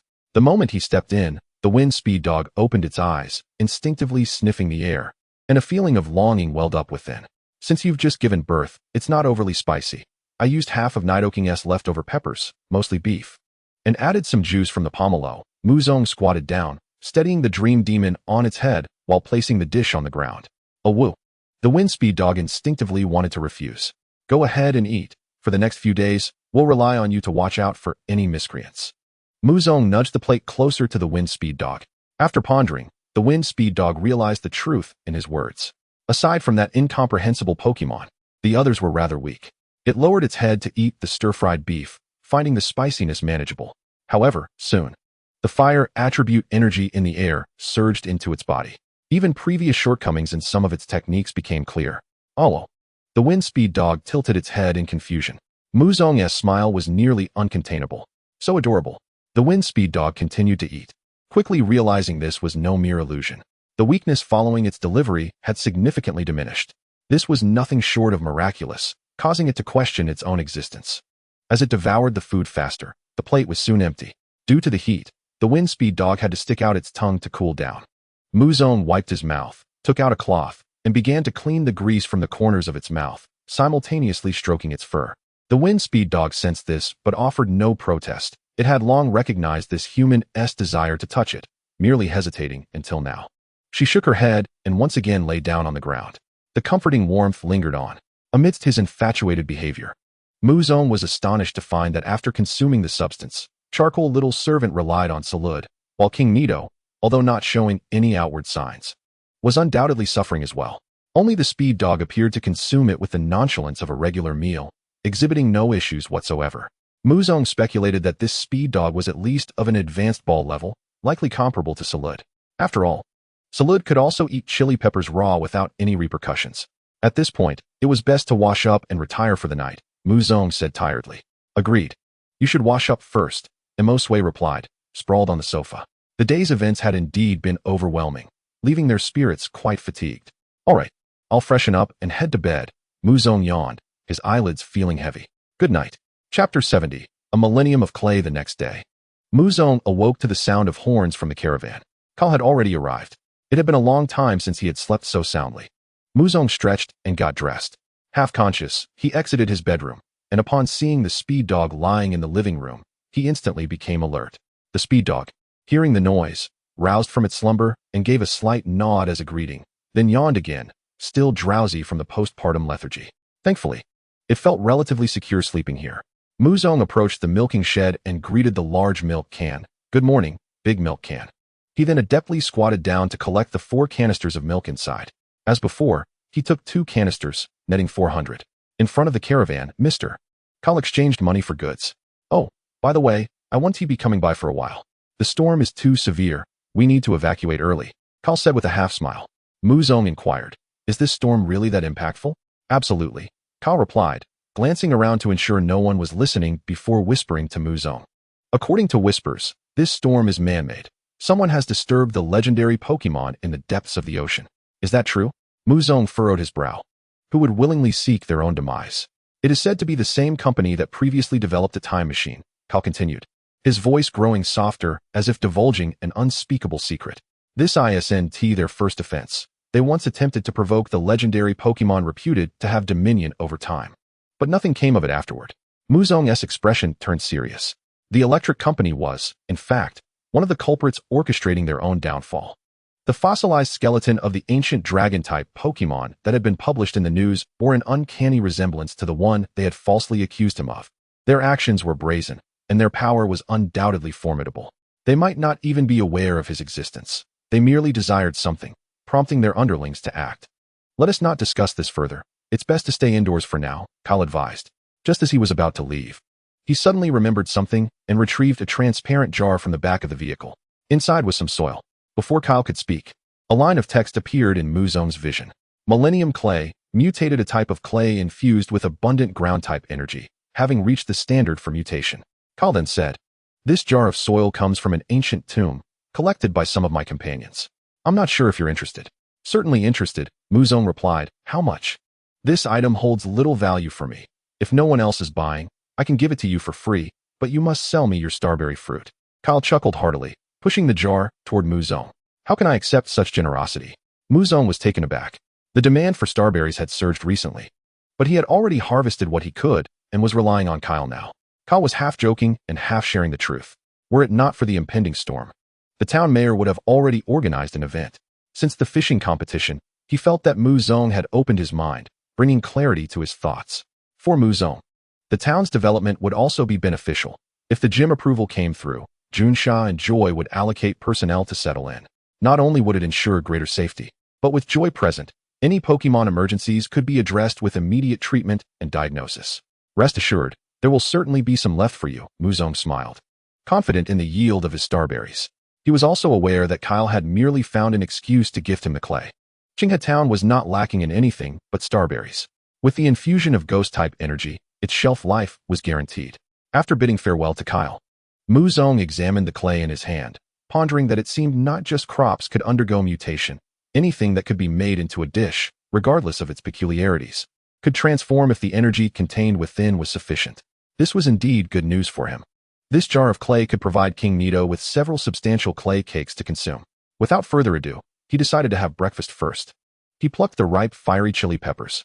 Initially, he had planted them in 10 plots, and nearly half had been used up. The remaining ones could not be left hanging. After finishing the meal, he would harvest all of them and store them in the refrigerator. He also reserved some seeds from the fiery chili peppers. However, it was curious that not all the seeds were mutated. As usual, smoke gracefully rose from the farm, and the cuckoo emerged from a hole behind the house, bringing fresh juice. King Nito and Charcoal Little Servant arrived punctually beside the boiler in the yard, eagerly awaiting Muzong's offering. Come here," Muzong said as he extinguished the fire and cautiously served the stir-fried lamb with scallions from the pot. Most of it was given to Charcoal Little Servant, with a smaller portion for King Nito. Salud arrived just in time. After Charcoal Little Servant finished eating, it unleashed its vines to ensnare him, absorbing the energy he could not completely digest. Crackle! Muzong, busy cooking, was startled by the sudden sound.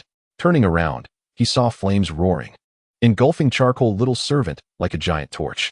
When the flames extinguished, 2 white beams of light flickered across Charcoal Little Servant. The entire Pokemon appeared somewhat listless. Is this an overheating skill? Muzong speculated. With a power of 130, it was a formidable move, but its use would significantly reduce special attack thereafter. Salud nodded in agreement, confirming his suspicion. King Nito, watching from the side, felt a tinge of envy. After consuming for so long, he had only learned a single move. Flame Burst. Crackle. After this skill, Charcoal Little Servant no longer required Salud's assistance and could independently digest energy. Observing this, Salud also retracted its vines. Of course, the primary reason was that Charcoal Little Servant's strength was progressing rapidly. It was nearing the completion of its move set. Had it not been for the absence of the celebration armor, Muzong felt it could evolve directly. This little one's comprehension surpassed that of all the Pokemon on the farm, except for Salud. Muzong lifted the freshly cooked stir-fried lamb and took it to enhance the affection level of the speed dog. Upon returning, he carried several tree fruits, casually rinsed the pot with water using a small broom, and retrieved the jar of clay. The tree fruits were meant to aid digestion. King Nito was inherently unsuitable for high-protein foods and could hardly digest them, let alone consume soil directly. In an instant, Muzong forgot that King Nito was a ground-type Pokemon. "Nidoking, please don't leave just yet," Muzong called out, subsequently pouring the mixture into the pot to begin cooking. Salud's lips twitched. Despite his omnivorous appetite, he could not bring himself to consume this. A low growl escaped Nidoking, who squatted beside Muzong like a child. Chapter 71, The Power of the Earth. A cake that is both earthy and spicy? What could possibly emerge from the collision of these two ingredients? Surely, this is not fit for human consumption. Special Effect significantly enhances the energy of ground-type Pokemon and their comprehension of ground-type skills. Muzong looked upon the steaming cake with great satisfaction. It had already received a rating equivalent to that of stir-fried lamb with scallions. "Give it a try," he urged, extending the hot cake towards Nidoking. Nidoking's eyes gleamed with excitement as he grasped the cake with his claws and tore into it with fervor. The spice came from the pot used for the stir-fried lamb. Although the taste of the earth itself was unpalatable, being a ground type, he was able to consume it. As he devoured the cake, a thin layer of sand gathered upon his skin, resembling an additional layer of armor. "How does it taste?" Muzong inquired. "Roar." Nidoking responded with a triumphant roar, feeling invigorated. Clenching his fists, an inexplicable surge of energy welled up within him. As the intensity grew, he could no longer contain himself and struck the ground with a powerful punch. Cracks appeared a few meters away, and crimson light shot into the sky. Were a person to stand there, they would surely be obliterated in an instant. The power of the earth? Muzong's eyes sparkled with interest. Observing the destruction before him, Nidoking gazed down at his claws, his expression filled with disbelief. He had witnessed his parents utilize this technique and had thought it beyond his grasp. His gaze flickered towards Muzong, who felt a sense of joy for him. He believed that it would not be long before Nidoking would dominate the western forest, seeking vengeance upon his foes. Perhaps in the future, the entire western mountain range would be overshadowed by Nidoking's presence. Chuan Xiaoshi regarded Nidoking with a mix of astonishment and happiness for his friend. With a crackling sound, flames erupted from his form, and an ethereal orange-red armor began to coalesce around him. The flames of battle surged forth. Naturally, Nidoking had no reason to refuse. Muzong's lips twitched. It seemed that finishing a meal only led to a desire for combat. He chose not to partake, instead preparing food for the other Pokémon and himself. Zarude squatted nearby. A tuft of dogtail grass clamped between his lips, resembling a street urchin. After a flurry of activity, it was nearly 10 o'clock, and Muzong sat on the sofa, his gaze wandering restlessly towards the Rapidash. Rapidash lay sprawled on the ground, eyelids drooping, its body radiating warmth akin to a small furnace, raising the room's temperature several degrees. Mo Sui, unable to remain indoors any longer, ventured into the courtyard to observe a few Pokémon battles. The fights continued unabated, even after Nidoking's brief defeat. As a newly arrived Mankey joined the fray, clashing with Chuan Xiaoshi, flames and shadows from their sticks danced in Mo Sui's eyes, prompting her to imagine what her first Pokémon might look like. She could hardly wait to leave Zarude's farm after the storm, in pursuit of freedom. "I study dual-type Pokémon. I can engage with any type. What are the things I've learned truly useful?" Mo Sui pondered, beginning to doubt the knowledge from her books, feeling as though she had encountered nothing correct at Zarude's farm. Nevertheless, she planned to share her thoughts with Muzong that night and invite him to explore the mountains with her the following day, in hopes of capturing a suitable Pokémon. "Nido." A small Nidoran approached her brother. "Roar?" Nidoking lowered his head, eyeing the berry she had brought, inquiring where it had come from. "Nidorino." Nidoran proudly raised her head, declaring that she had stealthily harvested the berry from outside the farm, discarded by others. Nidoking let out a low growl, reprimanding her for venturing out without permission. Nidoran felt a pang of grievance. She only wished to bring her brother something delicious, seeing how tirelessly he worked each day. Upon hearing her reasoning, Nidoking remained momentarily speechless but softened his tone, warning her of the dangers outside and advising against such recklessness. Mo Sui tilted her head, perplexed by the scene, only aware that Nidoking was scolding his sister. Did the child do something wrong? Mo Sui queried. Nidoking glanced at her and nodded gently. In his eyes, allowing his siblings to place themselves in danger was indeed a mistake. However, they were still children, and it was unnecessary to be overly stern. After all, everyone makes mistakes in childhood. Lost in thought, Mo Sui chuckled as she remembered a time when she had been so engrossed in her studies that she forgot about the pot boiling at home, nearly setting the kitchen ablaze. The wind blew gently, tousling her high ponytail, strands brushing against her lips. Nidoking nodded thoughtfully, his voice softening further. Nidoran's earlier distress vanished as she nuzzled her head against her brother's leg. The grievances of children are fleeting, as quick to dissipate as they arise. Nidoking contemplated that seeking Muzong's assistance to enhance their abilities would undoubtedly be the fastest route, yet he hesitated to ask. Knowing how exhausted Muzong already was from aiding so many Pokémon, perhaps he could teach them himself, though he questioned his qualifications as an instructor. With a crackling sound, Chuan Xiaoshi, having secured yet another victory, extended a hand holding a yellow fruit, a Wangyo fruit. Nidoking set aside other thoughts and devoured it in one bite, rapidly restoring his stamina before charging back into battle. Mankey sat cross-legged on the ground, his stick resting upon him. He only found peace after the skirmish had concluded. However, that tranquility was short-lived, as he soon rejoined the chaos. Unaware of Mankey's presence, Nidoking was struck hard by a blow from his stick, sliding back several paces. Roar! He bellowed, striking the ground with a fist and unleashing his newly acquired earth power. Flames erupted, sending Mankey soaring into the air, unprepared for such an assault. Upon landing, an ethereal orange-red armor crashed upon him, rendering him unable to continue the fight. Chuan Xiaoshi's form once again coalesced with armor as he charged towards Nidoking. Unlike the typical Red Lotus Knight, he increased his defensive and special defensive capabilities before releasing his armor cannon, returning to his original state thereafter. After all, the Red Lotus Knight projected his armor outward, while he first formed a protective layer. Time flew by, and night fell. Mo Sui found Muzong and shared her innermost thoughts. Is it really that soon? Well, it's fortuitous. On the way back, I inquired about this year's Dunhuang tournament. If you set off soon, traveling while challenging gyms, you might still have a chance to participate, Muzong replied with a smile. Impossible. I don't even have any Pokemon yet. I would merely be eliminated in the preliminary round. Mo Sui laughed. Chapter 72. The Dream of the Dream Demon. A heartfelt review for Xiao Guang. Thank you. Could I trouble you to accompany me into the mountains tomorrow to help me capture a Pokemon? Mo Sui asked. Muzong nodded, of course. This is what I promised you earlier. However, as I mentioned before, I will not resort to forceful suppression. Instead, I will provide you with an opportunity for dialogue. Mo Sui quickly nodded in agreement, expressing her profound gratitude. It's no trouble at all. Over the past half-month, you have assisted me immensely with cooking, tending to the land, and household chores, Muzong said with a smile. He had not anticipated that he would engage in such activities. Initially, he had struggled to sleep at night due to fatigue. Mo Sui reclined at one end of the sofa, her body hanging off the edge.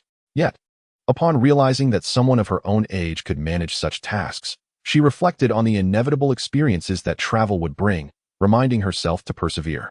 If one were to seek a reference for time and growth, it would undoubtedly be the calluses on Mo Sui's tender hands. Muzong chuckled quietly, choosing not to speak of the initial moment when he had forgotten his weariness. Despite his outward calmness, having arrived in an unfamiliar world to face the pressures of life and the gravity of a significant case, he harbored a lingering fear that overshadowed his exhaustion. But now, things had improved significantly with the presence of family. Let us get some rest early tonight. Good night, Mo Sui.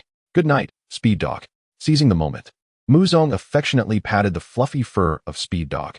Speaking of dogs, he also had a Darumaka egg, but after such a long time, there had been no sign of life, leading Muzong to suspect it might be a dud. He resolved to take it with him on their outing the next day, hoping it wouldn't truly be lifeless, for if that black Lucario came knocking, he would be at a loss for words. Good night, Muzong. Woo. Speed Dog remained oblivious to Muzong's infatuated behavior, continuing to lie on the ground. Observing this, Muzong decided to be bolder next time.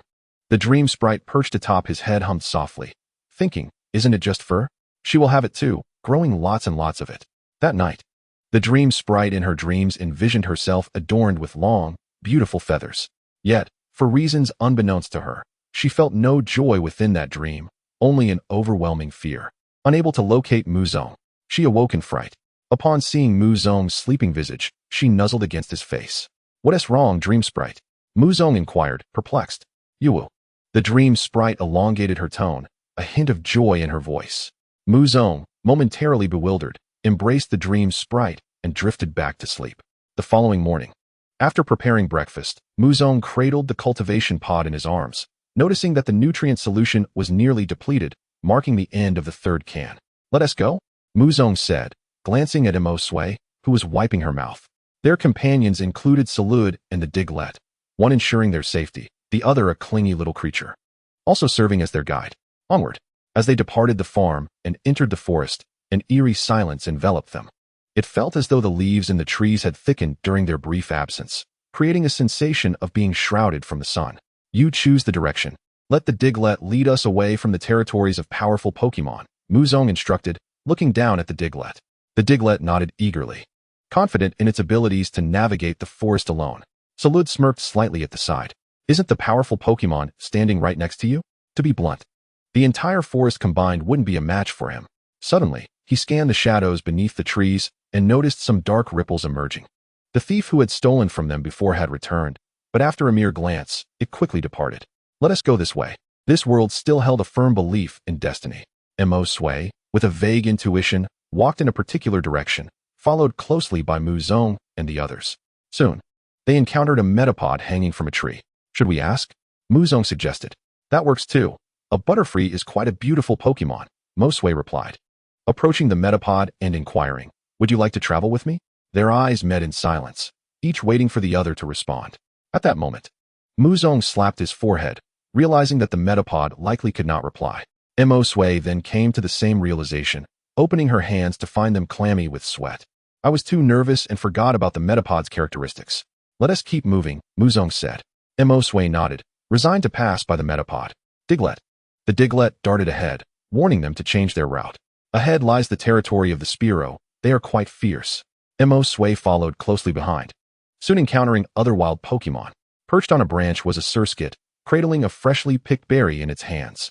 Mosway's eyes sparkled with excitement as she quietly approached the tree. Hello, Surskit, may I ask you? But before she could finish her sentence, the Surskit scurried away. Mosway felt a wave of disappointment wash over her. It's all right, this is quite normal. Wild Pokemon tend to be very wary. Muzong comforted her. Mosway quickly regained her composure, her earlier frustration dissipating. Clearly, some strategies were necessary. A grin formed on Muzong's lips. A fire-type Pokemon would surely be worth the effort.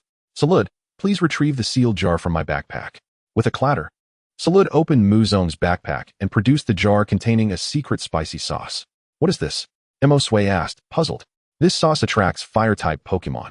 You can talk to them once they arrive, Muzong explained, adding, and it can entice them with food. Based on his experience, every Pokemon was a little glutton at heart. Thank you so much, Mosway exclaimed, immediately counting the potential fire-type Pokemon that might appear in the forest. The family of Cyndaquil and the fiery centipede might show up. Just the thought of those Pokemon sent a shiver down her spine. How terrifying. Suddenly, a mysterious Pokemon called out from the sky, leaving behind only a shadow as it soared away. As time passed, the aroma of the spicy sauce wafted further into the air, dispersing in all directions. One scent drifted toward a small lake where a golden Magikarp leapt from the water, utterly unfazed. As time went on, Mosway felt her heart racing. Just then, a faint sound of footsteps reached her ears, sending her heart to its peak. However, as a small flame peeked through the grass, the Pokemon that emerged exceeded the expectations of both individuals present. Chapter 73, Cyndaquil. The Pokemon that stepped forth was adorned with flames, appearing somewhat adorable, resembling a small mouse. Indeed, the Firestarter Pokemon, Cyndaquil. It was akin to discovering a hidden treasure. Shoo! Muzong cautioned Mosway to remain calm. Cyndaquil cautiously approached, sniffing the spicy sauce. The group quietly retreated, as the Cyndaquil, drawn to the sauce, had yet to notice them.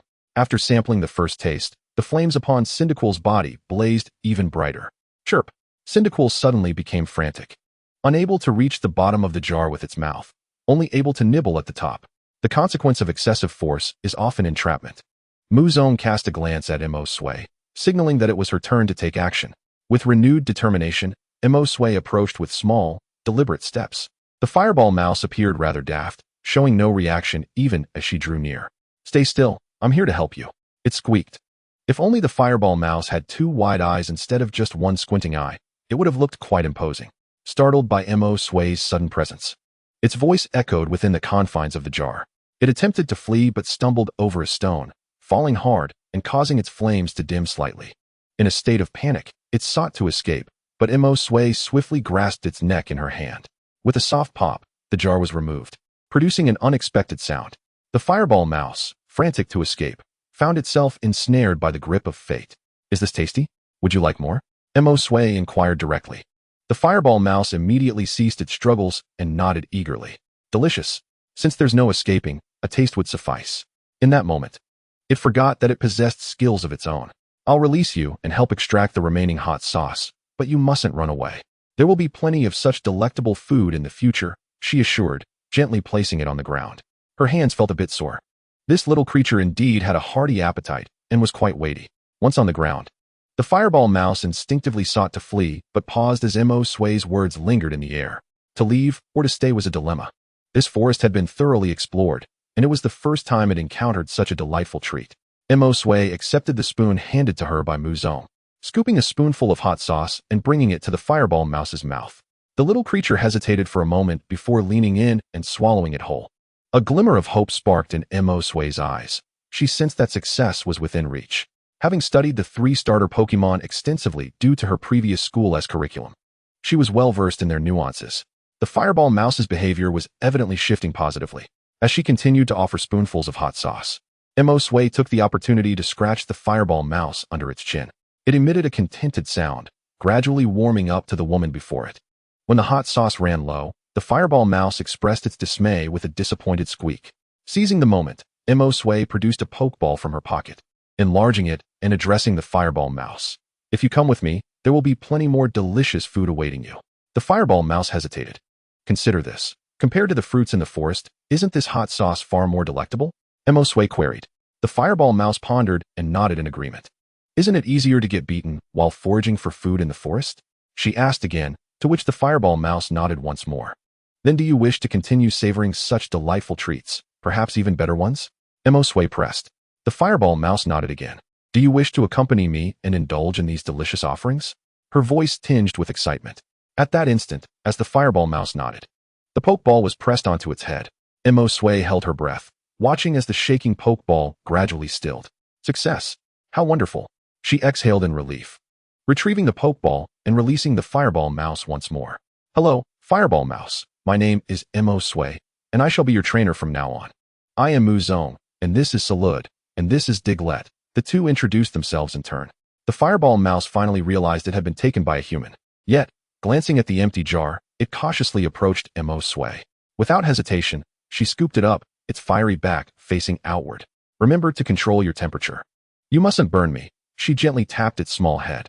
Thus concluded a somewhat absurd abduction, marking the successful acquisition of her first Pokemon. The Fireball Mouse gazed with a hint of melancholy, feeling as though it hadn't fully consented yet. Yet the capture had indeed been genuine. "Well then, let's head back," Muzong suggested. Sway nodded enthusiastically, relieved that it was such a naive little creature. "By the way, how did you execute that so skillfully just now?" Muzong raised an eyebrow. "You must employ the appropriate tactics for each type of Pokemon, just as one does in battle. Since this little one is so adorable, it naturally requires a charming approach," Sway replied matter-of-factly. Hearing praise from her, the Fireball Mouse puffed up with pride. "Scholarly individuals certainly have a distinct way of speaking." Muzong chuckled softly. Sway made a shushing gesture. "Some things are better left unsaid." "Nevertheless," Muzong acknowledged, "you do have a point. Different trainers necessitate different tactics. Of course, I was the top in theory in my class. If it weren't for the differing teaching methods, I would have already been competing with Pokemon at other schools," Sway said with a proud smile. She was indeed quite astute. Upon returning to the farm, the first to notice the Fireball Mouse was the mischievous Mimikyu, who was playing with Nidoran under the watchful eye of Nidoqueen at the front gate. Initially, the Fireball Mouse was somewhat shy, but it soon integrated into the group. Sway breathed a sigh of relief, glad there was no sign of exclusion.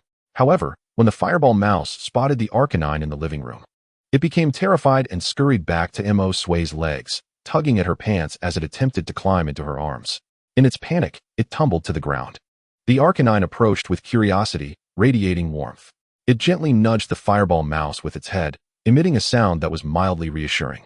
The Fireball Mouse froze in place, too fearful to move, seemingly believing that playing dead would spare it from being eaten. "Rest assured, the Arcanine is a kind Pokemon and will not bully you. She is merely staying here temporarily," Sway said, crouching down to stroke the Fireball Mouse's small head in comfort. Under various reassurances, the Fireball Mouse gradually ventured to interact with the Arcanine, shedding its earlier fear. That night, during dinner, the incubation chamber was placed on the table. Muzong grew anxious as the egg showed no signs of hatching. Amidst the laughter, the egg began to shake.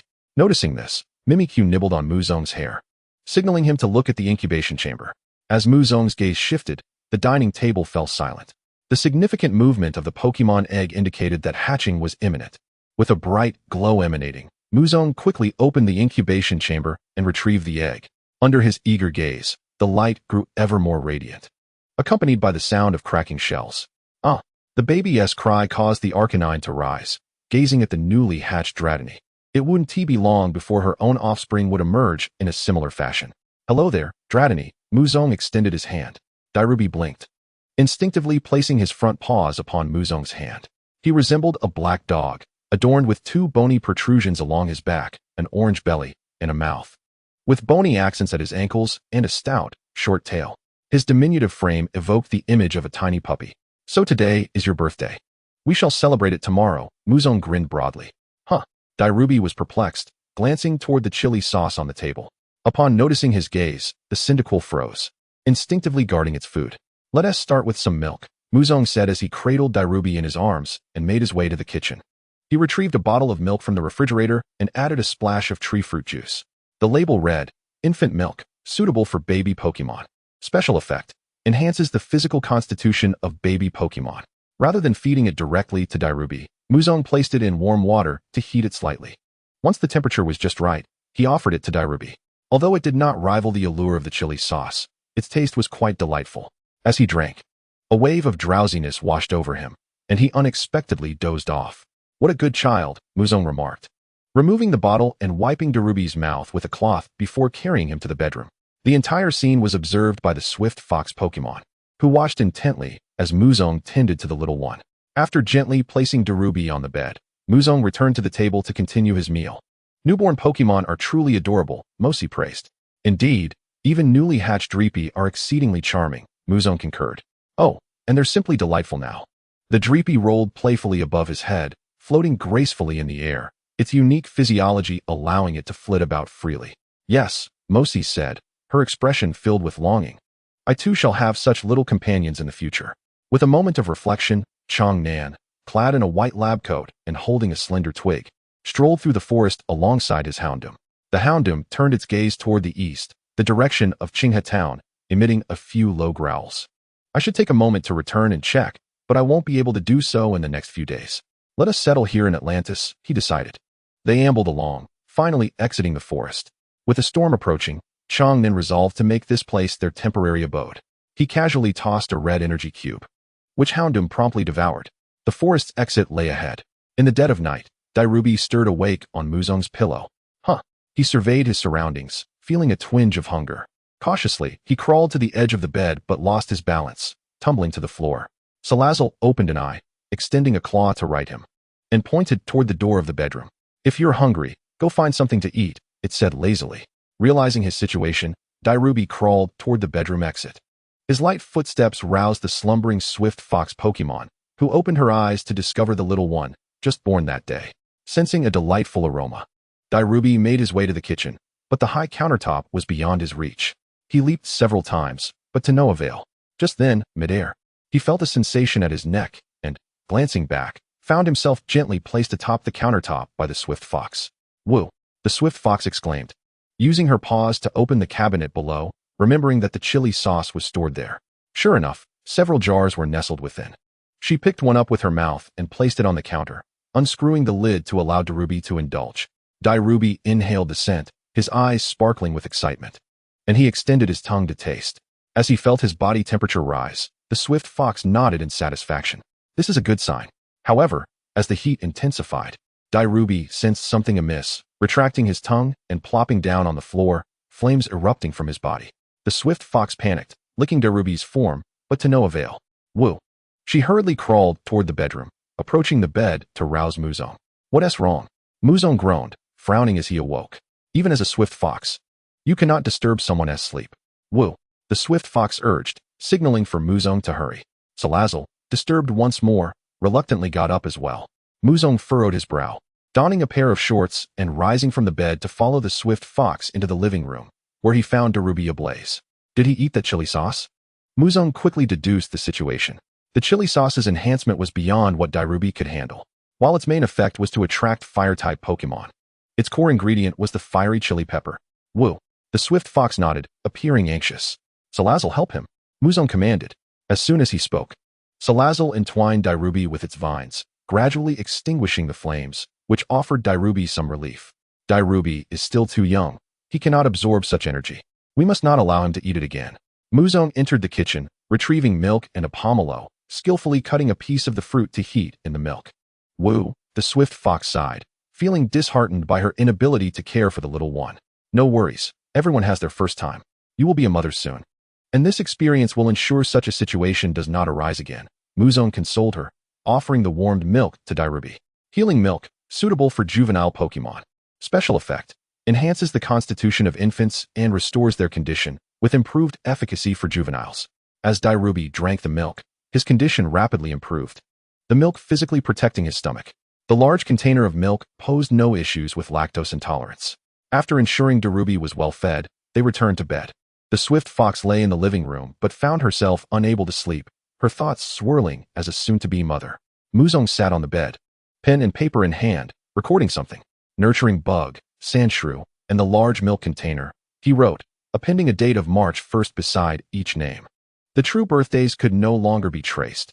If calculated from the day they met, these Pokemon were too numerous, so they would celebrate together on March 1st. Coincidentally, the day Muzong arrived at the farm. Next came the birthdays of Dreepy and Darubi, both of whom he had witnessed being born, allowing for precise records. Charcadet and Nidoking had also been encountered on the same day. Likewise, Koraidon and Combi shared the same arrival date.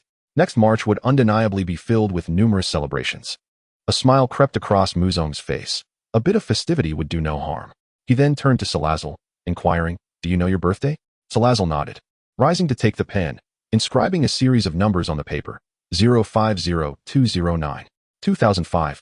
Surely it cannot be from the last century. Is it not the year 2003? Muzong questioned, puzzled. Salazzle paused, then crossed out the 05. Was that a mistake? Muzong asked. Salazzle nodded affirmatively, acknowledging the error. Then we shall have to wait until next year to celebrate yours. Tomorrow, we will hold a belated birthday for this little glutton, Muzong said, gently stroking the small Darubi resting on the pillow. The little creature, newly born, nestled perfectly upon the pillow. On the other side lay the dream demon, comfortably settled. Zarude nodded. A single birthday held little significance for him, as countless more awaited in the future. Ha found it difficult to sleep, suggesting a book instead. While reminding Muzong to close the door tightly so that the light would not disturb the wind speed dog slumber. Muzong picked up the legal tome as he spoke. With a decisive thud, Zarude secured the door. In the living room, the wind speed dog curled up on the sofa, appearing somewhat helpless. Such ruminations were typical for her at this stage, even questioning her capabilities as a competent mother. In the months of March and April, the sun rose early, casting a faint light just after 6. The sleepless Master Mu was ready to rise and toil. The poisonous celery should be ripe. He planned to prepare a few dishes to gauge the results, while King Nido likely could not contain his thirst for vengeance. If it were me, I would never find rest until I avenged such a grievance. Once the storm subsided, it would be time for King Nido to venture into the mountains for retribution. Dressing quietly, Muzong ensured not to awaken the two little Pokemon still asleep. Zarude yawned, indicating a desire to sleep a while longer. Rest a bit longer. I must venture to town to sell another pot. The spicy pot and the poisonous pot must be kept separate. Should Yin Si come again, I shall cook for him using the spicy pot. Muzong remarked with a slight smile, suggesting that farmers had their own ways of seeking vengeance. Zarude cast a cold smile at Muzong, aware that, had he wished to avoid further trouble, he could easily resolve matters himself. He was no saintly Pokemon. Glancing at his crops through the panel, Muzong noted that aside from the mature poisonous celery, the rest of his plants were in good condition. They merely needed watering. After harvesting this batch of poisonous celery, he planned to intersperse it among the apple trees, planting it within King Nido's territory, where it could serve as a delightful snack. Poison-type Pokemon were likely unfazed by its toxins. Satisfied, Muzong proceeded toward the farm. As the hour was still early, the monkey monster had yet to arrive. He should currently be engaged in sparring with the abandoned world monkey, and once defeated, would come seeking Zarude. However, with the addition of the charcoal servant and King Nido, Zarude could afford to relax. Just as Muzong exited the farm, King Nido approached silently, trailing behind him.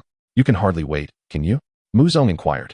Having observed King Nido's footprints near the poisonous celery, King Nido nodded. Let us wait a while longer until the storm has passed, Muzong said, almost to himself as he walked ahead. King Nido nodded again, suppressing his excited heart. In town, Muzong purchased a large pot. Upon returning to the farm, he donned his gas mask and gloves, preparing to uproot the poisonous celery. This plant contains numerous toxins. It should yield dishes beneficial to you. Its fruit serves as its seeds, which will later be planted in your resting area, Muzong instructed, reminding King Nido to warn the 3 honeybees against gathering nectar. King Nido assisted in uprooting the plants. Due to their toxicity, they were all harvested and brought to the pot. I plan to prepare 2 dishes. The first will involve boiling the stems and leaves in water, while the second will see the roots coated in soil and fried, akin to fried mushrooms. King Nido remained nearby, looking quite obedient. The wind speed dog approached from a distance. Oh, what brings you here? Muzong asked curiously. Oh woo, she replied, eager to observe Muzong's culinary process. Muzong was puzzled, but welcomed her assistance in kindling the fire. Please ignite the firewood beneath, then stand back. The ingredients we are about to cook are poisonous, Muzong instructed seriously. The wind speed dog nodded and breathed out small flames, igniting the firewood below. With his gas mask secured, Muzong commenced his culinary endeavors. King Nido remained still. The poison from the celery was of little concern to him, as he was familiar with the plant from past experiences. Soon, the first dish emerged from the pot, and Muzong's eyes lit up at the results. Poisonous celery soup. Humans, refrain from entry. Special effect. Increases the toxicity within poison-type Pokémon, enhancing their resistance to poison. Logically, anyone who could withstand it could partake, as it would bolster resistance. Yet, Muzong had no inclination to try it himself. Come eat. He served a portion to King Nido. Subsequently, he wrapped the poisonous celery roots in soil and added a generous amount of oil to the pot, preparing to fry the celery. In just a few minutes, it was nearly ready. Muzong served the second dish, and the effects manifested before his eyes. Fried poisonous celery. Humans, refrain from entry. Special effect. Enhances skill comprehension for poison and ground-type moves, additionally increasing the energy within poison-type Pokémon. A smirk crept across Muzong's lips with these two dishes. Who needed the likes of Aber or Aber Serpent? Eat. Roar. The distant wind speed dog struggled to comprehend their emotions, yet remained attentive, learning earnestly. Muzong found himself bemused by the wind speed dog's behavior. He instructed King Nido to wait there while he fetched the translating konjac. The wind speed dog quietly followed. Swallowing a piece of stock, Muzong inquired, "Wind speed dog, what troubles you?" "I wish to see how you care for the little ones," she replied gently.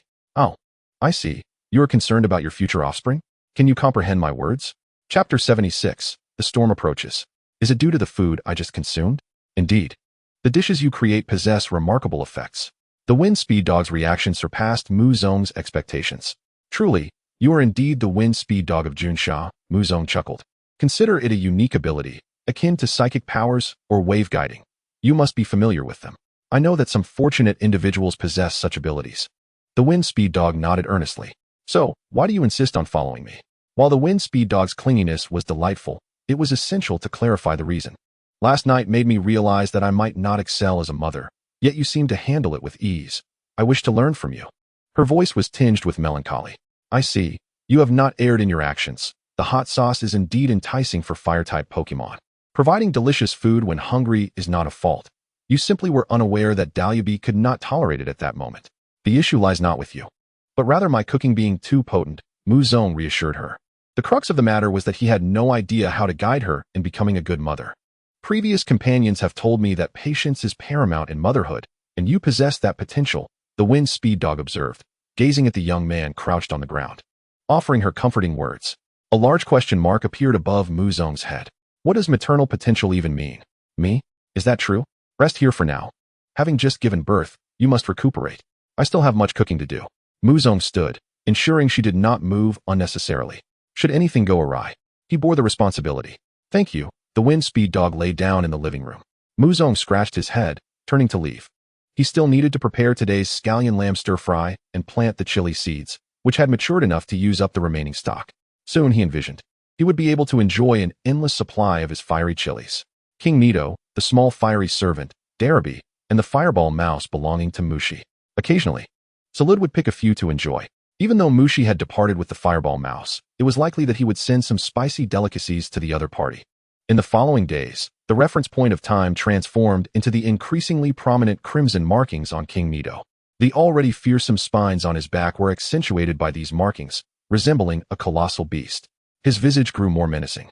Yet his siblings understood that their elder brother was a gentle and kind Pokémon. Poisonous celery thrived in their habitat, providing Nidorino and Nidorina with new spicy treats. On a day when the sun did not rise, the sky loomed ominously dark from the west. A storm was approaching.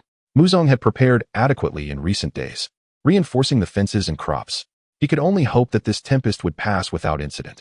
Let the other monkeys stay hidden today. Our humble abode cannot accommodate so many. We shall refrain from deliveries as well, Muzong remarked as he gazed at the approaching monkeys. The monkey glanced up at the oppressive sky, feeling a sense of dread. Attempting to pierce the dark clouds with his stick proved futile. Monkey? Muzong called out, prompting him to hastily inform the others. The monkey scurried away, and Muzong shouted after him, "Do remember to return." The monkey paused, nodded in acknowledgement, and then hurried off. The little shabby house had been reinforced, appearing less dilapidated. The door had been replaced with a wider plank, allowing King Nito to enter. The sofa in the living room was pushed into a corner, and the table was moved aside, creating an unusually spacious environment. A large blanket was laid out on the floor. Muzong sat upon the blanket, leaning against the sofa, engrossed in his law book, while his wind speed dog curled up beside him. Following the last bout of anxiety, the bond between them had grown significantly closer. Outside, the wind howled, yet the presence of the wind speed dog kept the chill at bay until the sound of rain began to patter against the ground. Zarude, let us check the drainage ditch once more. Heavy rain is surely imminent, Muzong stated. Upon stepping outside, he noticed the monkey standing in the yard, gazing up at the darkened sky. Monkey, you should head inside, Muzong said, patting its head. The monkey finally snapped to attention and moved toward the house, still craning its neck to watch the sky. What troubled him most was the palpable fear he felt, a dread of the weather that loomed like an insurmountable mountain before him, nearly bringing him to tears. This sensation was one that neither humans nor Pokemon could fathom. Muzong inspected the drainage ditch, confirming it was in order, and then ventured into the small orchard to call for King Nito and Beedrill, urging them to come inside. It is going to rain heavily. Let us take refuge in the house. I have prepared ample ingredients. We shall have a feast, Muzong declared. King Nito picked up his younger siblings, placing them on his back for them to hold on as he made his way to the house. The three Beedrills tucked their wings into the recess of Beedrill Queen's body, who then flew them toward the cottage. The lower half of Beedrill Queen's body served as the dwelling for the three Beedrills, who were nurtured by her. Such inclement weather had already caused them unease, and they were more than willing to enter the cozy abode. Subsequently, Muzong and Zarude made their way to the back of the small house, where they found the pot, which had taken up residence there, as well as the large milk can in the barn. The modest living room gradually filled with their presence. Dream Eater and Darabee emerged from the bedroom, having presumed it was still dark due to the absence of sunlight. Upon entering the living room, they discovered all their companions gathered there. Zarude, the nurse bug, the Diglett, the large milk can, Dream Eater, the small fiery servant, the pot, the monkey, King Nito's family, the three Beedrills, and Darabee, along with the wind speed dog. Mushi also pushed the door open, entering with her fireball mouse. It appears we are in for quite the gathering tonight, Mushi remarked with a smile, having just returned from Xiaojia's place, where the latter had also closed up early to return home. Indeed, I have prepared an abundance of fruits and snacks, Muzong replied, reclining on the sofa and once again picking up his book. Outside, the gentle rain pattered, perhaps indicating a heavier downpour was on the way. Muzong stood up, taking a hammer and wooden planks, deciding to seal the windows first. Meanwhile, Atlantis felt as if it were on the brink of apocalypse. Miss Junsh's voice echoed throughout the city. Attention, all residents, please refrain from wandering about and remain in a secure environment. Attention. The same message played repeatedly. Chapter 77, Struggle. Do you feel it too? Xiangnan, clad in a white coat, stood on the hotel balcony, gazing towards the increasingly darkened sky. Black Lugia lingered beside him, baring its teeth as if confronting an unseen foe. There is a dangerous aura. We should inquire whether the hotel has a basement to take shelter, he suggested. The wind howled ominously.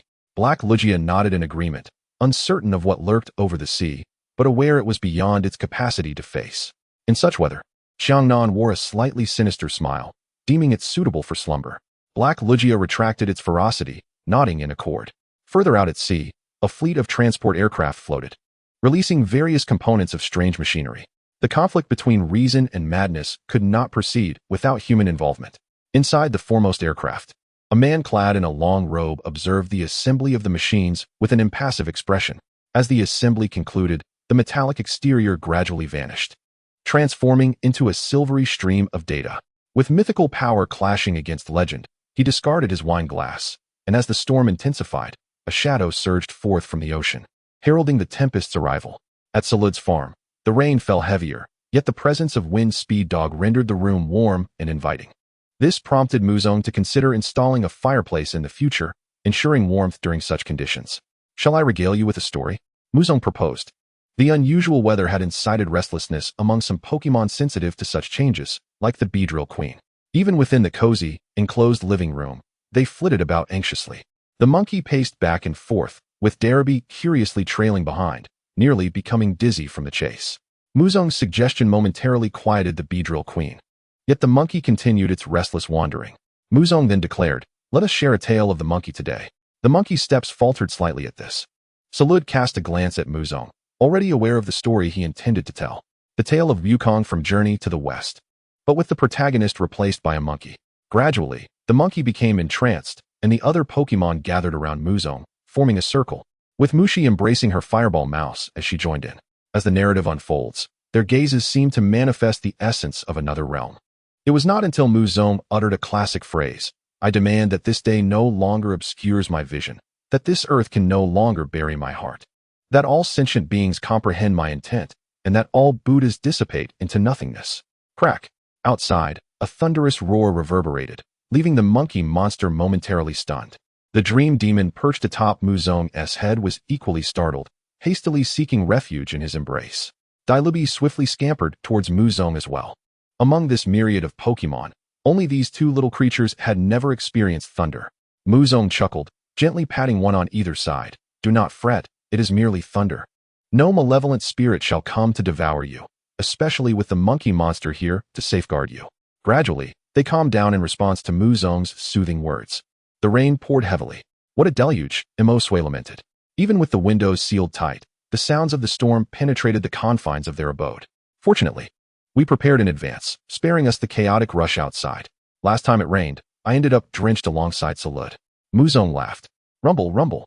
Zarude thumped his chest, signaling that this time would undoubtedly be without incident. "Last time was too abrupt. This time, we are fully equipped for defense. Not to mention, even if a torrential downpour were to strike Qinghe Town, well, that I cannot prevent. I must intervene personally. By the way, I feel a bit peckish. Are you all hungry?" By the clock, it was already evening, yet the entire day felt as though it had been shrouded in night, making time seem to drag on interminably. A soft gurgle escaped from Tan Xiaoshi, his face reddening as the sound emanated from his stomach. "Then let us have a meal. Since the windows are sealed, we shall refrain from cooking and simply partake of some leftovers along with the snacks we prepared in advance." Muzong rose, navigating through the cluster of Pokemon towards the refrigerator, retrieving fruits, dried vegetables, chilled dishes, and various condiments, including jam and chili sauce. "Oh, and the honey you harvested yourselves," he added, pulling out a jar of honey. Honey had always been used to flavor juices, but he had never employed it in cooking. Perhaps he would try that in the future. Upon the mention of honey, two Combi buzzed eagerly towards Muzong, circling around him, anticipating the opening of the jar. "Do not rush, do not rush. There is enough for everyone." The tempest raging outside seemed irrelevant to this little haven. Meanwhile, far out at sea, strange metallic instruments dwindled to less than 1% of their original capacity, as several planes were brought down by an unknown attack, crashing into the water. A man aboard the highest plane continued to observe, awaiting the final data transmission. In the sky, a black and white avian engaged in fierce combat, neither willing to yield. Yet, the camera captured a glimmering egg dangling from the neck of the white bird, dwarfed by its massive form, barely the size of a feather. A powerful water cannon instantly pierced through one plane, the assault merely a consequence of the white bird evading it. The metallic instruments floating in the air vanished entirely, leaving behind a torrent of data streams. The explosive aura momentarily halted the white bird's onslaught, but in that fleeting instant, it endured a direct hit from a water cannon. Is this how digital life is maintained? Upholding justice? How laughable. I am justice. The man in the sky appeared somewhat entranced, his thoughts involuntarily drifting to a young lad who adored armor. The data streams slowly coalesced into a form reminiscent of the white bird. 003. Attack. Destroy her. Seize her egg, he commanded, donning a pair of glasses as he issued orders to the newly emerged third bird. Chaos was imminent. The white bird gazed in horror at its doppelganger, narrowly dodging a water cannon while retaliating with a strike of its own. 003 was struck, a gaping hole appearing in its chest, yet it instantly restored itself. The white bird's pupils dilated in shock, facing two adversaries while in a weakened state, seemed utterly hopeless. With a powerful flap of its wings, it soared into the distance, hoping to separate them and confront each one individually. The black bird pursued closely, its crimson eyes conjuring an unrelenting storm and tsunami. On the periphery of a city named Atlantis, a metallic wall rose, only to be obliterated in an instant. Recognizing the extent of the chaos, the white bird halted, gathering a frigid breath that encased the entire sea and even the distant storm and ice. Chapter 78. God? Muzong was fast asleep in the farm, for the warmth emanating from the speedy dog was simply too comforting. The other Pokemon soon followed suit, slipping into slumber. each adopting a myriad of sleeping positions. The combi entered the body of their queen, while the nursery bug spun some silk to fashion a hammock for itself. Dilubi lay sprawled on the back of the speedy dog. Muzong seemed to be lost in a delightful dream, gradually sliding off the couch as he sought out warmth, gravitating towards the speedy dog's side. The speedy dog awoke, but made no move, welcoming Muzong's unconscious approach with open arms, for Muzong was a kind soul, a nurturing figure. Suddenly, the monkey monster sprang upright from its dreams, gazing up at the ceiling as the miracle seed within it began to glow. Salud opened his eyes, casting a surprised glance at the little creature. It was about time. He would guard his farm. Salud stood, brushing off his backside, anticipating that the battleground would soon shift to their surroundings. However, he bore no blame towards anyone. It was merely the result of divine forces at play. Even if Qinghe Town were to be annihilated, it was simply due to its presence here. Salud understood this principle all too well. Nevertheless, he would not accept it. He stood up, quietly cracking open a door, radiating heat that evaporated the rainwater in an instant. The monkey monster followed closely behind Salud. Tan Xiaoshi, awakening from his slumber, observed the two Pokemon heading out of the living room and hastily trailed after them. Curious about their intentions, Salud cast a glance at them but said nothing, simply shutting the door behind him. They stood together in the courtyard, the monkey monster gazing skyward. An overwhelming sense of dissatisfaction swelling within. It was too dark, far too dark. Tan Xiaoshi swayed in the storm, resembling charcoal on the verge of extinguishing, yet steadfastly radiating warmth and light. Rumble. Salud placed one hand on the ground, extending 6 tendrils from behind him, 3 on either side. A gust of wind surged around him, prompting Tan Xiaoshi to instinctively shield his face. I am the forest. Tan Xiaoshi listened intently, his pupils constricting. Surrounding him, bioluminescent lights flickered, creating a forest scene. The myriad of colors filled his vision, momentarily transporting him to a realm of fantasy. More tendrils erupted from the earth.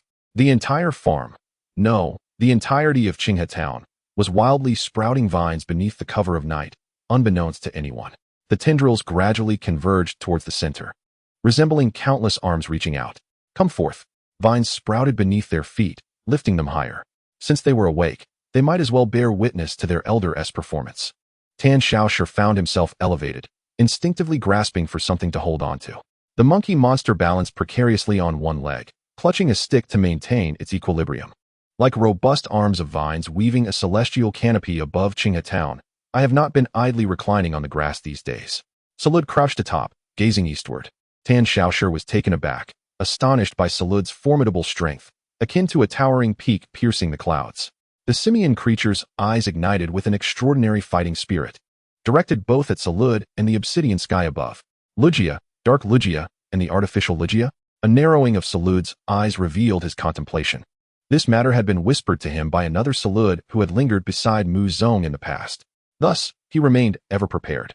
A significant event was on the horizon. Little ones, brace yourselves. In the distance, a colossal white silhouette approached with great swiftness, enveloped in a torrent of water, elegantly twisting to evade the powerful jets of water. The dark tempest surged once more, prompting Lugia to instinctively glance ahead. The town he had previously observed had vanished, replaced instead by a verdant firmament. Who was it? A human or something else?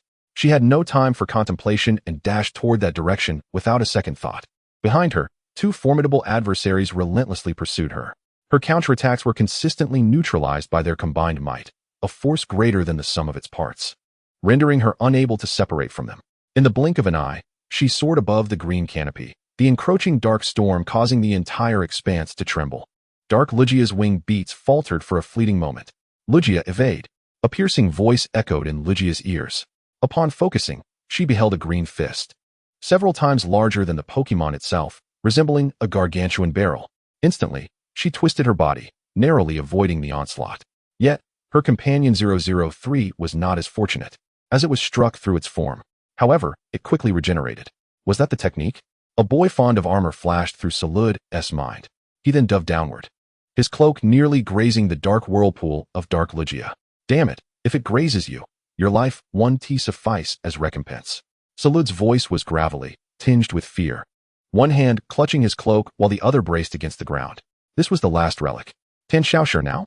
He tore off his cloak and tossed it to Tan Xiaoshi behind him. Amidst the storm, Tan Xiaoshi leaped high to barely catch the cloak that was about to be whisked away. Lugia seized this opportunity, unleashing an ice beam that encased half of Dark Lugia's wings in frost. With a resounding crack, Dark Lugia flapped its wings, shattering the ice. Such a being should return to the abyss of the ocean. A green luminescence once more enveloped Salude's arms, as miracle seeds ignited within him. Previously, Muzong had intended to bestow miracle seeds upon Zarude, only to learn that Salude's collection had already reached its limit. Lugia's pupils constricted, sensing an overwhelming force. No one knew the extent of the power possessed by Zarude, who had accompanied Muzong throughout his life. Engage, he bellowed, his voice deep and resonant. Launching himself from the green canopy, a colossal fist, thicker than his own body, collided with Dark Lugia's visage. The punch propelled it over 100 meters, akin to a kite severed from its string. Boom. 003's water jet struck him, sending him crashing into the canopy.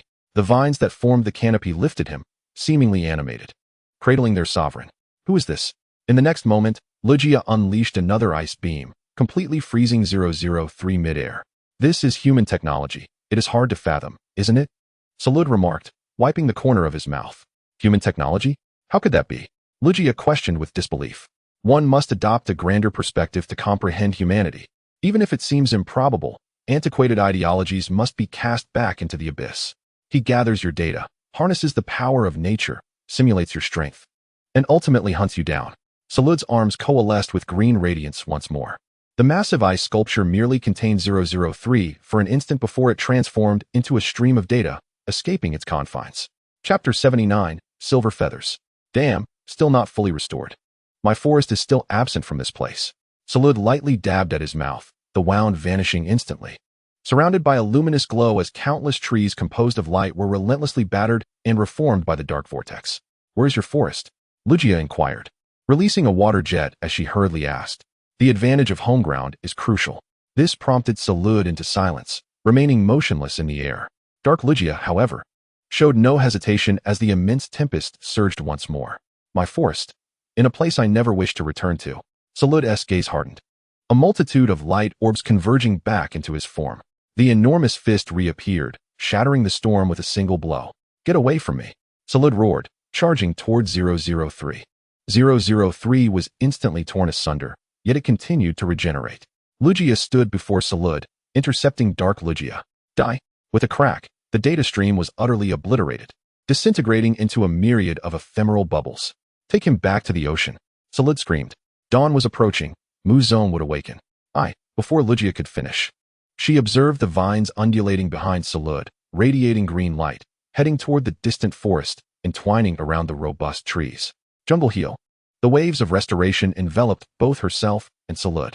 Their vitality surged back, and Lugia realized that she had indeed caused others far too much trouble. Thank you. Pokemon named Zarude, Lugia said, racing toward Dark Lugia, guiding it back to the ocean. Zarude's body slackened, plummeting downward. The countless vine-like arms completely unfurled, the canopy vanished, as if nothing had ever transpired. Zarude lay in the mud, gasping for breath. Burned out. Tan Xiaoxia and the simian creature also fell to the ground. What Pokemon was that? Tan Xiaoxia inquired, still clutching Zarude's cloak. That is the legendary Pokemon of the ocean, Zarude replied breathlessly. Legendary. One day, I will strike her down, and another, I will strike the next, and you shall too. Even you. The simian creature proclaimed. We shall defeat all the legends, relentlessly. Until their very end. Go away, roll away, you big fool. Zarude waved his hand dismissively. Yet this battle had broadened the horizons for the two Pokemon. It would be best if we ensured that everything proceeds along its original trajectory, without revealing the truth to Muzong. Zarude extended his hand, as if attempting to catch raindrops. Simultaneously, he vaguely sensed his own identity. Tan Xiaoxia nodded in agreement. His impressions of Zarude had completely transformed. What manner of Pokemon was he? Zarude extended his hand, catching a feather that fell from the sky. It was a silver feather, emanating a faint glow. Silver feather. In the aircraft, a man resembling a doctor gazed intently at the data panel before him. Was 003 destroyed? No, that couldn't be.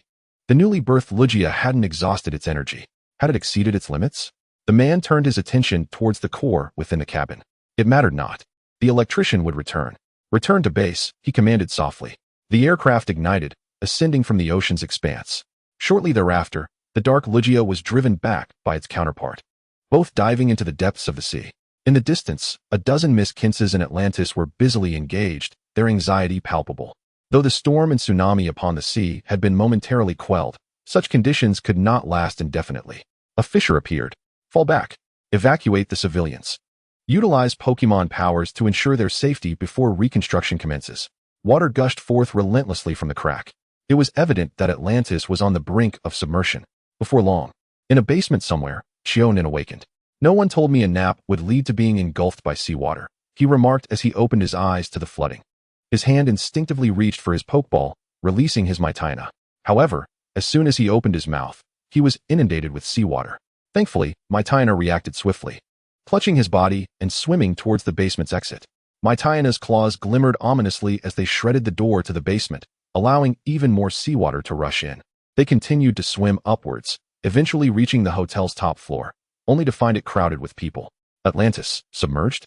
Chionin gasped, feeling as though he had traversed time itself. Thank you. The voice of Lugia resonated from the silver feather. Salud had indeed received a significant favor from Lugia.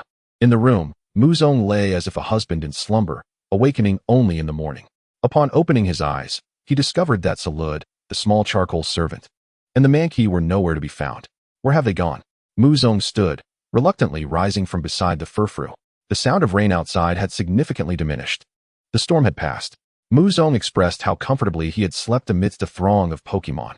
He pushed open the door, instantly feeling as though he were in a dream. Salud remained sprawled in the muddy ground, thoroughly soiled. The Mankey lay beside him, both creatures equally dirty. The small charcoal servant was honing his strength in the rain, utilizing the armor cannon amidst the downpour. You guys. Muzong opened his mouth, but could utter no words. Salud glanced up at Muzong, tossing a feather towards him. The feather floated gently down, landing before Muzong, who caught it just before it touched the ground. The silver feather shimmered with a radiant glow, embodying Lugia's gratitude, and served as a prime ingredient for culinary endeavors. Muzong touched his face, ultimately deciding against plucking it. Did I just wake from a dream? Salud pointed to the sky, indicating that the feather had suddenly fallen from above. So yesterday's storm was caused by Lugia? Muzong speculated. Salud shook his head in the mud, signaling his ignorance. Time to play dumb. Muzong mused. Lugia expresses gratitude even after its feathers are plucked. Surely, Lugia must have endured a fierce battle for this feather to have fallen. Would it be inappropriate to cook something from it? Muzong pondered, tilting his head. Oh, whatever. At this moment, Muzong felt an insatiable curiosity about what he could attempt to cook. Not to mention, it bore an S-rank designation. The memory of the Dream Eater's cake. A few hundred-word essay lingered vividly in his mind. When I acquire a psychic or flying-type Pokemon, perhaps I shall cook it then. Muzong chuckled, a splendid treasure. I hope Lugia returns again. If Salud were to discover Muzong's thoughts, he might very well be overwhelmed with exasperation. Chapter 80. This sky shall once again be mine. The accumulated water on the farm gradually drained away as Salud summoned clear skies, shining brightly upon every corner of the planting area. It wasn't long before the ground dried, and the remnants of the torrential rain vanished. Muzong stood before the fields, gazing at the vast expanse of yellow and red, feeling somewhat helpless as he tended to each plant individually. Salud squatted before the fields, appearing somewhat dazed, fatigued. Apologies, I overslept. Emosue approached from the house, joining Muzong in his labors. As it was her first experience with post-rain conditions, Muzong directed her efforts. When do you plan to leave? Muzong inquired. I intend to depart in a few days, packing my belongings and heading northwest, where the weather is better, the ground drier. And the fire mouse Pokemon prefer less humid environments, Emosue replied. All right, take it easy for the next couple of days. I can manage things here, Muzong said while working. That won't do. I can't let you labor alone, Emosue protested, adding playfully. Besides, I can't allow myself to dawdle. Who knows if I'll want to leave later? Fair enough. In the small house, a dozen Pokemon emerged. The bee drill hovered at the highest point, riding a jar blown over by the wind and eyeing the flowers by the fence. Their damp appearance suggested they were not in a state to produce honey. Thus, they could rest, as per Muzong's decree, relieving them from the need to venture into the forest for honey collection. The Mankey had arrived as well. It seemed nothing had gone amiss yesterday. Muzong set down his bucket, stretching his back as it creaked. A group of Mankey gathered around Muzong, eagerly awaiting their delivery permits. The permits were merely simple wooden boards inscribed with exclusive delivery from Salud's farm, with a note stating, in case of mishaps, please do not trouble the Mankey. Salud's farm will provide a satisfactory resolution. However, today, Muzong did not directly issue the permits. Instead, he spoke. Please summon the other Mankey and the abandoned ones. Today, each of you shall receive some star berries as compensation. The Mankey instantly erupted into excitement, dispatching several to call their leader, while the others gazed longingly at Muzong, awaiting their treat. Muzong is truly a good person, Emosue remarked. One shouldn't say that. Employees deserve rewards and encouragement. Merely exploiting them would surely lead to inefficiency. Muzong casually replied as he headed towards the small house to retrieve the star berries. Having purchased a substantial quantity previously, it was the perfect time to distribute them. If not handed out soon, they would spoil. Before long, the Mankey congregated at Muzong's farm, where the several dozen star berries appeared plentiful. Yet the number of Mankey was considerable. When divided, each Mankey would receive but a small portion. Among them were 3 or 4 primates, who had evolved since a leader emerged from their ranks. Muzong generously allocated more to them. These impulsive creatures would not wait to eat later. Instead, they stuffed their mouths in front of Muzong. Suddenly, one primate went wild, unleashing a fury swipes into the open space. After several strikes, the glow of evolution radiated from among them. The Mankey immediately scattered, clearing the area. The stick-wielding monkey creature stood at a distance, gradually igniting a sense of battle fervor within itself. In recent days, it felt confident that it could best the leader. But what level of prowess did the newly evolved abandoned world monkey possess? Emosue approached with the fireball mouse, her curiosity piqued. As the radiant glow of evolution faded, the second abandoned world monkey emerged. The monkey creature exchanged glances with the remaining fiery monkeys, and chaos was poised to erupt. Only the monkey creature that emerged victorious would earn the right to confront the abandoned world monkey. Muzong's lips twitched as he distanced himself slightly. Soon enough, a monkey creature was sent flying from the smoke, collapsing onto the ground, rendered incapable of battle. One after another, the monkey creatures were launched out of the fray, and the combat concluded more swiftly than either had anticipated. The stick-wielding monkey creature achieved a resounding victory, despite bearing wounds. It charged towards the newly evolved abandoned world monkey with an indomitable spirit, exuding an air of relentless determination. The battle bore no semblance of playful banter. It was a fierce exchange of the most powerful techniques, utilizing both stick and fists. The abandoned world monkey soon found itself questioning its very existence. How could it be so thoroughly outmatched? With a resounding thwack, the stick struck its head, obliterating its remaining fighting spirit. After the clash, the monkey creature turned its gaze back toward the leader, battered yet resolute. It charged once more. Once combat commenced, the monkey creatures seemed to lose all rational thought. What was reason in the face of battle? Was it not the fist of fury that posed a grave threat should it connect? Emosue uttered nervously. The monkey creature, eyeing the incoming fist, astonishingly twisted its body mid-air, moving as though it were treading upon the very air itself. The fist of fury missed its mark, leaving the leader abandoned world monkey momentarily stunned. In the next instant, the stick collided with its head. No. It appeared the monkey creature might actually prevail this time. This evasion was unlike any seen before. Was it perhaps a technique learned from Zarude? Emosue gasped in astonishment. Having witnessed numerous battles, she had always seen the monkey creature overwhelmed by sheer force. Yet this time, its evasive maneuvers flowed like water, a curious sight indeed. Muzong furrowed his brow in contemplation. Such graceful movements were not typically characteristic of a monkey creature. Hearing their discussion, Zarude, lying on the grass, opened his eyes with an understanding. It was likely that the monkey creature had observed the evasion techniques of Lugia. The reason the seed of miracle bore such a name was that it granted all Pokemon abilities beyond their innate capabilities. Has it concluded? Emosue inhaled sharply. First, it triumphed in the chaotic melee, then felled the second abandoned world monkey, and now, employing its newly acquired evasion skills, had defeated its own leader. Truly remarkable. Muzong praised. The monkey creature, staff in hand, knelt upon the ground, appearing quite disheveled, its body riddled with scars. Yet the leader lay motionless on the ground, completely incapacitated. With a grunt, it propped itself up, rising to its feet and loudly proclaiming its strength. The awakened monkey creatures, regaining their senses, erupted in excited cries. The hierarchy of their clan had been dramatically reshuffled. The victor would become the leader. From now on, Muzong's monkey creatures would no longer be challengers. It was the others who would take on that role. With a sigh, he glanced at the sprawled Zarude, a wave of helplessness washing over him, akin to staring into the oppressive night sky. But he was a monkey creature, and with a mighty leap, he struck at Zarude. If Muzong had consumed the translation tuber, he would have understood the message. I shall not allow this sky to overshadow me any longer. Before the words could fully escape his lips, he was sent flying by a whip-like strike. Chapter 81. The Ancient Dojo. Muzong, have you heard the rumors? Mo Sui placed some household items on the table and wiped the sweat from her brow. What rumors? Muzong inquired. It is said that on the night of the storm, powerful arms shielded Qinghe town, while the neighboring towns suffered considerable damage, yet Qinghe remained unscathed. Some claim that beneath Qinghe town lies a colossal Pokémon that protects it. Mo Sui recounted the tale she had just heard. Could it be that a child merely had a dream? Muzong instinctively replied. The notion of a guardian deity is rather far-fetched. Yet many witnessed a massive shadow guarding Qinghe town, accompanied by a cacophony. Mo Sui countered, equally perplexed. She, a native of Qinghe town, had never heard of such a guardian. Muzong too found himself puzzled, yet he was certain that Lugia had indeed appeared above Qinghe town. Otherwise, that feather would not have fallen. This matter was riddled with enigmas, such as how that feather had come to be in Salude's possession, along with the battle scars adorning him. Yet no matter how Muzong pressed, Zarude maintained that he had merely lain in the rain to clear his mind.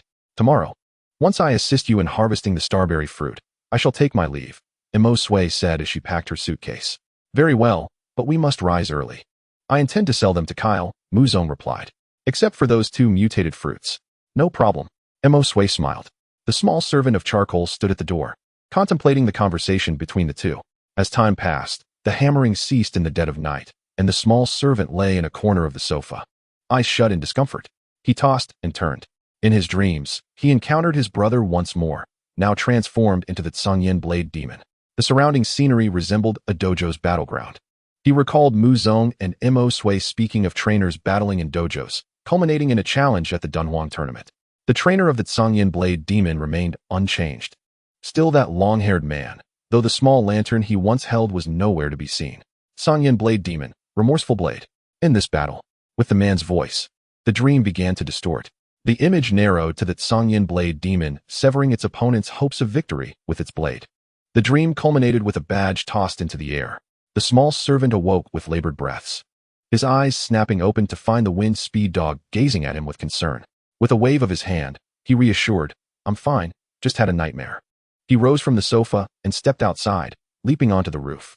It would not be an exaggeration to say he moved as lightly as a swallow, landing directly atop the rooftop, seated in place and gazing at the distant full moon. Throughout the night, the small servant contemplated many things. The following morning, Muzong awoke to find the small servant had prepared a small bag, suggesting an intent to embark on a journey. Muzong was taken aback and retrieved the translation tuber from the kitchen. What are you planning to do? He asked, astonished. I intend to go and bring my brother back, the small servant replied earnestly. Your brother?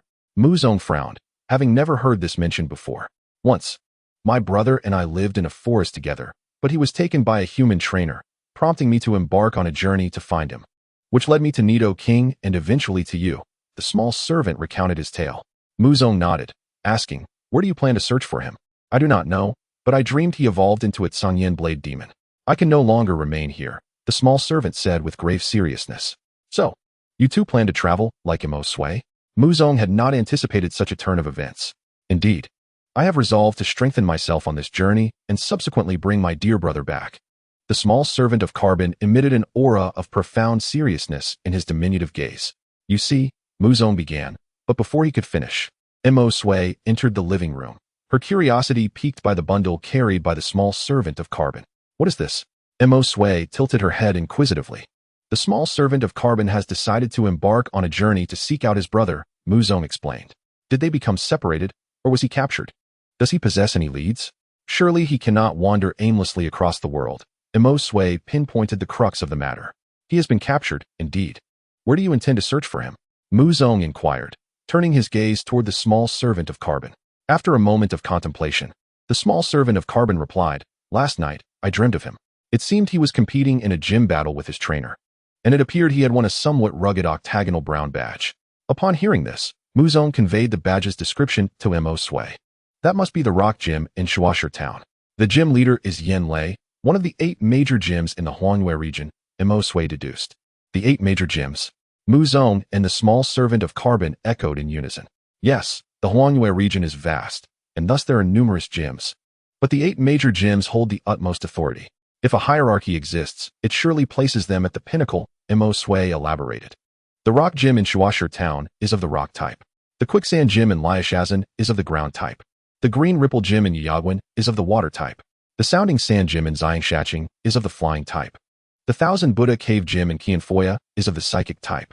The Crimson Flame gym in Qian Valley is of the fire type. The Silk Road gym in Tailing City is of the steel type. The Starry Sky gym at the Stargazing Pavilion is of the ghost and fairy dual type. She provided a self-made chart. How is it that it is either quicksand or rock lava? Muzong raised an eyebrow. This is because the Huanghue region was predominantly desert long ago. The current ecosystem is the result of generations of effort. And the oldest gyms naturally retain traces of ancient times, Imo Sui patiently explained. Muzong suddenly comprehended. It was hard to imagine that the Huanghue region, now teeming with farms, was once a desert. So, does the small servant of carbon also plan to head to Shuashir Town? Imo Sui asked, with a goal in sight. The small servant of carbon naturally intends to take a look. Really? Muzong tilted his head. Are you going to challenge the rock gym with a fireball mouse? Indeed. Shuashir Town is the nearest and most suitable gym for newcomers. I have decided to capture a fighting, ground, or water-type Pokemon along the way to secure the badge from Shuashir Town. Imo Sui pondered for a moment and added, by the way, since you're bringing your brother to challenge the rock gym, he must also be a newcomer. Regardless, you will surely encounter him at the Dunhuang tournament. The small servant of carbon ignited with enthusiasm, practically bursting with eagerness to set off immediately.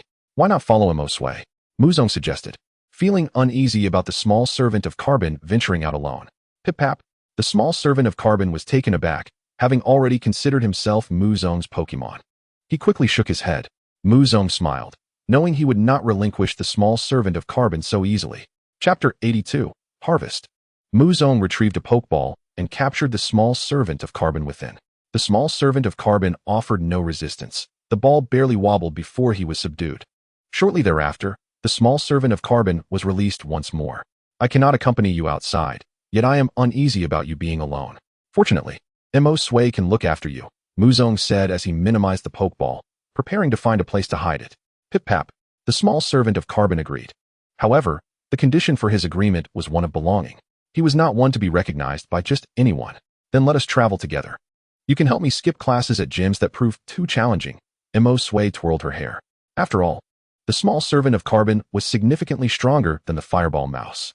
Nevertheless, despite this, hard work would remain essential. Once the Dunhuang tournament arrived, it would ultimately depend on one's true abilities. Then it is settled. I shall trouble you to look after the small servant of carbon. Please write or call me whenever you arrive in a new city. In a few days, I will install a landline at home, Muzong stated. Most importantly, he wished to send them some extraordinary cuisine. After all, for the small servant of carbon to progress more swiftly, he would need to eat. According to Muzong's plan, he would certainly need to consume more before heading out. Yet the small servant of carbon clearly did not wish to be a mere sword deity of Shirley Slope. Muzong naturally supported his aspirations. Thank you for your trouble. Imo Sui expressed her gratitude. Now it is my turn to trouble you. Today marks a bountiful harvest. The starberry fruit has fully ripened. They made their way to the yard, where they discovered Nido King and Beedrill curiously observing the fruit trees. Just yesterday, they had been mere buds, and today they had blossomed into ripe fruit. Muzong was momentarily unsure whether it was the power of Zarude or the capabilities of the panel at play. Two particular fruit trees were particularly captivating, radiating a brilliance far more vibrant than their surroundings. One emitted a pitch-black light, yet within the darkness, there was a faint glow. Ghost fruit, be extraordinary cuisine.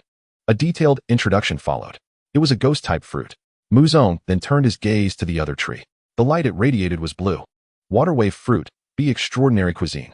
This one, indeed, was blue. Muzong recalled the peculiar event that occurred after the first heavy rain. A gentle breeze blew, and the water remained undisturbed. It appeared that the mutations were random.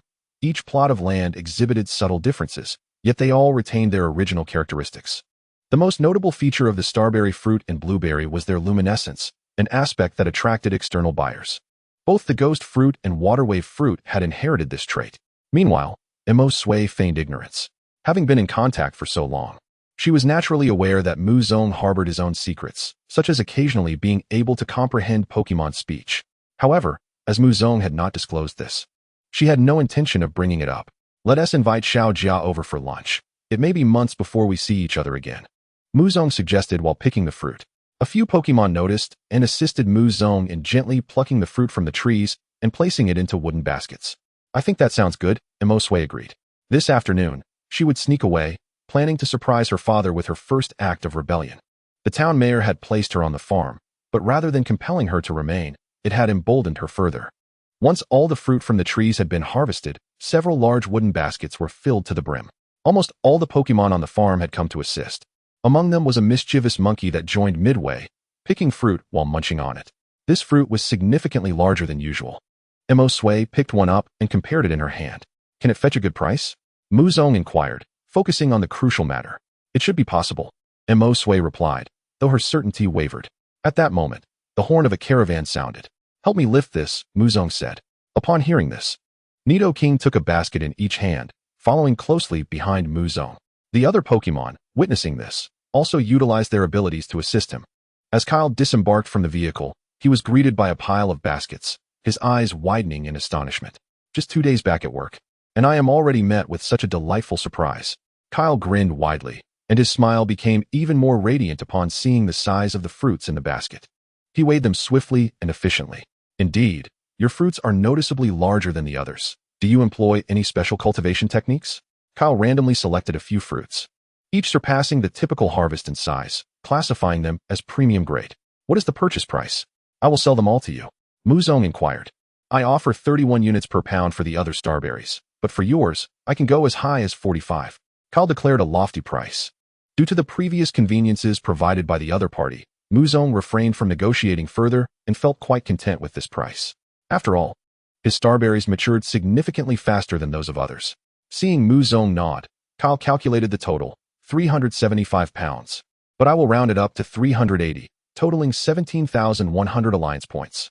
For a farmer, this is a considerable fortune, especially since it is remarkably stable, with more to come next month. Had Muzong not wanted to cultivate different crops, he would have continued planting more. The exchange of money for goods left Muzong in a more secure financial position. However, his aspirations had shifted from mere sustenance to the desire to construct a small villa. The advice from Yen Si had provided him with excellent inspiration. Until next time. Kyle's smile was uncontainable. Until next time, wait, there's also milk. Even the smallest flies are meat, and it could yield over 10,000 in a month. Both parties felt they had profited, which is what constitutes a good business deal. As for who gained more, that was of little consequence. After all, Muzong could not sell to others himself, as that would be far too time-consuming and laborious. With the over 10,000 in his mind, Muzong envisioned building a residence for Hoo and the groundhog. He planned to construct a 2-story structure. The first floor would be a glass house, while the second would be subterranean, allowing for the accommodation of other Pokemon in the future. At noon, Xiaojia clutched Emosue and wailed. You've only been back for such a short time, and yet you're leaving again. Moreover, this time it isn't even for school, and there are no holidays. When will you return? Emosue consoled her with a hint of helplessness. Xiaojia was delightful in every aspect, typically a spirited girl, though at times she could be as childish as any young one. When the time comes for my competition, I'll invite you to watch, Emosue proposed. All right. Xiaojia returned to her seat, still sporting her high blue ponytail and midriff-bearing outfit, resembling a character straight out of an anime. By the way, Xiaojia, how about I take you to see the sea in a while? With my increased stock of water-type materials, it is time to seek out a water-type Pokemon. Chapter 83, Revenge. After the storm and the harvest, the young girl and the small charcoal servant embarked on their journey. Their suitcase was filled with culinary delights prepared by Muzong. Standing outside the farm, Muzong waved goodbye to their receding figures. Keep it up, Xiaojia shouted from the side. The small charcoal servant paused momentarily, looked back at Muzong, and waved his arm high. He will return. Parting was indeed somewhat bittersweet. Muzong inhaled deeply. There will always be a day for their return. Xiaojia tucked a loose strand of hair behind her ear, as if the one who had just wrapped her arms around Emosue was not her. Oh right, are you really going to take me to see the sea? Xiaojia turned to Muzong and asked. Yes, I glanced at the map earlier. We will go in a few days. That is wonderful, Xiaojia exclaimed, suppressing her faint sadness. Once I finalize the date, I'll let you know so you can prepare, perhaps pack a swimsuit or something. Muzong reminded her. Yes, a swimsuit.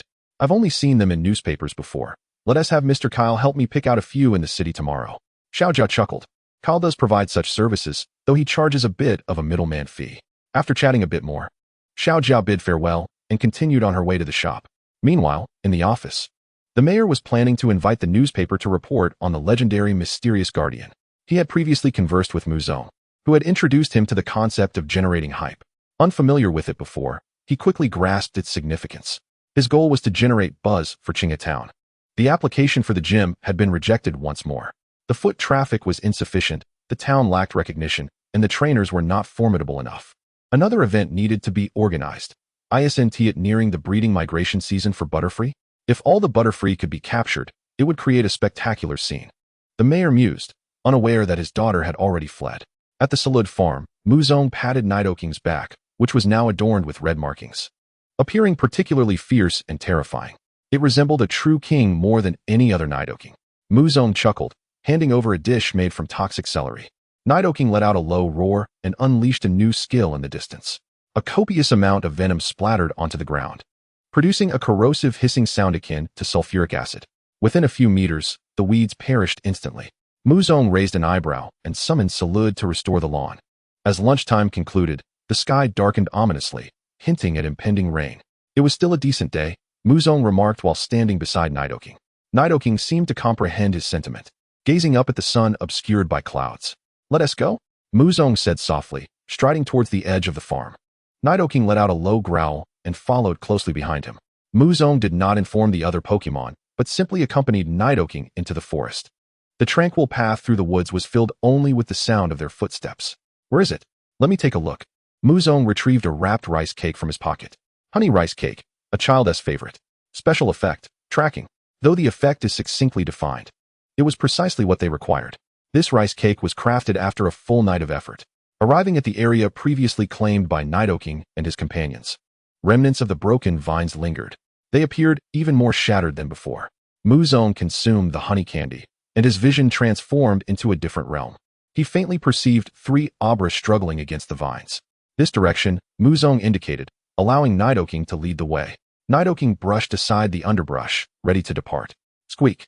He turned to see 2 small Rattatas occupying the tree hollow that once belonged to Nidoking and his friends, having made it their new home. Under Nidoking's gaze, they dared not move, fearing a single move from him might unleash a skill upon them.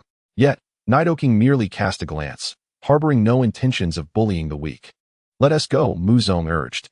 Nidoking nodded, setting off in the direction Muzong indicated. In the distance, a Spearow perched leisurely on a branch, preening its feathers, blissfully unaware that danger was drawing near. 3 pairs of crimson eyes and hungry stomachs drove the 3 Abra to lie in wait, stealthily approaching the ill-fated Spearow. Prepare an opportune moment to devour it, satisfying the insatiable hunger of one's belly. The fiery sparrow remains blissfully unaware of this intent. Yet, before death could arrive, a tremor akin to an earthquake reverberated through the air. Hiss! The Abomasnow instantly became alert, attempting to evade, but was propelled directly off the ground. The fiery sparrow took flight from its perch, soaring into the distance. Nidoking's foot struck the earth, unleashing a surge of terrestrial power that sent all 3 Abomasnow hurtling into the air simultaneously. The hissing persisted, followed by a fierce jet of flames that ignited the surrounding trees. With eyes ablaze, Nidoking charged forth, his horn aimed directly at the midsection of the foremost Abomasnow, lifting it higher before it could even touch the ground. In the sky, its eyes transformed into spirals, rendering it incapable of battle. The other 2 Abomasnow, regaining their senses, unleashed a torrent of venom toward Nidoking. He turned to face them, the venom splattering across his back and face, sizzling as it made contact. Nidoking's claws brushed against his visage, wiping away the toxic residue. He seized one of the Abomasnow, pinning it to the ground. Meanwhile, another Abomasnow lurked behind him, preparing to unleash Ice Fang. "Nidoking, watch your back," Muzong shouted urgently. Nidoking glanced back, his crimson markings glowing ominously. Just as Ice Fang descended, the Abomasnow's head was engulfed in flames, burning fiercely. Muzong exhaled in relief. Nidoking held the Abomasnow firmly against the ground, a white glow emanating from his claws. Boom! The force of the earth. The ground collapsed, and as the Abomasnow succumbed to unconsciousness, it could only recall the sight of Nidoking's blood-red eyes, their brilliance seemingly tangible, distorting the very air around them. In the next moment, the Abomasnow lay defeated amidst the rubble. The remaining Abomasnow, extinguishing the flames atop its head, gazed at Nidoking with palpable fear. It cowered on the ground, pleading for mercy. Nidoking remained steadfast, taking a deep breath as if contemplating sparing his foe. Sensing this, the Abomasnow's eyes glinted with cunning, its tail shimmering with violet light, concealed malice brewing within. Boom! Yet that purplish fist struck faster than its movements. Nidoking never entertained thoughts of mercy. Only the desire for vengeance burned within him. Pleading for mercy? Absurd. Roar. Perish. Earth power. The earth trembled for a third time. The ground fracturing, accompanied by the fiery trees. Chapter 84, A Holiday. I knew you were not the type to show mercy, my Pokemon. Nidoking emerged from the crater, his eyes gleaming with a fierce crimson light. The collapsing soil behind him rumbled with each step, every footfall resonating like thunder. He approached Muzong, the blood-red hue in his eyes gradually fading. He extended his clenched fist toward Muzong. With a faint smile, Muzong met his fist in a friendly gesture. Together, they stood at the edge of the pit, the flames of vengeance buried beneath the dust. Let us return home, Muzong suggested. Nidoking nodded in agreement. Upon our return, I shall have the Dream Eater teach you how to wield Shadow Ball, and then we shall embark to the ruins to continue our quest for vengeance. Nidoking nodded once more, following in Muzong's wake as they retraced their steps. The fiery sparrow in the sky seemed to comprehend the unfolding events, soaring into the distance before reappearing in their line of sight, landing not far from them.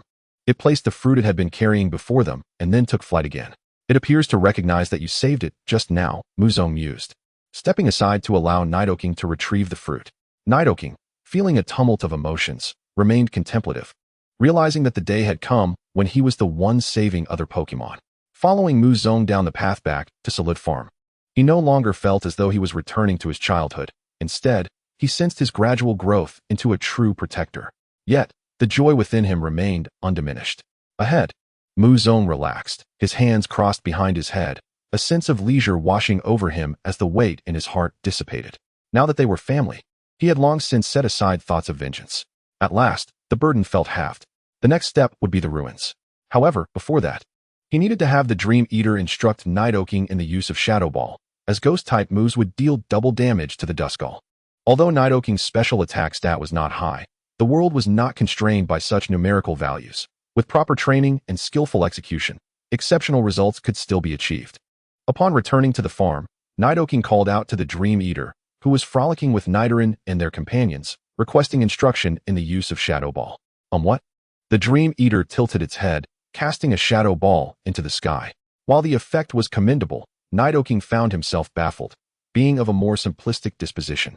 He could not hope to compete with the genius of the talented Ember Knight, nor could he grasp the technique after a single demonstration. Would you like me to teach you? The Dream Eater had not anticipated such a request. Meanwhile, Muzong approached the remaining 2 mutated trees, which still bore unpicked fruit. One was purely Ghost-type, while the other was Water-type. After some contemplation, he decided to harvest the fruit from both trees, intending to store them in the refrigerator. The yield from these 2 trees was astonishing. Muzong estimated it to be around 200 pounds. The refrigerator will not suffice, he realized. Temporarily, he removed other items from the fridge to make room for the fruit, though it was barely adequate. The caretaker bug heard the commotion from Grandpa's room and poked its head out in curiosity. What are you doing? It inquired. Muzong explained. The refrigerator is too small to accommodate all this fruit, so I'm clearing it out to make space for the harvest. I plan to get a larger refrigerator soon. The caretaker bug nodded, somewhat understanding. Muzong's ears perked up as he heard the sounds of a monkey Pokemon in the yard. Before purchasing a new refrigerator, he needed to prepare today's juice, or there would be nothing to sell later. Hey, could you help me make the juice? Muzong proposed to the caretaker bug. The caretaker bug, who generally spent her days in Grandpa's room honing her sewing skills, had not been visited since the last departure of her friend. Yet, she recalled the satisfaction of helping Muzong earn money. What should I do? She asked. I'll tell you the proportions to add. The juice only has a slight effect on mental enhancement, so as long as the flavor remains unchanged, it will suffice, Muzong instructed. The caretaker bug, realizing the potential for profit from the juice, nodded vigorously. Add half water, a touch of lemon, and some frozen fruit. Just be careful not to add too much lemon. Then add a few bottles with just a bit of honey. Oh, and remember, for the honey juice, add more water. Honey juice is delightful, albeit rather sweet. Moreover, it is necessary to procure a starberry for the monkey monsters as a reward, but I must refrain from using the ones I just placed today. Moo. The caretaker bug took note of this. Muzong, feeling assured, nodded and hurried off to the town to purchase a refrigerator, simultaneously granting himself a brief respite. This appliance was indeed the one he desired. As Muzong observed the sign outside the store, he stepped inside. The proprietor was engaged in a discussion with other customers regarding the legendary guardian deity. Upon noticing Muzong's entrance, the owner coughed a couple of times. mistaking him for an outsider. "No, I am Mu Zong, from the Zarude Farm," he clarified with a gentle smile. The owner suddenly realized, it is Mu Zong. "However, since I have seen you, could you possibly increase the quantity of juice you provide daily? My children are clamoring for it, claiming they adore it. And even the Pokemon enjoy it." Mu Zong found this both amusing and exasperating. It seemed his reputation had indeed spread, as even those who had never met him recognized him through the sign hanging around the monkey monster's neck. "I too wish to earn more, but alas, the raw materials are limited, so there is little I can do," Mu Zong replied with a resigned gesture. "What a pity. My children relish such beverages. At least your juice is all natural," the owner lamented. "Oh dear, I have digressed. By the way, Mu Zong, what brings you here? I can offer you a special price." Returning to the subject at hand, Mu Zong articulated his request. "I wish to purchase a large refrigerator." The owner gestured towards the options available. "Come here. You likely want to opt for the double-layer model, but this 3-door one can accommodate between 300 to 500 pounds, while the side-by-side model can hold at least 4 to 500 pounds. For lightweight items, it can even contain 8 to 900 pounds. These are the only 2 large refrigerators we have." Mu Zong's eyes brightened, feeling that they were just what he needed. "How much for the side-by-side model?" he inquired. "The original price is 5,008, but I'll give it to you for 5,000, the owner generously discounted. 5,000 seems reasonable, Mu Zong mused. Even in his previous life, this price would not have been considered exorbitant. "I'll take it, but could you assist me with the delivery?" he asked, retrieving the money from his pocket and counting it out. "Of course. Zarude Farm, correct?" "Indeed." Chapter 85. Who is cursing the creator of the interface? Mu Zong arrived back at the farm ahead of the delivery, strategizing the placement of the new appliance. He soon realized that the kitchen lacked sufficient space, necessitating placement in the living room instead. While the house was quite spacious for him alone, he had a multitude of Pokemon requiring ample room. Ultimately, he chose a spot against the wall outside the kitchen. He contemplated upgrading to a 2-story building in the future, similar to the mayor's, and perhaps, when wealthier, moving into a villa, though he currently lacked even the funds to build a small structure. Mu Zong chuckled at his own financial predicament. Before long, the delivery personnel arrived. Fortunately, during a prior storm, he had enlisted Xiao Jia to expand the entrance, or else the refrigerator would not have fit. The brand new refrigerator piqued the curiosity of several Pokemon, with the Diglett trailing behind, inquisitively observing the large appliance. Under Mu Zong's direction, they positioned the refrigerator against the wall. "Thank you for your hard work," he expressed gratefully. The delivery team consisted of 2 Mashokes, to whom Mu Zong casually offered 2 cups of juice. The Mashokes exchanged glances, ultimately succumbing to the temptation. Unlike the professionals who had come for previous construction work, these 2 were domesticated and thus lacked the same level of professionalism. Upon their first sip, they recognized the juice as that from Zarude Farm, which their store manager had previously purchased. The manager had merely provided them with the address, so they were pleasantly surprised to discover it was Zarude Farm. Hooray! The mood of the 2 Mashokes instantly lifted. "I'm glad you like it," Mu Zong chuckled, sending the reluctant Mashokes on their way. He then glanced at the caretaker bug, who was still busy in the kitchen, and decided to relocate the fruits temporarily resting on the table and those stored in the refrigerator to the newly acquired appliance. From now on, the small refrigerator would only hold prepared ingredients and items requiring freezing, such as his remaining konjac, of which there were about a dozen pieces. Now placed inside the new refrigerator, the monkey monsters busily traversed the living room, collecting the freshly made juice and their wages.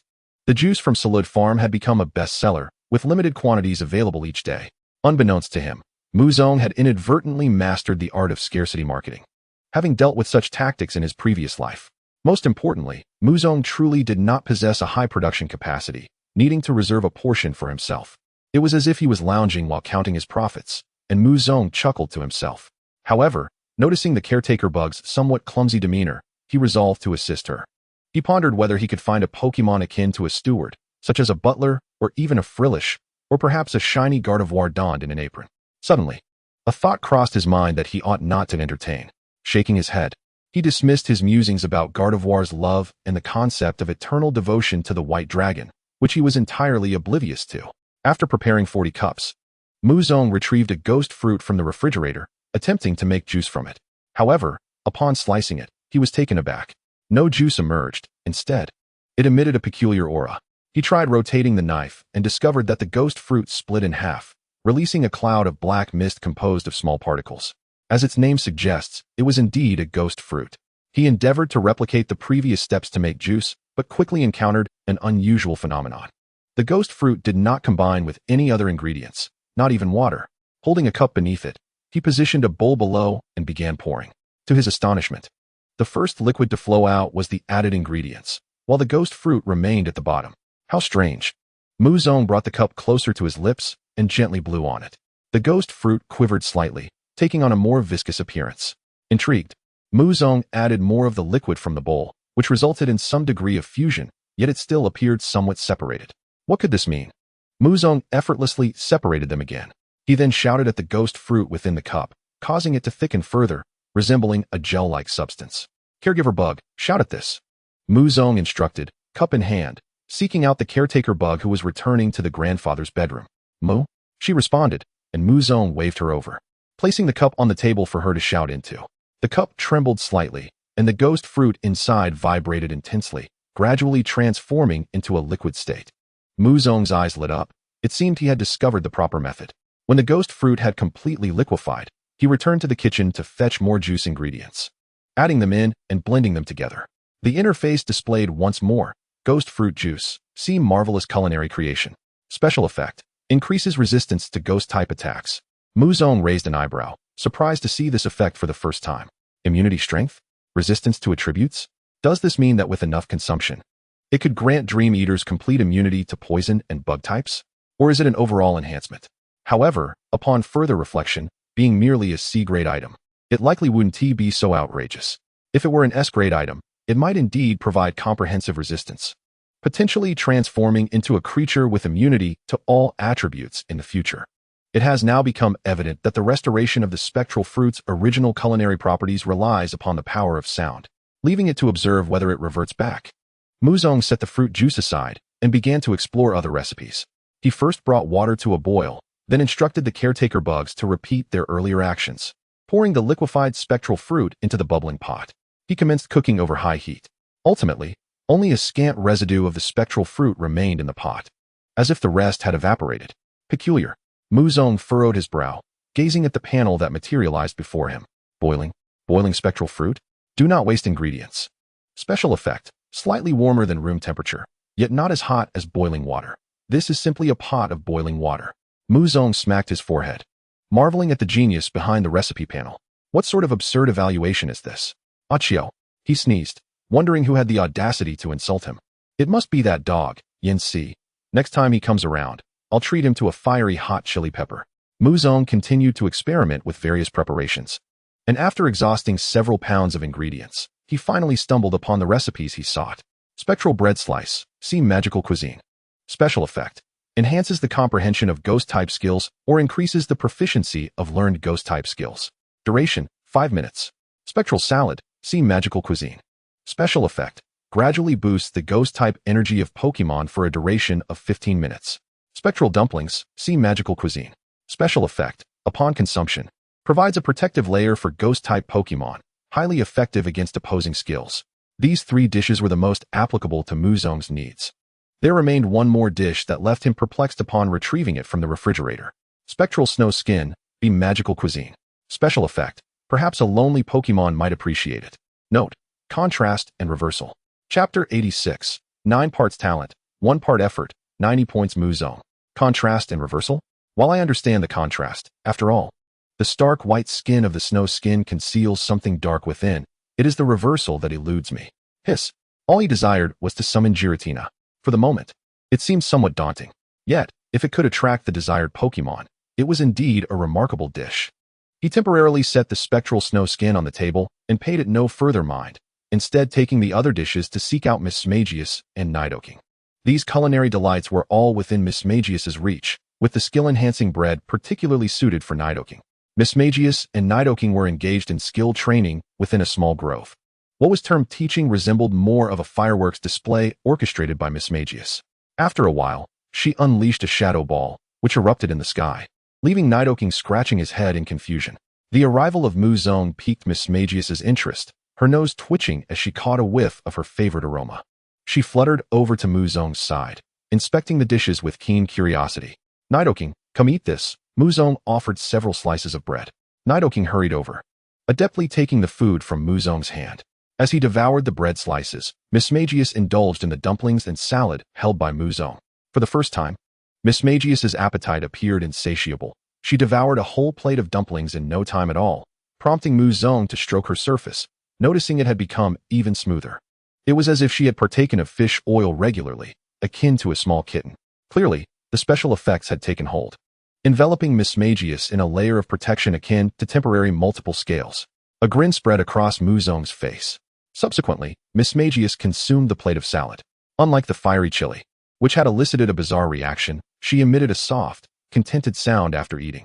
I knew the turmoil caused by the chili was an anomaly. Muzong nodded unconsciously. Roar. Nidoking emitted a low growl, inquiring whether Miss Magius could unleash another shadow ball. Miss Magius nodded, indicating it was no trouble at all.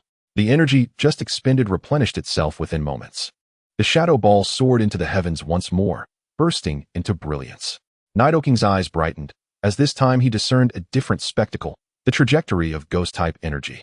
Simultaneously, his understanding of the shadow ball expanded significantly. Observing Nidoking's contemplative expression, Muzong recognized that the bread had indeed worked its magic. With that realization, he decided it was time to feast. Who cares about talent? 10 ghost bread slices shall suffice. Muzong dashed back to his humble abode, enlisting the caretaker bugs to assist him in liquefying the spectral fruit once more. He then spread it onto the slices of bread with efficiency and simplicity. Muzong arranged 10 slices on a plate and carried them back to the grove. The duration of each slice was 5 minutes. Before the effects of the first could wane, he had already provided a second. Who cares about talent? I am the talent. Muzong mused whimsically as he extended a fresh slice to Nidoking. After consuming it, Miss Magius promptly unleashed another shadow ball. The rhythmic detonations caught the attention of the returning Furfru, who was carrying a small pup upon her back. They were all land dwellers, all pups. She felt as though she were rehearsing for the day she would lead her own children. Meandering towards the grove, she observed their activities, quickly realizing this was a form of training. However, it was an unorthodox approach. At Junch's place, there were dedicated skill learning machines. Even the dimmest Pokemon could master skills swiftly. Shaking her back, she pondered whether to teach her own pup a few skills. After a moment of contemplation, she decided to proceed. She distanced herself slightly, intent on not interrupting Muzong and his companions. Given that her pup was still quite young, Furfur resolved to impart some simple skills.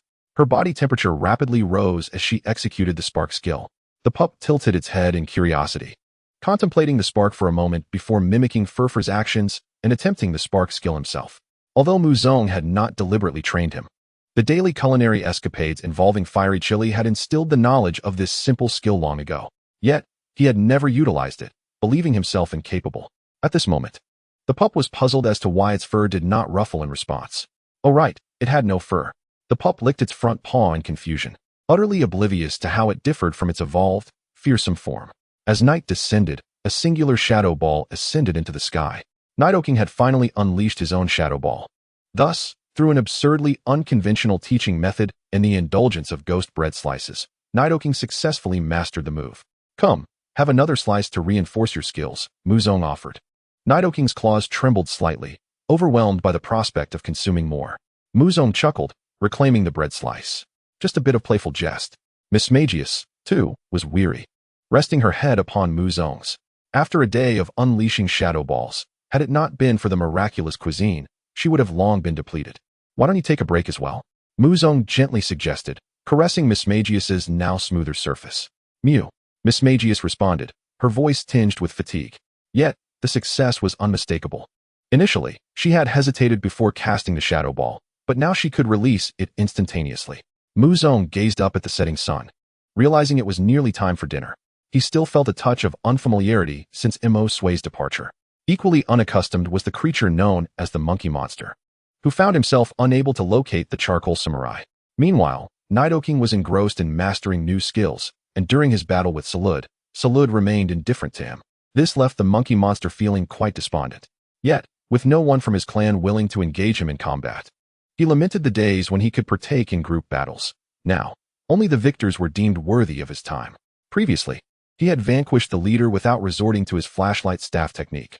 One could only imagine the outcome had he utilized it. Darubi, in Muzong's bedroom, stumbled upon a pokeball. The speedy hound barked a few times, indicating to him what it was. Gazing at the foolish pup, he fancied the idea of having his own offspring, and in that moment, he dozed off on the ground. After a few gentle prods with his claws, The Pokeball unexpectedly activated, enlarging before him. He then embraced the Pokeball and commenced gnawing at it with great determination, particularly fixating on the button. However, the Pokeball merely opened slightly, failing to capture him. After some time spent fiddling with it, he reduced the Pokeball in size and held it in his mouth as he exited the bedroom. At that moment, Muzong had just placed the meal on the table when Darubi appeared, carrying the Pokeball. Barking inquisitively, he placed the Pokeball on the ground. Questioning why it could not capture him, Muzong, perplexed, did not comprehend, yet the other Pokemon did. The caretaker bug paused, and the dream demon was no longer drowsy. They all turned their attention to Muzong, bewildered by the notion that he had secretly captured another Pokemon. Chapter 87. An unexpected visitor. Muzong found himself at a loss, sensing that the expressions of those around him were far from cheerful. Returning to the kitchen, he consumed a piece of the translation konjac before re-emerging. The caretaker bug, having left its seat, picked up the Pokeball from the floor and, upon prodding it with its claws, confirmed it to be one that had previously captured a Pokemon. Observing the dream demon's countenance, the caretaker bug glanced at Zarude, who shrugged, indicating it was not his Pokeball. This was a chaotic situation that he did not wish to implicate himself in. The dream demon deduced that the Pokeball must belong to either the charcoal samurai, Nidoking, or the monkey monster. Yet, each of them had arrived after her. What is it? Muzong inquired, tilting his head. Whose Pokeball is this? The caretaker bug tilted its head in contemplation and gently placed the Pokeball on the table. It then dawned on Muzong that this was indeed the charcoal samurai's Pokeball. He wants it, Muzong began, but the caretaker bug interjected, I want it too. The dream demon chimed in, echoing the sentiment. Even the mole beneath the table responded, nudging the table with its head. Muzong felt a cold sweat trickle down his brow. It's just a Pokeball. My life remains unchanged, he asserted. The caretaker bug vehemently shook its head. Mo Sui had previously mentioned much about Pokeballs and their significance to Pokemon. The crux of the matter was that the charcoal samurai possessed one, and thus, they felt entitled to one as well. Previously, Nidoking and the monkey monster had sought medical attention, and since the Pokeball had been lost, no objections were raised. But now, the landscape had shifted. All right, Muzong conceded with a resigned smile, deciding to search for any remaining Pokeballs. Zarude stood up, swiftly entered the bedroom, circumventing the slumbering Speedy Hound, and retrieved an entire box of Pokeballs from the bedside table. What is this? Muzong exclaimed, his mouth twitching in disbelief. Mo Sui bought too many. I kept the extras, Zarude explained as he placed the box on the table. Muzong stared at the pristine collection of Pokeballs, momentarily at a loss for words. Do you want one? He asked. Zarude shook his head, stating that his Pokeballs were not for the present, but for the future. You are indeed a trainer, Muzong mused, contemplating as he picked up one of the Pokeballs. In that case, behold my prowess. The sound of capturing echoed as he began. The first to be captured was the mole, followed by the caretaker bug, then the dream demon, and finally Darubi. Having commenced the endeavor, he decided to see it through to completion. Muzong dashed out of the courtyard in search of Nidoking, brandishing a Pokeball before him. Before he could utter a word, Nidoking willingly touched the Pokeball. Muzong then recalled the presence of the milk tank, the queen bee, and the teapot, all of whom had previously lost their Pokeballs. One should not lament scarcity, but rather inequity. It would not do to only bestow a Pokeball upon the charcoal samurai. Hopefully, the Speedy Hound's prolonged stay would deter others from troubling me, Muzong thought, feeling a mix of amusement and resignation. Yet, possessing so many Pokeballs of his own was rather pleasing. He released each captured Pokemon, momentarily pondering where to conceal the Pokeballs. Where should I hide the Pokeballs? Muzong mused, stroking his chin in contemplation. Zarude, nearby, was also deep in thought, his gaze suddenly fixating on a corner of the floor, as if a realization struck him. He approached, his claws shimmering with white light, and meticulously carved out a square in the floorboards. Beneath lay a simplistic drawing he had made long ago, depicting himself and Muzong hand in hand amidst the forest. With the wooden plank precisely lifted, he reached down to retrieve 2 bricks beneath it. Muzong, bring that box over here, Zarude urged.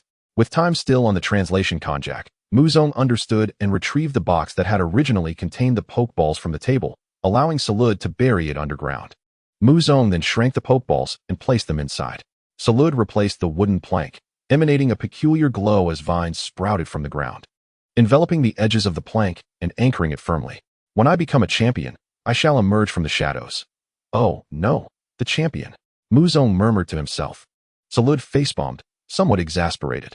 The other Pokemon brimmed with enthusiasm, unaware of what a champion truly entailed.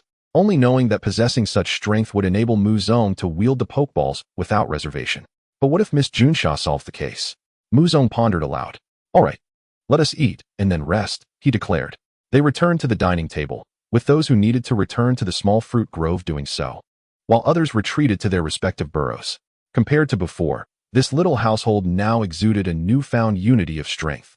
After dining, Mu Zong intended to take a bath and retire for the night, but the arrival of some long-absent guests disrupted his plans. The old builder had returned, accompanied by Mac and Doug Trio. It has been quite some time since your last visit, Mu Zong exclaimed as he brought out the remaining juice for them. The old builder set down the pillar, gesturing animatedly. Were you working previously?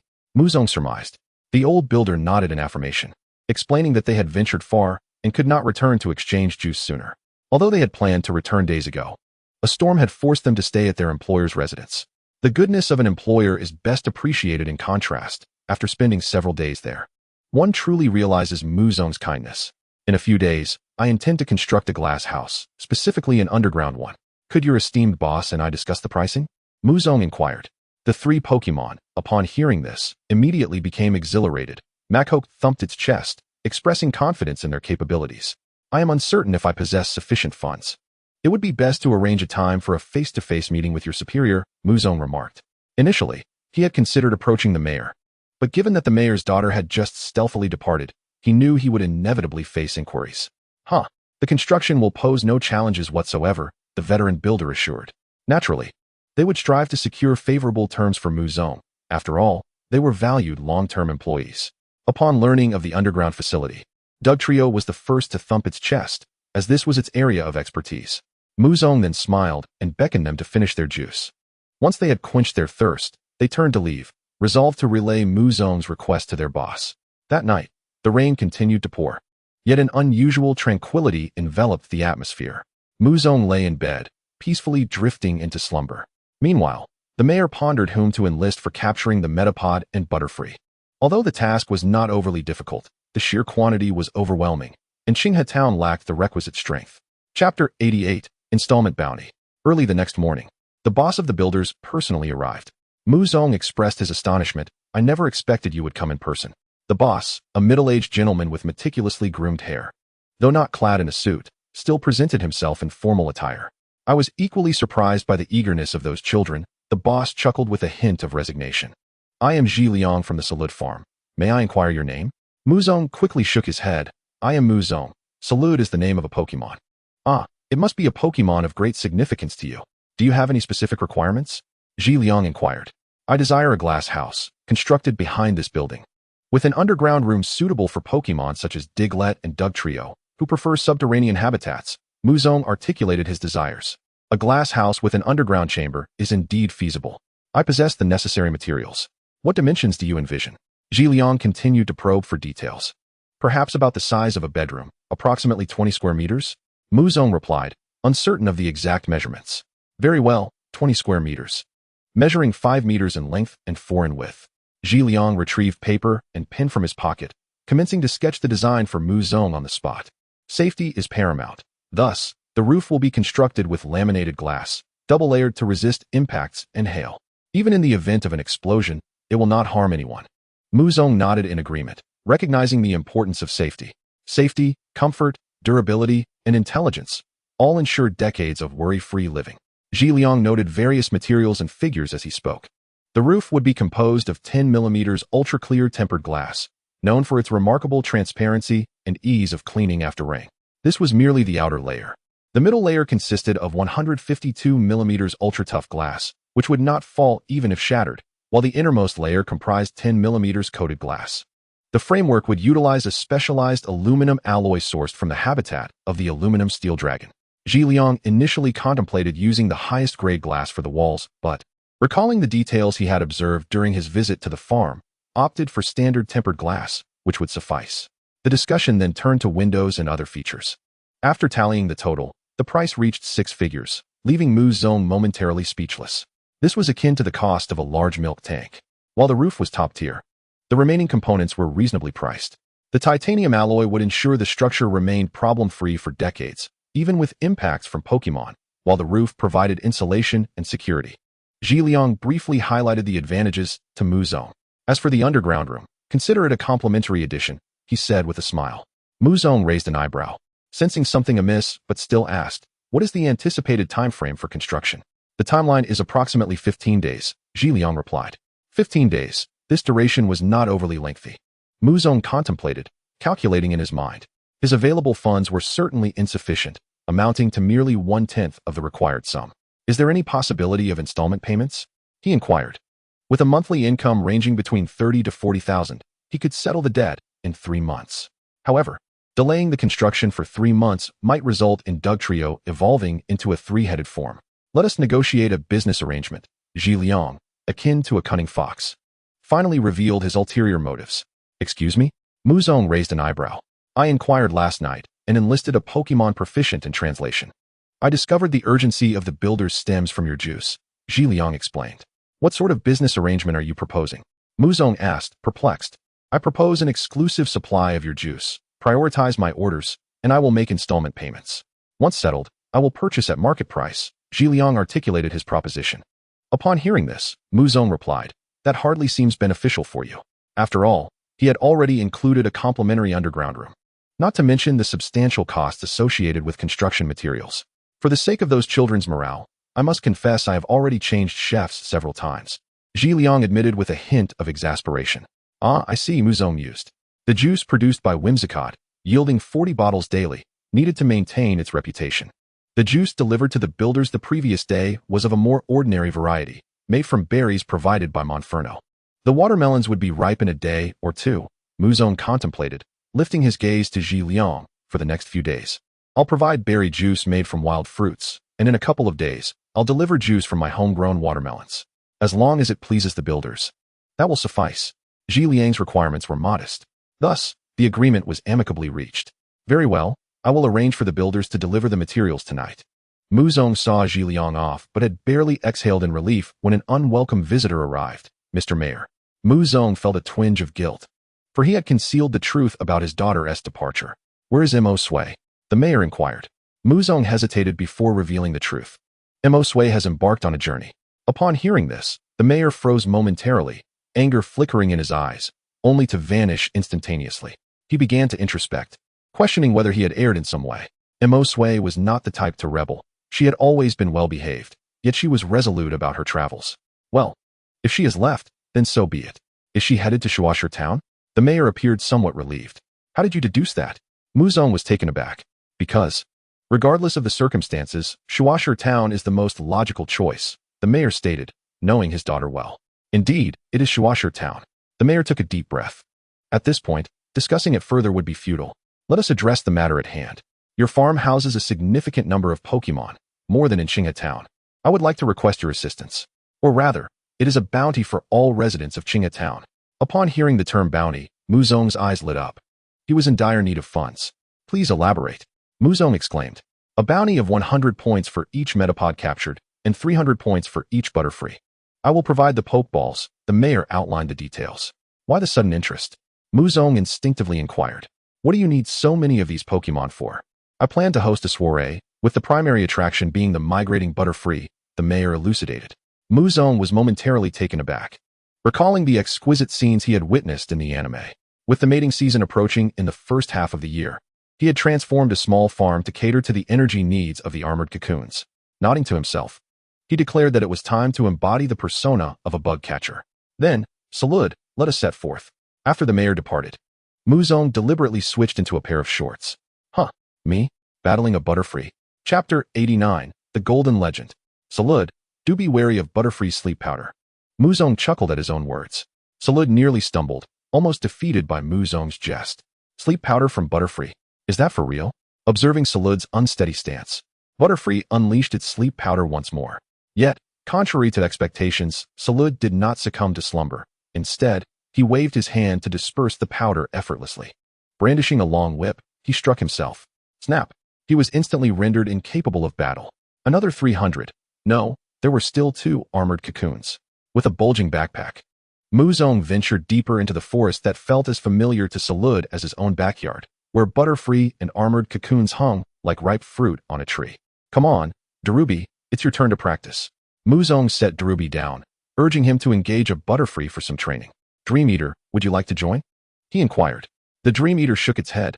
No, no, battling isn't fun at all. All right, since you will grow stronger with age, let Darubi hone his skills.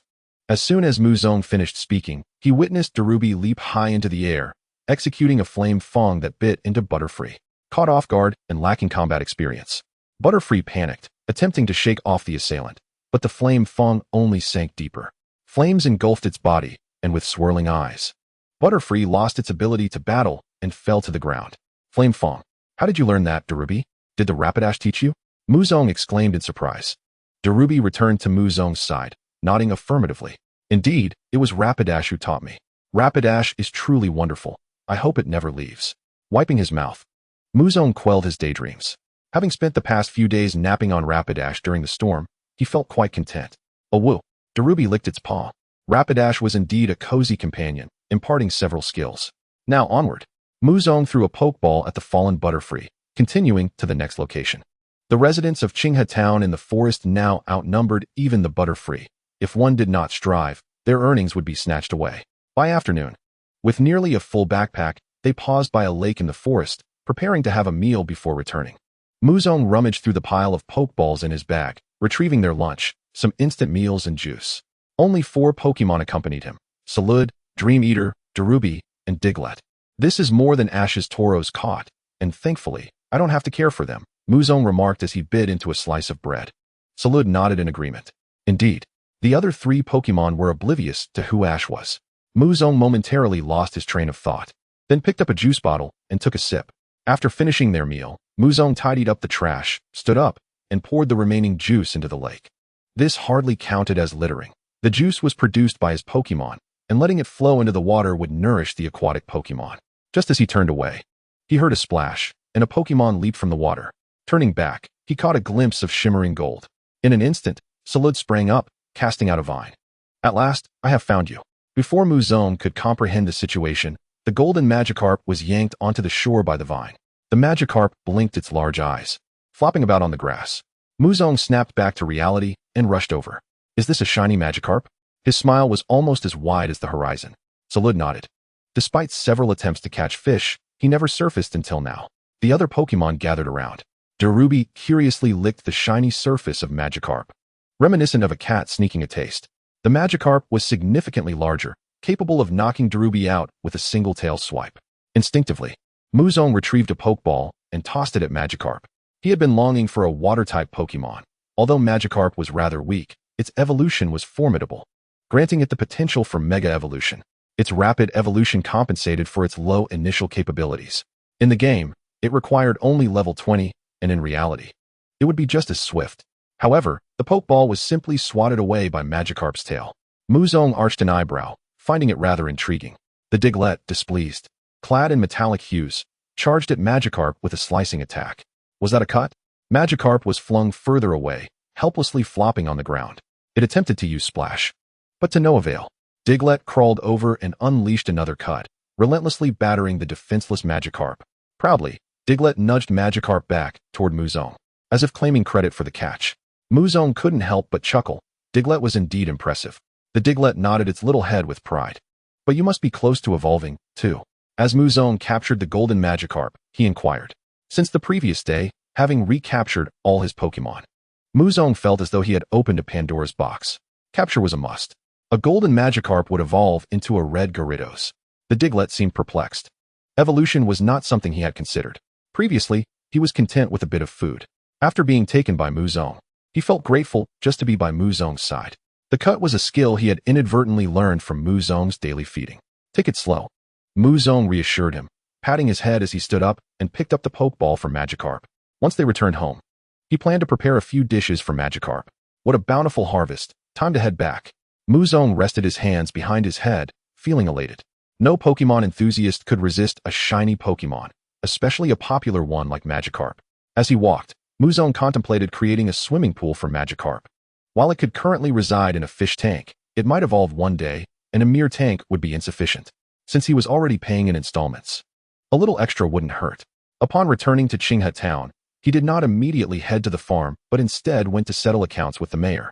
Arriving at the mayor's building, he discovered a single address posted on the door. Following the directions, he found a small farm comparable in size to his own. Countless butterfree fluttered in the sky, led by a natural bird. Such skillful means, Mayor Muzone marveled. For a moment, he was dazzled by the sight before him, only regaining his senses when the mayor approached. So much, the mayor exclaimed, casting a surprised glance at Muzone's backpack. Of course, Muzone replied with a grin. This is all money.